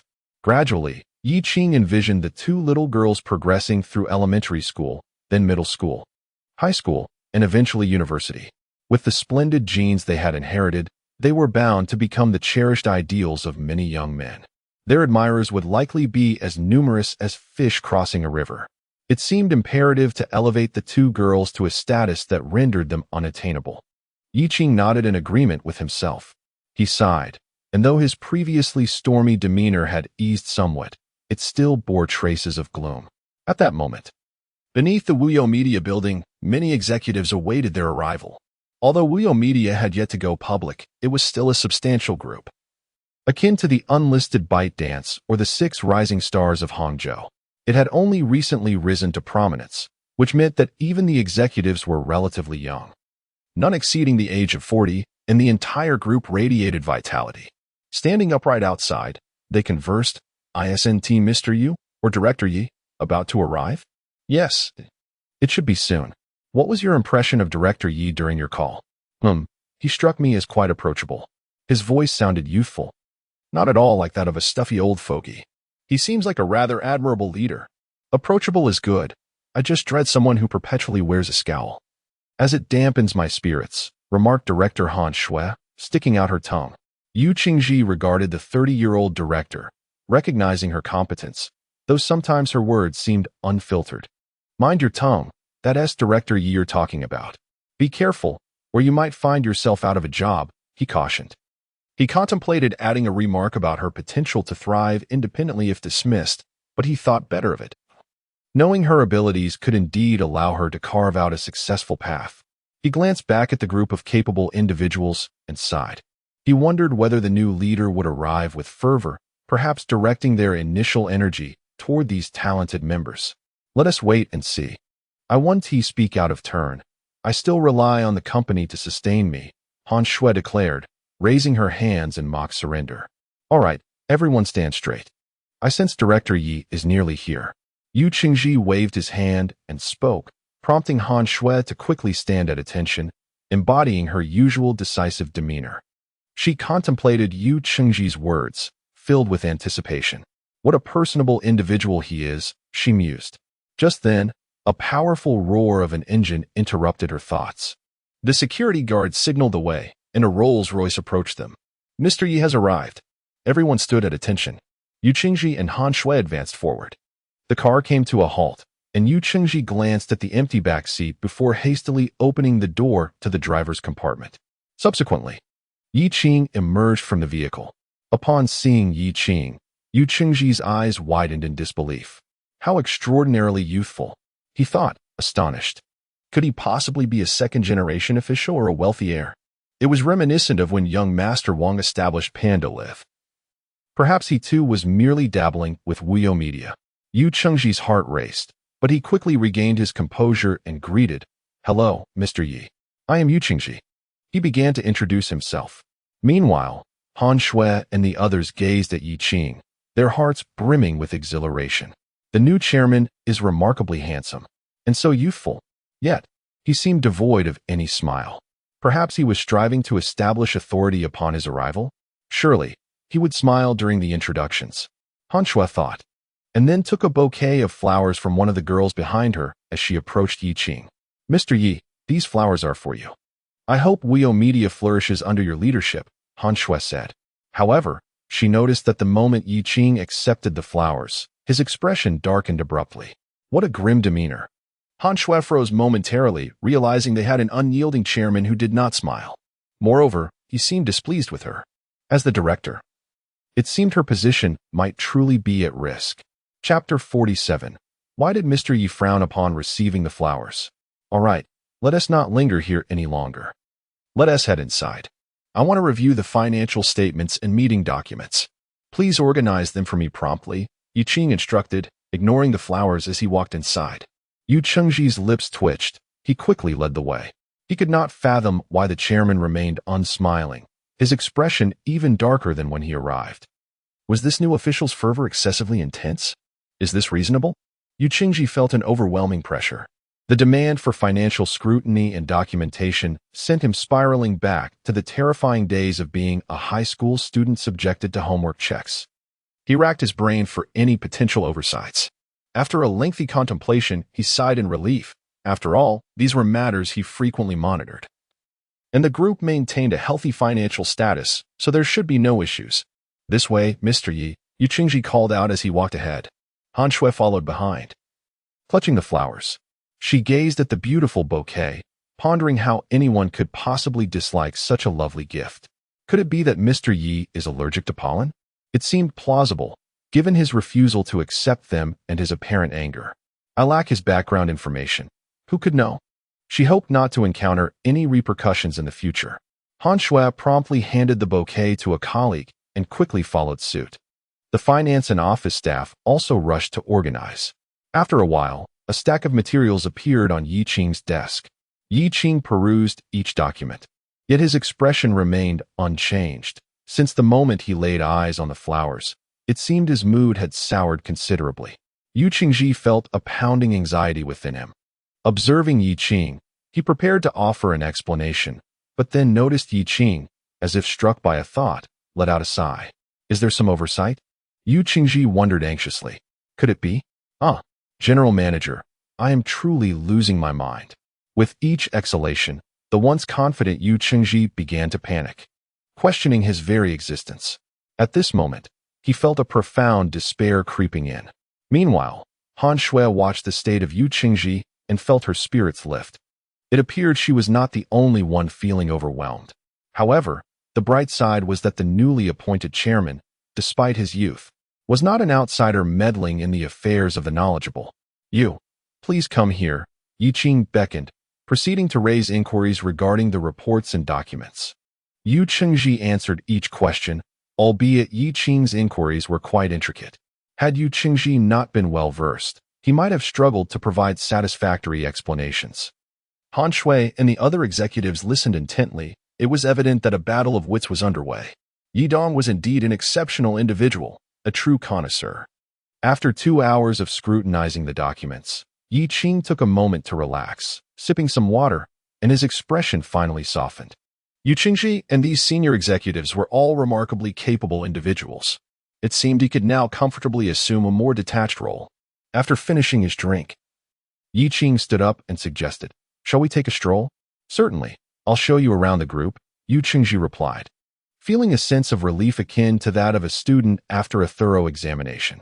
As Yu Qingji guided Yi Qing, Han Shui introduced the company. Wuyo Media specializes in new media, focusing primarily on the burgeoning realms of live streaming, short dramas, and domestic animation, alongside traditional films and television series. The company also boasts a plethora of singers, agents, and stars. Listening attentively, Yu Qing nodded. "Han Shui, please help me find a music tutor who can impart vocal knowledge to children." Han Shui was taken aback by this unusual request. What did Yi Dong mean by that? Children? Did Yi Dong have children? It seemed implausible given his youthful appearance. He appeared no older than 20. Even if he were married with children, it would be unlikely that they would be of an age to pursue music education. Perhaps he was referring to other children in the family. Contemplating this, Han Shui decided to err on the side of caution and contacted a prominent music agent, Lu Wan. Lu Wan had risen from humble beginnings, initially a singer, then transitioning to a music scout, gradually ascending to become a top-tier agent. "What is going on, Shui?" Lu Wan inquired. "Maintain professionalism while at work." "Understood, Han. You are truly remarkable." Even Han Shui is ready to unleash a torrent of expletives. "Director Han, I admit my fault. I was merely caught up in the excitement of having recently produced several chart-topping songs that have significantly boosted our group's revenue. I apologize. What can I do for you?" The newly arrived director Yi wishes to find a family music mentor for the children in his family. For teaching children? Surely. That is not my domain. Those singers are all highly professional. Lu Wan appeared bewildered, realizing she had squandered many years and felt her current aura of commercialism was ill-suited to tarnish the innocence of children. "Indeed, you are correct. Farewell." "Wait. Is that how swiftly you end the call?" Lu Wan felt a pang of frustration as she stared at the disconnected phone. Han Shui was becoming increasingly decisive. "Well then, perhaps I should create a few more hit songs," Lu Wan mused. Upon exiting the studio, she overheard several of her singers whispering. "What are you discussing?" "We are going out for a celebratory dinner tonight." "Excellent, Lu Jie. We were just saying that several star singers from headquarters seem to be embroiled in a fierce competition." "Oh, what has transpired?" Lu Wan, intrigued by the gossip, was eager to learn more. "A new chairman has joined the headquarters. He is quite young and has a daughter of about 4 or 5 who wishes to learn vocal music and is seeking a mentor." Boom. That revelation struck Lu Wan like a thunderclap, sending chills down her spine. "What? The chairman's daughter?" Goodness, Director Han never mentioned she was the chairman's daughter. She only referred to her as a child from the chairman's family. The weight of that distinction was unmistakable. She swiftly grabbed her phone and dialed. "Hello, Director Han. I have reconsidered. I accept the position you mentioned." Lu Wan spoke with urgency. However, the voice on the other end was not that of Han Shui, but rather that of several popular singers at headquarters. "I'm coming. Don't snatch this opportunity from me. It doesn't even pay well. I implore you all to pursue your own earnings. I have no desire for profit. I simply wish to contribute." "Nonsense. I know your ulterior motives." The cacophony escalated. And soon Han Shui interjected. "What did you say? It's too noisy. I can't hear you." "I am truly exasperated by these singers. They raise their voices higher than others when they argue." Chapter 48. The completion of a task. Listening to Han Shui's words, Lu Wan felt a sense of helplessness wash over her. Goodness, she had been unaware that it was the chairman's daughter at first, had she known. she would have approached the situation entirely differently. Lu Wen spoke again, and Han Shui sighed. This situation is not my fault. Director Yi conveyed it to me in such a manner. Later, when Director Yu inquired further, only then did Director Yi reveal it was indeed for his daughter. Han Shui remarked, her eyes wide with astonishment. After all, she had never envisioned that Director Yi could have a daughter. He appeared no older than 18 or 19, evidently maintaining his youth remarkably well. In the entertainment industry, it is common for individuals to uphold their appearance, so this is hardly surprising. However, the current situation is rather challenging. Han Shui contemplated for a moment. When Director Yi is to select a mentor, the primary consideration must undoubtedly be musical prowess. Additionally, the ability to engage with children is equally significant. Director Yi would likely prefer to shield the child from excessive materialistic influences. Han Shui pondered this one by one. She had already dismissed Lu Wen from her thoughts, yet out of consideration for workplace relations, she chose to express herself more tactfully over the phone. All right, enough of the chatter. Listen to me. Shinichi, you shall be the mentor. With Han Shui's declaration, all eyes turned toward Shinichi. Director Han, sensing that someone might wish to voice their opinion, silenced them with a mere glance. Faced with her expression, even renowned musicians hesitated to speak. Thank you for your trust. Director Han, I will strive to guide Director Ye's child well, learning to interact effectively with children. If the child proves to be mischievous, I must remain composed and patient. You understand? It is essential to lead them gently. As Han Shui spoke, she effectively grounded Shin Inchi back into reality. Indeed, moments ago, she had solely contemplated the fact that this was Director Ye's child without considering the implications. What if the child were quite unruly? What if they were a handful? The Yi family is not lacking in wealth or influence, and it is quite possible the child might possess an air of superiority. Such thoughts weighed heavily on Shin Inchi.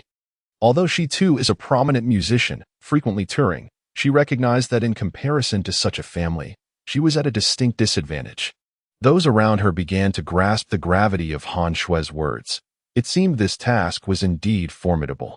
Excelling in the role could certainly enhance one's standing, while failing might jeopardize everything they currently possess. Both scenarios carried significant risks. After making her decision, Han Shui swiftly turned to return to inquire with Yi Qing about Shin Inchi's suitability. Shin Inchi stood there, and shortly thereafter, her manager and friend approached her, asking, "What's wrong? This is a good opportunity." "I am merely concerned," Shin Inchi replied. Others considered the unpredictability of children. "No worries. We'll take it one step at a time. We'll brainstorm ideas together." "All right." Shin Inchi nodded at her manager and friend, regaining her confidence. Yi Qing was exploring with Yu Qingji, gaining insight into the headquarters and its various branches. The scope of Wuyo Media, as provided by the system, was indeed immense. Without management and financial knowledge, he feared he might not even be able to grasp the framework.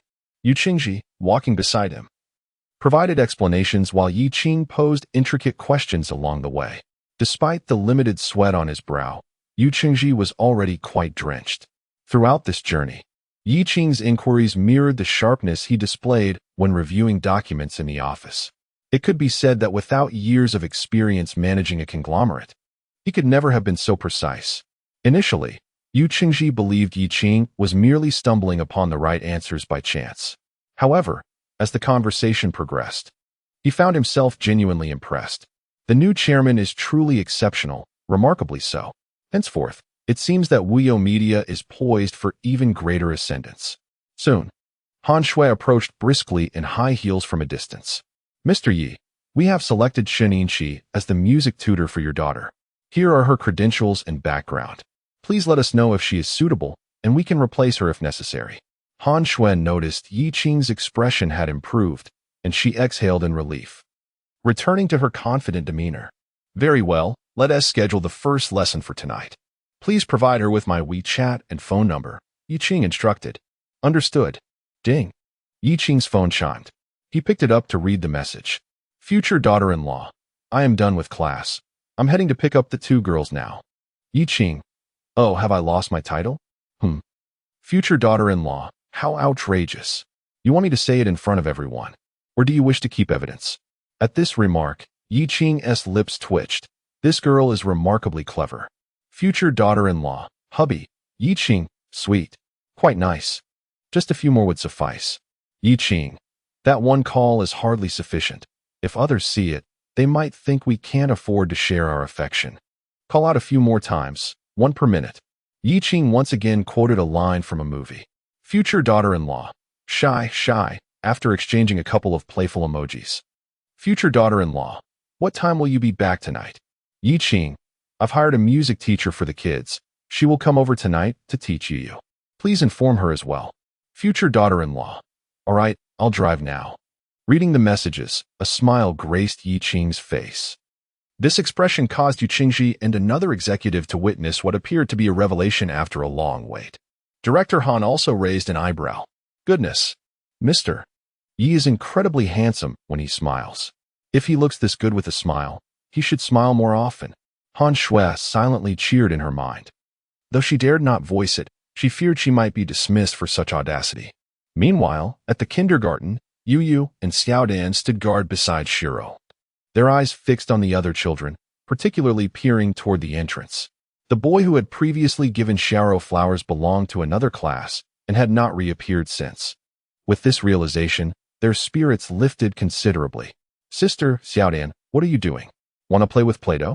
Shiro quietly molded the Play-Doh, appearing to revel in her own little world. With the danger averted, Yu Yu joined in the fun, followed by Xiaodan. Soon, it was time to dismiss school. Xiaodan, are you going to stay as late as before? Will your parents come soon? Yu Yu inquired. Yes, you two can head back. I'll play a bit longer. Xiaodan gave Yu Yu a quick hug, then embraced Shiro. I'll take Shiro with me. My parents should be here. After exchanging farewells, Yu Yu led Shiro towards the exit. Among the crowd, noticing the absence of the young boy, Yu Yu quickened her pace. Then she spotted Bai Jishi and waved eagerly, Mom. We are over here. Chapter 49. The melodious music mentor without uttering a word. Bai Jishi could discern the arrival of the two young girls the moment they descended the stairs. After all, their presence was striking, almost luminescent, drawing the gaze of onlookers effortlessly. Nearby, numerous parents observed the duo, their faces adorned with expressions of envy. Mom, you've come to pick us up today? Where's Dad? You too, Bai Jishi replied with a smile, while other children inquire about their mother's whereabouts. You both are also curious about your fathers. Hee. Yu-Yo wishes to tell Dad that she has perfectly accomplished her task today. She has fulfilled the mission entrusted by him. Yu-Yo proclaimed, instinctively puffing out her chest, embodying a desire for commendation. Yu-Yo is truly remarkable. When Dad returns tonight, make sure to share it with him, Bai Jishi encouraged. Taking the hands of both girls as they climbed into the car. Father has gone to attend to important matters and may return later. Let us head home and wait for him, shall we? All right, the two children chorused. By the way, Yu-Yo, Dad mentioned he has found you an excellent music teacher, who will arrive this evening to teach you. Wow. Yu-Yo's eyes sparkled with excitement, her face illuminated by a beaming smile. She bounced in her seat, her little legs swinging joyfully. Upon arriving home, they dashed inside, heading straight for the little round bundle. After circling the room, they discovered the small creature nestled in a corner of the floor, basking in the lingering warmth of the sunset. Little round, Yu-Yo called out. Upon hearing her voice, the creature perked up, its ears quivering, and opened its eyes to see Yu-Yo and Shiro rushing towards it. It quickly got up, scampering towards them on its short legs.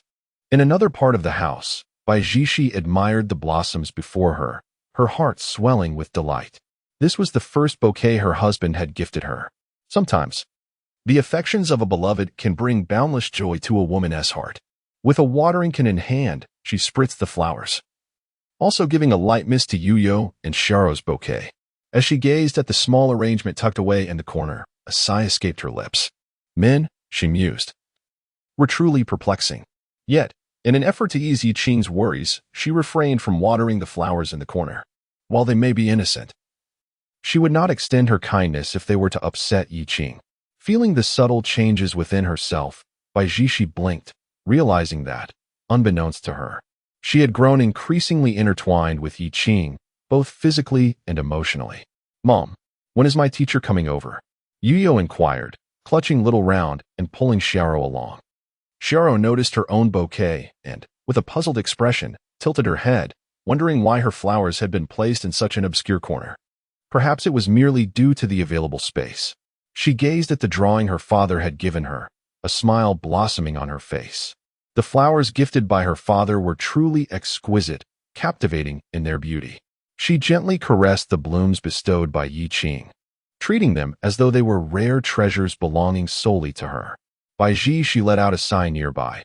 What father could resist being enchanted by such a daughter? All right, dear, mother will go prepare dinner now. Your father should be home shortly. We shall dine together then. Okay, mama. Upon hearing that Yi Qing was returning soon, the two young girls became even more elated. At that moment, within the confines of a luxurious Rolls-Royce, Yi Qing declined the invitation to the corporate gala, citing the presence of children as his reason. After all, there would be ample opportunities in the future. His refusal was not out of disregard for social niceties. Rather, he had recently arrived and was in the critical phase of establishing his authority. Such events could dilute his impact during this pivotal time, and it was not yet the moment to mingle freely with subordinates. Thus, departing early was indeed the wisest choice. He drove, accompanied by Shanin Qi, who sat in the back seat, her hands obediently resting on her lap like a well-behaved child, her posture rigid with overwhelming pressure. What merit did she possess to occupy the boss's seat while the chairman drove her? At that moment, she felt an overwhelming urge to vanish. Perhaps, Yidong, I should drive instead, and you can sit in the back. No need, you should rest well. You'll be teaching the children tonight, Yi Qing replied. Recalling the earlier moment when Shun Yinqi had volunteered to drive him home, a suggestion he had accepted. However, it soon became apparent that Shun Yinqi drove with excessive caution. Yi Qing found himself growing increasingly restless until he spotted an elderly man on an electric tricycle overtaking them. Unable to endure any longer, he switched places with Shun Yinqi. After all, he was eager to return home and see his wife and children. At this pace, when will we ever get home? I asked you to sit in the back not merely to rest, but because your driving skills are simply inadequate. Shun Yinqi felt a sting in her nose upon hearing Yi Qing's words. The new chairman was exceptionally kind. What chairman would drive himself while allowing an employee to rest in the back? Surely, he was the first of his kind. She silently vowed to dedicate herself fully to teaching the children, feeling a sense of loyalty akin to that of a soldier for a worthy commander. Little did Yi Qing know that Shun Yinqi's mindset had shifted to such a degree in the back seat. Had he been aware, he might have remarked how terrifying such assumptions could be. Upon arriving at the villa district, Shun Yinqi gazed out at the scenery. Goodness, this place exuded opulence, and it was only fitting for someone of Yi Dong's stature to reside here. As they approached Villa Number 3, her eyes widened in astonishment. Such a grand villa.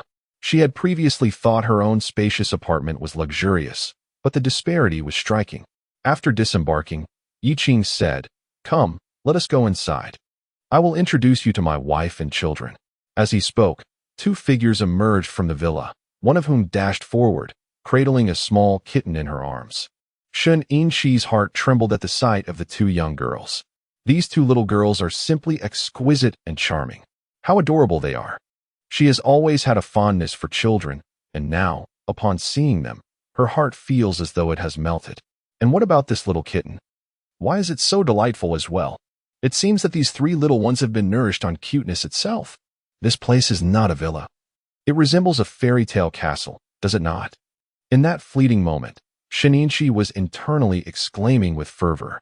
Beside her, the two little girls rushed over, hugging Yi Qing's legs. "Daddy, you're back," they exclaimed. "Daddy, I completed the task you assigned today perfectly. I didn't even see him," Yo-Yo said, her face adorned with an expression that yearned for praise. Naturally, Yi Qing knew exactly who the him was that Yo-Yo referred to. "Wonderful, Yo-Yo. You must continue to persevere." Yi Qing couldn't help but give a thumbs up. His eldest daughter was indeed reliable. Chapter 50. Allow me to introduce you. This is my wife. Shun Yinqi gazed at Yo-Yo and Xiao, her face radiating with a warm, maternal smile. She longed to embrace them. Their softness must be delightful. Meanwhile, Yo-Yo and Xiao also noticed Shun Yinqi. Clinging to Yi Qing's leg, they glanced over. Their eyes met, and Shinichi was captivated by the enchanting allure of their twin. Blossom-like eyes. Daddy, who is this sister? She is so beautiful. Yo-Yo inquired. Sister, are you Yo-Yo's teacher? Yo-Yo continued to ask. Yes, Yo-Yo. This sister is named Shinichi. She will be your music teacher from now on. She is quite remarkable, and you must study diligently under her guidance. Understood? Okay. Yo-Yo replied, joyfully running toward Shinichi. She then bowed deeply, executing a 90-degree salute that startled Shinichi. This little girl is exceedingly polite, indeed. Hello, teacher. Hello, Yo-Yo. To be honest, Shinichi had no previous experience in teaching young children. However, this little girl appeared to be quite well-behaved, contrary to her prior assumptions of unruly children and bullies. Let us head inside. We can teach the children after dinner, Yi Qing suggested, and Shinichi nodded in agreement. As they entered the room, Yo-Yo spotted Baijichi coming out of the kitchen. Mommy, look, my teacher is here. Yo-Yo exclaimed, tugging on Shinichi's hand to introduce her to Baijichi. The two women exchanged glances. Upon seeing Baijichi, Shinichi understood why these two children were so exquisite. They have such a stunning mother. Having encountered numerous beauties in the entertainment industry, all types of them, she found that none could compare to Baijichi. She was breathtaking, especially with those enchanting, watery-eyed looks. Who could resist being mesmerized? Furthermore, her figure and the subtlety of her makeup were simply captivating. And how is it possible that Yidong's wife looks no older than 17 or 18, even with a child of 4 or 5 years? Goodness! She felt an overwhelming urge to turn to Yi Qing and exclaim, "Do you realize you've committed a crime?" However, the person before me was surely not merely 17 or 18. She must possess an enchanting beauty that defies age. This is my wife, Baijichi. Yi Qing introduced her with great poise. Shinichi nodded, turning her gaze towards Baijichi, a smile gracing her lips. Sister-in-law, I am Shinichi. Director Yi has invited me to be Yo-Yo's music teacher. Such a statement carried an overwhelming amount of information, leaving Baijichi momentarily bewildered. Firstly, referring to her as sister-in-law seemed somewhat misplaced, suggesting a misunderstanding that anyone might easily perceive. Secondly, Shinichi? Wasn't she a renowned singer? How could her husband have managed to invite someone of such stature to teach Yo-Yo music? It must have been quite a feat, truly. Her husband was remarkably resourceful. Lastly, what was the significance of Director Yi? It was evident that her husband had not divulged the full extent of the situation. Could it be related to his business affairs? Baijichi pondered for a moment, uncertain if she should inquire further. Thank you for coming all this way. Please, have a seat and enjoy the meal. I hope the dishes I prepared suit your taste. Baijichi approached the table, guiding Shinichi to sit. Yet, Shinichi remained standing, appearing somewhat reserved, awaiting Yi Qing and Baijichi to take their seats first. There's no need for such formality.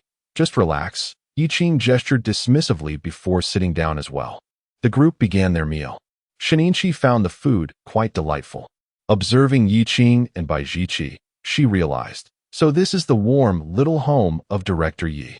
The way they exchanged glances, filled with affection, made her feel almost overwhelmed. It was as if they were showering her with love. It was too sweet to bear. She made a mental note to share this with her friends later. After the meal, Shinichi led Yo-Yo to the music room, while Yi Qing took Xiaoro to practice calligraphy. Baijichi settled onto the sofa. Just as she was about to check on Yi Qing, her phone rang. It was a video call from old Bai. Upon answering, she said, "Dad, what is up? What are you doing?" "I just finished eating." "Why?" Old Bai replied. "Oh, nothing much. I just wanted to see you," he said, as another figure peeked into the frame. "Old Bai, you're so transparent. You just want to see the two girls, yet you say so much." Baijichi teased. "Elder sister, you have no idea," Mom said. Old Bai was anxiously fidgeting. Eager to see the two little girls, Bai Xingting chimed in, her face blushing from embarrassment. Yo-Yo and Xiaoro are currently in class, one in music, the other in calligraphy, so it's not a good time to interrupt. Perhaps I can check in later when they're free, Baijichi explained. "Oh, I see. It's best not to disturb them while they're learning," Bai Xingting replied, visibly disappointed. After a brief exchange, they ended the call. Observing her father's demeanor, Baijichi sighed. "I can't believe it, Dad. I'm worried for you. Do you understand anything? Go on, child. Focus on your homework. With that, Shin Inchi led the child into the music room. The facilities within were quite comprehensive and comprised reputable brands. After a brief trial, she realized that Yu lacked even the most fundamental knowledge of music. Thus, she began teaching from scratch. Gradually, Shin Inchi sensed something unusual. This little girl possessed an astonishing capacity for learning. After a single explanation of rhythm and pitch, Yu grasped the concepts with remarkable ease. She even began to ask insightful questions. "My goodness, how are you so talented?" Shin Inchi exclaimed, unable to resist the urge to pinch Yu's cheek. Hee, Yu laughed, delighted by her teacher's praise. "All right, let me test your understanding. I will play a few notes, and you will identify the pitches based on what your teacher just taught you." Okay, Shinichi prepared to conduct her evaluation. However, as she progressed, an unsettling realization dawned upon her. Yu had answered every single question correctly. Even the more ambiguous notes were identified with precision. Shinichi sat there, observing Yu. As a term surfaced in her mind, absolute pitch. This was indeed absolute pitch. Many singers possess this rare gift. Yet, if such talent were recognized and nurtured at this tender age, coupled with Mr. Ye's resources, what heights might await her in the future? Chapter 51. Do you understand the concepts of alienation and specificity? The thought was too overwhelming for Shun Inchi to entertain. She continued to teach with unwavering dedication. As the clock approached 8, she exited the music room with Yu. On the other side, Yi Qing was approaching with a fruit platter. "I was just about to bring this over. I didn't expect you two to come out on your own." "Mr. Yi, you are too kind," Baijishi remarked, joining them. "Yu, how did your lesson go?" "I learned so much. The teacher praised me." Yu chimed with enthusiasm. "Did you remember to thank your teacher?" Yu nodded earnestly before running off to play. Shin Inchi turned to Yi Qing and said, "Mr. Yi, I've discovered Yu's talent. She possesses absolute pitch."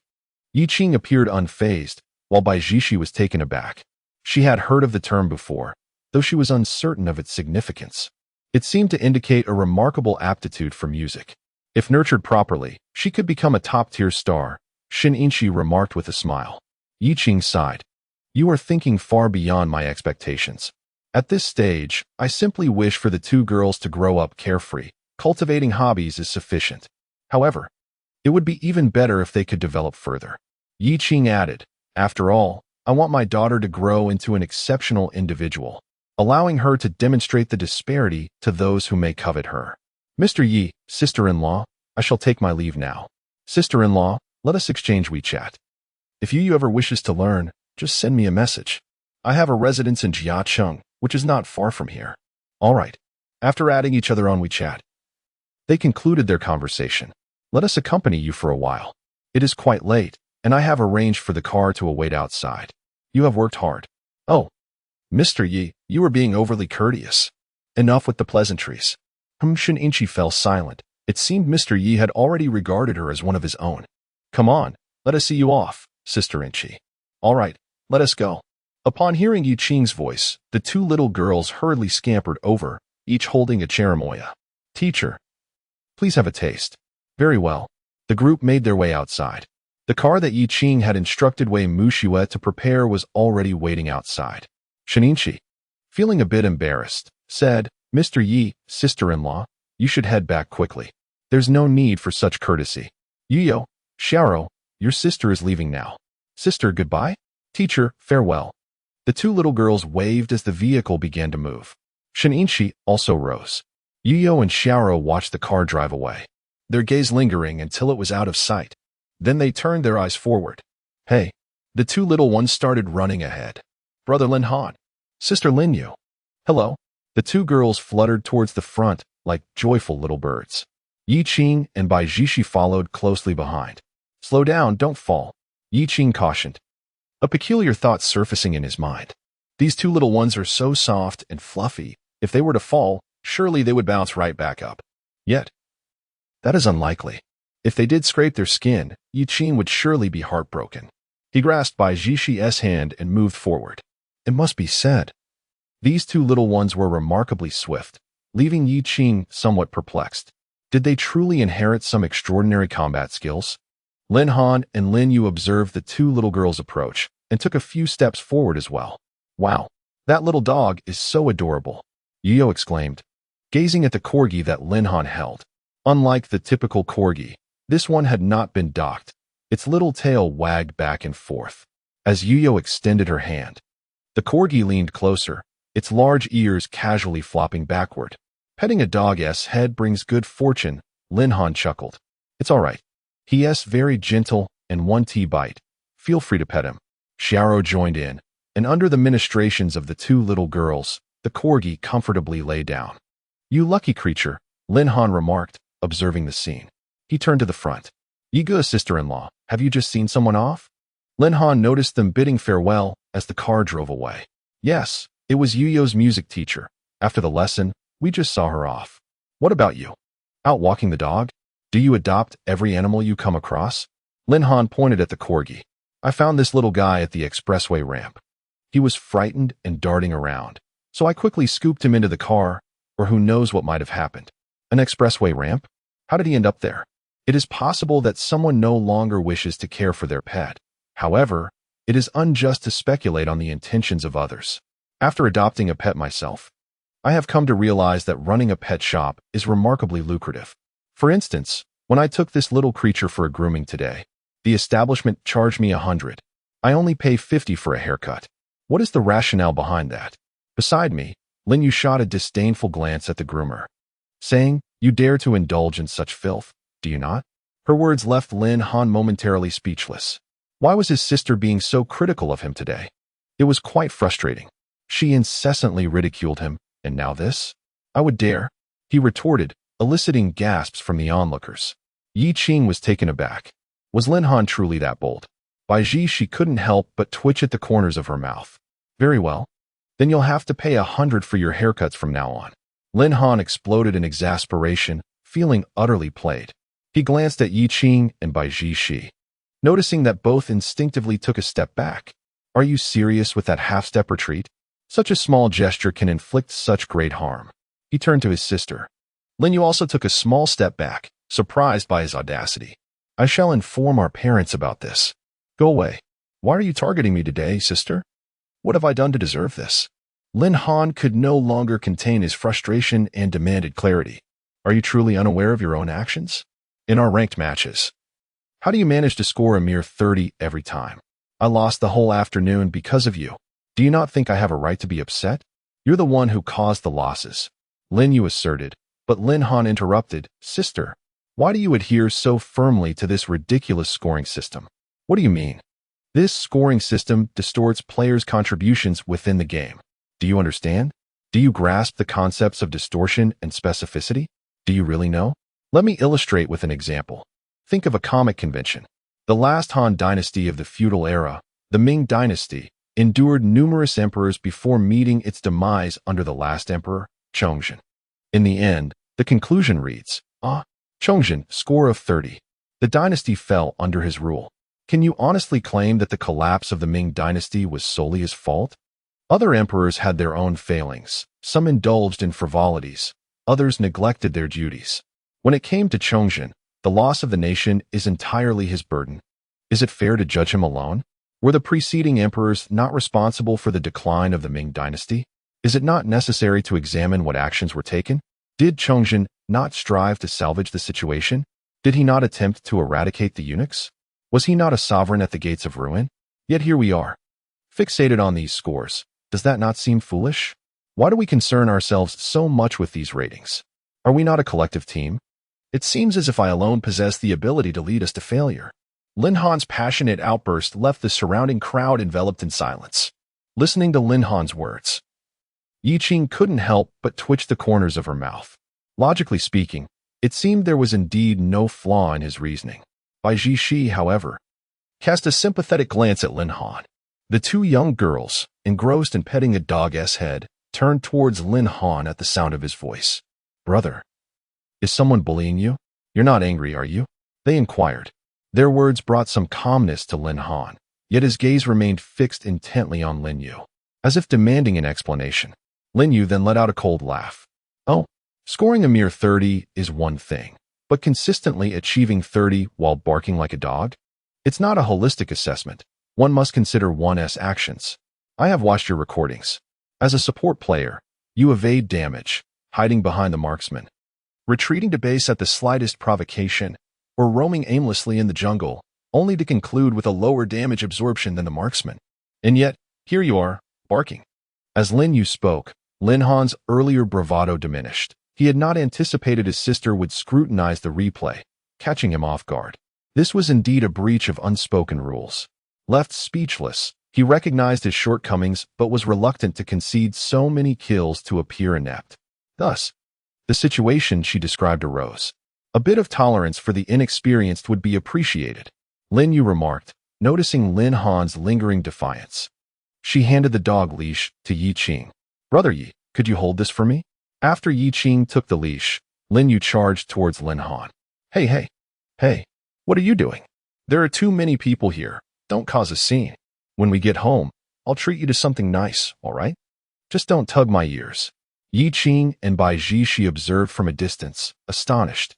They had not expected an evening stroll would unfold into such an intense confrontation. Perhaps this is the pressure of bloodline, Yi Qing mused, glancing at the two girls. Grateful that she had raised such pleasant daughters, one a protective elder sister, the other a gentle, amiable younger sibling. Once the altercation concluded, Lin Han's ears burned crimson. His face smeared with dirt. He felt embarrassed to let Yi Qing witness his disheveled state. By the way, Brother Yi, there's a comic convention this weekend. It promises to be quite enjoyable. How about bringing the children along? It's a rare opportunity for fun, and many people bring their kids. Yi Qing was taken aback. She hadn't realized Lin Han had such diverse interests, racing, rescuing pets, and now venturing into the world of anime. Lin Han scratched his head sheepishly. I'm quite the enthusiast, and I've been involved for a long time. I introduced my sister and friends, Zhou Ying and Zhou Kai, into this circle as well. Are you free? If so, you needn't prepare anything. I'll think of what might suit you best. All right, Yi Qing nodded in agreement. As Lin Han gazed at the family of four, countless characters filled his mind. After all, they were a striking family, handsome and beautiful adults, adorable children. They lacked for nothing. Let us head back and ponder this further. Come on, let us take another stroll, Yi Qing remarked, observing the two little girls still frolicking with the dog. As if children inherently possessed an affinity for small animals. Meanwhile, Shin Yinchi returned to her residence in Jiangqing. After changing into her pajamas, she glanced at the time and reclined on the sofa, engaging in conversation with her friends and manager. Initially, she intended to type, but inadvertently activated a group voice chat. Yinchi, have you returned from Yidong's home? How was it? Yes, do tell us. What was it like at Yidong's house? Were the children mischievous? Was the work manageable? Listening to the eager voices of her friends, Shin Yinchi spoke up. As for the work. At her words, a hush fell over the group. It was absolutely delightful. What? Huh. Phew. Her statement seemed to strike like thunder and ignite everyone's curiosity. This was unusual. Teaching a rich family's offspring should entail numerous challenges, possibly even unruly children. Yet, how had Shin Yinchi found it so enjoyable? And it appeared to be an extraordinary kind of enjoyment. Let me explain from the beginning. Shin Yinchi began recounting her experience. From the moment Yi Qing drove her to the villa, to the interactions with Bai Zhi and the two little girls. When the names Bai Zhi and the girls were mentioned, the group erupted in excitement. Are they truly that beautiful and charming? Do you have any photos? Could you share them with us? I only have a picture of Yu, but I'm unsure if Yidong would permit its dissemination. If you wish to see it, we can look at it on my phone when we meet. I assure you, just a glimpse will evoke a longing to have a daughter of your own. They are simply adorable and exceptionally polite. Moreover, Yu possesses remarkable musical talent. She has perfect pitch. As she spoke, the group buzzed with astonishment. Shin Yinchi chatted about her experience, and the others began to envy her immensely. Such a fortunate occurrence. Why had it not befallen them? About an hour later, Yi Qing and the others returned home. Bai Zhi suddenly recalled. Father mentioned wanting to video call to see the little girls. How had she forgotten? Never mind, it's already 9 o'clock. So I want to call now. Let us go wash up together. She coaxed the two girls to join her in their nightly routine. On the other side, in Bai Zhi's home, Bai Xingtian sat on the sofa, aimlessly scrolling through his phone. After checking the time, he scratched his head in frustration. What is going on? Even if they are attending extracurricular classes, it shouldn't extend this late. How could this be fair to the children? He felt indignant on behalf of the two girls. Fuming as he stared intently at his phone, Bai Jilin, observing his demeanor, was taken aback. It's already past 9. I've finished my homework. Why aren't you asleep, father? She leaned in to take a look and realized her father was engaged in a chat with her sister. Suddenly, it dawned on her. Oh, are you waiting to video call the two little ones? But wait, shouldn't they still be in class? Oh, class should have been over a while ago. I simply forgot to video call you. Bai Xingtian, huh? How can someone who got into Jiangxing University have such a poor memory? This has nothing to do with getting into Jiangxing University. I tend to habitually overlook things that seem unimportant. Bai Xingtian fell silent. When did this child's grandfather become unimportant? Go on, finish your homework and hurry off to bed. We have class tomorrow. Look at you. My mood plummets the moment you leave the room. Hey, is it fair to say that? I'm merely speaking the truth. Alas, honest words are often unpalatable. Bai Jilin hummed a little tune as she headed to the bathroom to wash up for bed. Bai Xingtian also stood up, realizing that things were as Bai Jilin had said. However, it wasn't that it was unimportant. He must have simply forgotten due to being busy. Yes, that must be it. Now, he couldn't call. The child must be preparing for bed as well. So, he would wait until tomorrow morning. Surely, there would be time then. In the villa's large bed, the two girls hugged a small flying horse, already ready for sleep, while Yi Qing turned off the lights. Adjusting his phone to the dimmest setting, he thought one must indulge in the pleasures of the night. Although he was no longer Ao Bing's uncle, Ao Yi, it still felt wrong to sleep so early. Bai Jishi also glanced at her phone and then softly murmured, "Oh no, what's wrong?" Bai Jishi turned to face Yi Qing, saying, "My dad mentioned he wanted to video call to see the two little girls tonight, but they were in class then. So I told him I'd call after class. Later, when I went out to drop off Yin Chi, I completely forgot about it. Knowing my dad, he must have waited all night. I'm doomed." Bai Jishi stuck out her tongue, playfully closing her eyes as if to feign death, which made Yu Qing's heart flutter with warmth. He began to contemplate. It's fine. Tomorrow morning will suffice. As Yu Qing spoke, he noticed the two little girls' breathing had evened out. Taking advantage of Bai Jishi's sleeping position, he turned and leaned over her. He executed a playful bed tackle. Bai Jishi's eyes widened, her heart raced, and a flush crept onto her cheeks. Yi Qing, what are you doing? It's late at night. That's impossible. Is Yu Qing trying to steal a kiss? Bai Jishi pursed her lips, then closed her eyes and slightly puckered her mouth. Hey, this little girl is quite understanding. He prepared to kiss her when he suddenly felt a gaze upon him from the other side. That prickling sensation made Yi Qing quickly glance in the other direction. He heard a soft voice asking, "Daddy, are you planning to get off the bed from this side?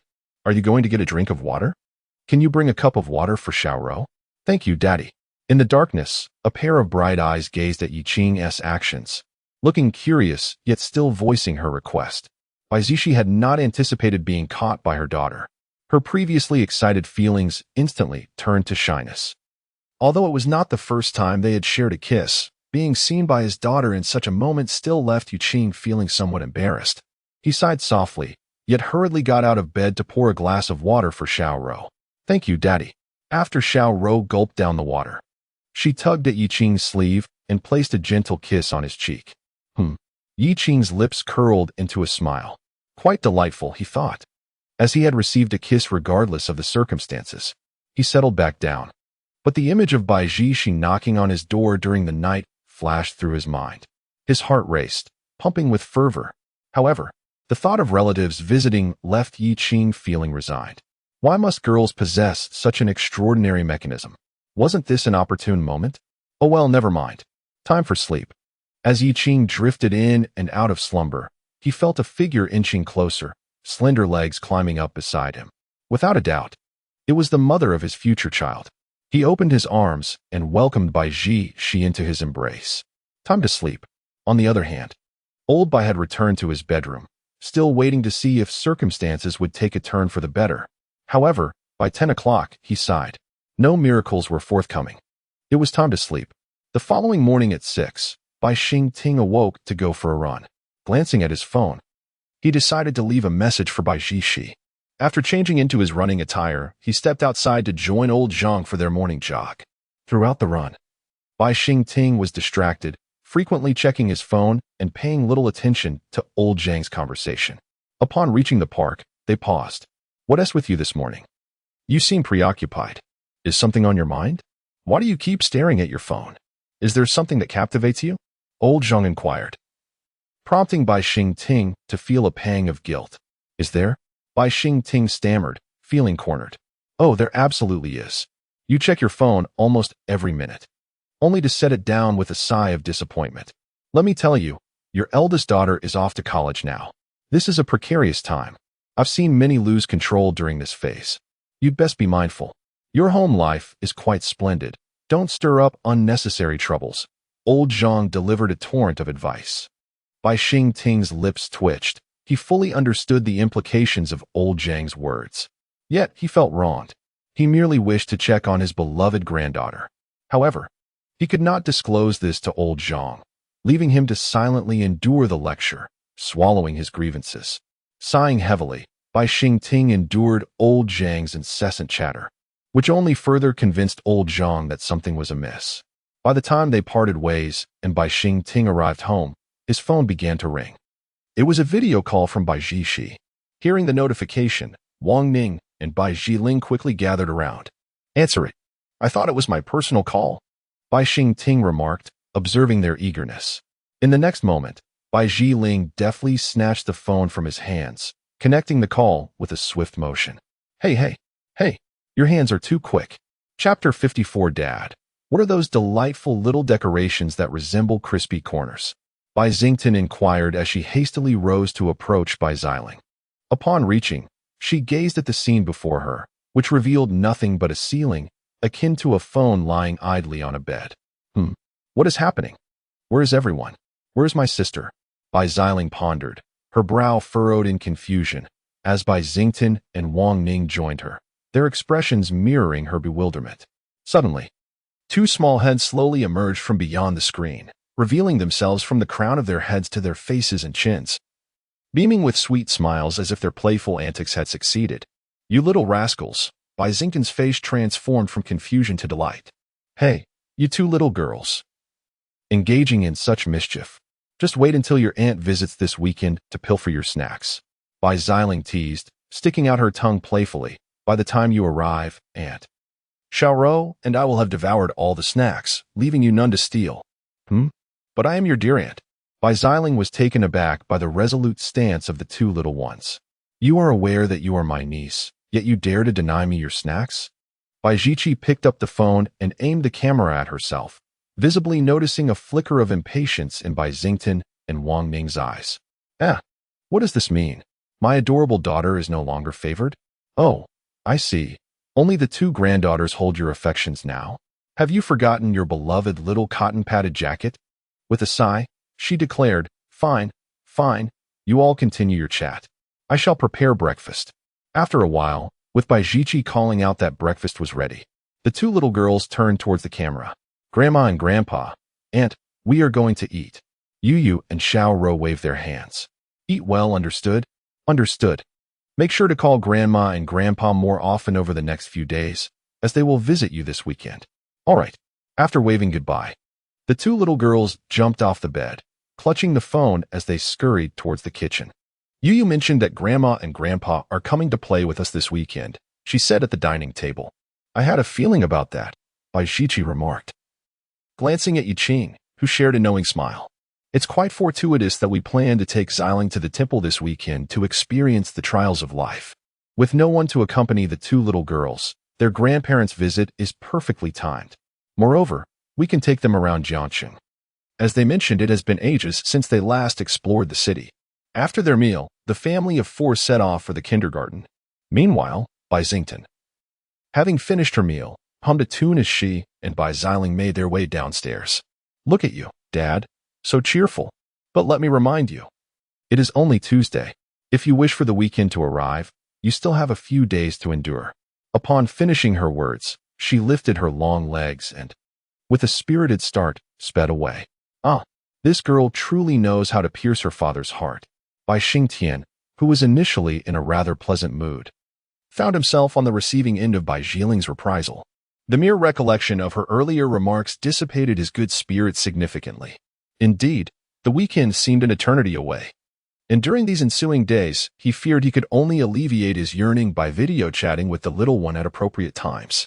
Climbing into his Volkswagen, Bai Xingtian ignited the engine and set off. The following days unfolded with a sense of routine. During the day, the two little girls attended kindergarten, engaging in play with their peers, and upon their return in the evening, they practiced music and calligraphy. Over these few days, Xiaoro seemed to progress by leaps and bounds. Not only had her vocabulary expanded considerably, but her penmanship had also improved remarkably. Yi Qing would write words for Xiaoro to copy, sensing that she had begun to transcend the rudimentary stage of learning, almost grasping the essence of the craft. As for Yu, Yi Qing felt no need to monitor her progress. He could discern everything simply by observing Shun Inchi's expressions as she exited the music room. It appeared that Shun Inchi had entered a cycle of astonishment. The previous day, she had been overwhelmed, her face a picture of shock. After a day of recuperation, she accepted the reality that some individuals were musical prodigies, only to be left bewildered once more after a brief period of instruction. On Thursday evening, Shun Inchi emerged from the music room, her expression still one of astonishment. Yi Qing couldn't help but twitch his lips in amusement. Goodness, after all these days, she still hadn't developed immunity? He already anticipated what would happen next. Shun Inchi would undoubtedly approach him, shaking him vigorously, exclaiming, "Yu is a genius, do you know that? Director Yi?"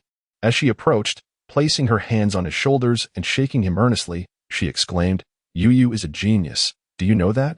Director Yi? Are you trying to brainwash me? You come here spouting this every day?" Yi Qing retorted, somewhat exasperated. Shun Inchi scratched her head, acknowledging that her daily proclamation was indeed becoming a routine, yet the facts remained unaltered. "Director Yi, I don't know what else to say. I need to go home and digest all this. Every day, I'm trying to keep up with her learning pace while preparing lessons. And I feel as though Yu is draining me dry." What exaggerated claims, Yi Qing remarked with a sidelong glance. Did she really possess the qualities of a star singer? Nearby, Bai Jixing stifled a laugh behind her hand. "All right, I'll grant you a day off tomorrow. The child's grandparents are coming over tomorrow evening," Yi Qing declared, leaving Shun Inchi momentarily stunned. How delightful. This would allow her to prepare even better for her lessons. Quite splendid indeed. "Thank you, teacher. Goodbye," Shun Inchi called as she left, with Yu waving her hand in a show of reluctance. Once the car had driven out of sight, they returned home. The two little girls gazed curiously at the large clothing rack that had appeared in their home, adorned with a plethora of colorful garments, and they drew closer to investigate. "Mom and Dad, what are these?" asked the little one. "Ah, these are gifts from your Uncle Lin Han, the costumes for the comic convention we're attending this weekend," Yi Qing replied, gently ruffling Xiaoro's hair. "Oh, is the comic convention fun?" Xiaoro asked, her curiosity piqued. "According to your Uncle Lin Han, it should be quite enjoyable, with plenty of people attending," Yi Qing assured her. Yu leaned closer to the rack, her big eyes sparkling with wonder as she pointed and inquired about the 4 items resembling crunchy snacks. "Daddy, what are these 4 things that look like miao chui jiao?" Yi Qing examined the peculiar items, unsure herself. "These are meant to be worn on the heads of the 2 little girls," she mused. After a moment of thought, she envisioned tying their hair into little buns and placing them within the tubes for aesthetic appeal. Perfect. By Ji, she also gazed at the rack, her eyes landing on her outfit. When Lin Han had delivered the costumes, she had caught a glimpse of her character, complete with dual hair sticks, black stockings, and an array of accessories. Though the final ensemble was stunning, she had never dared to try such a bold style before. Having always been the obedient girl, this attire felt rather daring. She picked up the black stockings and delicately examined them, noting their thinness. Turning around, she caught Yi Qing staring intently at the stockings and then at her legs, lost in a daydream. "You naughty one, your eyes are filled with desire," she teased with a playful glare, her heart racing. Yi Qing approached her, feigning innocence. "What's wrong? What are you looking at?" I've just never worn such a style before, Bai Ji, she replied shyly. Don't worry, it's a rare opportunity to try something new. We should have fun. Besides, I'll protect you. Look, I even have a handgun, Yi Qing said, a grin spreading across her face. I must admit, I'm starting to like this. Imagining the visual impact of the stockings adorning Bai Ji's slender legs, he wondered if he could handle such a sight. Regardless, he resolved to manage it. Yu wants to go to the comic convention, a place full of excitement. Yu, admiring her outfit, picked up another set and held it up to Xiaoro. Hey, our outfits are the same. We both have crunchy snacks.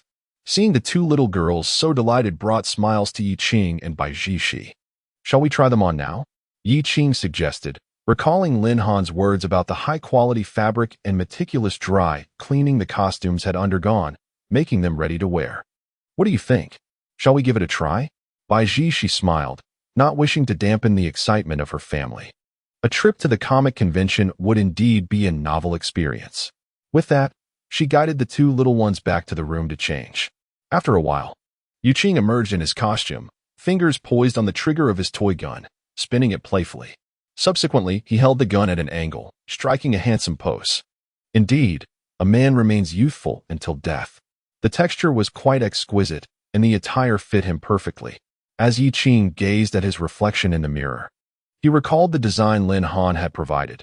It was reminiscent of a character from an anime. Once he applied the color-changing hair gel, it would be complete. Dad! Dad! Two figures dashed out from the room. Help us with our hair. All right.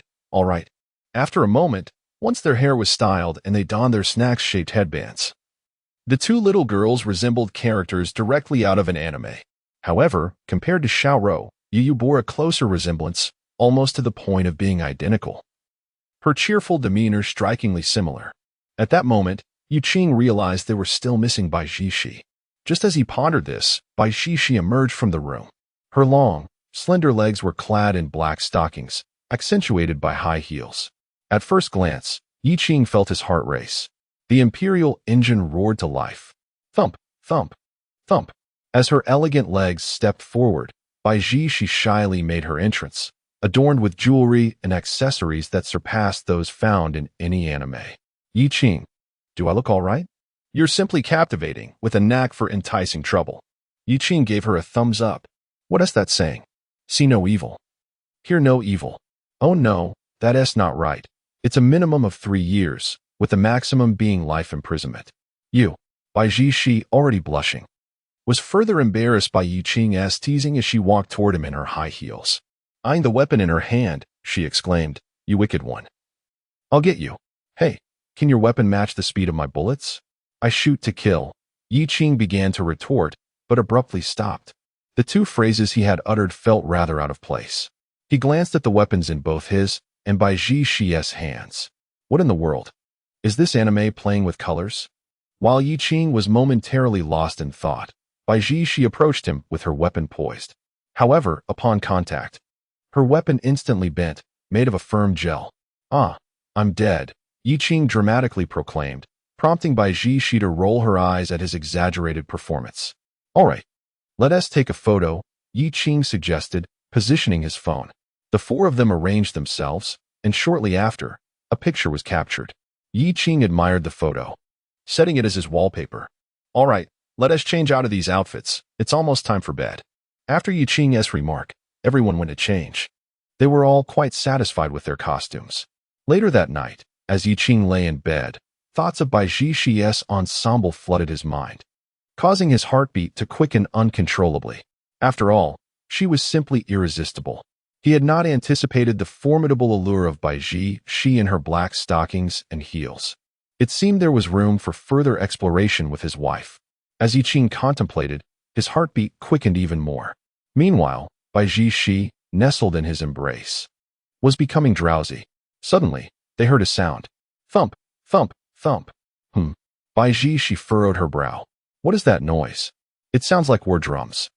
She gradually regained consciousness, gazing at Yi Qing, and then gently pinched his chest muscles. What are you doing, Yi Qing? It's late at night, unable to sleep.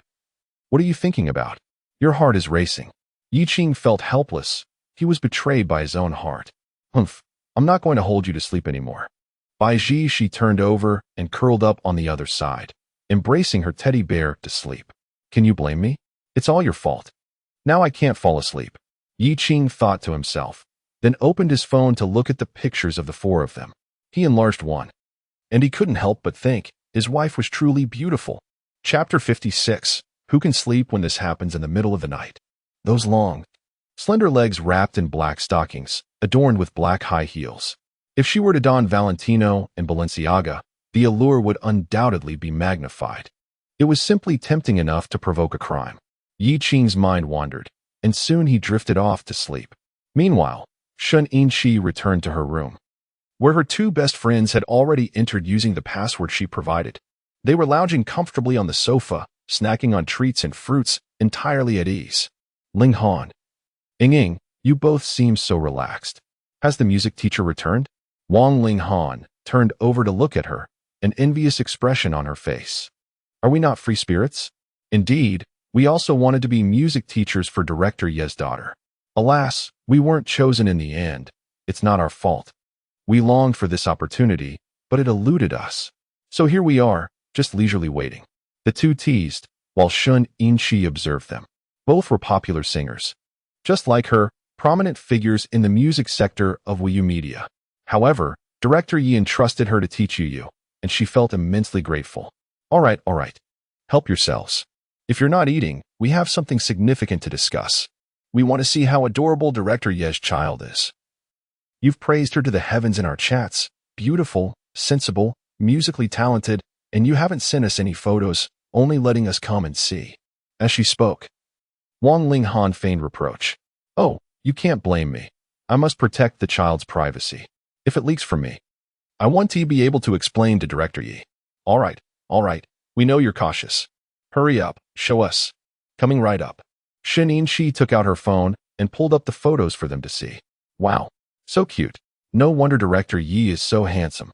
It's no surprise his child is this adorable. And Director Ye's wife is extraordinarily beautiful too, Shin Yinshi added. The two nodded, clearly impressed. The girl's genes were exceptional. Just looking at her sparked an irresistible urge to embrace her and give her a kiss. With such looks, if she participated in a variety show or a live stream, with Director Ye's resources behind her, she would undoubtedly become the nation's darling. I think so too. Shun Yinshi nodded.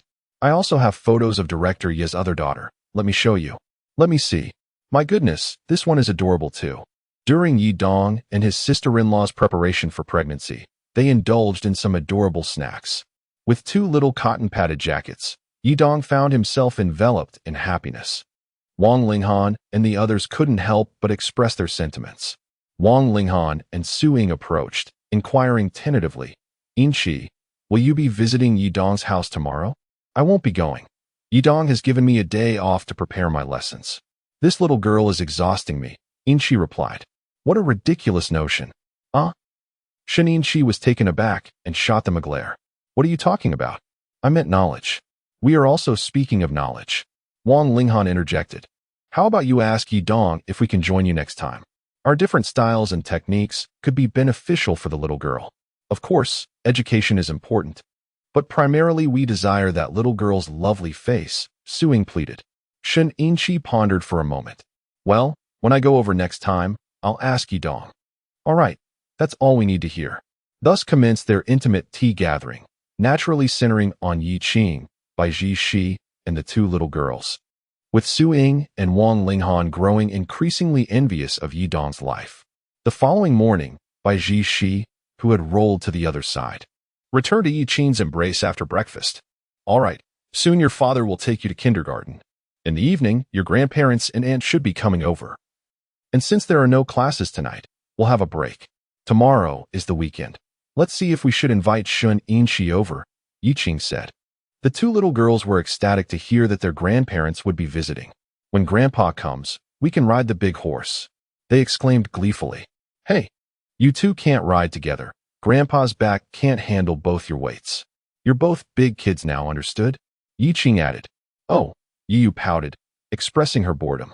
Hey, little girl, are you still unconvinced? Yi Qing teased, tickling her, which elicited giggles from Yu. All right, let's go.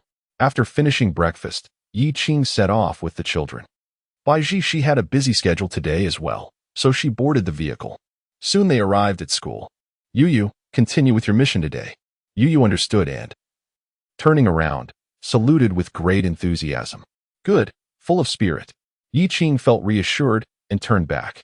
Meanwhile, Yu and Xiao Rou had yet to enter the classroom. In the expansive activity area outside, they noticed many tables set up, adorned with brushes, ink, paper, and inkstones. What is this for? They wondered aloud. At that moment, Xiaodan rushed over. Yu, Xiao Rou, you're here. Xiaodan, what is all this for? Why are there so many supplies? Ah, I asked the teacher earlier.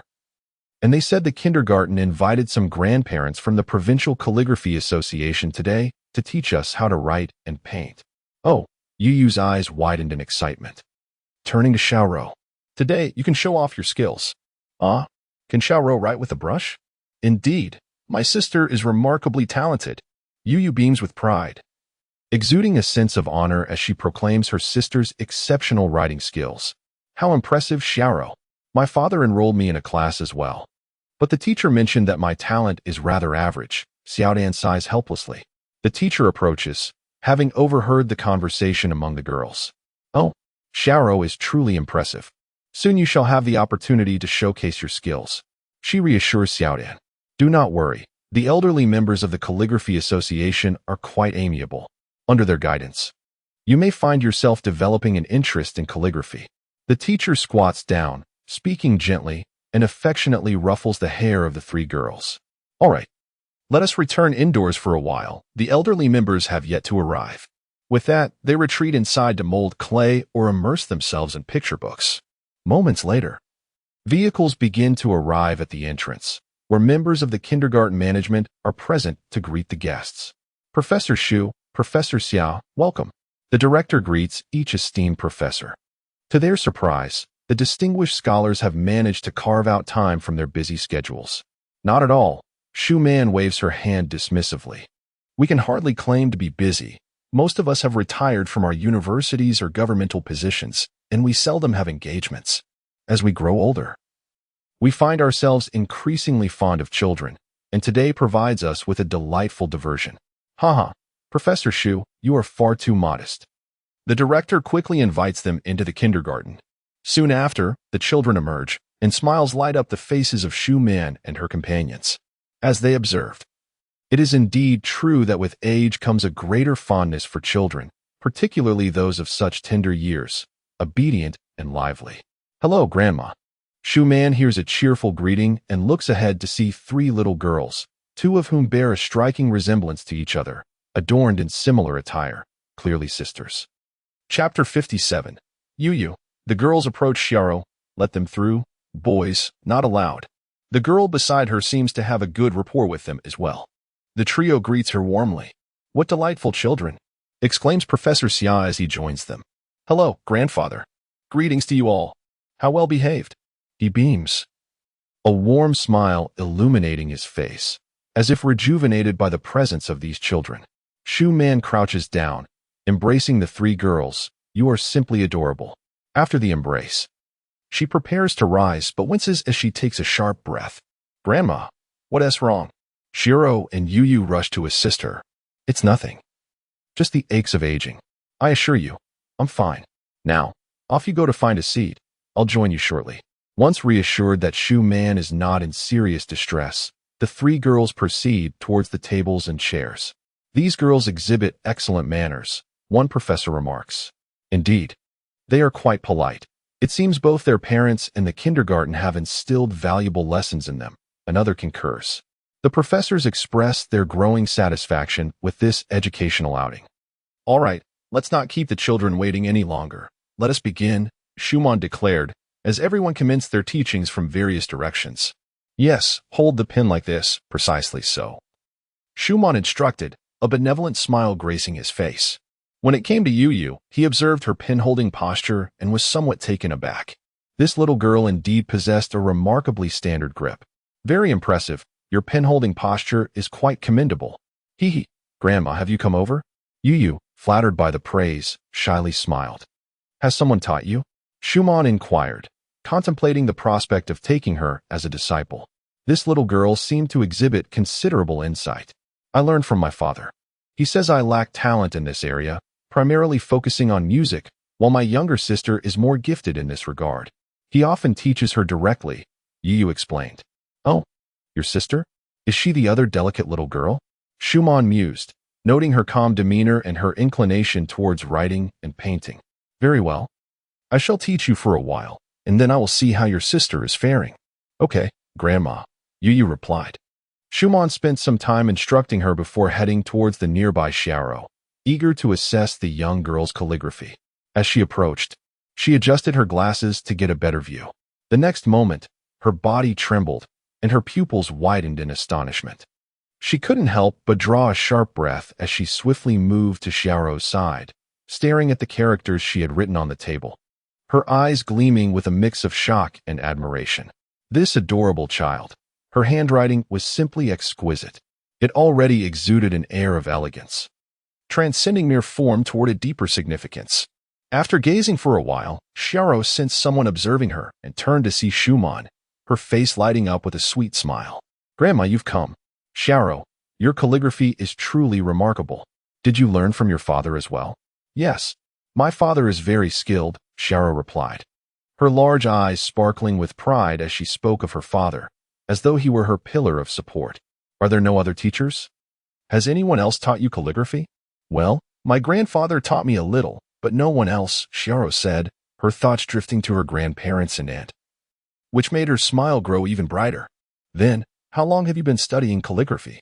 It hasn't been long, about a week. My father taught me for roughly that duration. Xiaoro pondered, tilting her head. A week? You mean just a week?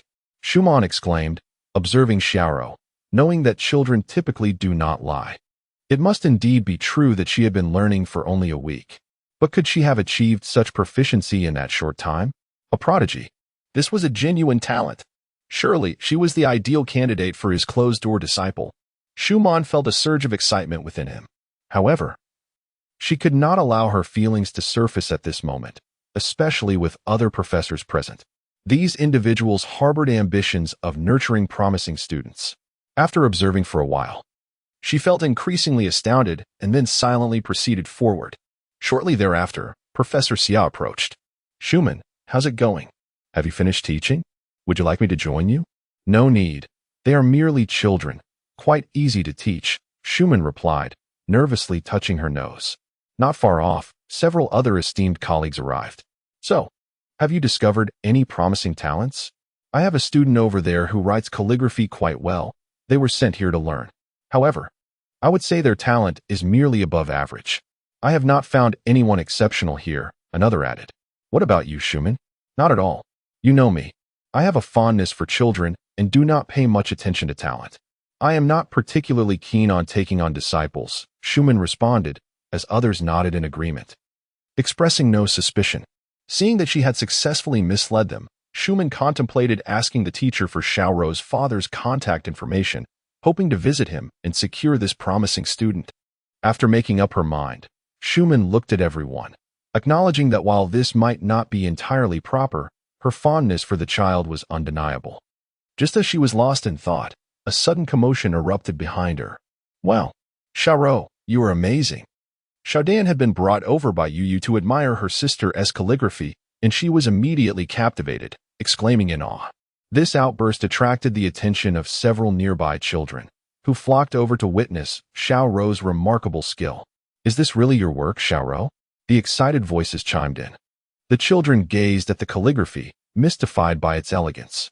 Their perception of Xiaoro began to shift, as if she were radiating brilliance, a dazzling luminescence that captivated their hearts. Inherently shy, Xiaoro felt the weight of their gazes, which filled her with joy, yet also a hint of bashfulness.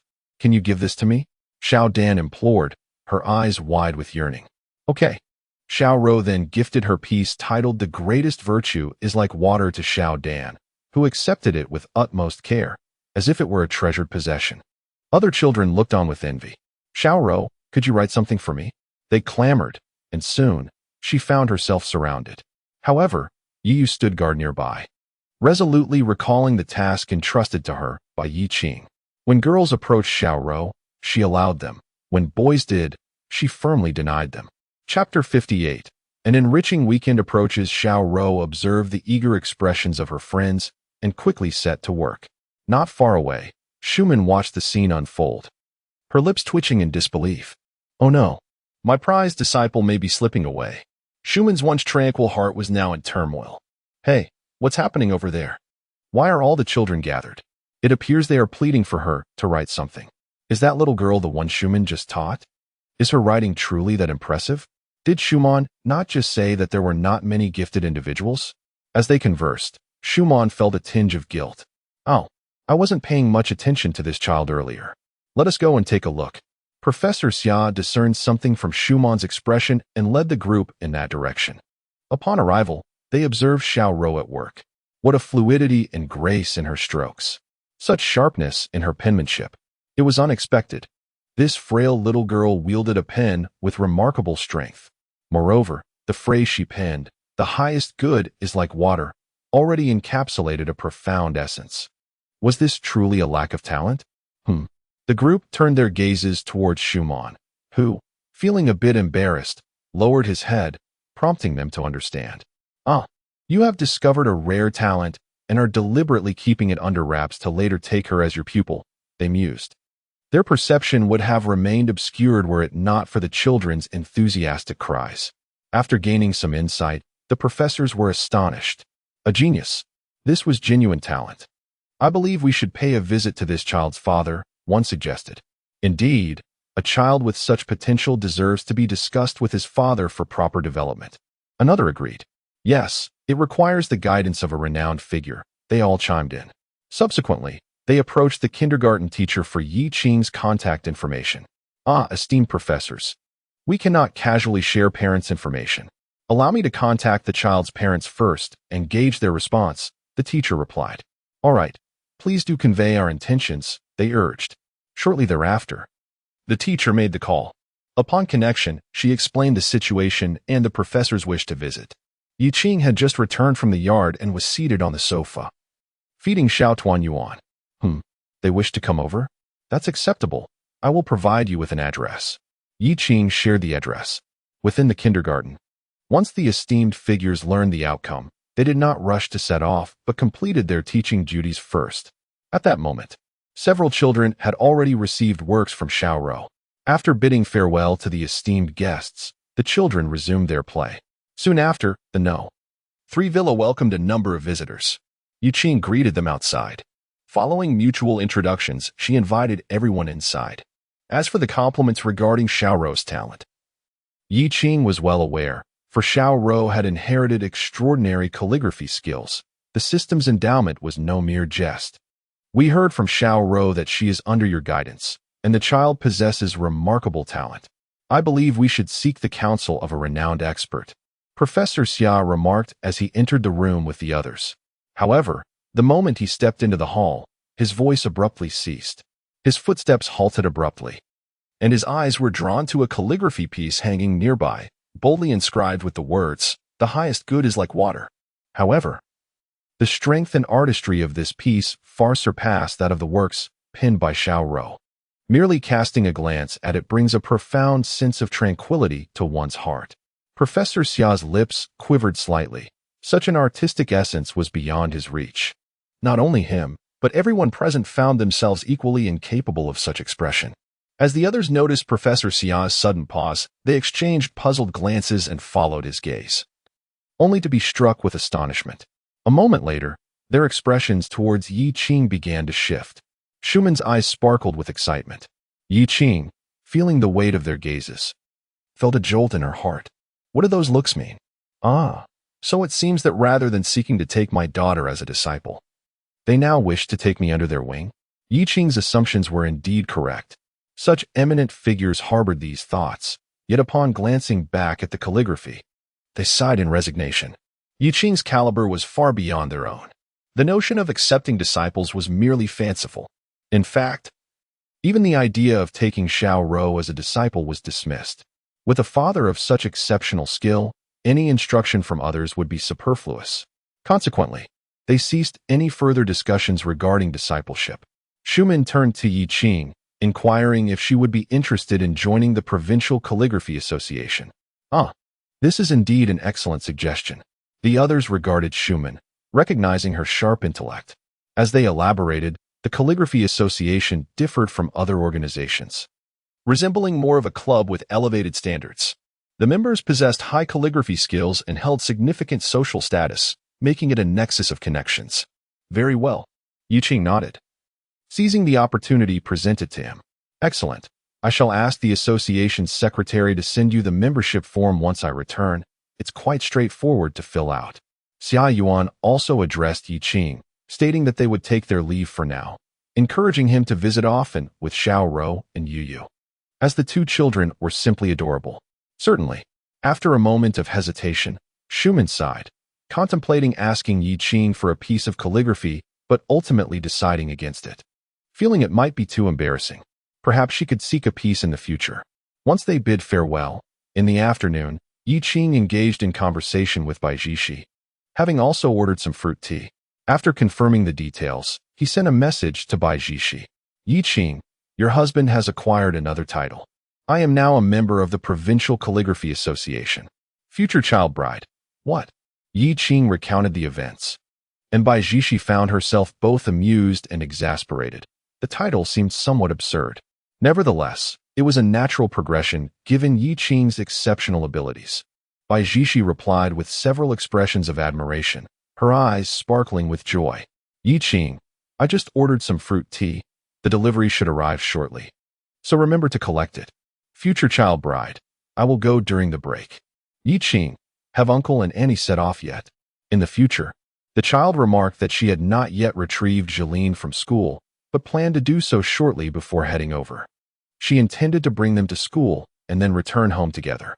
Yiqing responded affirmatively, stating that she would pick up the children after school and speculated that they would likely arrive home before her. She inquired if anyone was feeling unwell, to which the child replied that she felt much better today, as it had been 5 or 6 days and it was nearing its end. Bai Jishi was typing away, feeling that Yiqing's concern, though well-meaning, struck her as somewhat peculiar. Nevertheless, she felt a warmth in her heart. Nearby, Zhang Ming and others were whispering about their weekend plans. After a week of classes, they were eager to enjoy themselves. Let us see if we can go out for a stroll. Ask Jiqi where she wants to go, and if she has any plans, Zhang Ming suggested. Upon glancing at Bai Jiqi, she was struck by the sheer happiness radiating from her. In that instant, Zhang Ming lost her desire to inquire further. Goodness, must you flaunt your joy so openly? Zhang Ming thought. Bai Jiqi, look at you now. You've transformed from the icy beauty you once were. You seem to be thriving in a way that has melted your frosty demeanor. I'd rather not approach, she mused, her lips curling in a wry smile. As you all know, I remain perpetually single. If I were to join you, I might just be overwhelmed. Jiqi could very well seize my head, force my mouth open, and shove a handful of dog food inside, insisting that I swallow it. Wang Yi and the others chuckled, remarking on her vivid imagery that painted quite the picture in their minds. Let us ask her after class, Wang Yi suggested, laughing as she added. I'm not perpetually single. Zhang Ming retorted, I can't shake the feeling that you're eager to feed me dog food too. You're just trying to get ahead, but you're single as well. Wang Yi playfully cupped Zhang Ming's face, insisting, can we not mention my single status? I'm acutely aware of it. You're in quite the frenzy. Zhang Ming teased, knowing she had struck a nerve. When the class concluded, Wang Yi approached Bai Jiqi, asking, Jiqi, do you have any plans for the weekend? After pondering for a moment, Bai Jiqi revealed that her parents would be visiting, accompanying Jeline to Jiangxing University and Jiangxing University of Technology, as well as attending a comic convention with Lin Yu and others. There might even be other engagements. This revelation piqued Zhang Ming's curiosity. She rushed over, exclaiming, what does this mean? Are you planning to introduce your boyfriend to your family? That is quite a swift progression. Is it too fast? Bai Jiqi responded nonchalantly. Bai Jiqi remarked that she preferred not to be overly ostentatious, particularly since she had already brought her sister home a week prior.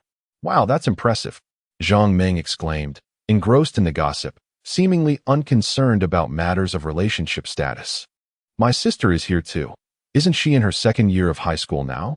She aspires to attend a school in Jiangxing. So, Yiqing and I plan to take her to explore both our school and Yiqing's, allowing her to experience the atmosphere. Yiqing insists on taking my sister to Jiangxing Polytechnic to make sure she understands the daunting reputation of the monk temples, hoping she won't apply there. Indeed, Wang Yi nodded in agreement. Lately, there have been more students from other schools, perhaps some from those monk temples, preparing for domestic sales and exports. Achoo! In Jiangxing University. Yuan Bo suddenly sneezed. What the heck? Why do I feel like someone is cursing me? Was it that girl who just passed by? Zhang Hongwei speculated. Perhaps she has taken a liking to you. Oh please, Yuan Bo waved dismissively. I think we would be better off having Lao Si directly introduce us to a wealthy woman. Look at the rich women he finds, fair-skinned, beautiful, with long legs, and affluence. I wouldn't even need someone like him. I could settle for someone a tier or two down. Come on, Zhang Hongwei retorted, you're not Lao Si. How would you know he is living the good life? He might be in deep trouble right now, juggling steel wool and iron brushes. Besides, it's been ages since we last saw him. Do you think living off a woman is that easy? Stop it, Yuan Bo shot back. You've completely dispelled any notions I had about that. And where did you hear all this? You didn't buy a VPN just to read research papers, did you? It's for studying advanced foreign cultures, right? Yuan Bo began to sarcastically critique him as they continued their banter. A delivery boy zipped past them and subsequently halted beneath the teaching building. Soon, several female university students emerged. Here is your fruit tea, one of them said. Thank you, they replied, accepting the drinks. Wang Yi patted her chest, feeling a similar satisfaction, though it surely paled in comparison to Bai Zhixi's. All right, Zhixi, you can count on us for what you mentioned. When my sister arrives, we'll accompany her on a tour. I excel at guiding naive second-year girls. I will ensure she appreciates the beauty of Jiangxing University and strives diligently in her remaining high school years to gain admission here. Gao Ming raised an eyebrow. Are you reliable? You almost slipped up just now. All right, enough chit-chat. Let us divide this up, Bai Zhixi interjected. Let me check for any notes. There shouldn't be any. Everyone can just take what they like. In the next moment, Gao Ming chuckled softly, not necessarily. She glanced at her fruit tea. Let me read the note. Less ice, less sugar. Zhixi's exclusive. Your boyfriend seems to have a keen understanding of your physiological cycles. This single remark caused Bai Zhixi's face to flush crimson. Stop joking. Let us hurry up and divide this. We need to get back to class before the break ends. They quickly distributed the drinks and hurried upstairs. Wang Yi and her companions began to contemplate how to introduce Jiangxing University to Bai Xiling. The tranquil library, the picturesque surroundings, and the delectable cuisine, indeed, quite impressive. Eventually, they would copy an introduction from the campus website, undoubtedly captivating the younger sister in her second year of high school. Perfect. Bai Zhiqi observed them whispering to one another, occasionally gracing them with a smile, while also pursing her lips. It appeared that this time, Bai Xiling would be thoroughly enchanted. Just then, her phone chimed. Chapter 60, The Dowry Doubles. Bai Zhiqi glanced at the message from Bai Xiling. Bai Xiling. Sis, calling you. I just got out of school. You wouldn't believe it. I was the first to dash out the moment classes ended. Bai Xiling. We are currently speeding towards Jiangxing University. Bai Xiling. The navigation says it will take an hour, but judging by how Dad is pressing the accelerator, I reckon 40 minutes will suffice. Bai Xiling. Why are you silent? Are you naturally taciturn? Bai Zhiqi looked at her sister with a sense of resignation. This girl loved sending lengthy messages. Sometimes, when Bai Zhiqi ignored her for a while, she would even embellish her own narrative, acting as if she were abandoned or scorned. Bai Zhiqi. All right, I understand. I'm currently in class. When you arrive, send me your location, and I will come find you. Bai Zhiqi. Then, I will take you both back. Bai Xiling. What about brother-in-law? Bai Zhiqi. He is picking up Yu and Xiao tonight. Bai Xiling. Oh. Bai Xiling. All right. I'll mention it to Dad then. Meanwhile, within the villa, Yiqing was also preparing to set off. He gazed at the glowing screen before him, detected an increase in marital affection, rewarding strong body punch. What does this mean? Why has the affection suddenly intensified? Is it really this easy to warm things up? A cup of milk tea does the trick? Yi Qing stroked his chin, somewhat perplexed. Little did he know that it was not merely the milk tea, but primarily the support from several roommates that played a crucial role. Yi Qing shrugged off his confusion. After all, a reward was better than none. The technique for the strong body punch materialized in his mind. As he was also versed in medical arts, he scrutinized it and found that it resembled a supercharged version of the five-animal play, complete with self-defense capabilities. Not bad.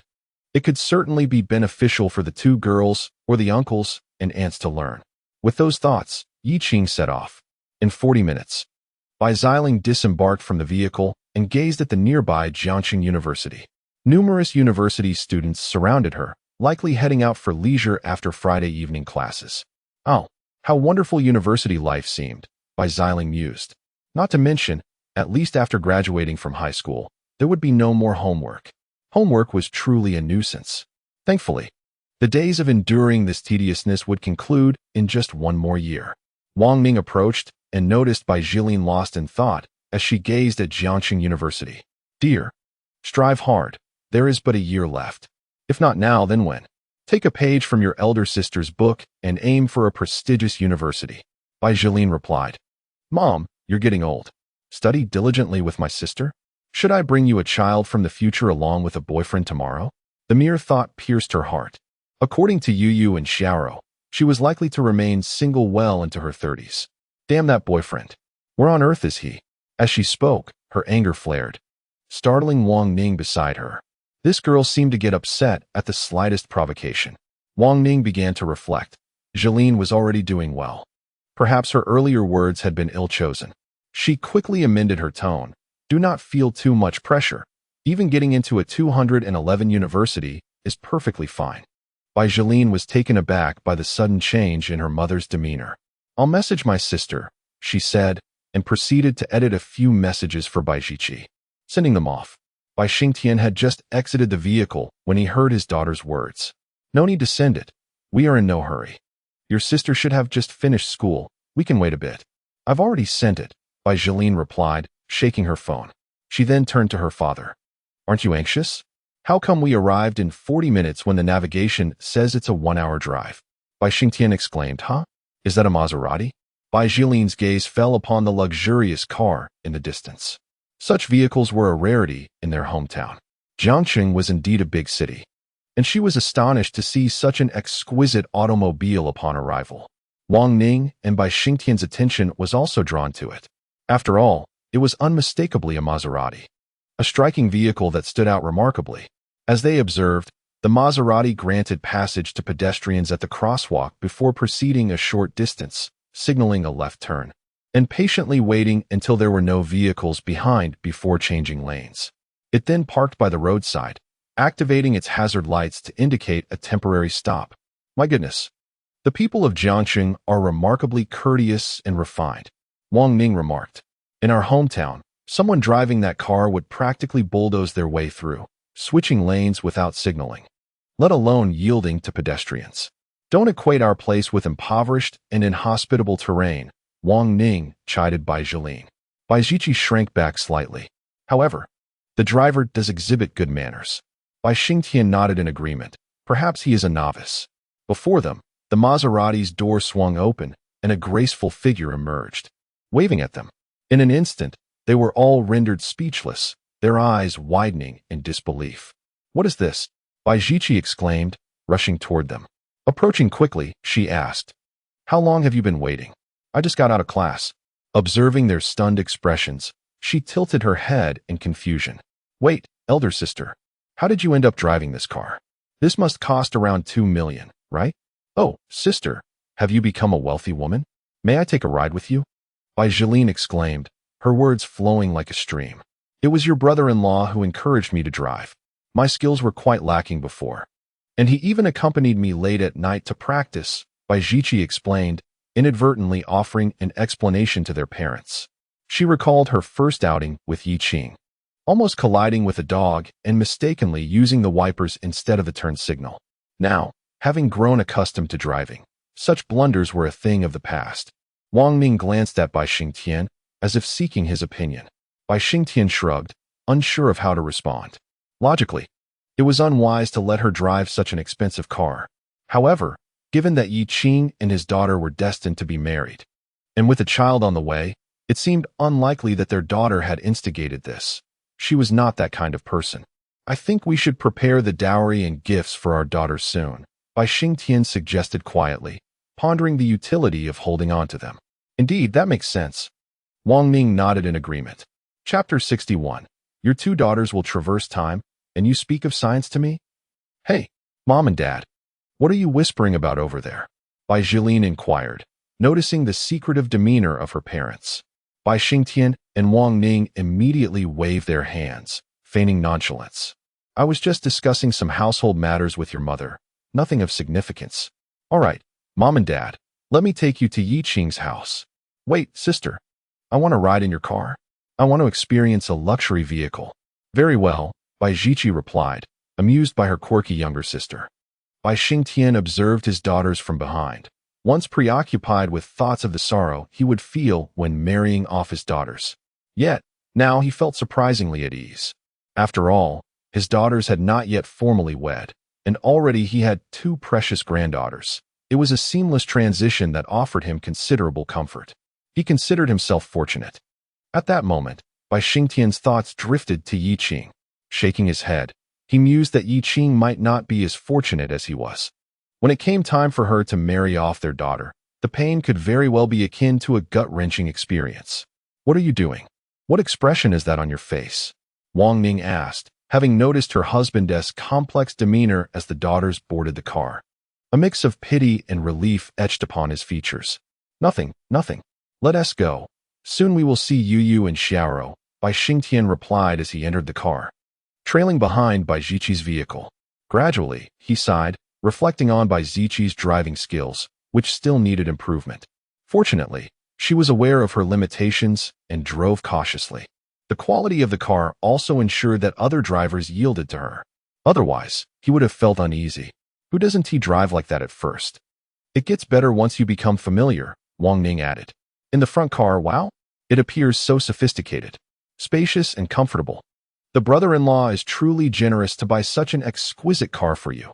Dear sister, there is no doubt about his love. After all, with the fruits of love already in their midst, how could it not be genuine affection?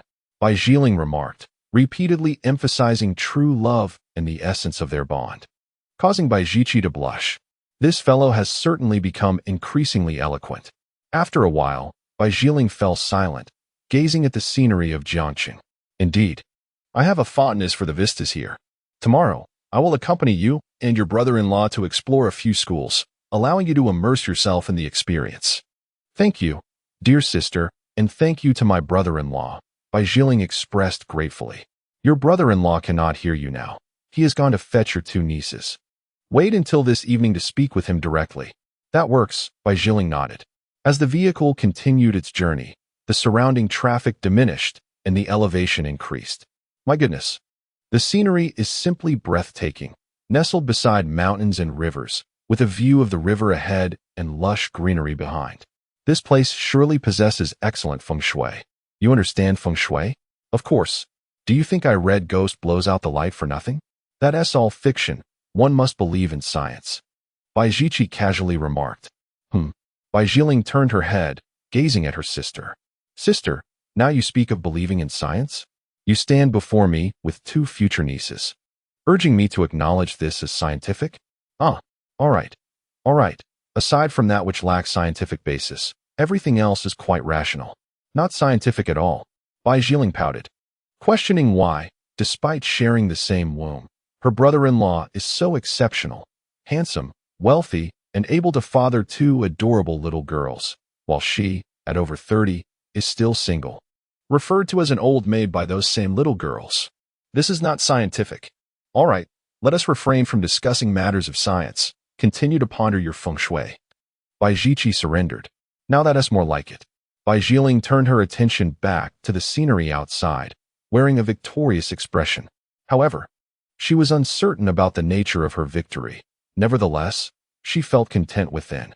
As they approached the entrance, Bai Jiling looked ahead, her lips twitching, her heart racing in astonishment.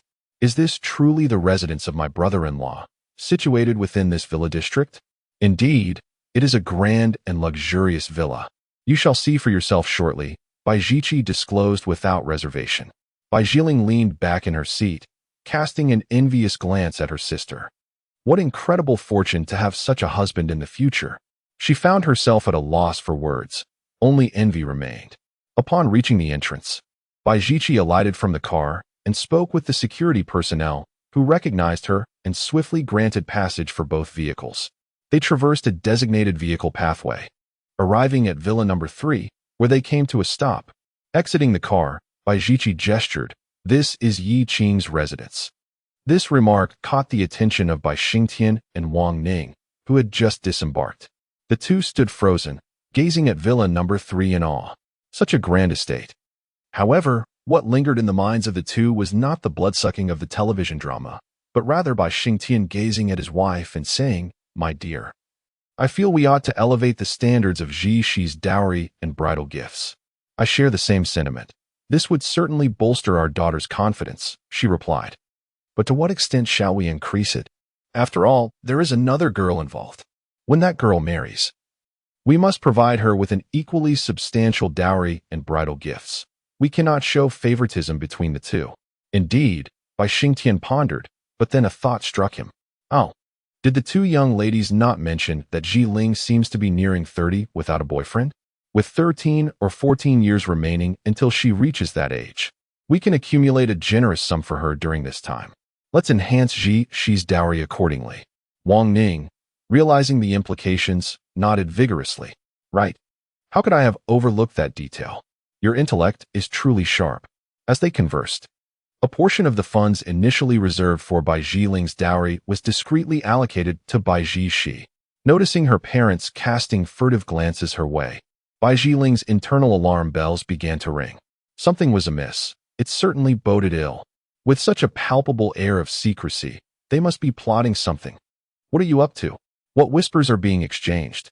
Are you conspiring against me? I wish to know," Bai Jiling called out as she approached. Bai Xingtian and Wang Ning turned their faces away. "What whispers could we possibly share? How could we conspire against you? Indeed, you are far too suspicious for your own good," they replied, though their tone carried an air of uncertainty. This little daughter of theirs had an uncanny intuition. Chapter 62. The lively atmosphere of group leader Bai Jiling. Initially, Bai Jiling merely thought her parents were indulging in casual whispers. She intended to eavesdrop, but now, she sensed something was amiss, an unsettling disquiet that bore the weight of 100 points. It appeared they were genuinely concocting a scheme against her. Alas, Bai Jiling could only speculate in her mind, lacking any concrete answers. "Mom and Dad, shall we proceed inside?" Yi Qing suggested, leading Bai Jiqi and the others into the abode. Upon entering, everyone was awestruck by the expansive courtyard and opulent decor. This estate was nothing short of extravagant. Bai Jiling mused internally, "Goodness, I was deceived by television dramas. I had assumed that affluent families were merely this. How naive I was." As her gaze swept across the surroundings, she noticed a delightful, plump little creature standing by the koi pond, seemingly captivated by something. Bai Jiling approached. The small round figure sensed the shadow looming above and looked up with its big, round eyes as a large hand reached down toward it. Realizing too late, it attempted to flee, but it was already caught in the palm and lifted into an embrace. "Hey there, little one. Dreaming of catching such a large fish at such a tender age? Yet, I must say, the fish here are indeed quite splendid." Bai Jiling gazed at the plump koi in the pond, each one resembling the chubby koi that had recently taken social media by storm. This was no mere indulgence. If you observed the feeding methods of your two nieces, you would comprehend the reason behind the koi's substantial girth. Bai Jiqi chuckled quietly to herself as she recalled the feeding techniques of the two little girls, especially the way Xiao Rou fed them with abandon. "Sister, I have a bold idea," Bai Jiling exclaimed. "Quickly stow away that audacious thought," Bai Jiqi retorted, crossing her arms in denial. "I consulted the housekeeper, and she informed me that each of these koi is a prized breed, with exquisite characteristics. Did you see that one? That particular fish represents the tuition and living expenses of your 4 years at university. If you pursue that daring idea, Don't forget to reimburse your brother-in-law. Bai Jiling gasped, what? Is it really that expensive? Poverty has truly limited my imagination. Is my brother-in-law really that wealthy? With a sheepish grin, she admitted, I've discovered that I am, in fact, a timid person unworthy of bold ideas. Bai Jiling scratched her head and surrendered her aspirations. Nearby, Bai Xingting and Wang Ning had approached, having overheard their eldest daughter's remarks. They exchanged glances at the koi, shaking their heads in silent agreement. The atmosphere grew somewhat tense. After all, this was not their home. Shall we head into the room? Bai Ji, she suggested. All right, Bai Jiling replied, slightly tempering her excitement as she trailed behind Bai Ji, gently cradling the small round bundle in her arms. Upon entering the hall, Bai Jiling's expression tightened. Bai Ji led them on a tour, utterly shattering Bai Jiling's preconceived notions. Brother-in-law, you are my idol, she exclaimed, astonished at her first glimpse of such grandeur. After a thorough exploration, the group settled onto the sofa, enveloped in contemplative silence. Bai Ji sensed the thoughts swirling in her parents' and sisters' minds. After a moment of quietude, Bai Xingting turned his gaze towards Wang Ning, their eyes exchanging unspoken words. Wang Ning remained silent, then glanced at Bai Jiling. Finally nodding slowly, Bai Jiling queried him, that look again. What are you all plotting? Are you planning to sell my kidney to fund my sister's dowry? Oh, I'm doomed. Bai Jiling felt a wave of numbness wash over her. While she had guessed part of it, she remained largely oblivious. Unbeknownst to her, the glances exchanged moments ago hinted that her own dowry had already been allocated to her elder sister, and her share would not materialize anytime soon. Meanwhile, in the kindergarten, Daddy, have Grandma and Grandpa arrived? Yu rushed into Yi Qing's embrace, having successfully completed her task today. Well done, Yu. This task is our little secret. Yi Qing whispered with a warm smile. Grandma and Grandpa should have already arrived, and your aunt is here as well, she added softly. Yu visibly tensed at the mention of her aunt, quickly darting over to Xiaoro to inquire eagerly. As Yu Qing was engulfed in confusion, Yu dashed to her side as if the sky had fallen. Dad, quickly call Mom and put our snacks in the storeroom. We forgot to tidy them away yesterday. Auntie will devour all the snacks. Yi Qing sighed. Bai Jiling, do take a moment to reflect on how you are perceived by these two children. This impression is undoubtedly not one you cultivated last week. Rather, it likely stems from the misdeeds of the aunt who had not yet married before they traversed through time. All right, I shall speak with your mother shortly, Yi Qing replied, amused, as she messaged Bai Ji. She then waved goodbye to Xiaodan. Goodbye, uncle. Xiaodan lingered for a while, awaiting her parents' arrival. Yi Qing and the two little girls climbed into the car, heading homeward. Along the way, the two girls were still bubbling with excitement, for they were about to see their grandparents. Yu sang merrily, and Yi Qing noted that Shun Yin Qi must have been putting in considerable effort lately. Otherwise, Yu wouldn't have made such rapid progress. At home, Bai Ji glanced at the message Yi Qing had sent, stifling a laugh. What's the matter? Bai Xingting and Wang Ning also came over to take a look, and upon reading the message, Bai Jiling was taken aback. Wait, I only had one bag last week. These two girls are far too vengeful. I'll compensate. Isn't that enough? Don't hold this against me. Bai Ji, she waved her hand. Your brother-in-law has deduced that this impression is likely one you left on them in your 30s. Bai Jiling nodded in agreement. That makes sense. Wang Ning sighed. Observing her, in your 30s, an aging unmarried woman, far from home, and yet you still consume your niece's snacks. How did you end up like this? You ought to be more mindful. Mindful?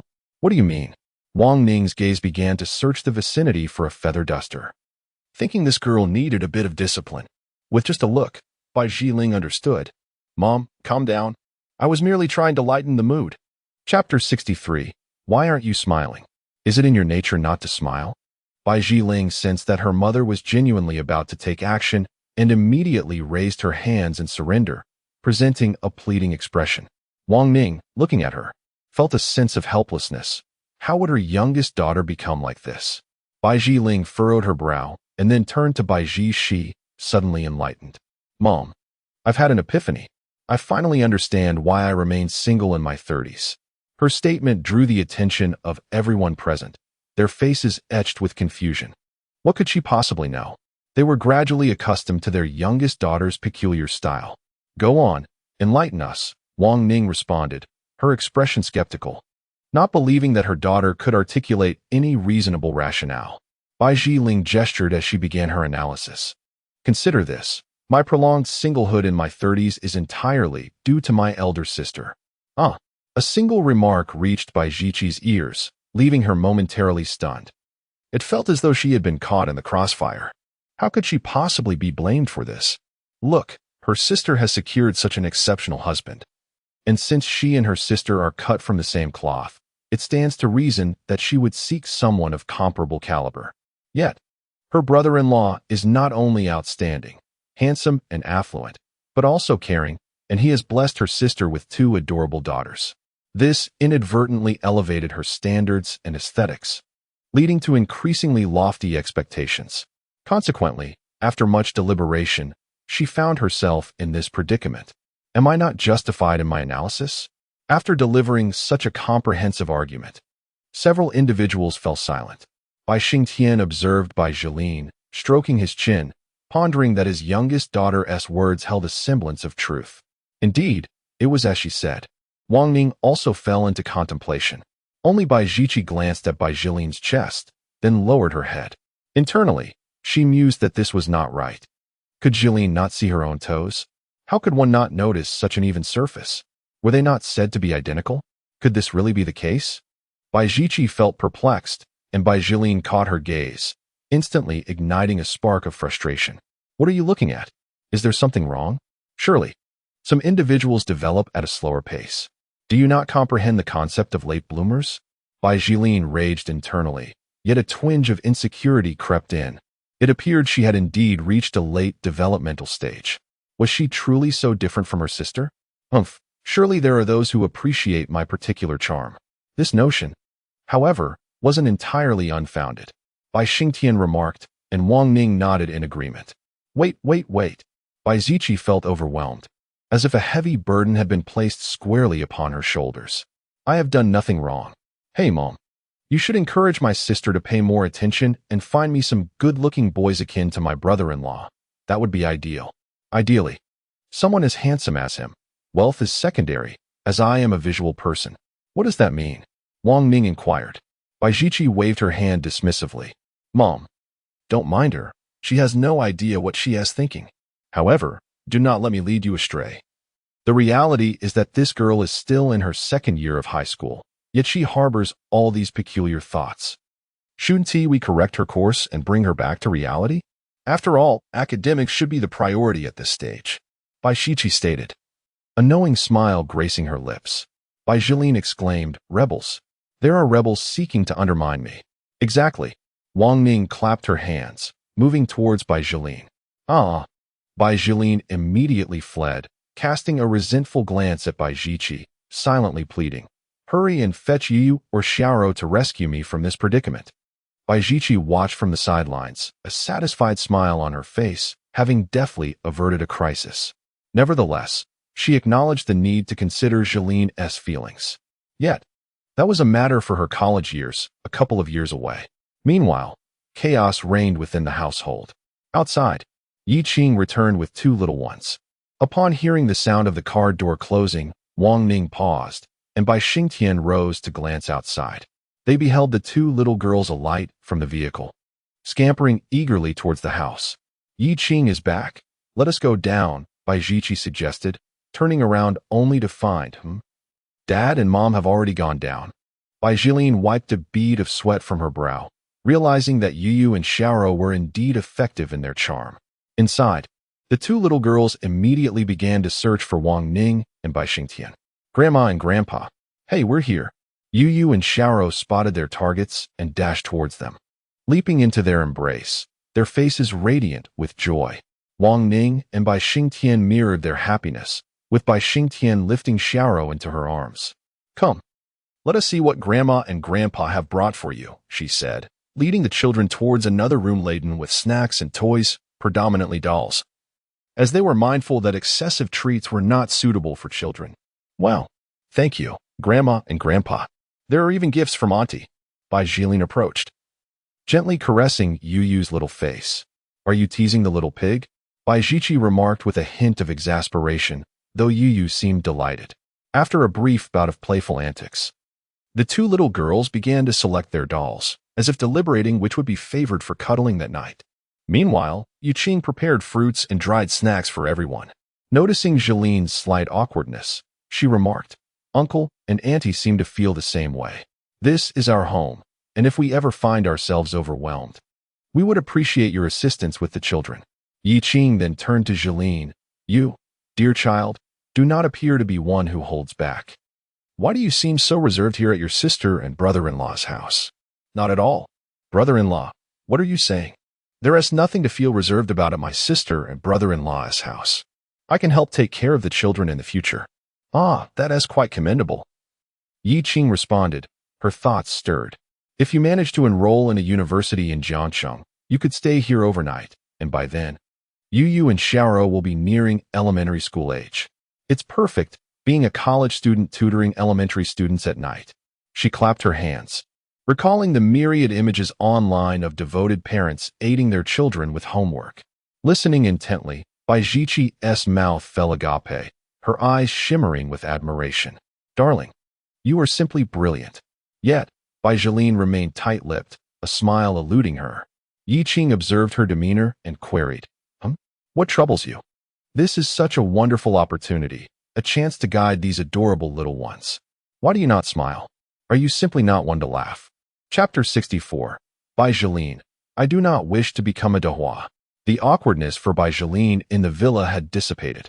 She now began to contemplate a different matter, whether she should indeed aim to attend university in Jiangcheng. If she were to gain admission to Jiangcheng University, she could already envision her life, attending school alongside her elder sister, returning home together after classes, following her sister's car ride back. Her brother-in-law also picked up the two little ones. Then, she would begin tutoring the children with their homework, two of them, day in and day out. She felt akin to the character Dahua from a television drama.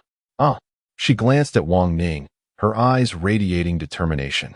Wang Ning looked at her, puzzled by her sudden intensity. What was going on? "Mom, I have made up my mind.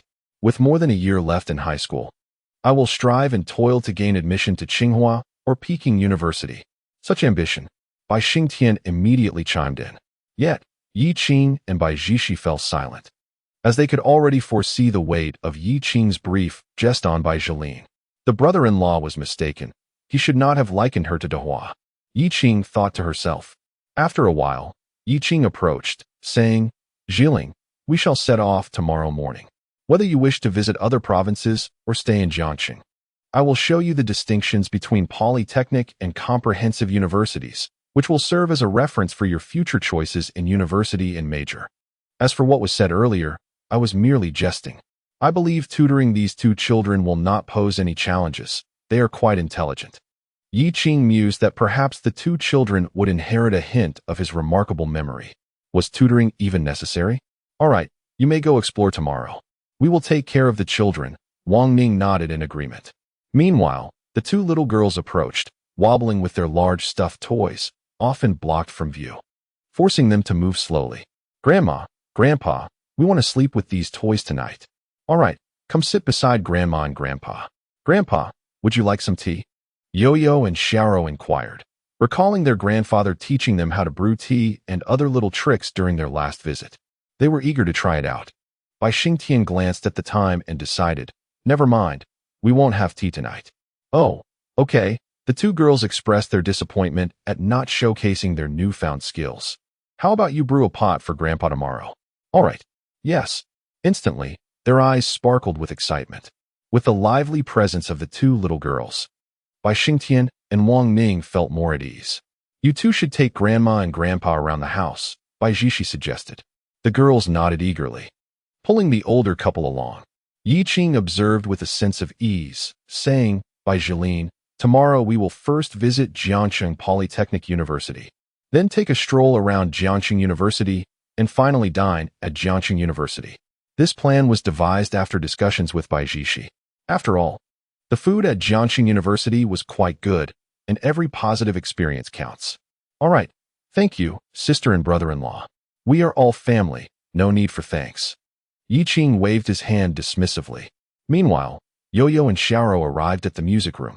Grandparents, this is the place where the teacher conducts lessons for Yu. Oh, how comprehensive it is. So many instruments. Has Yu learned some of them now? Yes. Yu sat at the piano and played a piece. However, the soundproofing of the music room was so effective that no one outside could hear it. So Yi Qing and the others missed the opportunity to listen. Clap, clap. Wang Ning and Bai Xingtian applauded. Although they did not fully understand, they could appreciate the smooth melody and recognized Yu's talent. Hee. Yu shyly scratched her head. Sister is so amazing. Xiaoro couldn't help but widen her eyes, sparkling with admiration as she gazed at her sister. Let us move to the next room. After wandering around, they soon arrived at the master bedroom. Observing the 4 pillows laid out, Wang Ning inquired, Yu, Xiaoro, do you and your parents sleep here? Yes.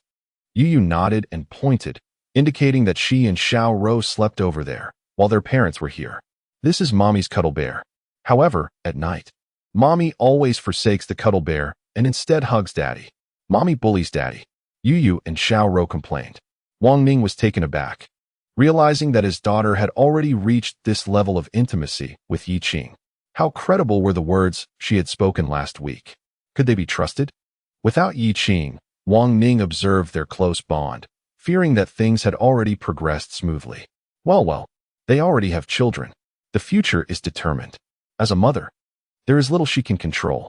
Bai Xingtian observed Yu and Xiaoro, 2 little girls, asking, is it good to sleep with grandparents at night?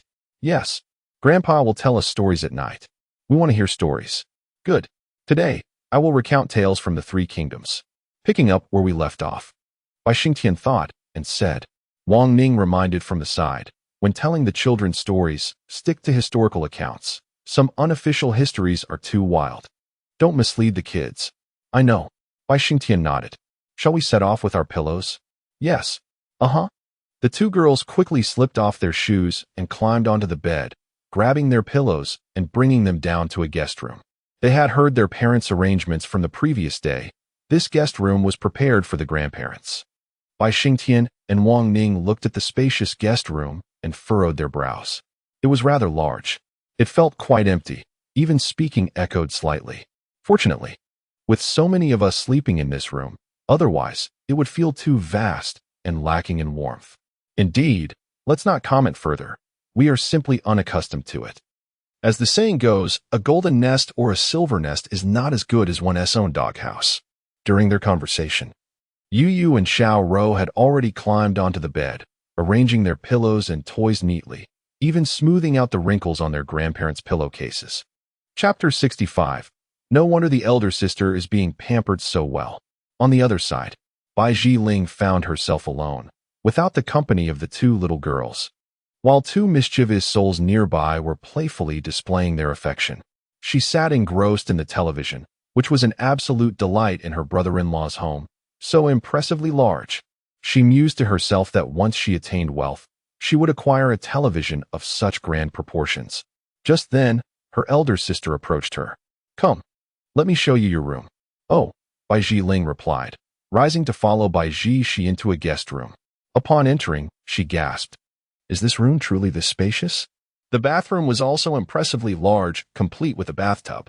Observing Bai Zhiling's excited chatter, Bai Zhi she could only shake her head in exasperation at the girl's exuberance. You can sleep here tonight.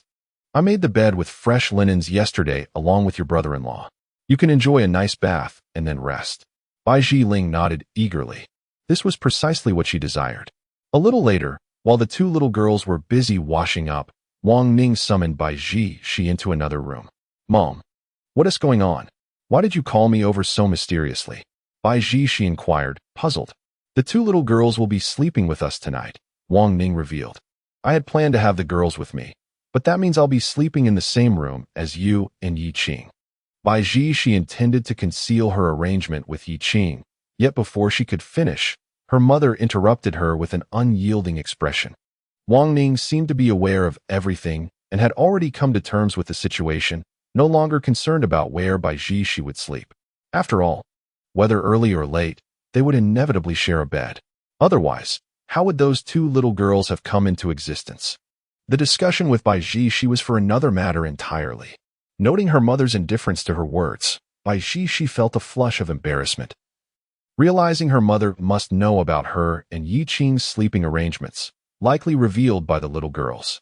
However, her mother appeared disinterested, indicating she had no intention of prying further. After all, she was not one to meddle unnecessarily. Here, take this, Wang Ning said, handing Bai Ji a bank card. Huh? Bai Ji exclaimed, momentarily taken aback. What is this? This is the dowry and bridal gift money your father and I have saved for you. Such a large sum. Bai Ji gasped, tempted to refuse. But Wang Ning firmly countered. Your father and I established 2 accounts for you both upon your births to save for your dowries. However, as you know, your father is quite the doting father. Every time he deposits money, he is reminded of sorrowful memories and sighs heavily. I had rehearsed countless times how to prevent him from shedding tears at your wedding. Yet, unexpectedly, this situation has arisen, rendering all my prepared words pointless. Now, it seems your father is quite content, his attention entirely focused on the 2 little girls.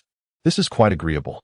Thus, I conferred with your father, and we decided to present you with your dowry.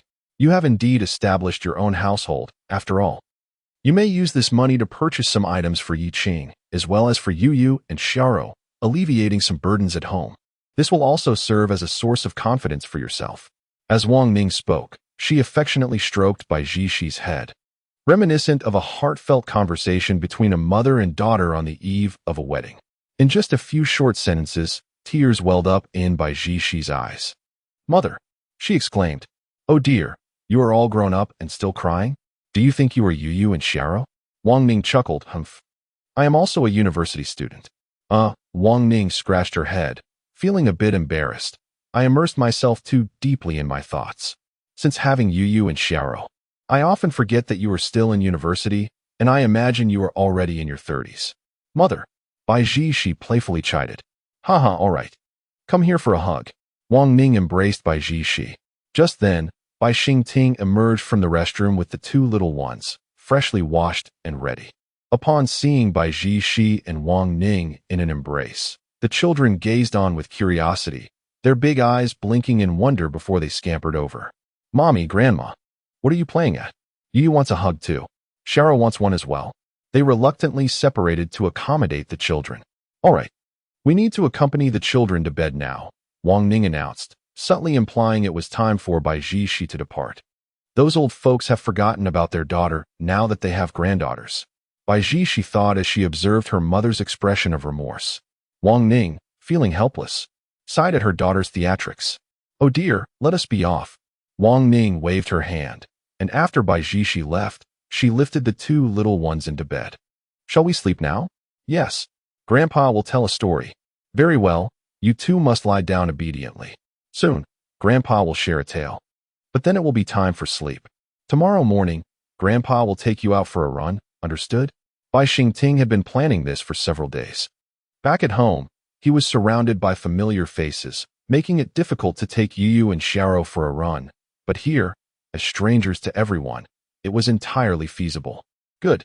The 2 little girls nodded eagerly. Bai Xingting began to weave a story. Meanwhile, in Bai Jiling's room, a slender leg dipped into a bathtub adorned with rose petals. After assessing the temperature, Bai Jiling gradually submerged herself, exhaling softly as she sank into the water, her body relaxing completely, a rosy hue gracing her cheeks.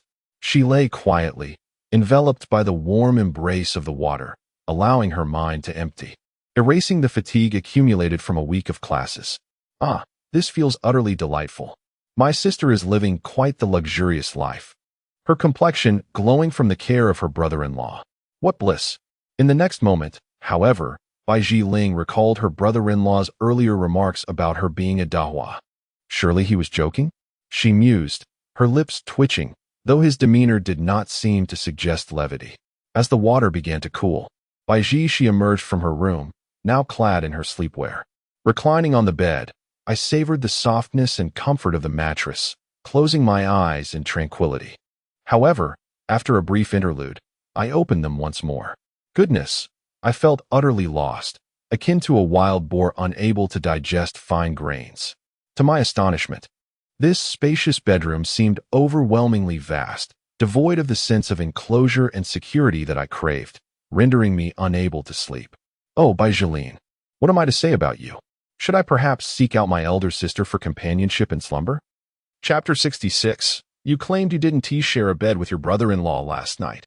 The mere thought of it conjured the sensation of being grasped by my sister. A shiver ran down my spine, as all the hairs on my body stood on end. When had I, a young girl, ever experienced such intimacy? My sister was the first. How wicked. Never mind, it would be better not to go. After all, the last time I was caught. Who knows what might transpire this time? I dared not speculate on her potential actions with her husband. Yet, after tossing and turning, I pondered, no gain without risk. Even if I were to be caught, it would be in the morning, and currently, I was simply unable to find sleep. Tomorrow, I must explore the university. And without ample energy, how could I truly appreciate its splendor? Resolute, I decided to seek out my sister. Clutching my pillow, I made my way to the room she had mentioned, quietly pushing the door open. Inside, it was pitch dark. I groped my way to the bedside. Sister, I cannot sleep. The room is too large and too empty. I wish to share your bed, I declared. However, let us sleep back to back, as we agreed. No repeating last time, all right? I giggled, then leapt onto the bed. To my surprise, the covers were laid down, yet the bed was empty. I reached into the blankets, only to find them devoid of warmth. It seemed my adversary had long since fled. Where could she possibly be?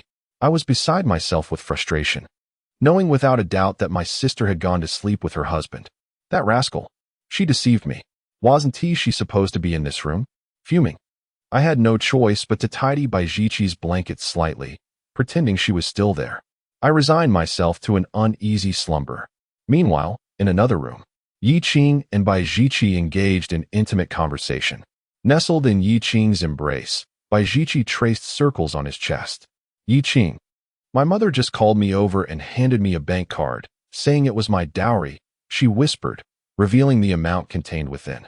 She contemplated offering it to him. After all, she would soon belong to him. Such a sum? Your in-laws are quite the savers, Yi Qing remarked, recognizing the affection her parents held for their two daughters. Do you want it? Yes. Upon hearing this, Yi Qing's demeanor shifted, his royal demeanor reasserting itself as he placed his hand on Baijiqi's waist, caressing her with a roughened voice. Suddenly, Baijiqi's eyes widened. Wait, this is about money, not me. In an impulsive moment, Baijiqi bit down on Yi Qing's chest, her small canines gleaming with a fierce expression. How adept this man was at seizing the moment. What a misunderstanding this was. Oh, you mean money? I have no need for it. That is your dowry, and it is best left with you. I have no designs on your little golden pig. You rogue. It seems you do not covet my little golden pig. Rather, you covet me. Is it not only natural for me to yearn for you? Consider it a modest interest payment. As Yi Qing spoke, he lifted Baijiqi's chin. After what felt like an eternity, Yi Qing finally released her. Baijiqi's cheeks flushed, her breaths quickened as if she had narrowly escaped suffocation. You scoundrel. Baijiqi pressed her lips together, her heart in turmoil, as if savoring the sensations of the moment. She then rolled over to the other side, clutching her teddy bear. I am going to sleep. You've made my heart race, and now I cannot rest. Tomorrow I must accompany Ji Ling to the university. Sleep early. All right. Yi Qing shrugged, seemingly indifferent, knowing that once she had rolled away, she would eventually return in slumber. Through the passage of time, Yi Qing had discovered that Baijiqi possessed an uncanny ability to hone in on him, even in her dreams, seeking him out to embrace him. It was almost a superpower. The following day, before dawn broke, Baijiqi awoke, groggily realizing she was once again nestled in Yi Qing's embrace. She looked up at his face, listening to the rhythm of his steady breathing, and playfully tapped his cheek. After a brief trip to the restroom, she contemplated returning to her own room to sleep. Although her mother's attitude last night suggested a newfound indifference regarding her sleeping arrangements with Yi Qing, she felt it was peculiar to be so overt in front of her parents. Better to maintain a facade for now. With that thought, Baijiqi quietly returned to her room, hoping for a delightful nap. As the day dawned, she lay down, wrapped herself snugly in her blankets, and prepared to drift off. However, after a short while, something felt amiss. It seemed as though there was a presence behind her, breathing softly. The realization sent shivers down her spine. She held her breath, striving to confirm her suspicions. Oh my goodness! There truly was a sound of breathing. Fear gripped her, rendering her immobile, and she dared not look back. She desperately wanted to call out to Yuqing. Darling, help me. Just as Bai Jishi contemplated this, something suddenly draped over her. The phrase sleep paralysis flashed through her mind.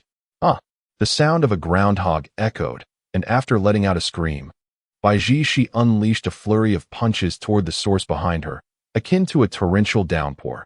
Truly a display of Wing Chun Bai Jishi. Meanwhile, Bai Jiling, deep in slumber, was startled awake by a piercing scream, followed by a barrage of blows to her abdomen and arms. Who struck me? She exclaimed in confusion. Jiling, older sister? Why did you hit me? It hurts. Bai Jiling immediately curled up, appearing as though she had suffered a devastating blow. Hearing this, Bai Jishi was filled with indignation.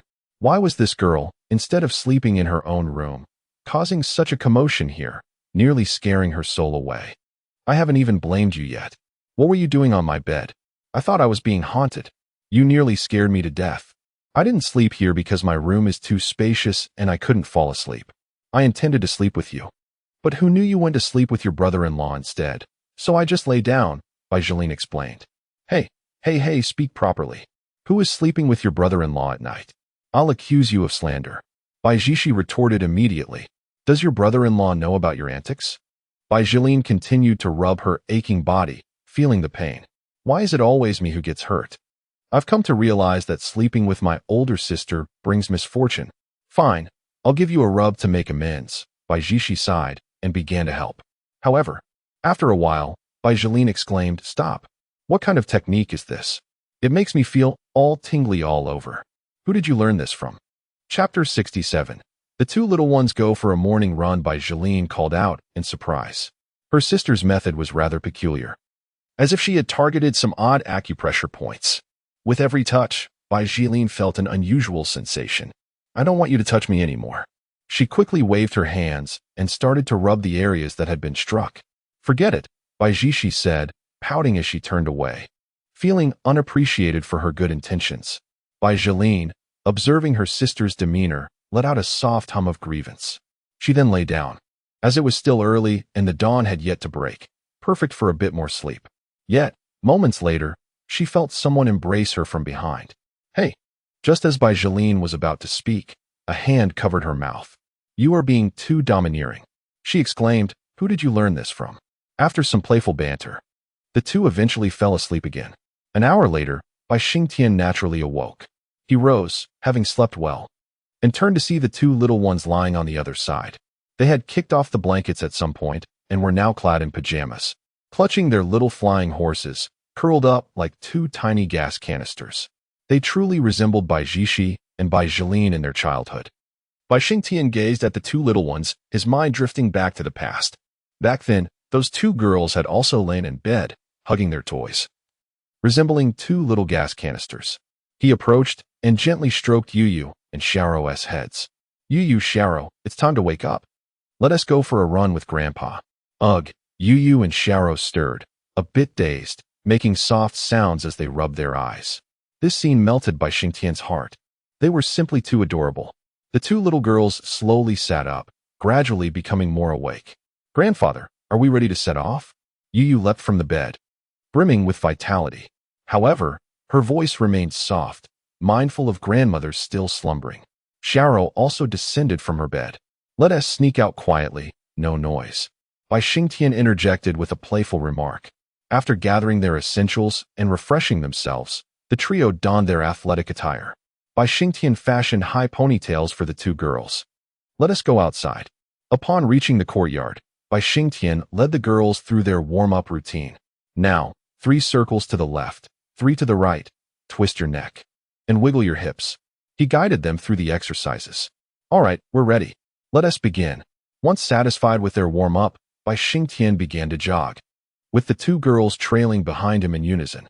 As they passed through the villa district, numerous early risers cast envious glances their way, seemingly admiring his two adorable grandchildren. In that moment, Bai Xingtian felt an immense sense of fulfillment. It was precisely such gazes he yearned for. He walked with his chest held high, as if proclaiming, "Behold, these are my treasured granddaughters, the jewels of my family." Along the route, they were met with countless looks of admiration, particularly after exiting the community and descending the hillside into the park below. "My goodness, those two girls are simply too cute.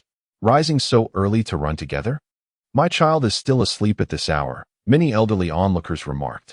Bai Xingtian slowed his pace slightly, allowing the girls to outstrip him. Observing them, he reflected on the distance they had covered, estimating it to be around 2 kilometers.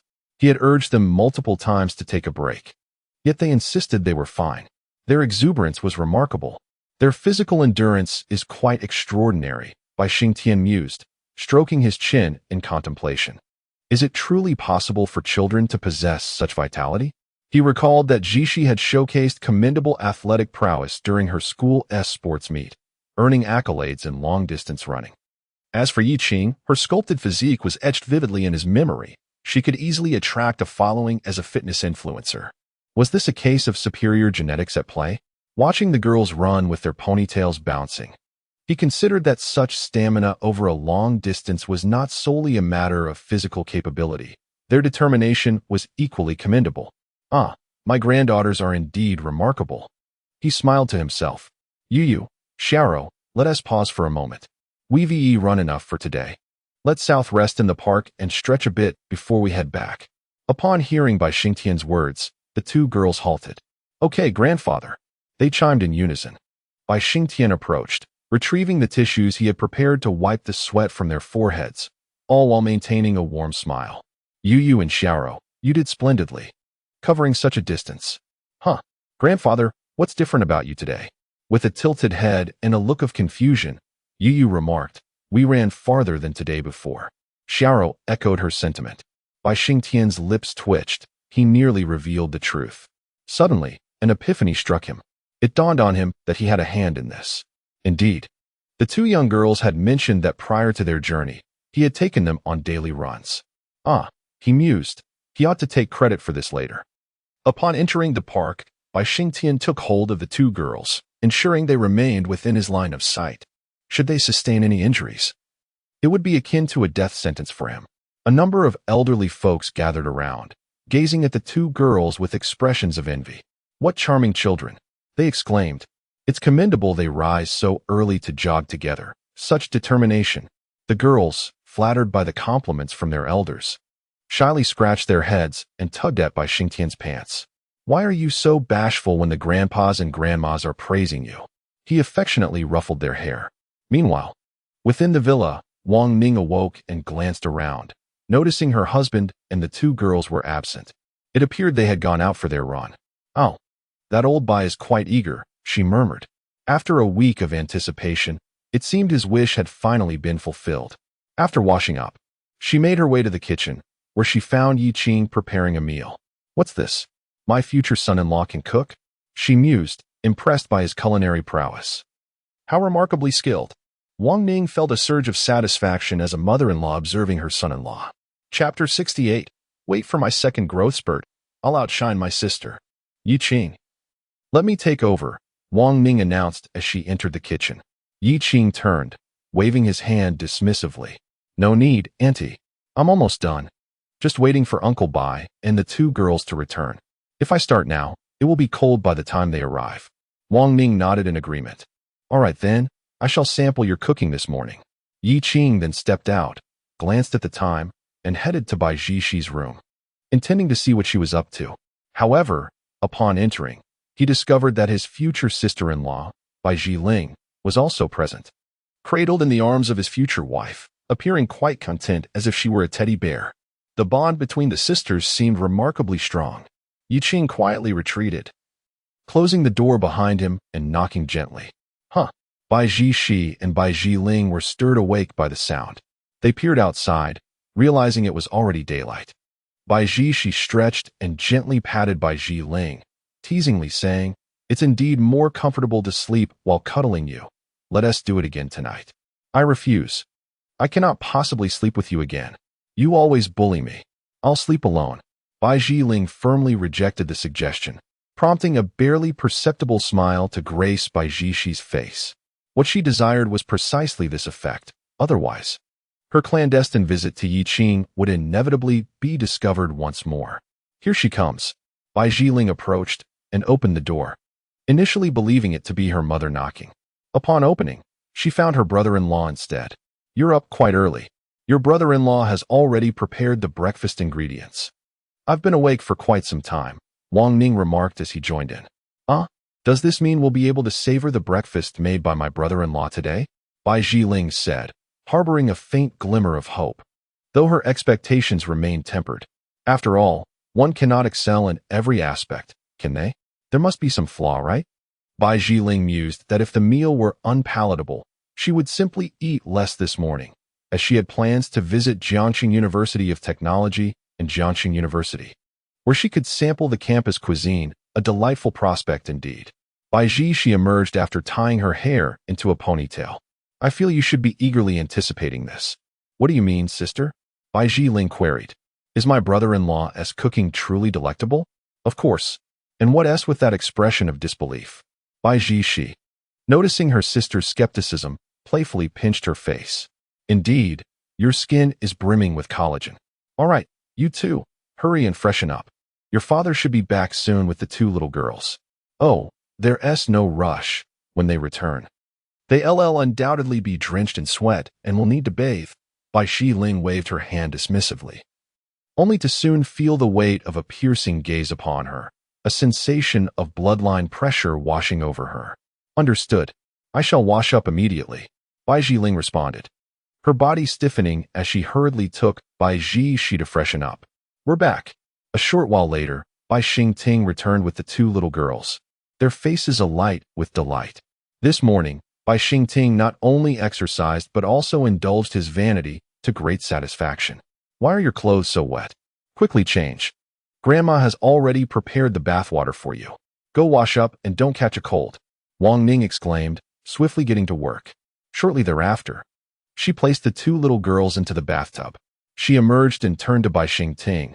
This is a bit excessive. The little ones are so young. And you took them for such a long run on their first morning jog. Just look at how they're sweating. Oh, that's merely a woman's perspective. Who said it was their first morning jog? Bai Xingting retorted, promptly relaying what the two girls had said.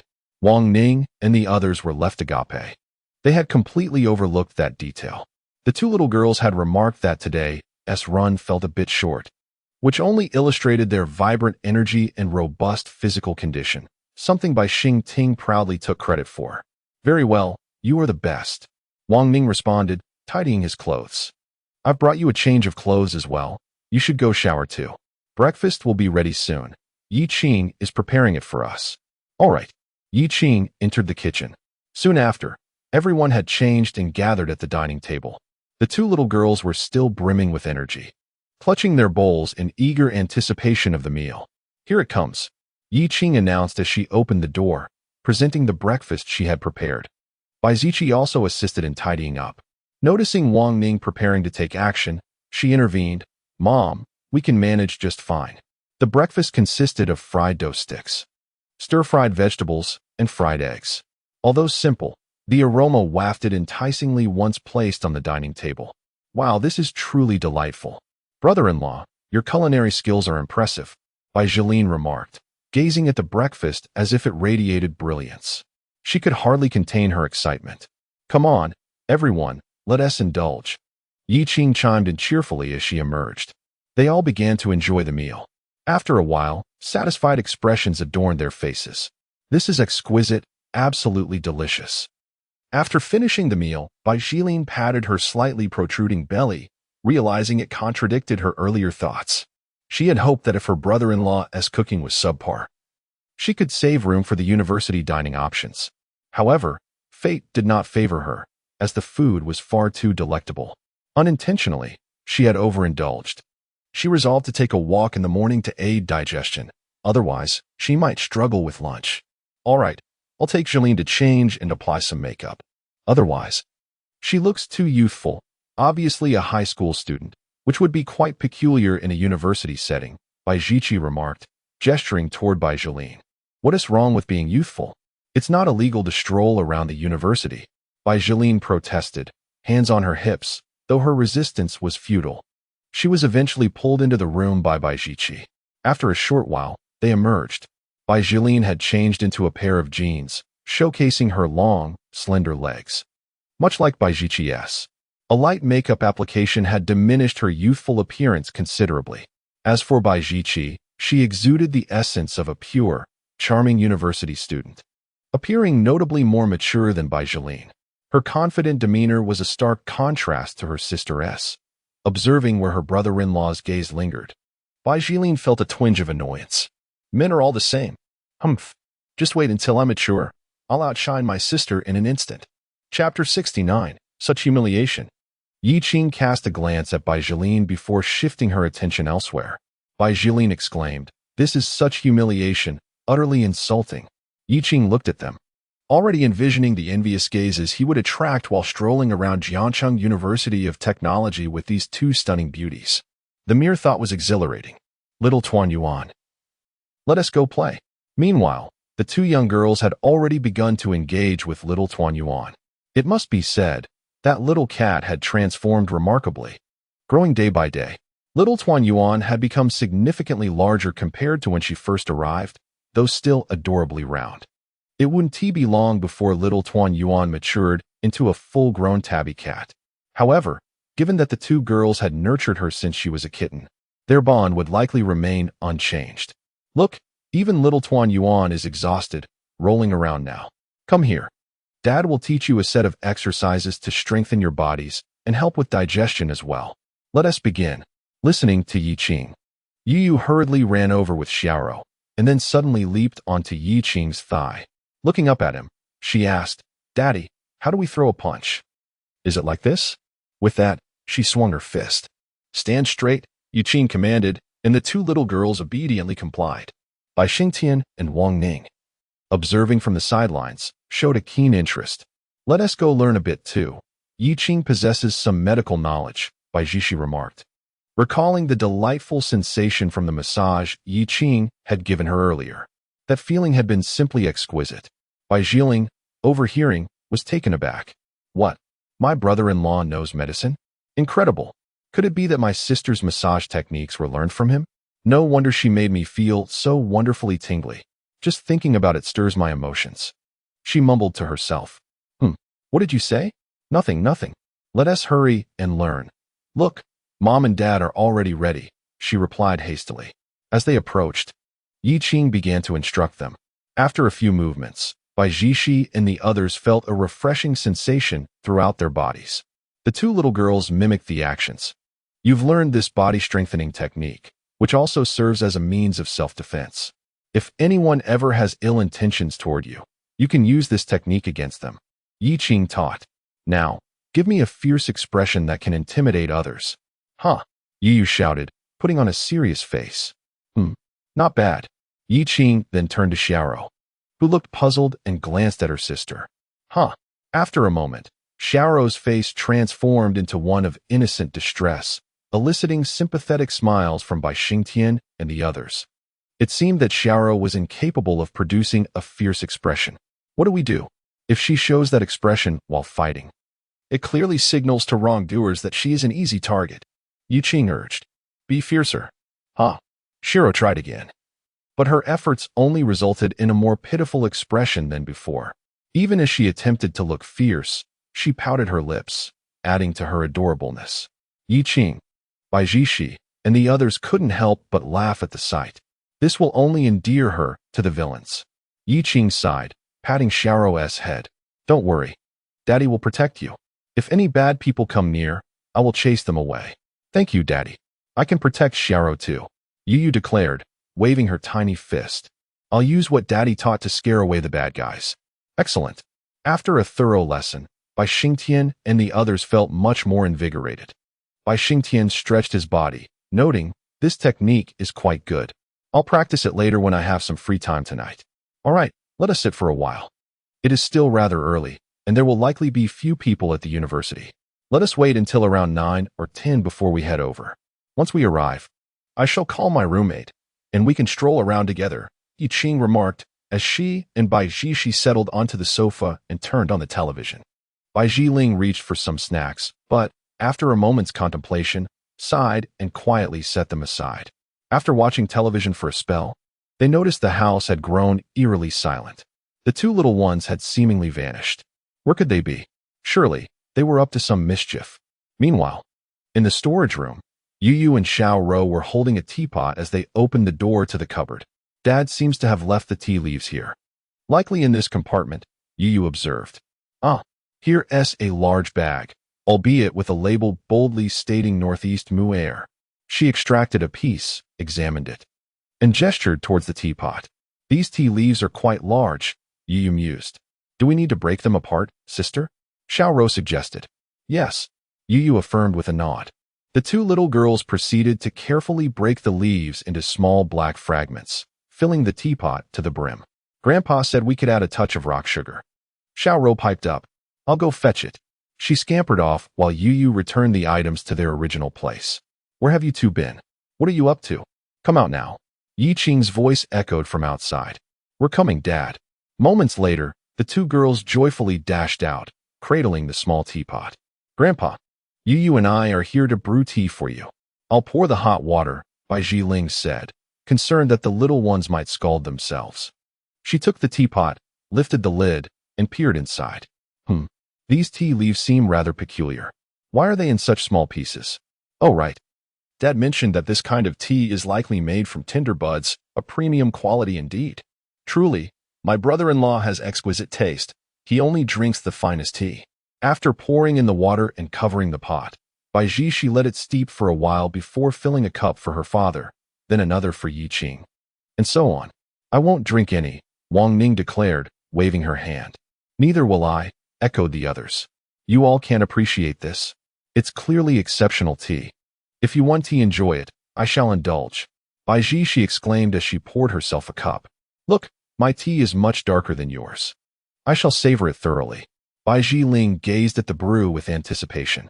Chapter 70. Departure to Jiangqing Institute of Technology. On the other side, Yi Qing scrutinized the color of the tea, her brow furrowed in confusion. What is this? Why does the Dahong Pao yield such a hue? A yellowish tint? What are those two little girls brewing? She pondered, feeling perplexed. Taking a sip, she detected a faint sweetness, though the original flavor of the tea seemed rather odd. With a look of bewilderment, she turned to Bai Xingting, who also took a sip. The subtle sweetness of the rock sugar was imparted to the two young ladies by him. However, the flavor of the tea was one he seemed to have never encountered before. He cast a perplexed glance at Yi Qing, only to notice her pushing her teacup slightly away, displaying an expression that suggested she had taken a sip and wished to drink no more. A sense of deceit washed over him. Bai Xingtian immediately sensed something amiss and exchanged a knowing look with Yi Qing, both pushing their teacups outward. Yet, Bai Zhiling remained oblivious to their subtle gestures. Gazing at the tea, she took a sip and closed her eyes, savoring the taste. Ah, this tea was delightful. The aroma was fragrant, the texture smooth, evoking the sensation of bamboo shoots sprouting after rain. As she spoke, Bai Zhiling appeared thoroughly engrossed, leaving Yi Qing astonished. Did she truly discern so many nuances? Why couldn't he? It seemed this girl had begun to show off her vocabulary, truly a connoisseur of tea. Yi Qing mused with a smile. This earned him a playful scowl from Bai Zhiling. Brother-in-law, you're teasing me again. Why don't you drink more? We are not in a hurry, right, Yi Qing? Indeed, no rush. They exchanged smiles, glancing at Bai Zhiling. Humph, lacking tea appreciation skills, she shook her head, pouring herself another cup and leisurely sipping while watching television. After 2 or 3 infusions, Bai Zhiqi observed the teapot, her face etched with confusion. She stroked her chin. Why is the lid of this teapot slightly raised? Bai Zhiling looked at the slightly lifted lid and gasped. Oh, it must be those two little rascals who added too much. And now with the hot water, the tea leaves have expanded, pushing the lid up. Yep. Xiao Rou and I broke quite a bit. Yu, munching on snacks, turned around with an expectant expression. Broke? What do you mean? Bai Zhiling was puzzled, but thought to herself that those two little ones truly did not regard their father's possessions with the respect they deserved. Such fine tea leaves. And they use so much? Did they not fear their brother-in-law's displeasure? She glanced at Yi Qing, thinking, you should indulge them. Yi Qing observed the teapot lid, a slight twitch at the corner of his mouth, and with the girl's words, he began to grasp the situation. On the opposite side, Bai Xingtian wore a smile as well. No harm done. This brew won't tea spoil anyone. It's just that our daughter's silly demeanor is somewhat endearing. Bai Jilin continued to savor the tea, noting its rich layers and rustic charm, truly a fine brew.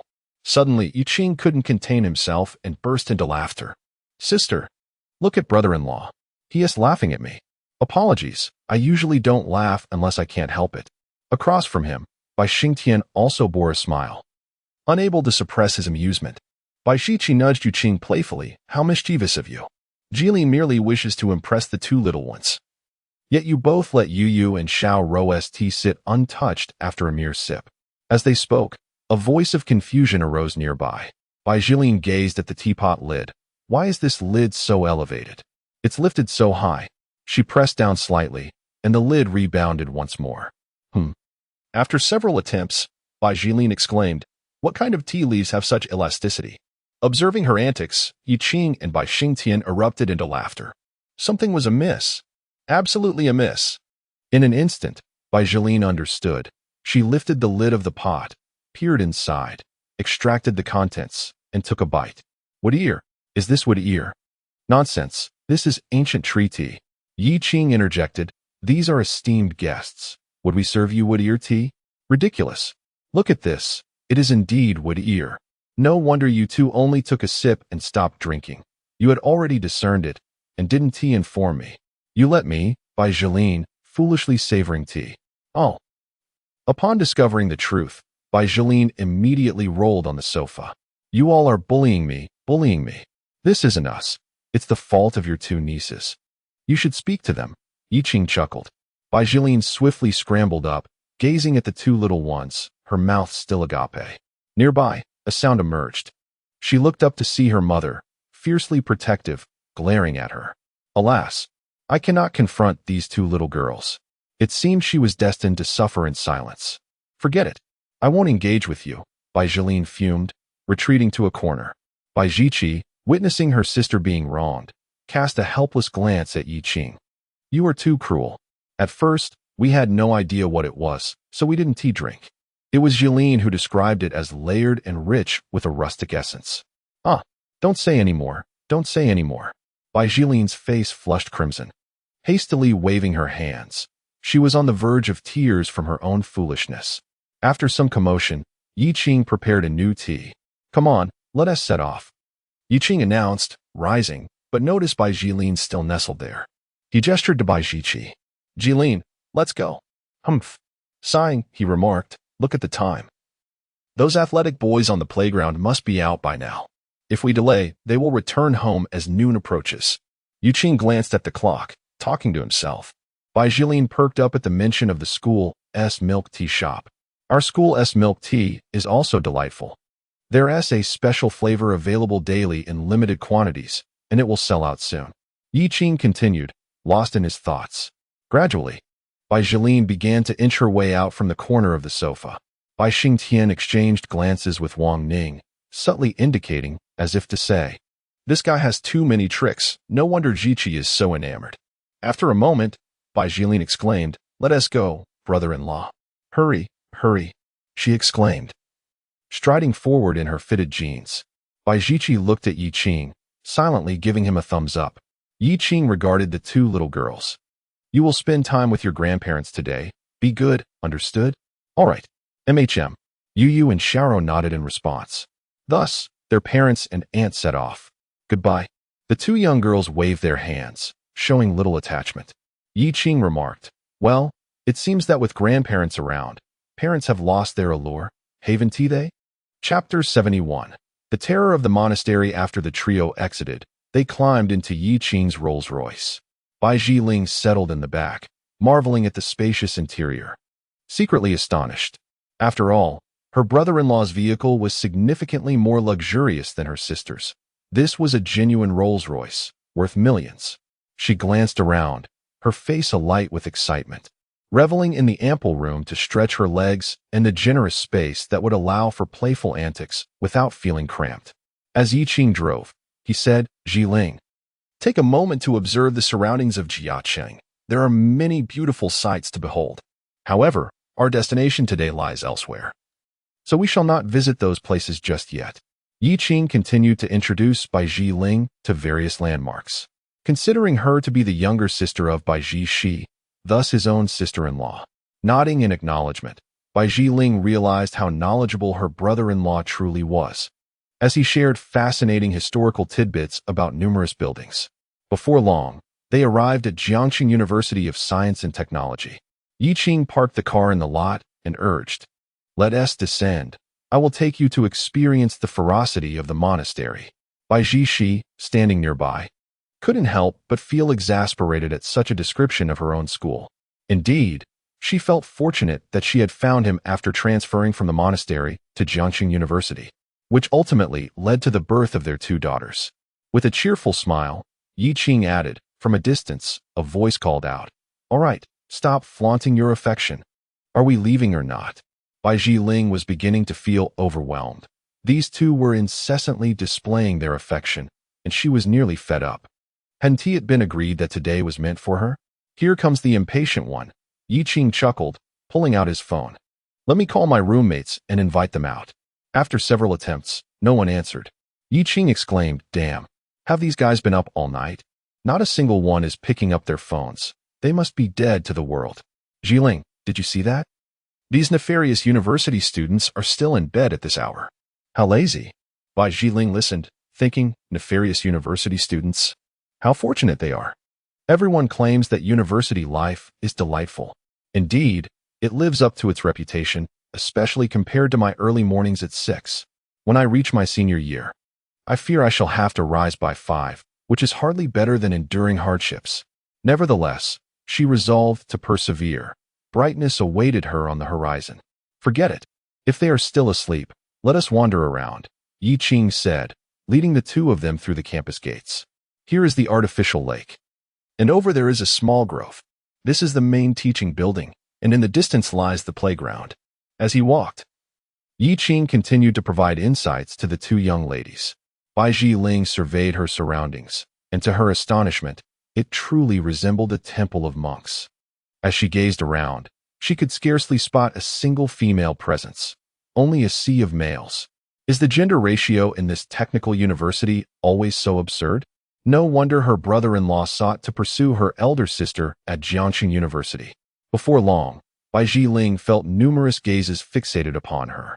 At that moment, she resembled a tender lamb ensnared by ravenous wolves, and indeed, a pack of them. She instinctively inched closer to her sister and brother-in-law, a hint of trepidation gracing her countenance. Brother-in-law, why do I feel such a palpable sense of danger? They seem to be watching me with such intensity. I feel as though I am the lamb here. You think the monk's temple is merely a saying when it comes to men's eyes lighting up at the sight of a woman? Yi Qing chuckled lightly, reassuring her. But fret not. We live in a society governed by law. They can only gaze and cannot act upon their desires. Besides, your brother-in-law is here. The gazes that you perceive are typically from freshmen. In contrast, the sophomores and juniors have likely grown accustomed to the solitude of being single and have shed their worldly desires. To them, gaming with their friends may seem far more entertaining. As Yi Qing spoke with ease, Bai Jiling's anxiety began to dissipate. Yet, why do I sense that their stares carry a hint of malice? Some gazes directed at me feel decidedly hostile. That, Yi Qing waved dismissively. Please disregard that. Those looks are exclusively for me. With that, he wore a smile, standing tall, akin to a victorious general returning with captives. Bai Shi remarked. Bai Jiling, goodness. So that is how it is. But brother-in-law, your composure is remarkable. To be the target of so many yet remain so unfazed. Yi Qing, seemingly intent on inciting further envy, leaned closer to Bai Shi and wrapped an arm around her slender waist. Bai Shi blushed, casting a reproachful glance at Yi Qing. Did he not fear the ire of others? Yi Qing merely raised an eyebrow, embodying an attitude of nonchalance, as if to say, what of it if I embrace my wife? As he held her, He continued to caress her waist, and one could not deny the delightful sensation of such a slender form. Observing this interaction, Bai Ling felt the intensity of the surrounding gazes sharpened dramatically. Her brother-in-law was quite the rogue, she thought to herself. In the next moment, a luminous screen appeared before Yiqing. Detected an increase in affection between the host and his wife. Reward: ownership of the Ling City Resort. Reward: 10 boxes of top-tier Romanicani wine, now deposited into the host's storage. Oh, Yiqing mused at the screen, surprised that a mere embrace could yield such a luxurious estate. Ling City was, after all, a renowned destination in Jiangbei. When time permitted, he could take a trip there. As for the exquisite Romanicani, it would be delightful to share a few glasses with Ji Shi, perhaps over a candlelit dinner. Under the influence of wine, the evening could lead to unmentionable delights. Brother-in-law, what are you thinking? Your smile is rather audacious. Huh, am I? Indeed, most certainly, Bai Ling affirmed with conviction. What can I think? Please wait here for a moment while my sister and I go to purchase a few limited edition milk teas. With that, Yiqing led Bai Shi towards another direction. I dare say that soon, Ling will be approached by numerous admirers. It wouldn't be right to leave her there alone. Bai she expressed her concern. Rest assured, given your sister's character, I believe she is quite capable of handling herself. She must have admirers at school as well, and while she may not be in a romantic relationship yet, it seems she has her own way of engaging with others. Let's just observe for now. Chapter 72. How capable. Little sister rejects advances listening to Yiqing's words. Bai she pouted slightly and murmured, "Who says my sister isn't capable? Haha, that's not what I meant." Yiqing chuckled, playfully tickling Bai she at her waist. The tickling made Bai she giggle, attracting the attention of several passers-by, their gazes filled with envy and admiration towards Yiqing. Upon arriving at the milk tea shop, Yiqing said, "Hello, we would like 8 cups of the limited edition milk tea." Bai she responded with confusion. "We're heading to Jiangxing University shortly to bring some for your roommates to taste, as a sincere invitation for them to visit often. But won't tea get cold by then?" As she spoke, the female staff member observed Bai she, astonished by her beauty. "I don't think I've seen her at Jiangxing University of Technology before." The staff member was certain, had she encountered Bai she, even for just a fleeting moment, she would have remembered such a striking girl. "It's all right, it won't be cold. I'll pack it in insulated bags," the staff member assured. Yiqing nodded and proceeded to make the payment. Once prepared, Yiqing carried the drinks, handing one to Bai she. "Aren't you going to drink?" "I'm too lazy to carry it," Yiqing replied, glancing at Bai she's milk tea. With a little gesture, Bai she understood, inserting the straw into the milk tea and offering it to Yiqing. Yiqing took a generous sip, delicious.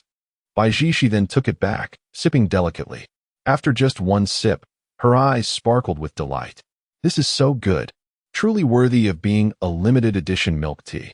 Observing Bai she's joyous demeanor, Yiqing wondered if all the girls in her family reacted this way, experiencing happiness from delightful food and drink.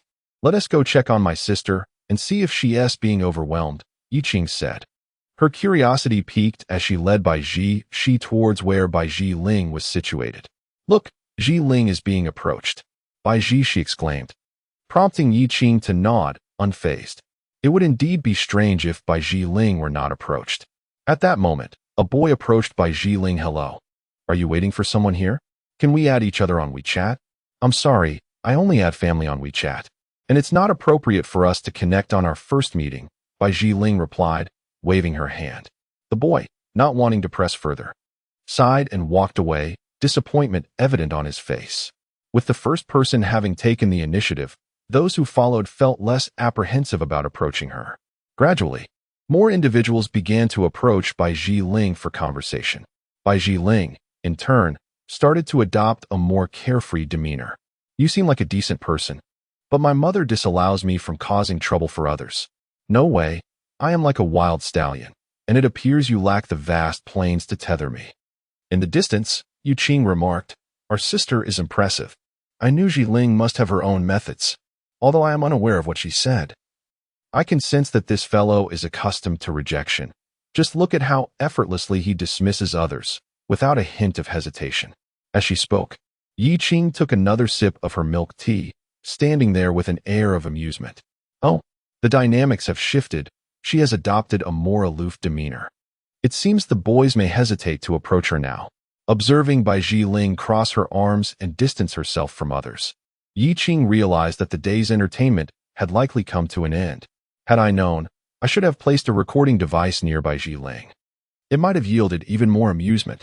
Bai Shi, watching her husband revel in the spectacle, felt a sense of resignation. Men remain boys at heart. They can always find amusement. All right, it seems Ji Ling is becoming somewhat annoyed. I suspect she may no longer wish to attend Jiangxing University. Perhaps I can persuade her when I visit Jiangxing University. That should ignite her motivation. Jiangxing University is excellent.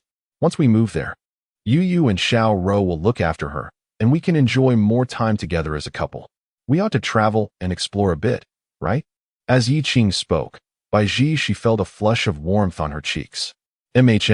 She replied softly, and the two made their way toward Bai Ling.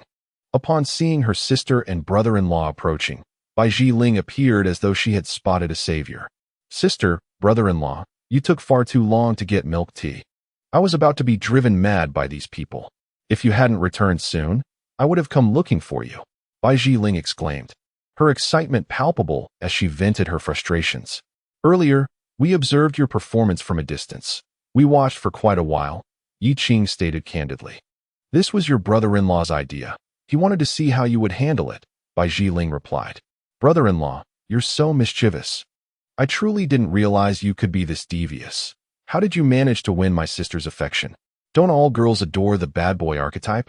Yi Qing chuckled. So, have you experienced the monastery's ambience? However, I believe you can adapt. Your rejections flowed as smoothly as water. It seems you were no stranger to dismissing others in high school. Why not consider applying to Jiangxing University? Not at all. It's completely different. High school boys are rather shy. At most, they would present a small flower or a paper crane, perhaps stealing glances at me during class. But in university, the advances are overwhelming. They immediately want to add me on social media and invite me out for coffee or dinner. And this is only our first meeting. I simply cannot handle it. Bai Ling exclaimed passionately. I have made up my mind. I will not be applying to Jiangxing University. Yi Qing and Bai she exchanged glances, their objective achieved. Yi Qing retrieved a cup of milk tea from the insulated bag. Here, try this. It's a limited edition. Bai Ling, feeling parched, took a sip and nodded appreciatively. This milk tea was indeed something special. Let us go. It is still early. I will show you around this area, starting with the playground, Yi Qing suggested, leading them toward the playground. Upon arrival, Yi Qing noticed a curious phenomenon. Whenever he passed by a court with Bai Shi and Bai Ling, the boys playing basketball seemed to exert an extraordinary effort, throwing themselves into the air and executing acrobatic maneuvers with ease. Indeed, the basketball show seems rather tame in comparison. For sheer entertainment, one must witness this. Yi Qing chuckled lightly, gesturing for Bai Shi, who promptly handed him a cup of milk tea. As he took a sip, a piercing gaze suddenly fell upon him. Yi Qing, aware of the scrutiny, mused that if he possessed an emotional value system, the meter would surely be off the charts at this moment. Chapter 73. Displayed on the confession wall. Never mind. It seems there are no handsome men here. Brother-in-law, you must be jesting, Bai Ling remarked with a pout. Perhaps I've been looking at you for too long, which has dulled my perception of these handsome fellows, Yi Qing added. Bai Ling huffed in response, perceiving her brother-in-law's overt self-admiration. However, upon reflection, she realized that her standards had indeed been elevated significantly, leaving her unimpressed by the average young man. It appeared she would need her sister and brother-in-law to make some introductions. I shall consider this once we enter university, she thought. Noticing that the sisters had lost interest in the game, Yi Qing withdrew his gaze with a sigh, acknowledging that he had rarely witnessed such a fierce competition. Let us move along, he suggested. After wandering around the campus a bit longer, the trio exited and boarded a vehicle, bound for Jiangxing University. Bai she had already received a message from her roommate, who was awake and ready, inquiring about their arrival. My roommate will accompany us as we explore Jiangxing University, Bai she informed, while Bai Ling nodded in agreement, her eyes brimming with anticipation. At the traffic light, Yi Qing received messages from their dormitory group. Yuan Bo, Old 4. What are you calling everyone for so early? The guys are still asleep. They pulled an all-nighter last night. Zhang Hongwei, right? Is something the matter? If not, we are going back to sleep. Zhang Hongwei, the boss is still not awake. Yi Qing, nothing urgent. My girlfriend's sister is visiting and wants to tour Jiangxing University, so I thought to invite you all along. However, it seems unfortunate that you all stayed up late last night. Upon hearing Yi Qing's message, Zhang Hongwei and Yuan Bo immediately threw off their blankets and sat up in bed. Their minds racing back to the last time Yi Qing's girlfriend had come to pick him up. That girlfriend was not only beautiful but also affluent. Her sister must be equally impressive, they thought. Suddenly, both Zhang Hongwei and Yuan Bo felt a twitch at the corners of their mouths. If they could befriend a wealthy young lady, it would be akin to soaring to new heights, just like Old 4. Throughout this sleepless night, an opportunity was regrettably lost. Zhang Hongwei hastily picked up his phone and began typing. Zhang Hongwei, Lao Si, where are you now? Are you still at school? We are heading over to find you. Yi Qing, it's too late. We've left. After exchanging a few messages, Zhang Hongwei clutched his chest. His expression akin to that of someone who had missed out on a multi-million-dollar lottery, causing Yuan Bo to twitch at the corners of his mouth. All right, third brother, look at yourself. I feel we might be overthinking this. Lao Si's girlfriend's sister may not even be a beauty, right? How many wealthy and attractive girls can there be? She could very well be a hidden bomb. Damn it.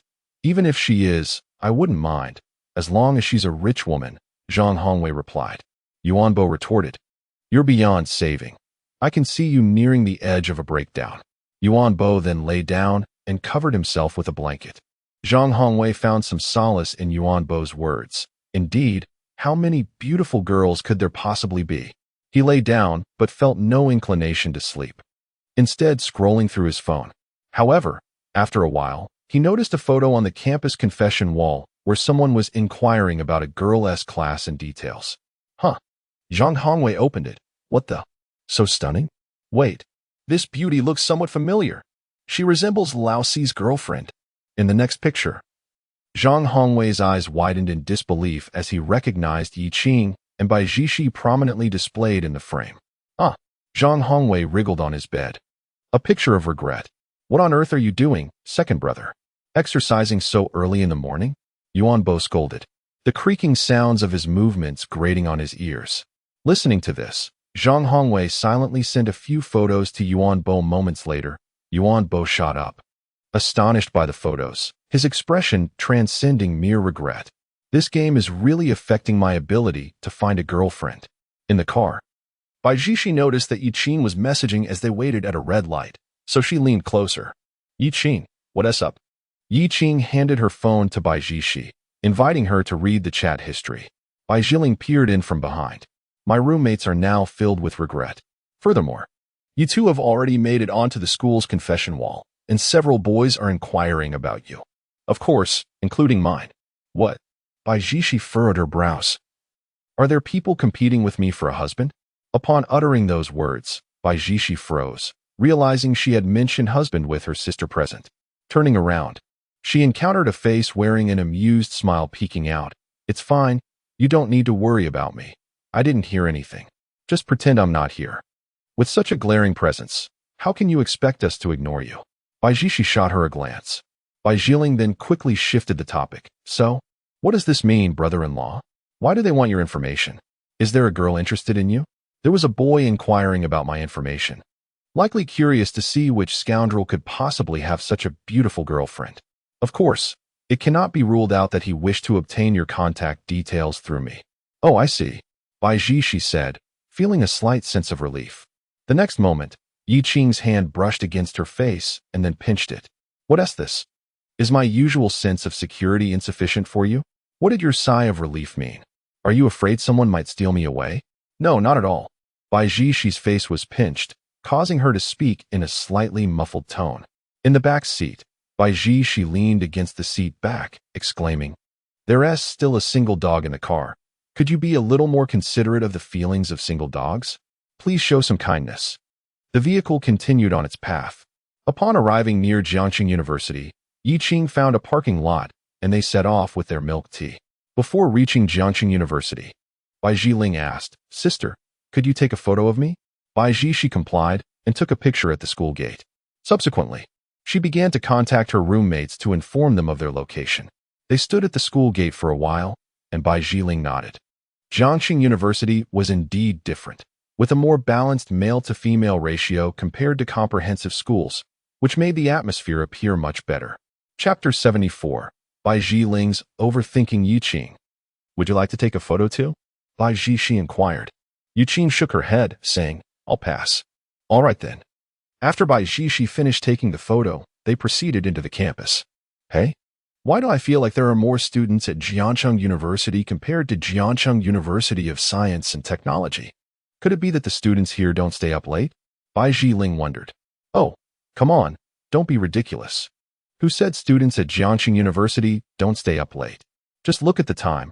They must all be awake by now. Thus, this comparison is not valid." "That makes sense," Bai Jiling nodded. A while later, they spotted Wang Yi and Zhang Meng approaching from a distance. Ji Yiqing. The two sides exchanged glances. Since Yiqing had already met them, there was no need for further introductions, and Wang Yi's gaze landed on Bai Jiling. Ji, "Is this your sister?" "She's so beautiful. Your family's genes are outstanding." "Indeed. Did you do her makeup this morning? She doesn't look so innocent anymore," they remarked, causing even the typically generous Bai Jiling to feel a bit bashful. "Hello, ladies. So lovely." They marveled at Bai Jiling. Her looks are truly impeccable. She can certainly hold her own against Bai Ji. And her figure, those long legs and slim waist. Just her bust could use some enhancement. "I brought you some milk tea." Bai Ji noticed Yiqing still holding the milk tea and quickly added, "We first went to Jiangqing University of Science and Technology." Yiqing said this is their school's limited edition milk tea. "Give it a try. I had a cup and found it quite delightful." "You're too generous, handsome." "It's nothing," Yiqing replied nonchalantly. They took a taste and couldn't help but praise it. "Not bad at all. Let us set off." Bai Ji exchanged glances with her roommates. The others blinked in response. They had prepared well for this, and persuading a sophomore was hardly a challenge. "Come on, little sister. Let us show you around and help you familiarize yourself with the campus," Wang Yi said, taking Bai Jiling's hand as they walked ahead, introducing her to various sites along the way. Yiqing strolled through the campus of Jiangqing University, feeling somewhat uneasy about the lingering gazes of the boys around him. He met their stares with a defiant glare, as if to say, "What's your problem? Are you jealous of me pursuing your goddess?" Unaccustomed to such brazen audacity, the boys quickly averted their eyes. Meanwhile, Yiqing held Bai Ji's hand, following behind Wang Yi and the others. "Let us head to the library and take a look." Wang Yi and the others led Bai Jiling into the library, while Yiqing chose to stay outside, leisurely walking with Bai Ji. Upon entering the library, they immediately began to bombard Bai Jiling with information. As Bai Ji listened to the introductions and beheld the vast array of books, she was awestruck by the scene before her. "Wow, and there are study rooms beside it, all filled to capacity. Our study rooms are fiercely contested," she added.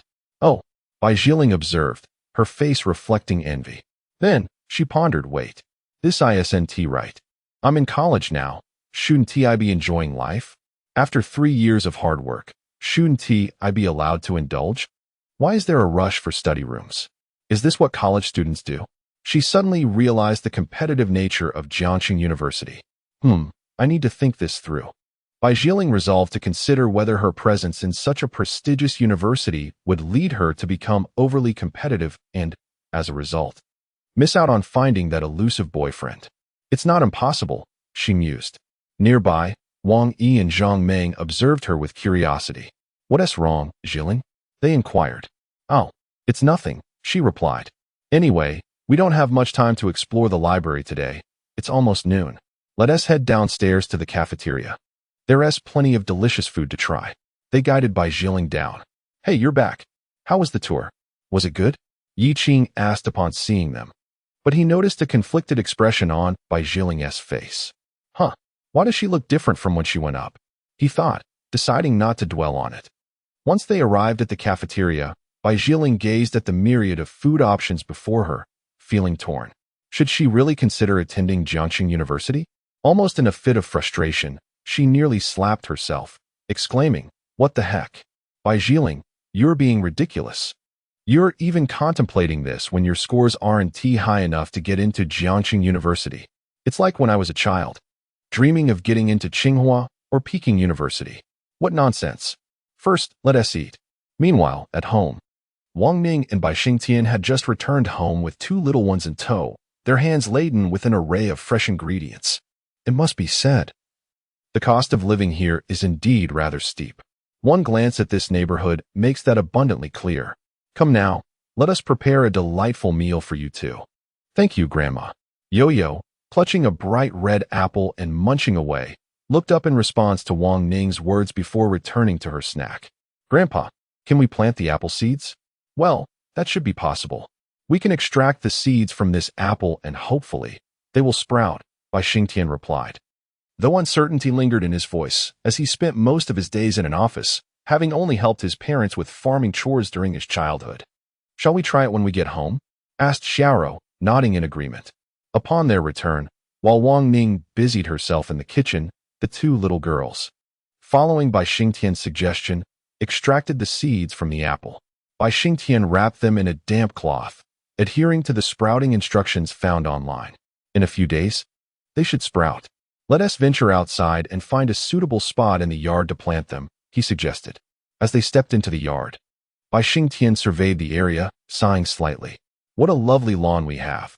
It would be such a shame to clear a patch for this. Perhaps we should plant them in pots instead.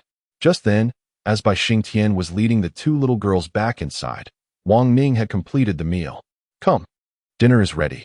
Bai Xingtian guided the girls to wash their hands in preparation for the meal. Buzzing. Xiaoro heard the intermittent vibration of a phone and turned to see Bai Xingtian's phone lighting up.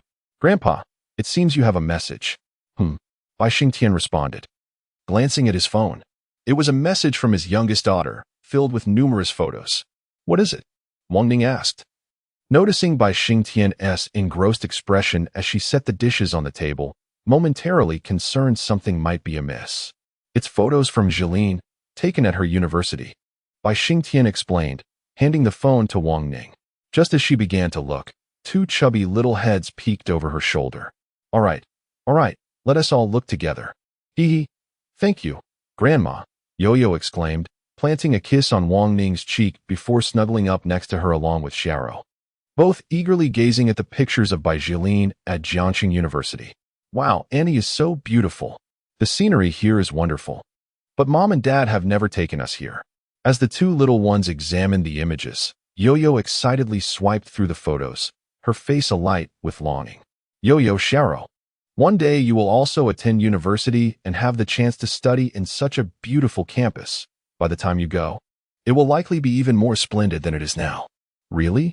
Their eyes sparkled with excitement at the prospect. Indeed. Wang Ning nodded in agreement. All right. We have nearly finished reviewing the photographs. Let us dine.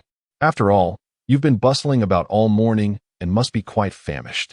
After the meal, the two little ones digested for a while before drifting off to sleep. By the time they awoke around 2 or 3 in the afternoon, Xiaoro eagerly pulled Bai Xingtian to practice calligraphy, while Yu took Wang Ning to the music room for piano practice. Although Shen Yinqi and Yi Qing were absent, this was a passion for the two little ones, driven by their own enthusiasm rather than parental pressure. Such self-discipline. Bai Xingtian and Wang Ning were utterly bewildered by the two young girls. Moments later, their astonishment only deepened. Goodness, these two little girls are progressing at such an astonishing pace. The characters written by Xiaoro were no longer reminiscent of her initial fumbling attempts. She now appeared to have mastered it with finesse. As for Yu, her delicate fingers danced across the piano keys, producing a melodious sound. While appreciating their talent, Bai Xingtian and Wang Ning also prepared some fruits for the girls to enjoy during their leisure. Meanwhile, at Jiangxing University, Bai Jiling had spent her afternoon exploring until around 3 or 4 o'clock, thoroughly impressed by everything she encountered. The explanations provided by her peers were exceptionally thorough, indicating they had done their homework in advance. Thank you all, sisters, Bai Jiling smiled and expressed her gratitude. We'll be waiting for you at Jiangbei University. By the time you arrive, we should be in our junior year, and who knows, perhaps you, Senior Zhang Ming, will have become the student council president or an officer in the student union, ready to support you. Wang Yi remarked. Beside her, Zhang Ming rolled her eyes in exasperation. Goodness, I hadn't even boasted yet, and you blurted it out. How mischievous, she teased. Make sure to work hard, young lady. When you arrive, let us treat you to a warm welcome. Zhang Ming and the others bid farewell to Bai Jiling. Once outside the school gate, Yi Qing waved her hand. All right, this is where I'll leave you. Understood. Like Bai Ziqi, Yi Qing preferred not to flaunt her accomplishments in front of friends. Once in the car, she turned to Bai Jiling and asked, How was Jiangxing University? Did it ignite your ambition? It was quite nice, and the food was good, Bai Jiling replied, stroking her chin in contemplation. Noticing Yi Qing's teasing smile, she exclaimed, Wow, brother-in-law, what do you mean by that? You're not just thinking about me as your babysitter, are you? How could your brother-in-law be so callous? This is all for your future, Yi Qing explained. Albeit her defense seemed somewhat feeble. Bai Jiling rolled her eyes in response. We should stop by to buy some groceries. I'll prepare a delicious meal for you tonight, Yi Qing said, causing Bai Ziqi's eyes to light up. Really? If I suggest the same dishes as last time? Bai Ziqi chimed in. Leaving the back seats, Bai Jiling raising an eyebrow. What was up with her older sister?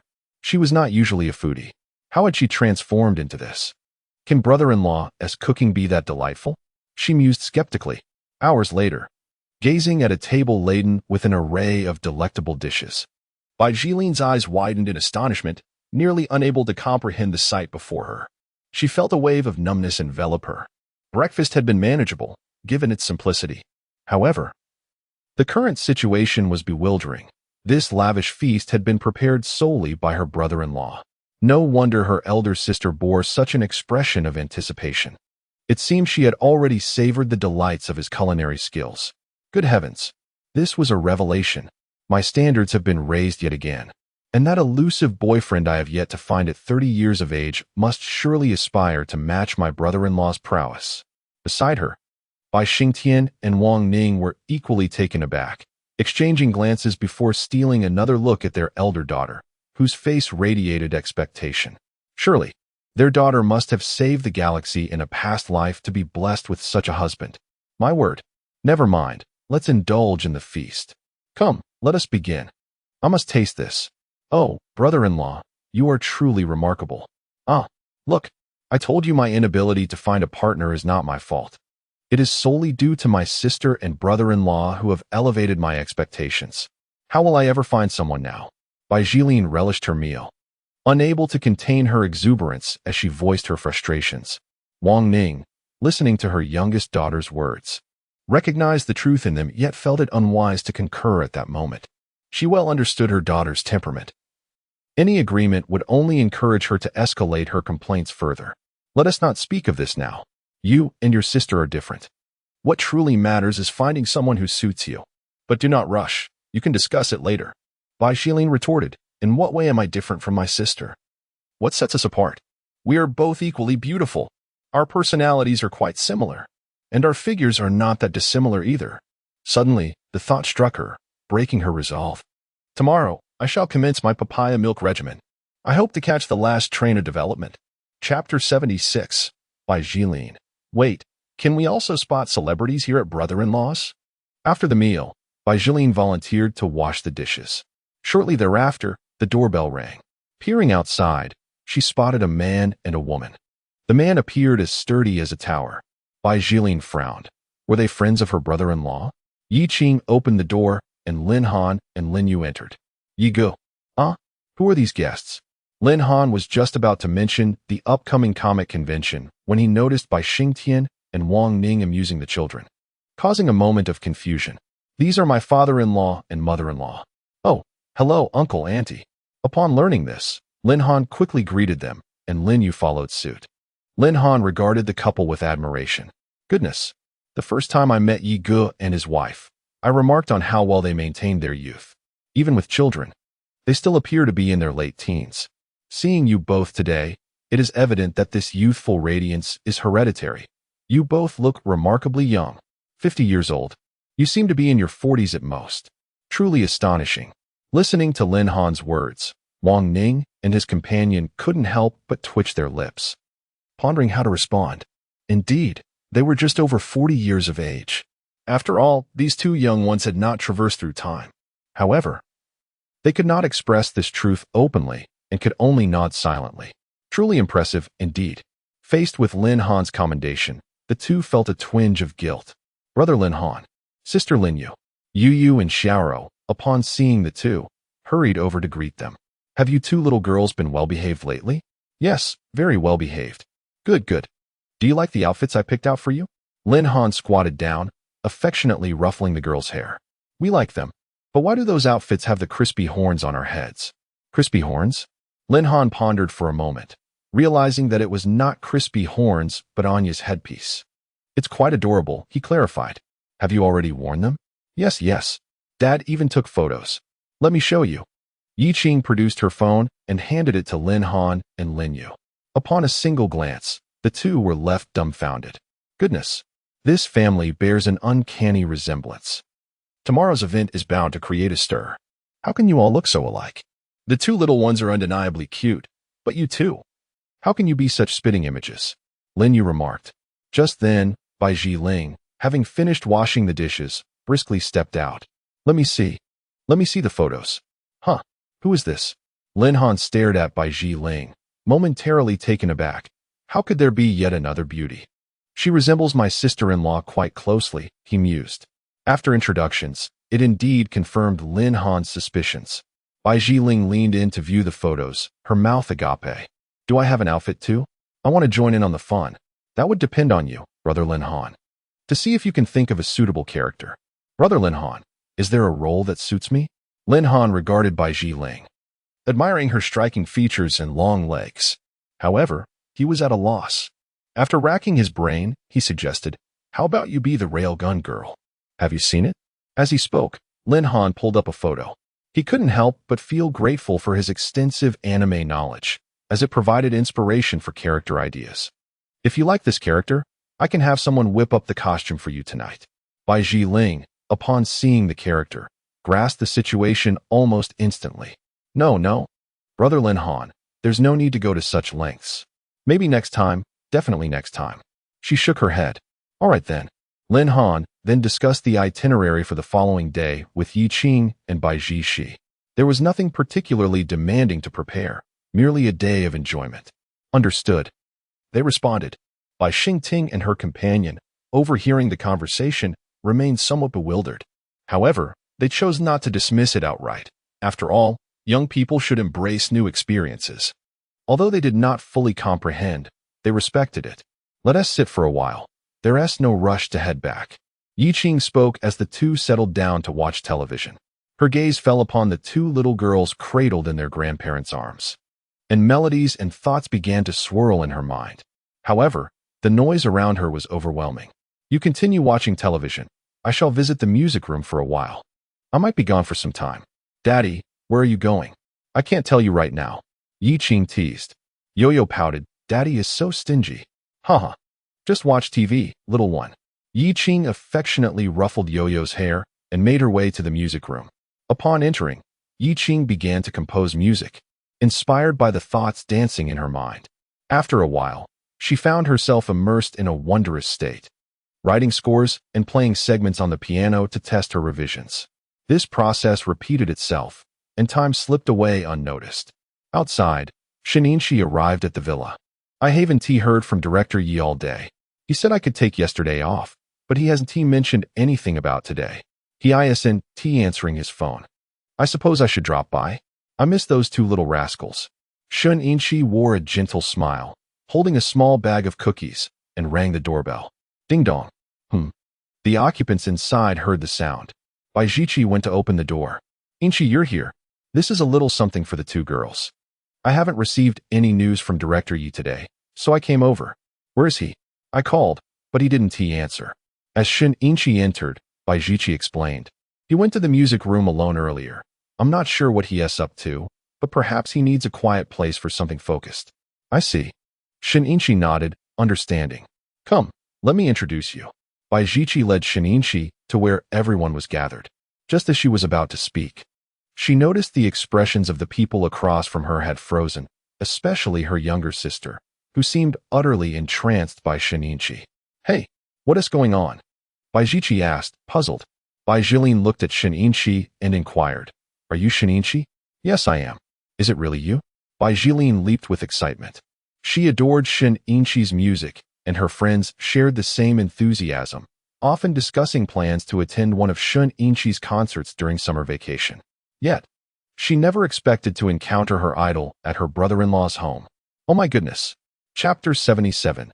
The Power of a Brother-in-Law Upon Confirming Shunichi's Identity. Baijilin felt as though she were caught between reality and fantasy. "Brother-in-law, what kind of influence do you possess to have Shunichi visit our home?" Nearby, Lin Han and Lin Yu gazed at Shunichi, equally astonished.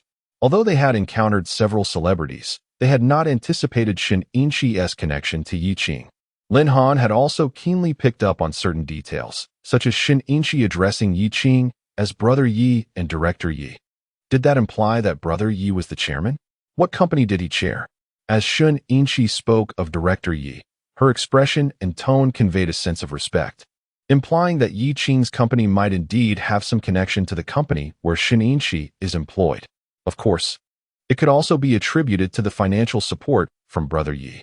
Lin Han could not speculate further on this matter. Nearby, Bai Xingtian and Wang Ning also rose, gazing at Shunichi and Ji Shi. "This is my previous mention, the renowned singer Shunichi. I've played her songs for you before," Bai Zhiling remarked. Bai Xingtian looked at his young daughter, saying, "All right, we know her name now. However, we are still unaware of her purpose for visiting Yi Qing. Please, everyone, take a seat. Inchi is Yuan Yuan's music teacher, and she has been coming here almost daily to impart her musical knowledge, which has greatly contributed to Yuan Yuan's rapid progress." Baijishi urged as she guided Shinichi to sit down. Listening to Baijishi's words, Shinichi felt a twinge of discomfort. After all, Yuan Yuan was inherently talented, with absolute pitch, a heightened sensitivity to music, and an innate familiarity with various instruments. Even if Shinichi were not her teacher, another instructor would surely yield swift results. It seemed she was merely basking in the accolades of another's hard work. Yuan Yuan then rushed over to Shinichi, throwing herself against her legs. "Teacher, you've come. I practiced diligently today. Oh, look at you being so disciplined even on your own. What a good child." Shinichi smiled, gently patting Yuan Yuan's head. In her heart, she mused about the merits of Director Yi in a past life, for he was blessed with such two delightful children in this one. "Old teacher?" Bai Zhiling and the others reacted to this title with raised eyebrows, astonished at how impressive the sister-in-law was, as Shinichi had already reached the status of a celebrated singer in Huaxia. "Sister Inchi, I am Yuan Yuan's aunt. We are friends of Brother Yi. My name is Lin Han. I am Lin Yu." After mutual introductions, Shinichi stood and shook their hands, exhibiting none of the pretentiousness often associated with stardom. "Sister Inchi, may we take a photo together?" "Of course, there's no reason we cannot," Shinichi replied with a smile, her eyes sparkling with charm, though she paled in comparison to Baijishi. Bai Zhiling quickly retrieved her phone and handed it to her elder sister. "Sister, please take a nice picture for us." Once Bai Zhiling stood obediently beside Shinichi, the latter noticed her nervousness, reminiscent of the fans she had encountered on the streets before. Moving closer to Bai Zhiling, Shinichi bent her arm to form a half-hearted heart shape, glancing at Bai Zhiling. Understanding the cue, Bai Zhiling, though somewhat shaken, mirrored the gesture, forming a heart with her hand alongside Shinichi.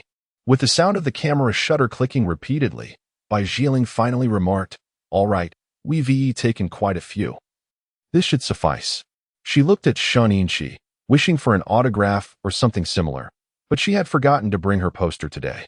Shunichi seemed to grasp Bai Zhiling's intentions as she suggested, "Zhiling, let us add each other on Green Bubble.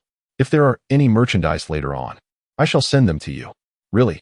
Bai Zhiling's eyes sparkled with joy. Meanwhile, Lin Han and Lin Yu observed Bai Zhiling's success in pursuing her idol, feeling a twinge of excitement themselves, as they too held a fondness for Shunichi. They promptly sought to capture a photograph with her. As for Lao Bai and Wang Ning, they exhibited no interest whatsoever. Once the photographs were taken, Shin Inchi settled beside by Xiling, gazing at the television, and soon grew perplexed. Where is Director Yi? Why has he disappeared? It seems he had something on his mind and went off to the music room alone. We have no idea what he intends to do, Bai Jiqing replied, shaking her head. Father has been in there for quite a while. Shall we go check on him? Yu Yu stood up, eager to discover what her father was up to. The others present listened to Yu Yu's words, their curiosity piqued. However, they would not dare voice such thoughts themselves. Yet, with the two little girls bringing it up, they felt inclined to join in. Let us go see what Brother Bai is doing, Lin Han suggested, equally intrigued. Come on, let us go. Everyone rose together, including Bai Xingtian and Wang Ning, who were reluctantly pulled up by Xiao Rou. With expressions of helplessness, they noted the children's overwhelming curiosity, compelling them to investigate. What if Yuqin were preoccupied with something of great importance? Wouldn't he that hindered him? However, with the two little girls prompting the idea, they felt powerless to oppose it. Moreover, it was unlikely that anything too critical was transpiring in the music room. Let us take a look, they agreed. Quietly and cautiously, the group tiptoed towards the music room. Xiao Tuan Yuan, noticing their demeanor, tilted her round little head in confusion and hopped off the sofa, following suit with a similar gait, padding along silently. We seem like intruders in a village, sneaking in without a sound, Lin Han remarked to his sister with a resigned smile. The thrill of stealth is quite amusing, Lin Yu added, grinning, wondering what Yi Ge could be doing inside the music room, though she felt a bit uneasy about it. Trailing behind the two little girls gave her a sense of security. Perhaps it's because Yi Ge is a devoted father, she pondered resignedly. They arrived at the entrance of the music room. Due to the excellent soundproofing, even from outside, they could not hear any sounds emanating from within. Yu Yu peered at the door and cautiously opened it just a crack. Suddenly, the sound of a piano flowed out. The rhythmic melody caught everyone off guard. The most musically adept among them, Shininshi, furrowed her brow as she listened intently. What melody is this? I've never heard it before.